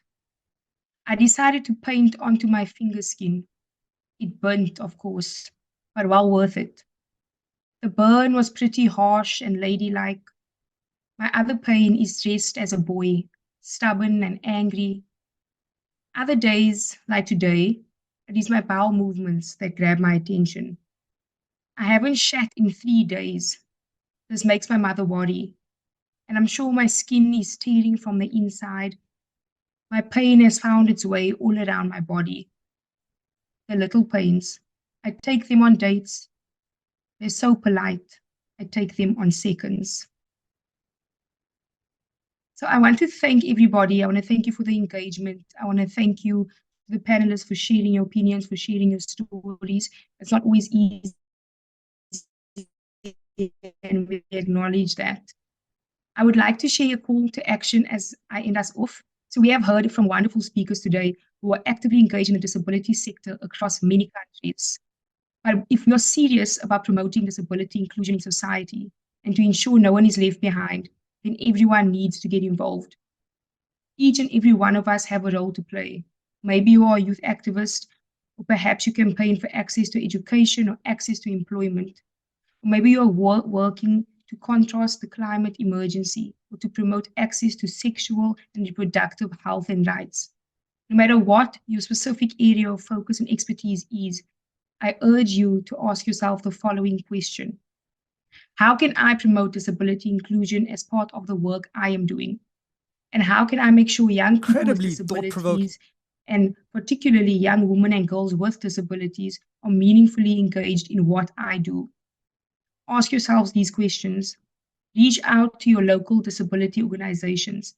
Identify peers with disabilities, listen to them, and amplify their voice. Together, we can make sure that our future is truly disability inclusive. I want to thank PMNCH for organizing the Global Forum. I want to thank the organizers of the disability session, the International Disability and Development Consortium, Gender and Adolescents Global Evidence, UNICEF, UN Office of the Secretary General's Envoy on Youth. And thank you to all the speakers, and particularly our young disability activists and panelists. You guys are doing amazing work, and these are things that are needed. And this is only the beginning. Thank you to the audience for participating and engaging.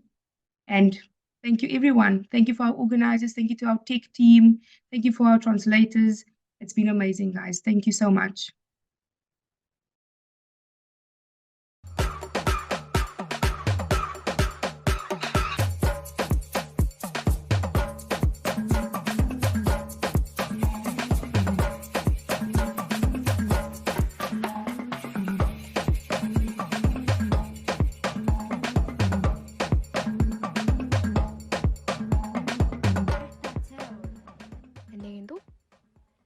Айгүй чухал ажилтай. Чи маргааш дүүгээ дагуулад эрт унтчих юм бол энэ маргааш чамайг дахиад таньдаа дагуулж явах шүү. Зайн. Чухал ажил гэж юу юм? Чухал ажиллаа дараа хэлье заа юу.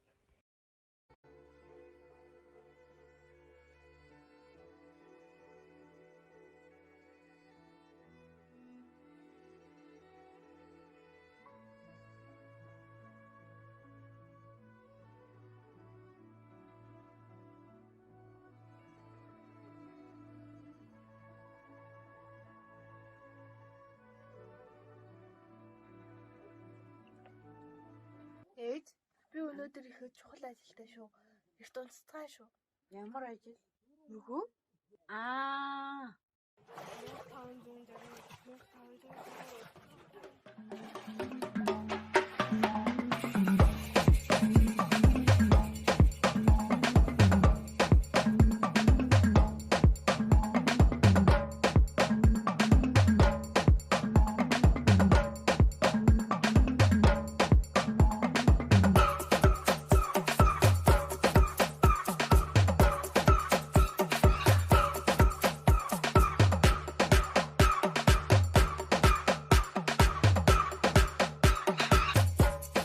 Social well-being revolves around building and maintaining healthy relationships.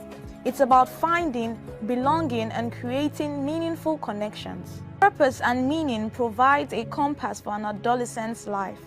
It's about finding one's passions, setting goals, and pursuing them with determination. Emotional well-being is when an adolescent learns to navigate their emotions, express themselves authentically, and seek support when needed.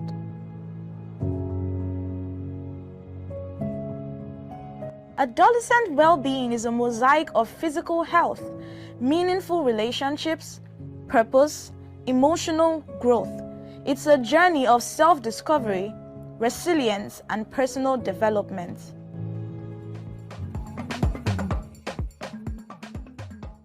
It feels so great. I am happy because I participated in this competition. Thanks for your support. I entered this competition because it helps young women value themselves. This piece of art helps young women overcome period stigma. This competition has built my characters and has also encouraged other people that they can share their fears with other people. Thank you. In a world of dolls and playful games, a girl of 10, innocent she claims. But change arrives, unwelcome guests. Her journey to adolescence put to the test. Why so soon? She wonders, eyes unsure. Yearning for days that felt so pure, but nature call cannot be denied. Up she walks, with fear beside. Through shadows she dances, young and bold. Embracing a story yet unfold, she'll stumble and learn as she finds her way, growing through adolescence day by day. So let her be.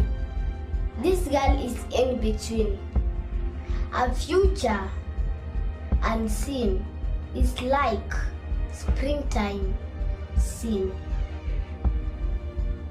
Hey T, have we ever talked about the time when Sis here thought that she had the secret formula for surviving high school? Oh, come on. I was just trying to figure things out. But yes, I had my own survival kit completed by an oversized backpack, oversized clothes, I mean, and a bit of cheesy jokes on top. Which are not funny. And why are you laughing? They are funny now. It's funny just remembering all that. It reminds me of this day we had a crush on this boy in school. God, I used to do the most. I joined all the activities you can think of in school. I barely had time for myself. Talk about overdoing and being in love. And you guys, do you remember my epic attempts at rebellion? What happened? I dyed my hair each and every color of the rainbow. Do you remember that? Green, yellow, orange. And I wore outrageous outfits and I walked around feeling like I was the coolest rebel in town. No, you weren't. You were just looking like a clown. I stopped sewing myself. I know. And then my mom's face when she saw you with that green hair. Oh God, she was like, who is this? Is this the daughter I raised? She was cool. Well, anyway. T, don't be afraid to embrace your quirks and have fun along the way. It's all part of the adventure. Cheers to T unlocking her teenage face. And to T rocking her teenage ears. Cheers!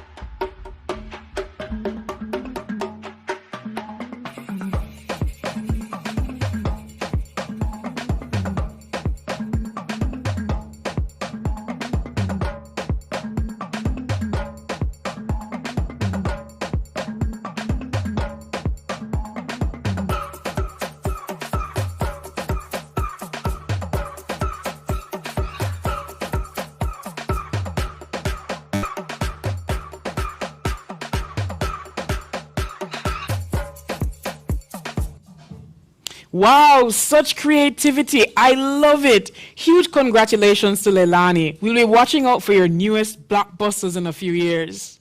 Absolutely, Danielle. Now for a change of scene as we approach Plenary 3, which is called From Commitments to Action. But first, we go to another amazing group of young people to hear a special message from young indigenous leaders in the Brazilian Amazon. Hola, Brazil!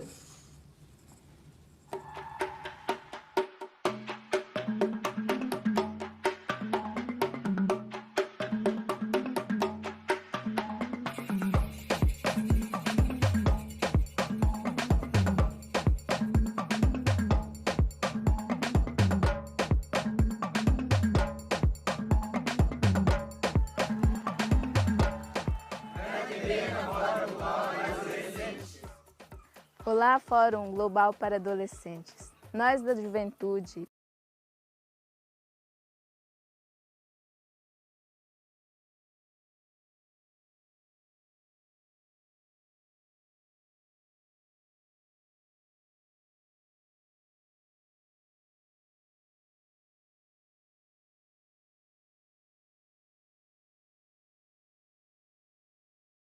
Mãe Terra grita. Todos devemos adaptar-nos para enfrentar um grande problema que o mundo vive. Nesse momento, secas na Amazônia que nunca vimos antes. Há muito tempo que soamos e o alarme sobre esta crise. O nosso objetivo como jovens e adolescentes indígenas é mostrar a nossa convivência do bem-estar e saúde, com muita estrutura e recursos. Obrigado, Fórum Global para Adolescentes. Estamos com você na luta pela igualdade e convidamos a você ao nosso lado estar conosco.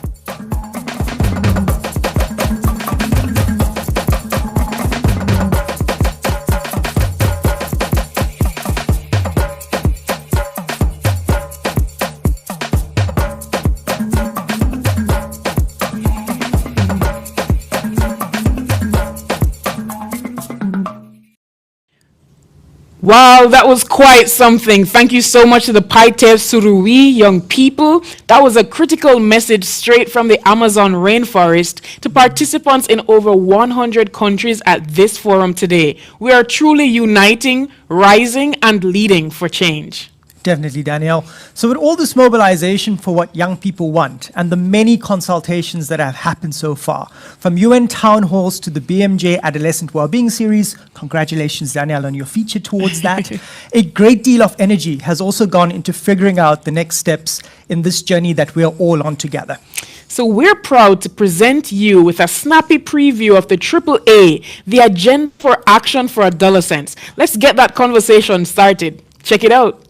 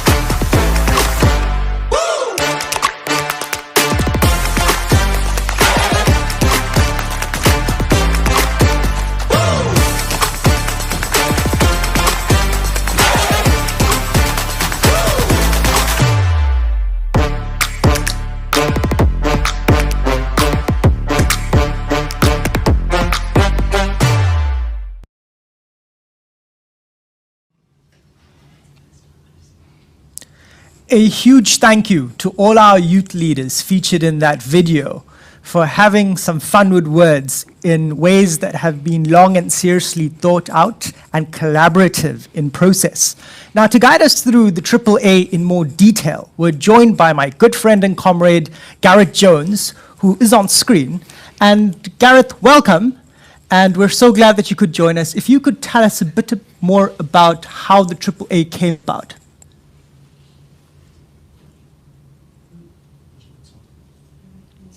here with you all online at the Global Forum for Adolescents. So as stated, I really would like to share the intense process that myself and my colleagues have been through the past couple of weeks, but in reality a process that's been going on a lot longer than that. With the able co-leadership of youth leaders Sahil Tannon and Masiko Matembu, and of course Dr. John Klein, who worked with us, and the support of many of our colleagues from PMNCH partners, we've distilled data that has come from you, the adolescents and youth of the world, into the Agenda for Action for Adolescents, and we're really excited to be able to share that with you today.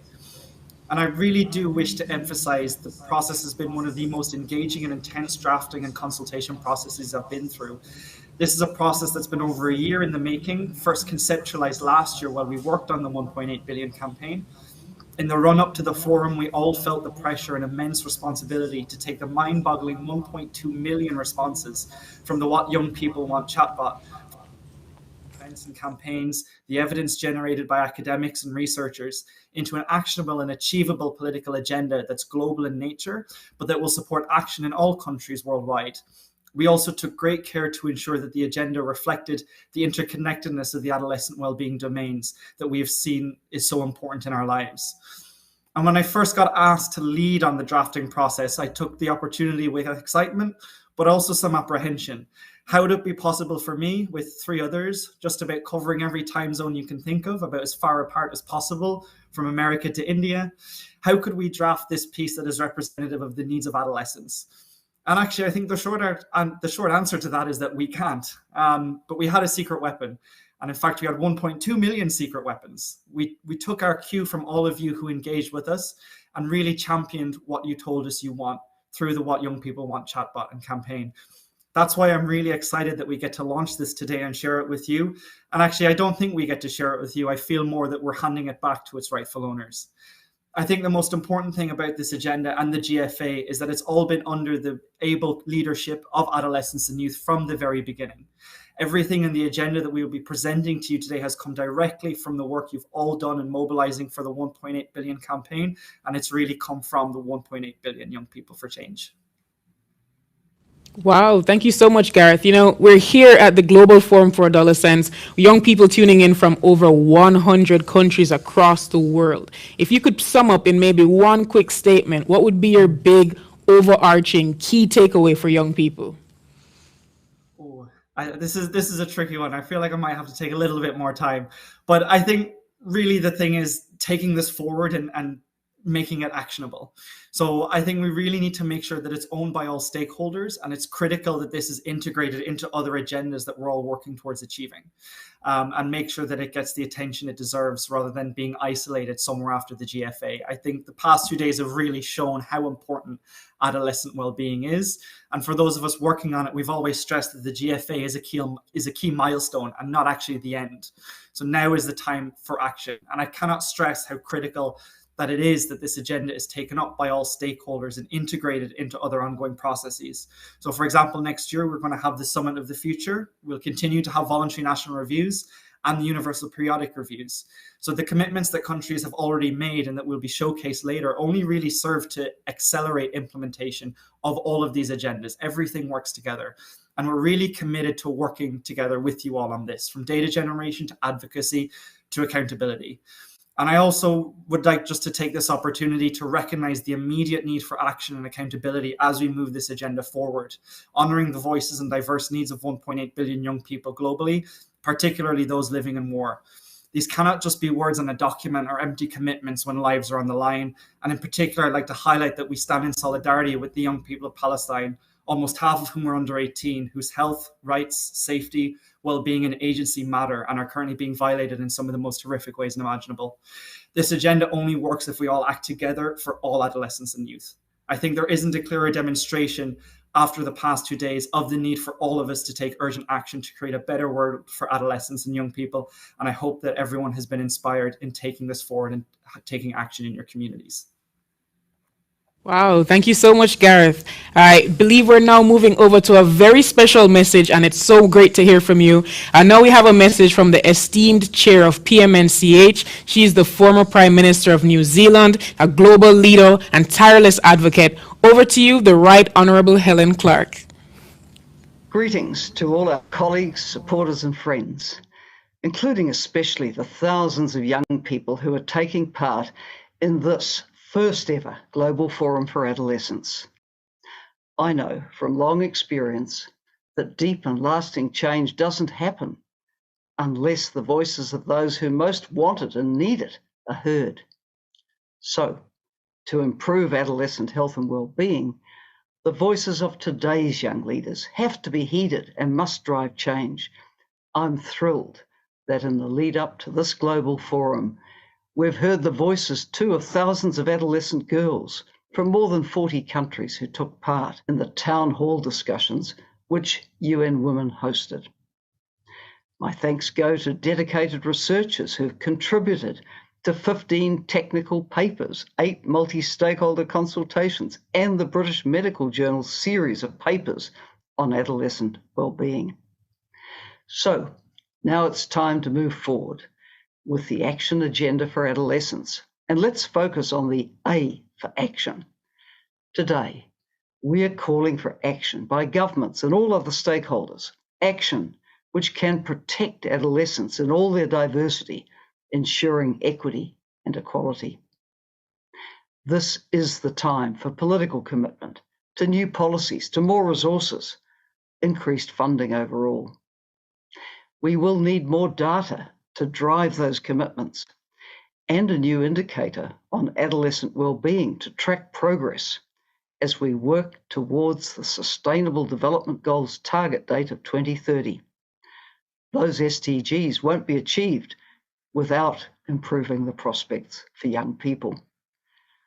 Throughout the 1.8 billion consultations of the past year, young people have been calling for the resources and the policies and the programs which would meet their needs.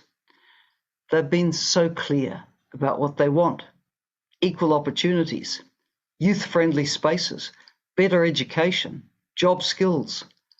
All young people, everywhere, must have a fair chance to contribute to their own countries and to the world, and above all, to pursue their dreams. I invite everyone participating in this global forum to promote the action agenda for adolescents within your own networks. And let's put strong accountability mechanisms in place to make sure that our joint efforts bring real change for the better. Let's pay serious attention to the 1.8 billion, the biggest youth generation in human history. The Global Forum for Adolescents is just the beginning of a very important conversation. Let's keep that going to ensure that together we create a better world for this generation and for generations to come. Now it's back to our hosts who have some exciting announcements. Thank you so much to the Right Honourable Helen Clark. Now we come to a pivotal moment. As we have seen just now in the Agenda for Action for Adolescents, it's critical to have resources and political commitment in order to move forward together. Indeed, Danielle. Now, we're both happy to tell you that we have the latest news on the commitments made by governments. So let's go to Brian Wong, our good friend and 1.8 billion reporter at the UNJ in New York. Over to you, Brian. Hello, I am Brian Wong, and today I'm reporting for 1.8 News at the United Nations General Assembly in New York City. Today we've got very important announcements on the floor. Take a listen to this. En colaboración con la campaña 1.8 billones de jóvenes en el cambio, nuestro objetivo es contribuir con el empoderamiento del grupo demográfico con mayor potencial para transformar nuestro mundo, invertir en la salud, la educación, la igualdad de género, el empoderamiento de los adolescentes y la juventud. No solo contribuye a su propio bienestar, tiene implicaciones de gran alcance para el desarrollo sostenible de toda la población.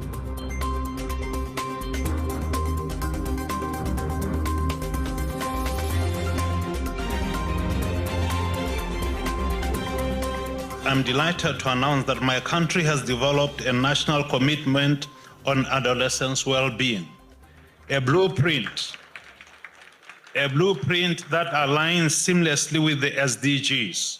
This commitment is the result of extensive consultations with the diverse stakeholders, including the very adolescents whose lives it seeks to enhance.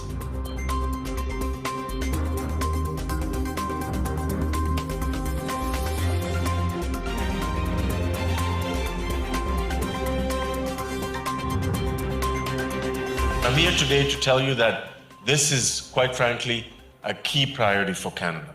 In fact, attention to the needs of adolescent girls in particular is at the core of Canada's feminist international assistance policy. Through this 10-year commitment to global health and rights, this is what we're doing. We're championing the rights of women and girls around the world by providing an average of $1.4 billion a year to make that happen.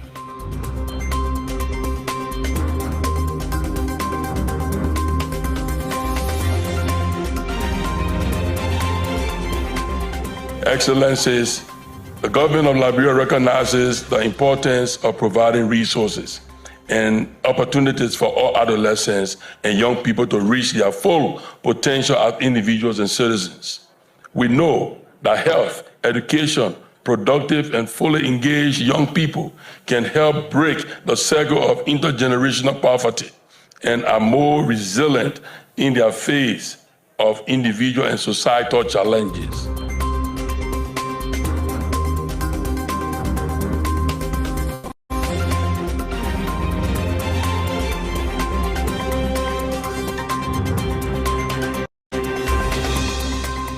Malawi is making the following commitment.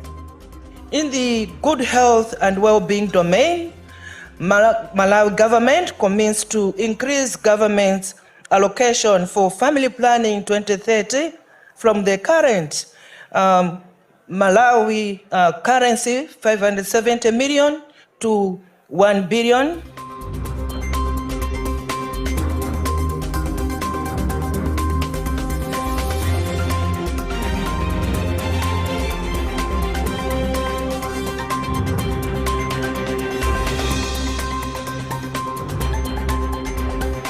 Tengo el agrado de compartir que México ha suscrito los compromisos de esta campaña basada en 5 ejes prioritarios: salud y nutrición, conexión, valores positivos y contribución a la sociedad, seguridad y entorno de apoyo, aprendizaje y competencias, educación, habilidades y empleabilidad, así como agencia y resiliencia.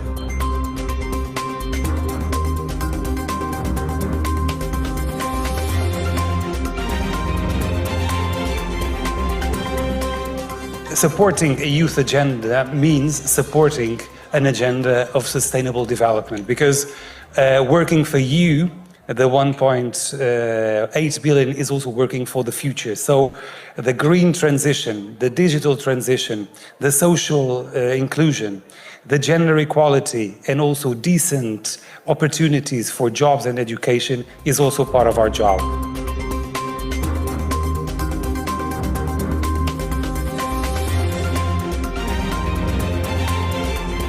Young people must be actively engaged. And as governments and your village, it is our responsibility to do that by actively listening. Make the SDGs cool, make gender equality cool, make getting healthcare to every person cool. And it is going to be your generation that does it. And we are here to support that.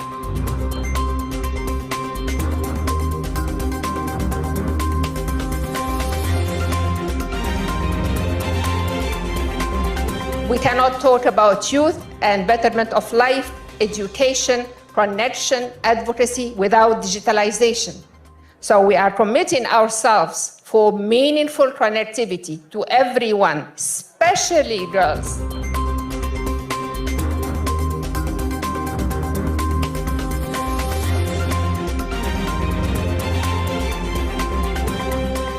We believe that we need the vision, engagement, and participation of all young people to build a greener, inclusive, fair, and just future. We recognize children and adolescents as key drivers of the implementation of the Sustainable Development Goals. We therefore took concrete measures to better support their well-being and to empower and engage youth inside the European Union and globally.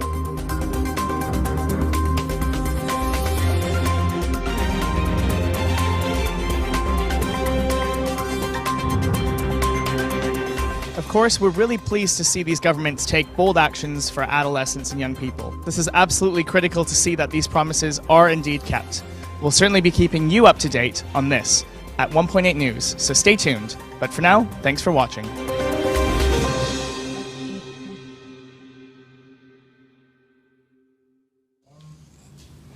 And since these commitments, even more governments are stepping up to the plate. Here are two more just in. We commit to improving adolescents' well-being and accelerate the achievement of related SDG priorities for adolescents and young people as a smart investment in the future of our societies, economies, and the planet.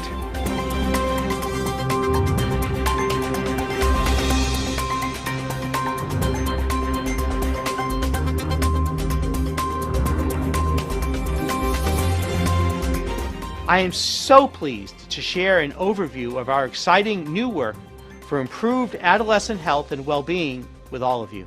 I hope that this meeting will inspire all of us to mobilize our resources to help young people around the globe thrive, be well, and make a successful transition to adulthood. Thank you.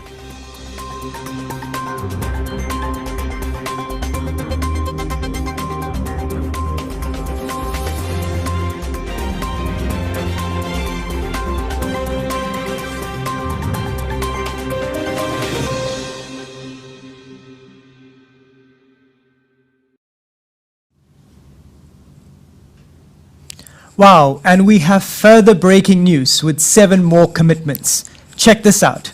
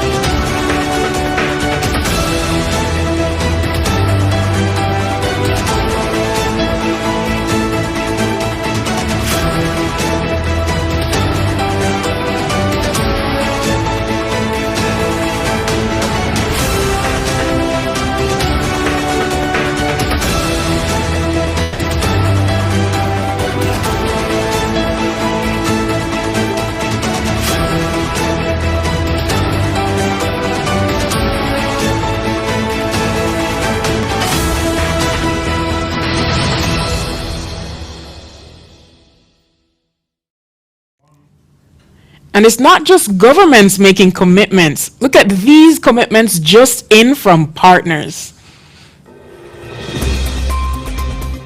Hello to everyone at the Global Forum for Adolescents. My name is Stefan German, CEO of Fondation Botnar, and I'm delighted to make our commitment today. Fondation Botnar aims to promote safe cities for young people, both in the physical as well as in the digital space. We further aim to promote the mental well-being of young people, and the focus of our $45 million commitment is within that space. I'm as well delighted that together with 10 other foundations at the Clinton Global Initiative, we were able to mobilize a combined $150 million in support of young people and adolescents' well-being all around the world.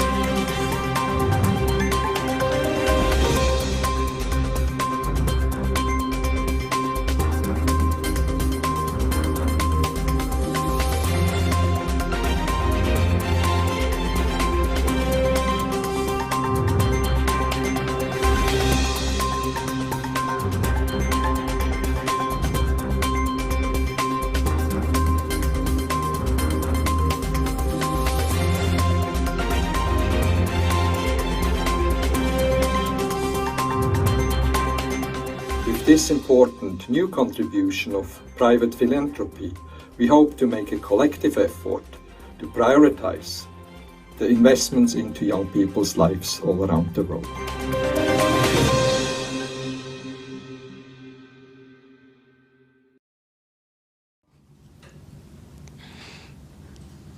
Wow, isn't that incredible?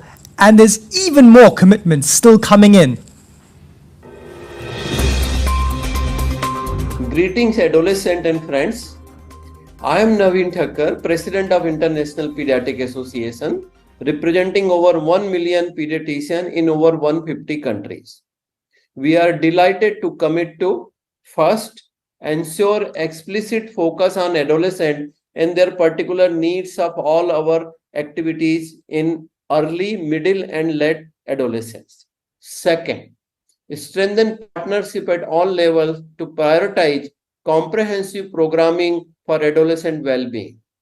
We have started with convenings in more than 15 countries and intend to cover all 150 countries in our network, working hand in hand with other health professionals and partners. We are set to deliver. Thank you. Plan International, we were very instrumental in creating the International Day of the Girl, which is now in its 12th year.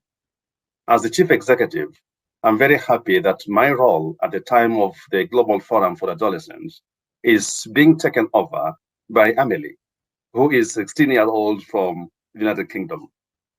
So over to you, Amelie, to talk to us about the plan's commitment and your perspectives on the sexual reproductive health and rights.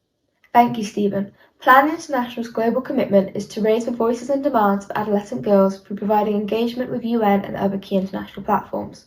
Plan will expand and deepen its transformative programming and influencing work on comprehensive sexuality education, prioritising inclusive, age and gender responsive sexual and reproductive health services, and a sex-positive approach.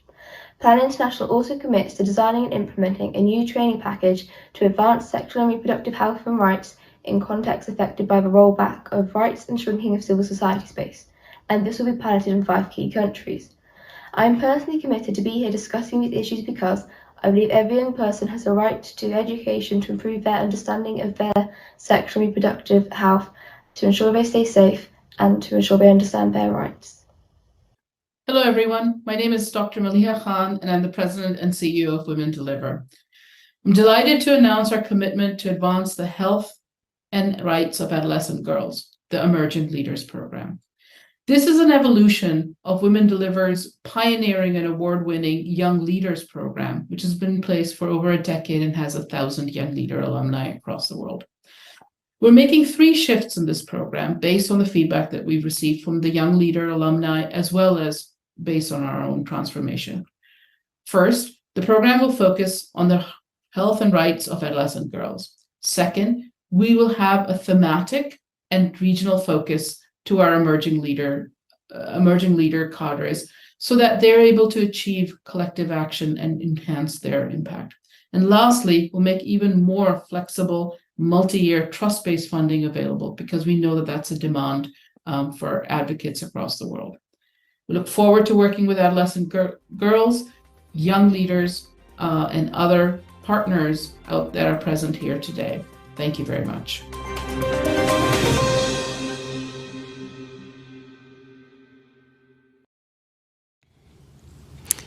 That was a lot of commitments from governments and partners from all over the world. So impressive, and has often been said over these past 2 days, this is just the start. So now we've seen our action agenda, we've seen the commitments with even more to come, but how are we going to make sure commitments are delivered? How do we ensure that we move forward together to achieve our agenda for action? Well, I'd like to welcome journalist Anuba Bhosle from India to guide us through that discussion with a panel of key leaders. Of course, we know that they'll be focused on making sure that accountability mechanisms are in place and that promises are kept. Over to you, Anuba, for a final but very important session on accountability. Thank you so much, Danielle, and all the fellow hosts. And thank you for underlining the final part. Yes, this is the final conversation of Plenary 3 and the day. So absolutely no pressure on any one of us and the panelists. I think safe to say by now, the absolute moral, economic, political, human imperative for investing in adolescents and their well-being should be so very, very clear to us. As Danielle and everybody else mentioned, we now have tangible commitments in front of us. We have 14 of them coming from diverse regions. They're aligning with the agenda for action for adolescents and those 7 action plans. In fact, there are 4 explicit financial commitments as well that have come forward. So in a sense, safe to say that there is a robust blueprint in front of us. But the question is it enough? How are we going to make sure that we move from commitment to action, A for action, as Helen Clark said? How do we keep everybody, including ourselves, accountable? Let me introduce and take all of these questions to our stellar panel. They're going to delve into some of these questions, as well as perhaps outline what key next steps could be. The panel is going to be there, already there on your screens. There's Evelyn, the adolescent champion from Bolivia. Safe to say she's bringing the average age down of this panel by a couple of years. Andrew Jack is here with us. He's the global education editor for the Financial Times. Aparajita Gogoi, the Executive Director of the Center for Catalyzing Change, joining us from India, and Gitinji Gitahi, who serves as the Global Chief Executive Officer of AMREF Health Africa, as well as the co-chair of PMNCH Strategic Advocacy Committee. Good evening, good morning. Thank you very much, everybody, for joining us on this panel. I'm going to start with that overarching question. You've all possibly looked through, or at least partially looked through, the commitments that have been made by governments and other stakeholders. My sort of overarching question to all of you: what do you actually make of them? What stands out for you? I'm going to start first with Evelyn. Evelyn, what do you make of them as a young person? Do they speak to you in both letter and spirit?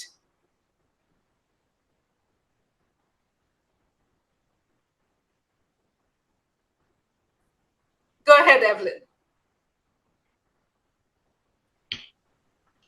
Bueno, askiro kikpanay tapachani istirinaka ka kamaraki aka Foro Mundial Apasnak, ¿no?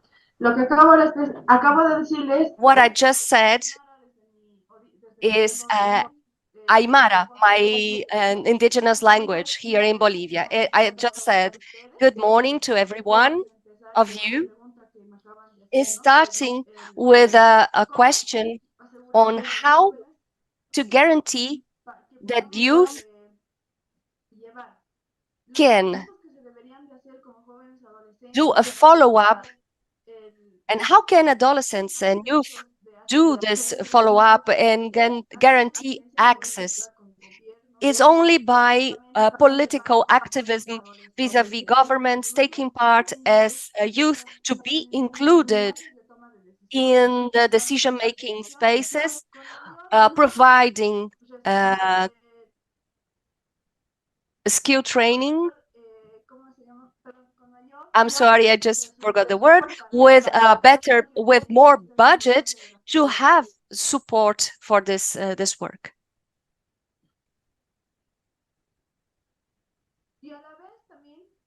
And there we also include one of the SDGs, SDG 4, about education, with the advancements in ODS of SDG 4. Sometimes this is not taken into consideration. We also have to consider that what happened during the pandemics, internal and external conflicts of countries, and instead of having patriarchal cultures that are usually the cause for more than 100 billion adolescents are running into the risk of lagging behind. And we also find a number of 130 million children that are still not in school. These are some data we can mention, but we as young leaders, we suggest the support of our families and government so we can have more opportunity to develop positively the present and the future, fighting the heterocentrism and patriarchy in education, to have a regional impact, a global impact, and with that, taking into consideration the quality of education. We need a better performance to advance to work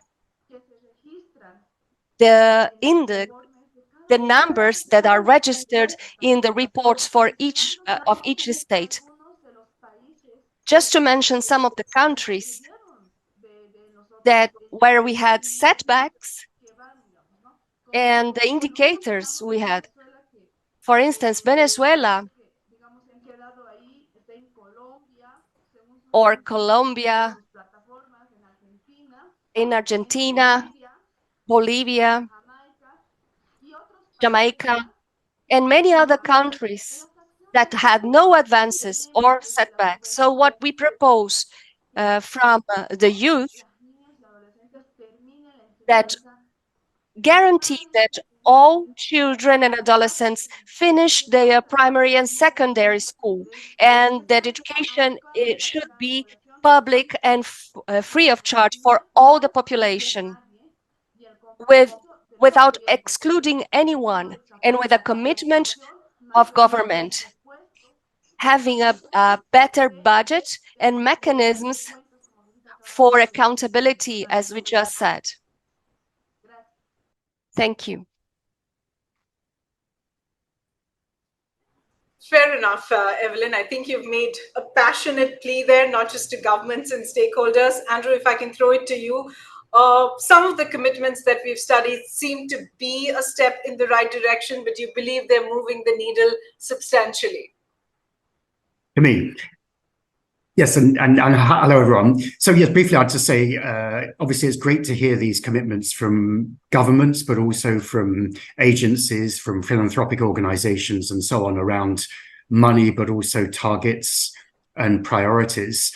As someone who's long written about health and now increasingly is focused on that other pillar of what you might call human or social capital, i.e. education, I think the two are really tightly linked, and it's incredibly important that we focus on education both to prepare people for economic empowerment and opportunities, while embedding it with mental health support and social support that we know schools have needed. And incidentally, that's something that the Financial Times, my media organization, is committed to, both through our access to resources for students through our Free Schools program, and a current series that we call Thriving Cities, that's very much about putting young people, particularly in middle and lower income countries, at the center, alongside technology, both as creators as well as beneficiaries of opportunities for the future. I think amongst the pledges, obviously, there's a huge number and variety, but the two things I would say is really important, this focus on continuing including tertiary education, and a priority for vocational training to really ensure a focus that allows people to then go on to maximize their opportunities in work, as well as more generally in civic participation in society. What seems to be a little bit less of a focus in a number of the pledges that we see today and so far is less priority on mental health and well-being, or on social support, which I think are also fundamental. They're ones that we've seen growing demand and recognition of, particularly coming out of the pandemic. So I think that's an area to focus on going forwards. Prajita? Thank you, Anuva, and so great to be here, talking about how we can take some of these commitments to action. But I first want to talk about how great it is to see the What Young People Want campaign reach this stage of being a global campaign with over 1.2 million voices. Way back in 2019, we had implemented a smaller version of the campaign in India, What Young People Want, where we listened to about 100,000 voices, and we carried the asks from people who could actually make a difference. And today it gives us so much pleasure to be part of this magnificent global campaign. I was listening in the previous sessions. It's painted on such a white canvas, like it should be. It has vibrant colors, vital voices, and most importantly, the commitments are coming through. And Anuba, you rightly pointed out that there is huge, not huge, some amount of alignment between what the young people have asked for and what the commitments have been made. And for me, this alignment is a sign that commitment makers have understood what young people are asking for. And this alignment is a sign that we are ready to move to action, which should be the next logical step. The second aspect that I want to touch upon today is, I've seen in the commitments and in the asks the term, the use of whole of government planning. And I'm happy to note that most of the alignments, most of the commitments have talked about this whole of government approach. Now, for those of us who work directly in the field, it's really obvious and imperative that when it comes to the well-being of young people, various government departments, bodies, multiple stakeholders need to work together, and not just work together, but work together cohesively. Almost all local, national, global declarations and commitments, any field, health, you see, you will hear the three words: strengthening intersectoral collaboration. But when we analyze, this particular kind of collaboration is a bit elusive, and therefore my call to action is to really find working models of the whole of government approach, find working models of intersectoral collaboration. There have been some which have been tested, some which has been scaled up. So I think we need to really look at some of these and make the whole of government approach a reality. My third point is that we have to be more robust and explicit about some of our commitments in action. Andrew talked about a few. I want to talk about two: preventive stigma and discrimination. Young people have asked for prevention of stigma and discrimination against young people in all their diversity, irrespective of identity and background, through legal protection. Young people have asked for comprehensive sexuality education, and I think for this kind of issues, we need to have more detailed, more robust commitments, because these might be difficult issues on the face of it, might be difficult issues in reality, but these are very, very vital and very important for young people's well-being. So we really need to look into this, make detailed plans. And lastly, I hope we'll have some time to talk about it. We need to act on the blueprint for action and accountability, and we need to figure out how do we support countries and regions and states and global entity to advance adolescent well-being. Thank you. Thanks, Aprajita. Gitinji?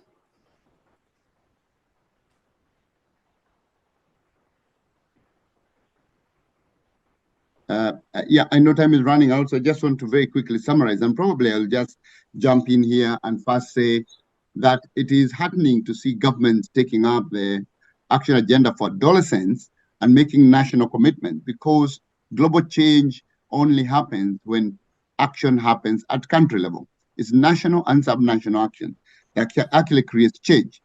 The next point I want to make is that these commitments that the governments are making, they need to see them as promissory notes. They are making a promise to adolescents to ensure that these promises are actioned. And let me say at this point that governments will fail or succeed based on how they invest in the adolescents. This is true for every single government, because this is where hope really delivers a fully functional life in the future, or a non-functional life in the future. And if we don't invest in adolescents, then we are going to have insecurity and also health insecurity. We are going to actually have unstable population. So it's very important that we meet our commitments. The next thing I want to say is that these commitments, we must then look at how do we actually make sure they are action. And I know that's what we're supposed to come to next, but I just want to comment here because I know there will be very little time. I've seen in the commitments, governments have committed money. Let me just say that love is shown in budgets. So when I see financial commitments, I know that those can be tracked. I see that there are other commitments that are similar to what we've said in the past. I think it is up to us to take the pen of our paper and actually get to the field and implement these by codifying our promises in legislature, in policy, back at home, with full accountability through meaningful youth engagement, as stated in the agenda for the Summit of the Future next year. So when we are measuring the SDG targets, these commitments are part of that target, and they are part of the voluntary national reports.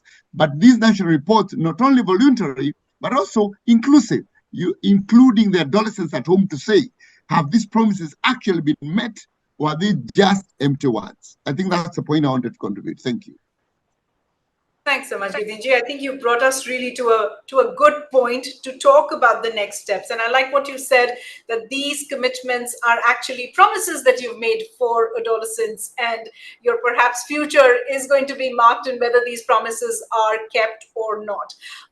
Evelyn, I'll have to start stitching this panel a little bit together, but I want to raise that question with you. As a young person, how are you thinking about making sure that your representatives, governments, or other stakeholders are going to be accountable? How are you going to mobilize yourselves together as youth groups, as youth champions, as youth leaders, to make sure that there are clear accountability, that these promises that have been made actually translate into the actions that you want? Evelyn.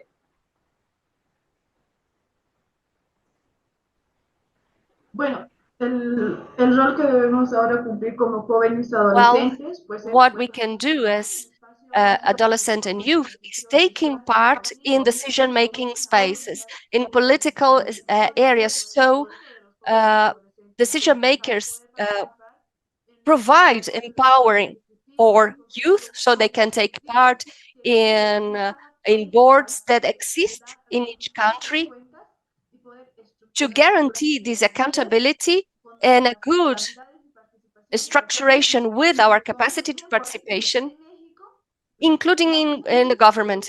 In Mexico, there is a consulting board with of the youth. Since 9-year-old up to 24-year-old.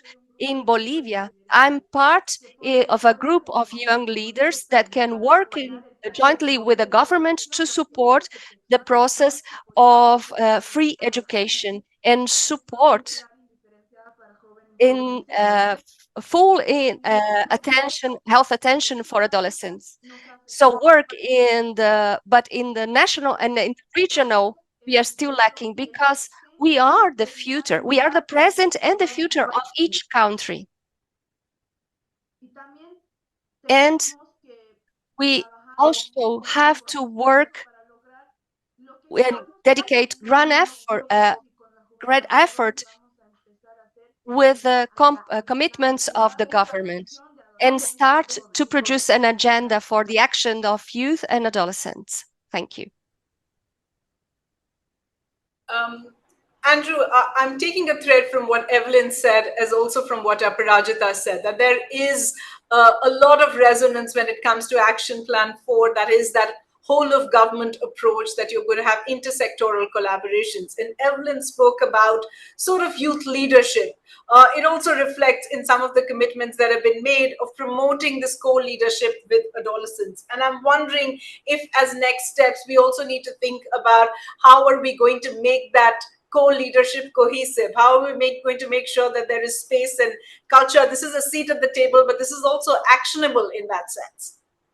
Potentially actionable. I mean, I agree. I think it's very important to bring together lots of different players and government agencies and so on. The problem is, of course, the more you have involved, the greater the potential for each of them to shift the responsibility to others rather than owning it themselves. And I think also, with my skeptical journalist hat on, you know, you so often see these sorts of great pledges, but as I think Gitinji was saying earlier, you know, are they then backed up by legislation, by budgets, by targets, by a capacity then to track action and to hold those who make these commitments to account? Because very often you get, you know, existing money reallocated, repackaged, pledged for new things, or earlier targets now freshened up for the sake of these sorts of new initiatives. So I think it's incredibly important to be able to provide the data to track the legislation, the policies, the outcomes, and to mobilize civil society, and at the local level,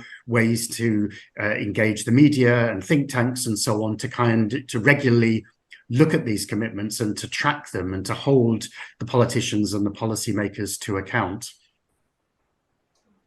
Prajita, how do we keep the pressure on and make all of these stakeholders accountable? Absolutely, I agree with Andrew. You know, commitments are normally painted on a large canvas, old milk in a new bottle. But I think what we need to do is these commitments need to be broken down. Specific messages need to be curated for specific stakeholders who can make a specific task happen, make a policy, pass a law, allocate budget, legal reform, etc. So we really need to break down the commitments. So how does these commitments translate for a young girl in a village who is at the risk of dropping out of school or being married off? How do these commitments translate for a young boy who needs counseling but do not know where to go? How does it break down for a first generation learner who does not know how to set career goals?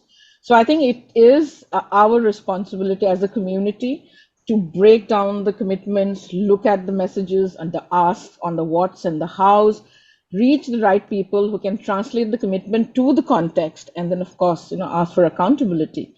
And my last point really is that, accountability is the key word.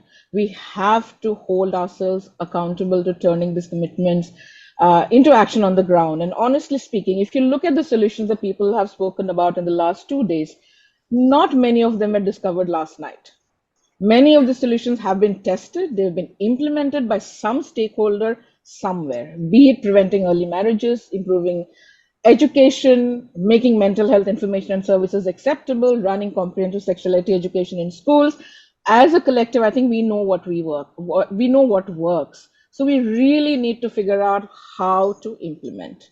Beyond commitments, we need to procure and implement, get expertise, bandwidths, budgets, innovative ways of working to implement these solutions.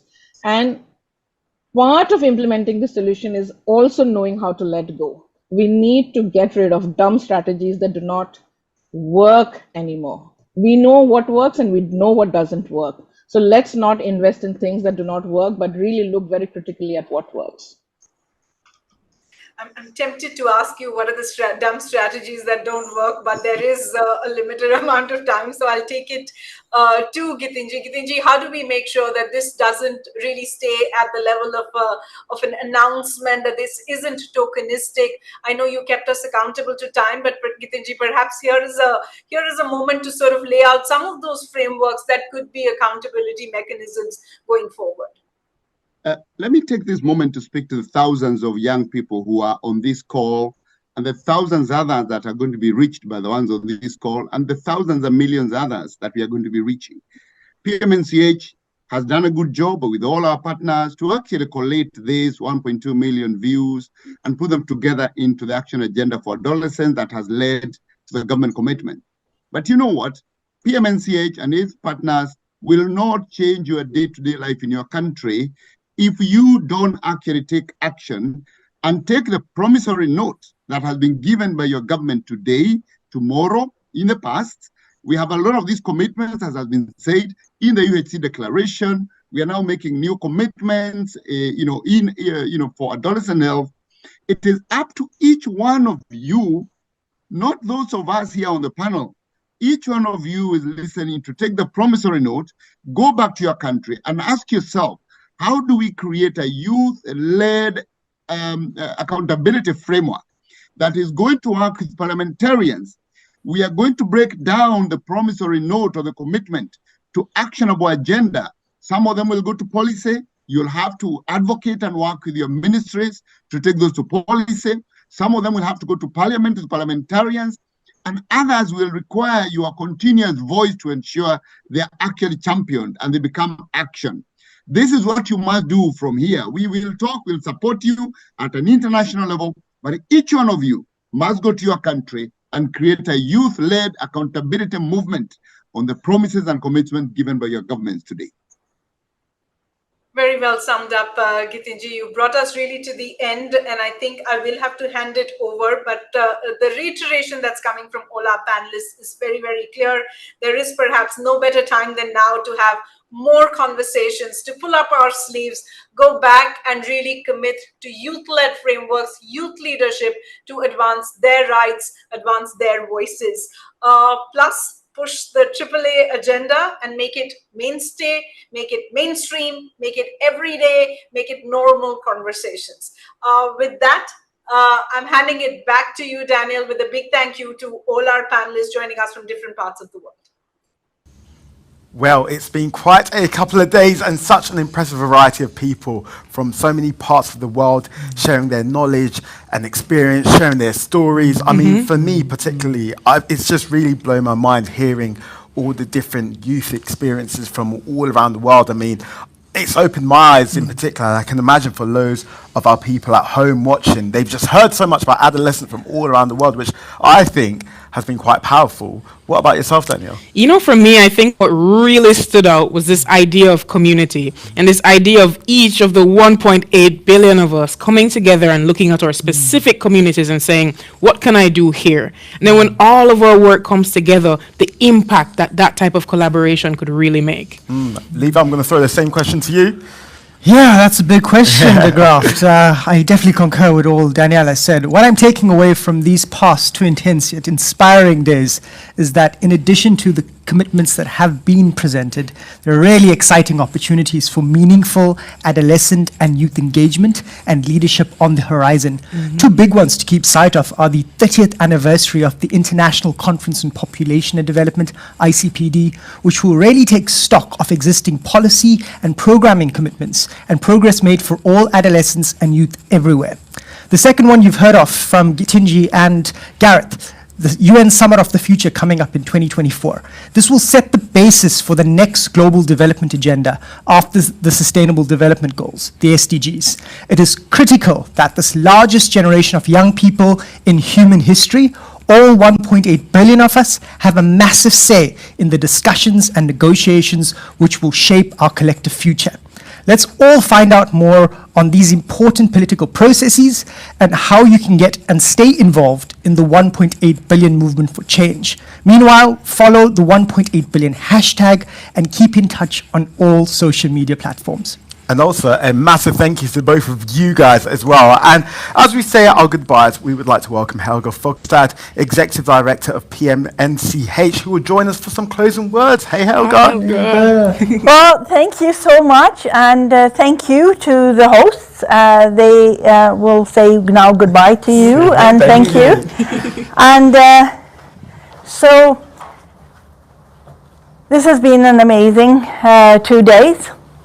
And now, dear PMNCH partners, of change, it seems to me we have come to the end of our amazing global forum for adolescents. But in fact, it's just the beginning. A beginning which starts with 4 years ago with a dream. We dreamed about young people, heads of states, partners, rallying together in huge numbers, raising our voices high for adolescent well-being, calling with the same voice for clear evidence, data, financing, and action. We dreamed of a massive campaign to change how the world thinks about adolescents, putting their well-being at the center of our future. Well-being is not merely absence of disease, it is overall mental, physical, and emotional health. And we have taken this discussion together with WHO, UNICEF, and other UN and academic partners. We have developed an adolescent well-being framework. And how to monitor it is important, as we know only too well. If what does not get counted does not count. Along the way, we have heard from 1.2 million young people about what they want and what is important to them.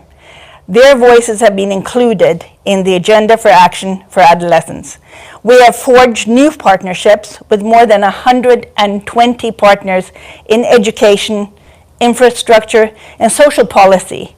we have taken the 1.8 billion campaign to more than 130 events in countries, in communities, and reaching communities that we rarely hear from. We have created a global movement owned by those communities, owned by the young people.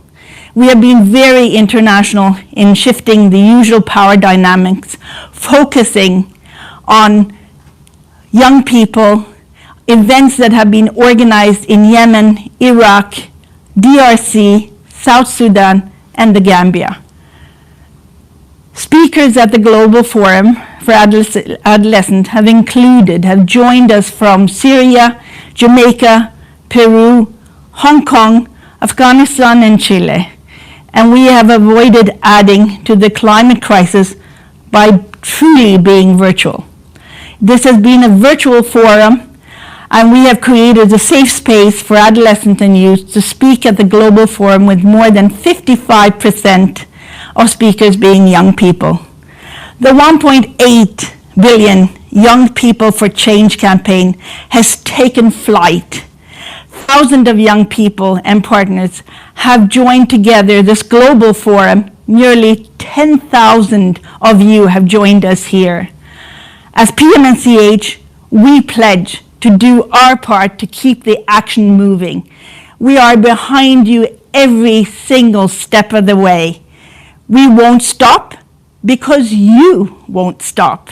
Thanks for being here, and onwards and upwards for even more success in the 1.8 billion campaign. Unite, rise, lead.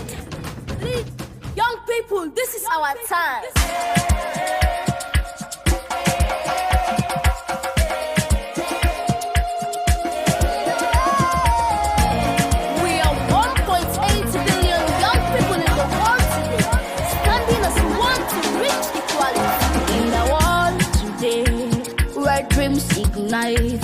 We stand as one, younger shining bright, united in spirit.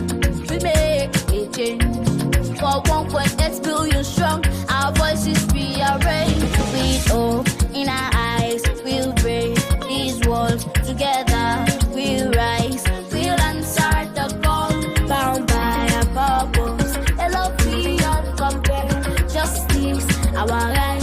We'll surely get there. We are 1.8 billion young people strong. Symphonies of voices singing in the song. Let's rise above, let's compassionately create our future. We will seize the day.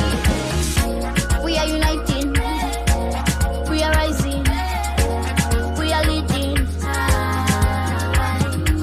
For better feel alive, for better kind of world. It's time to listen. It's time for action.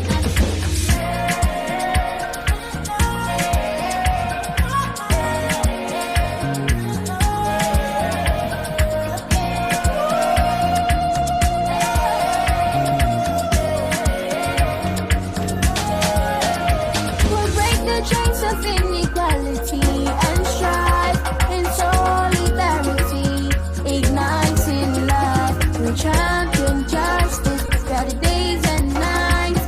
Ours is the power as we claim our rights. We are 1.8 billion young people strong. Symphonies of voices singing in the song. Let's rise above, let's compassionately create our future. We will seize the day. We are uniting, we are rising, we are leading.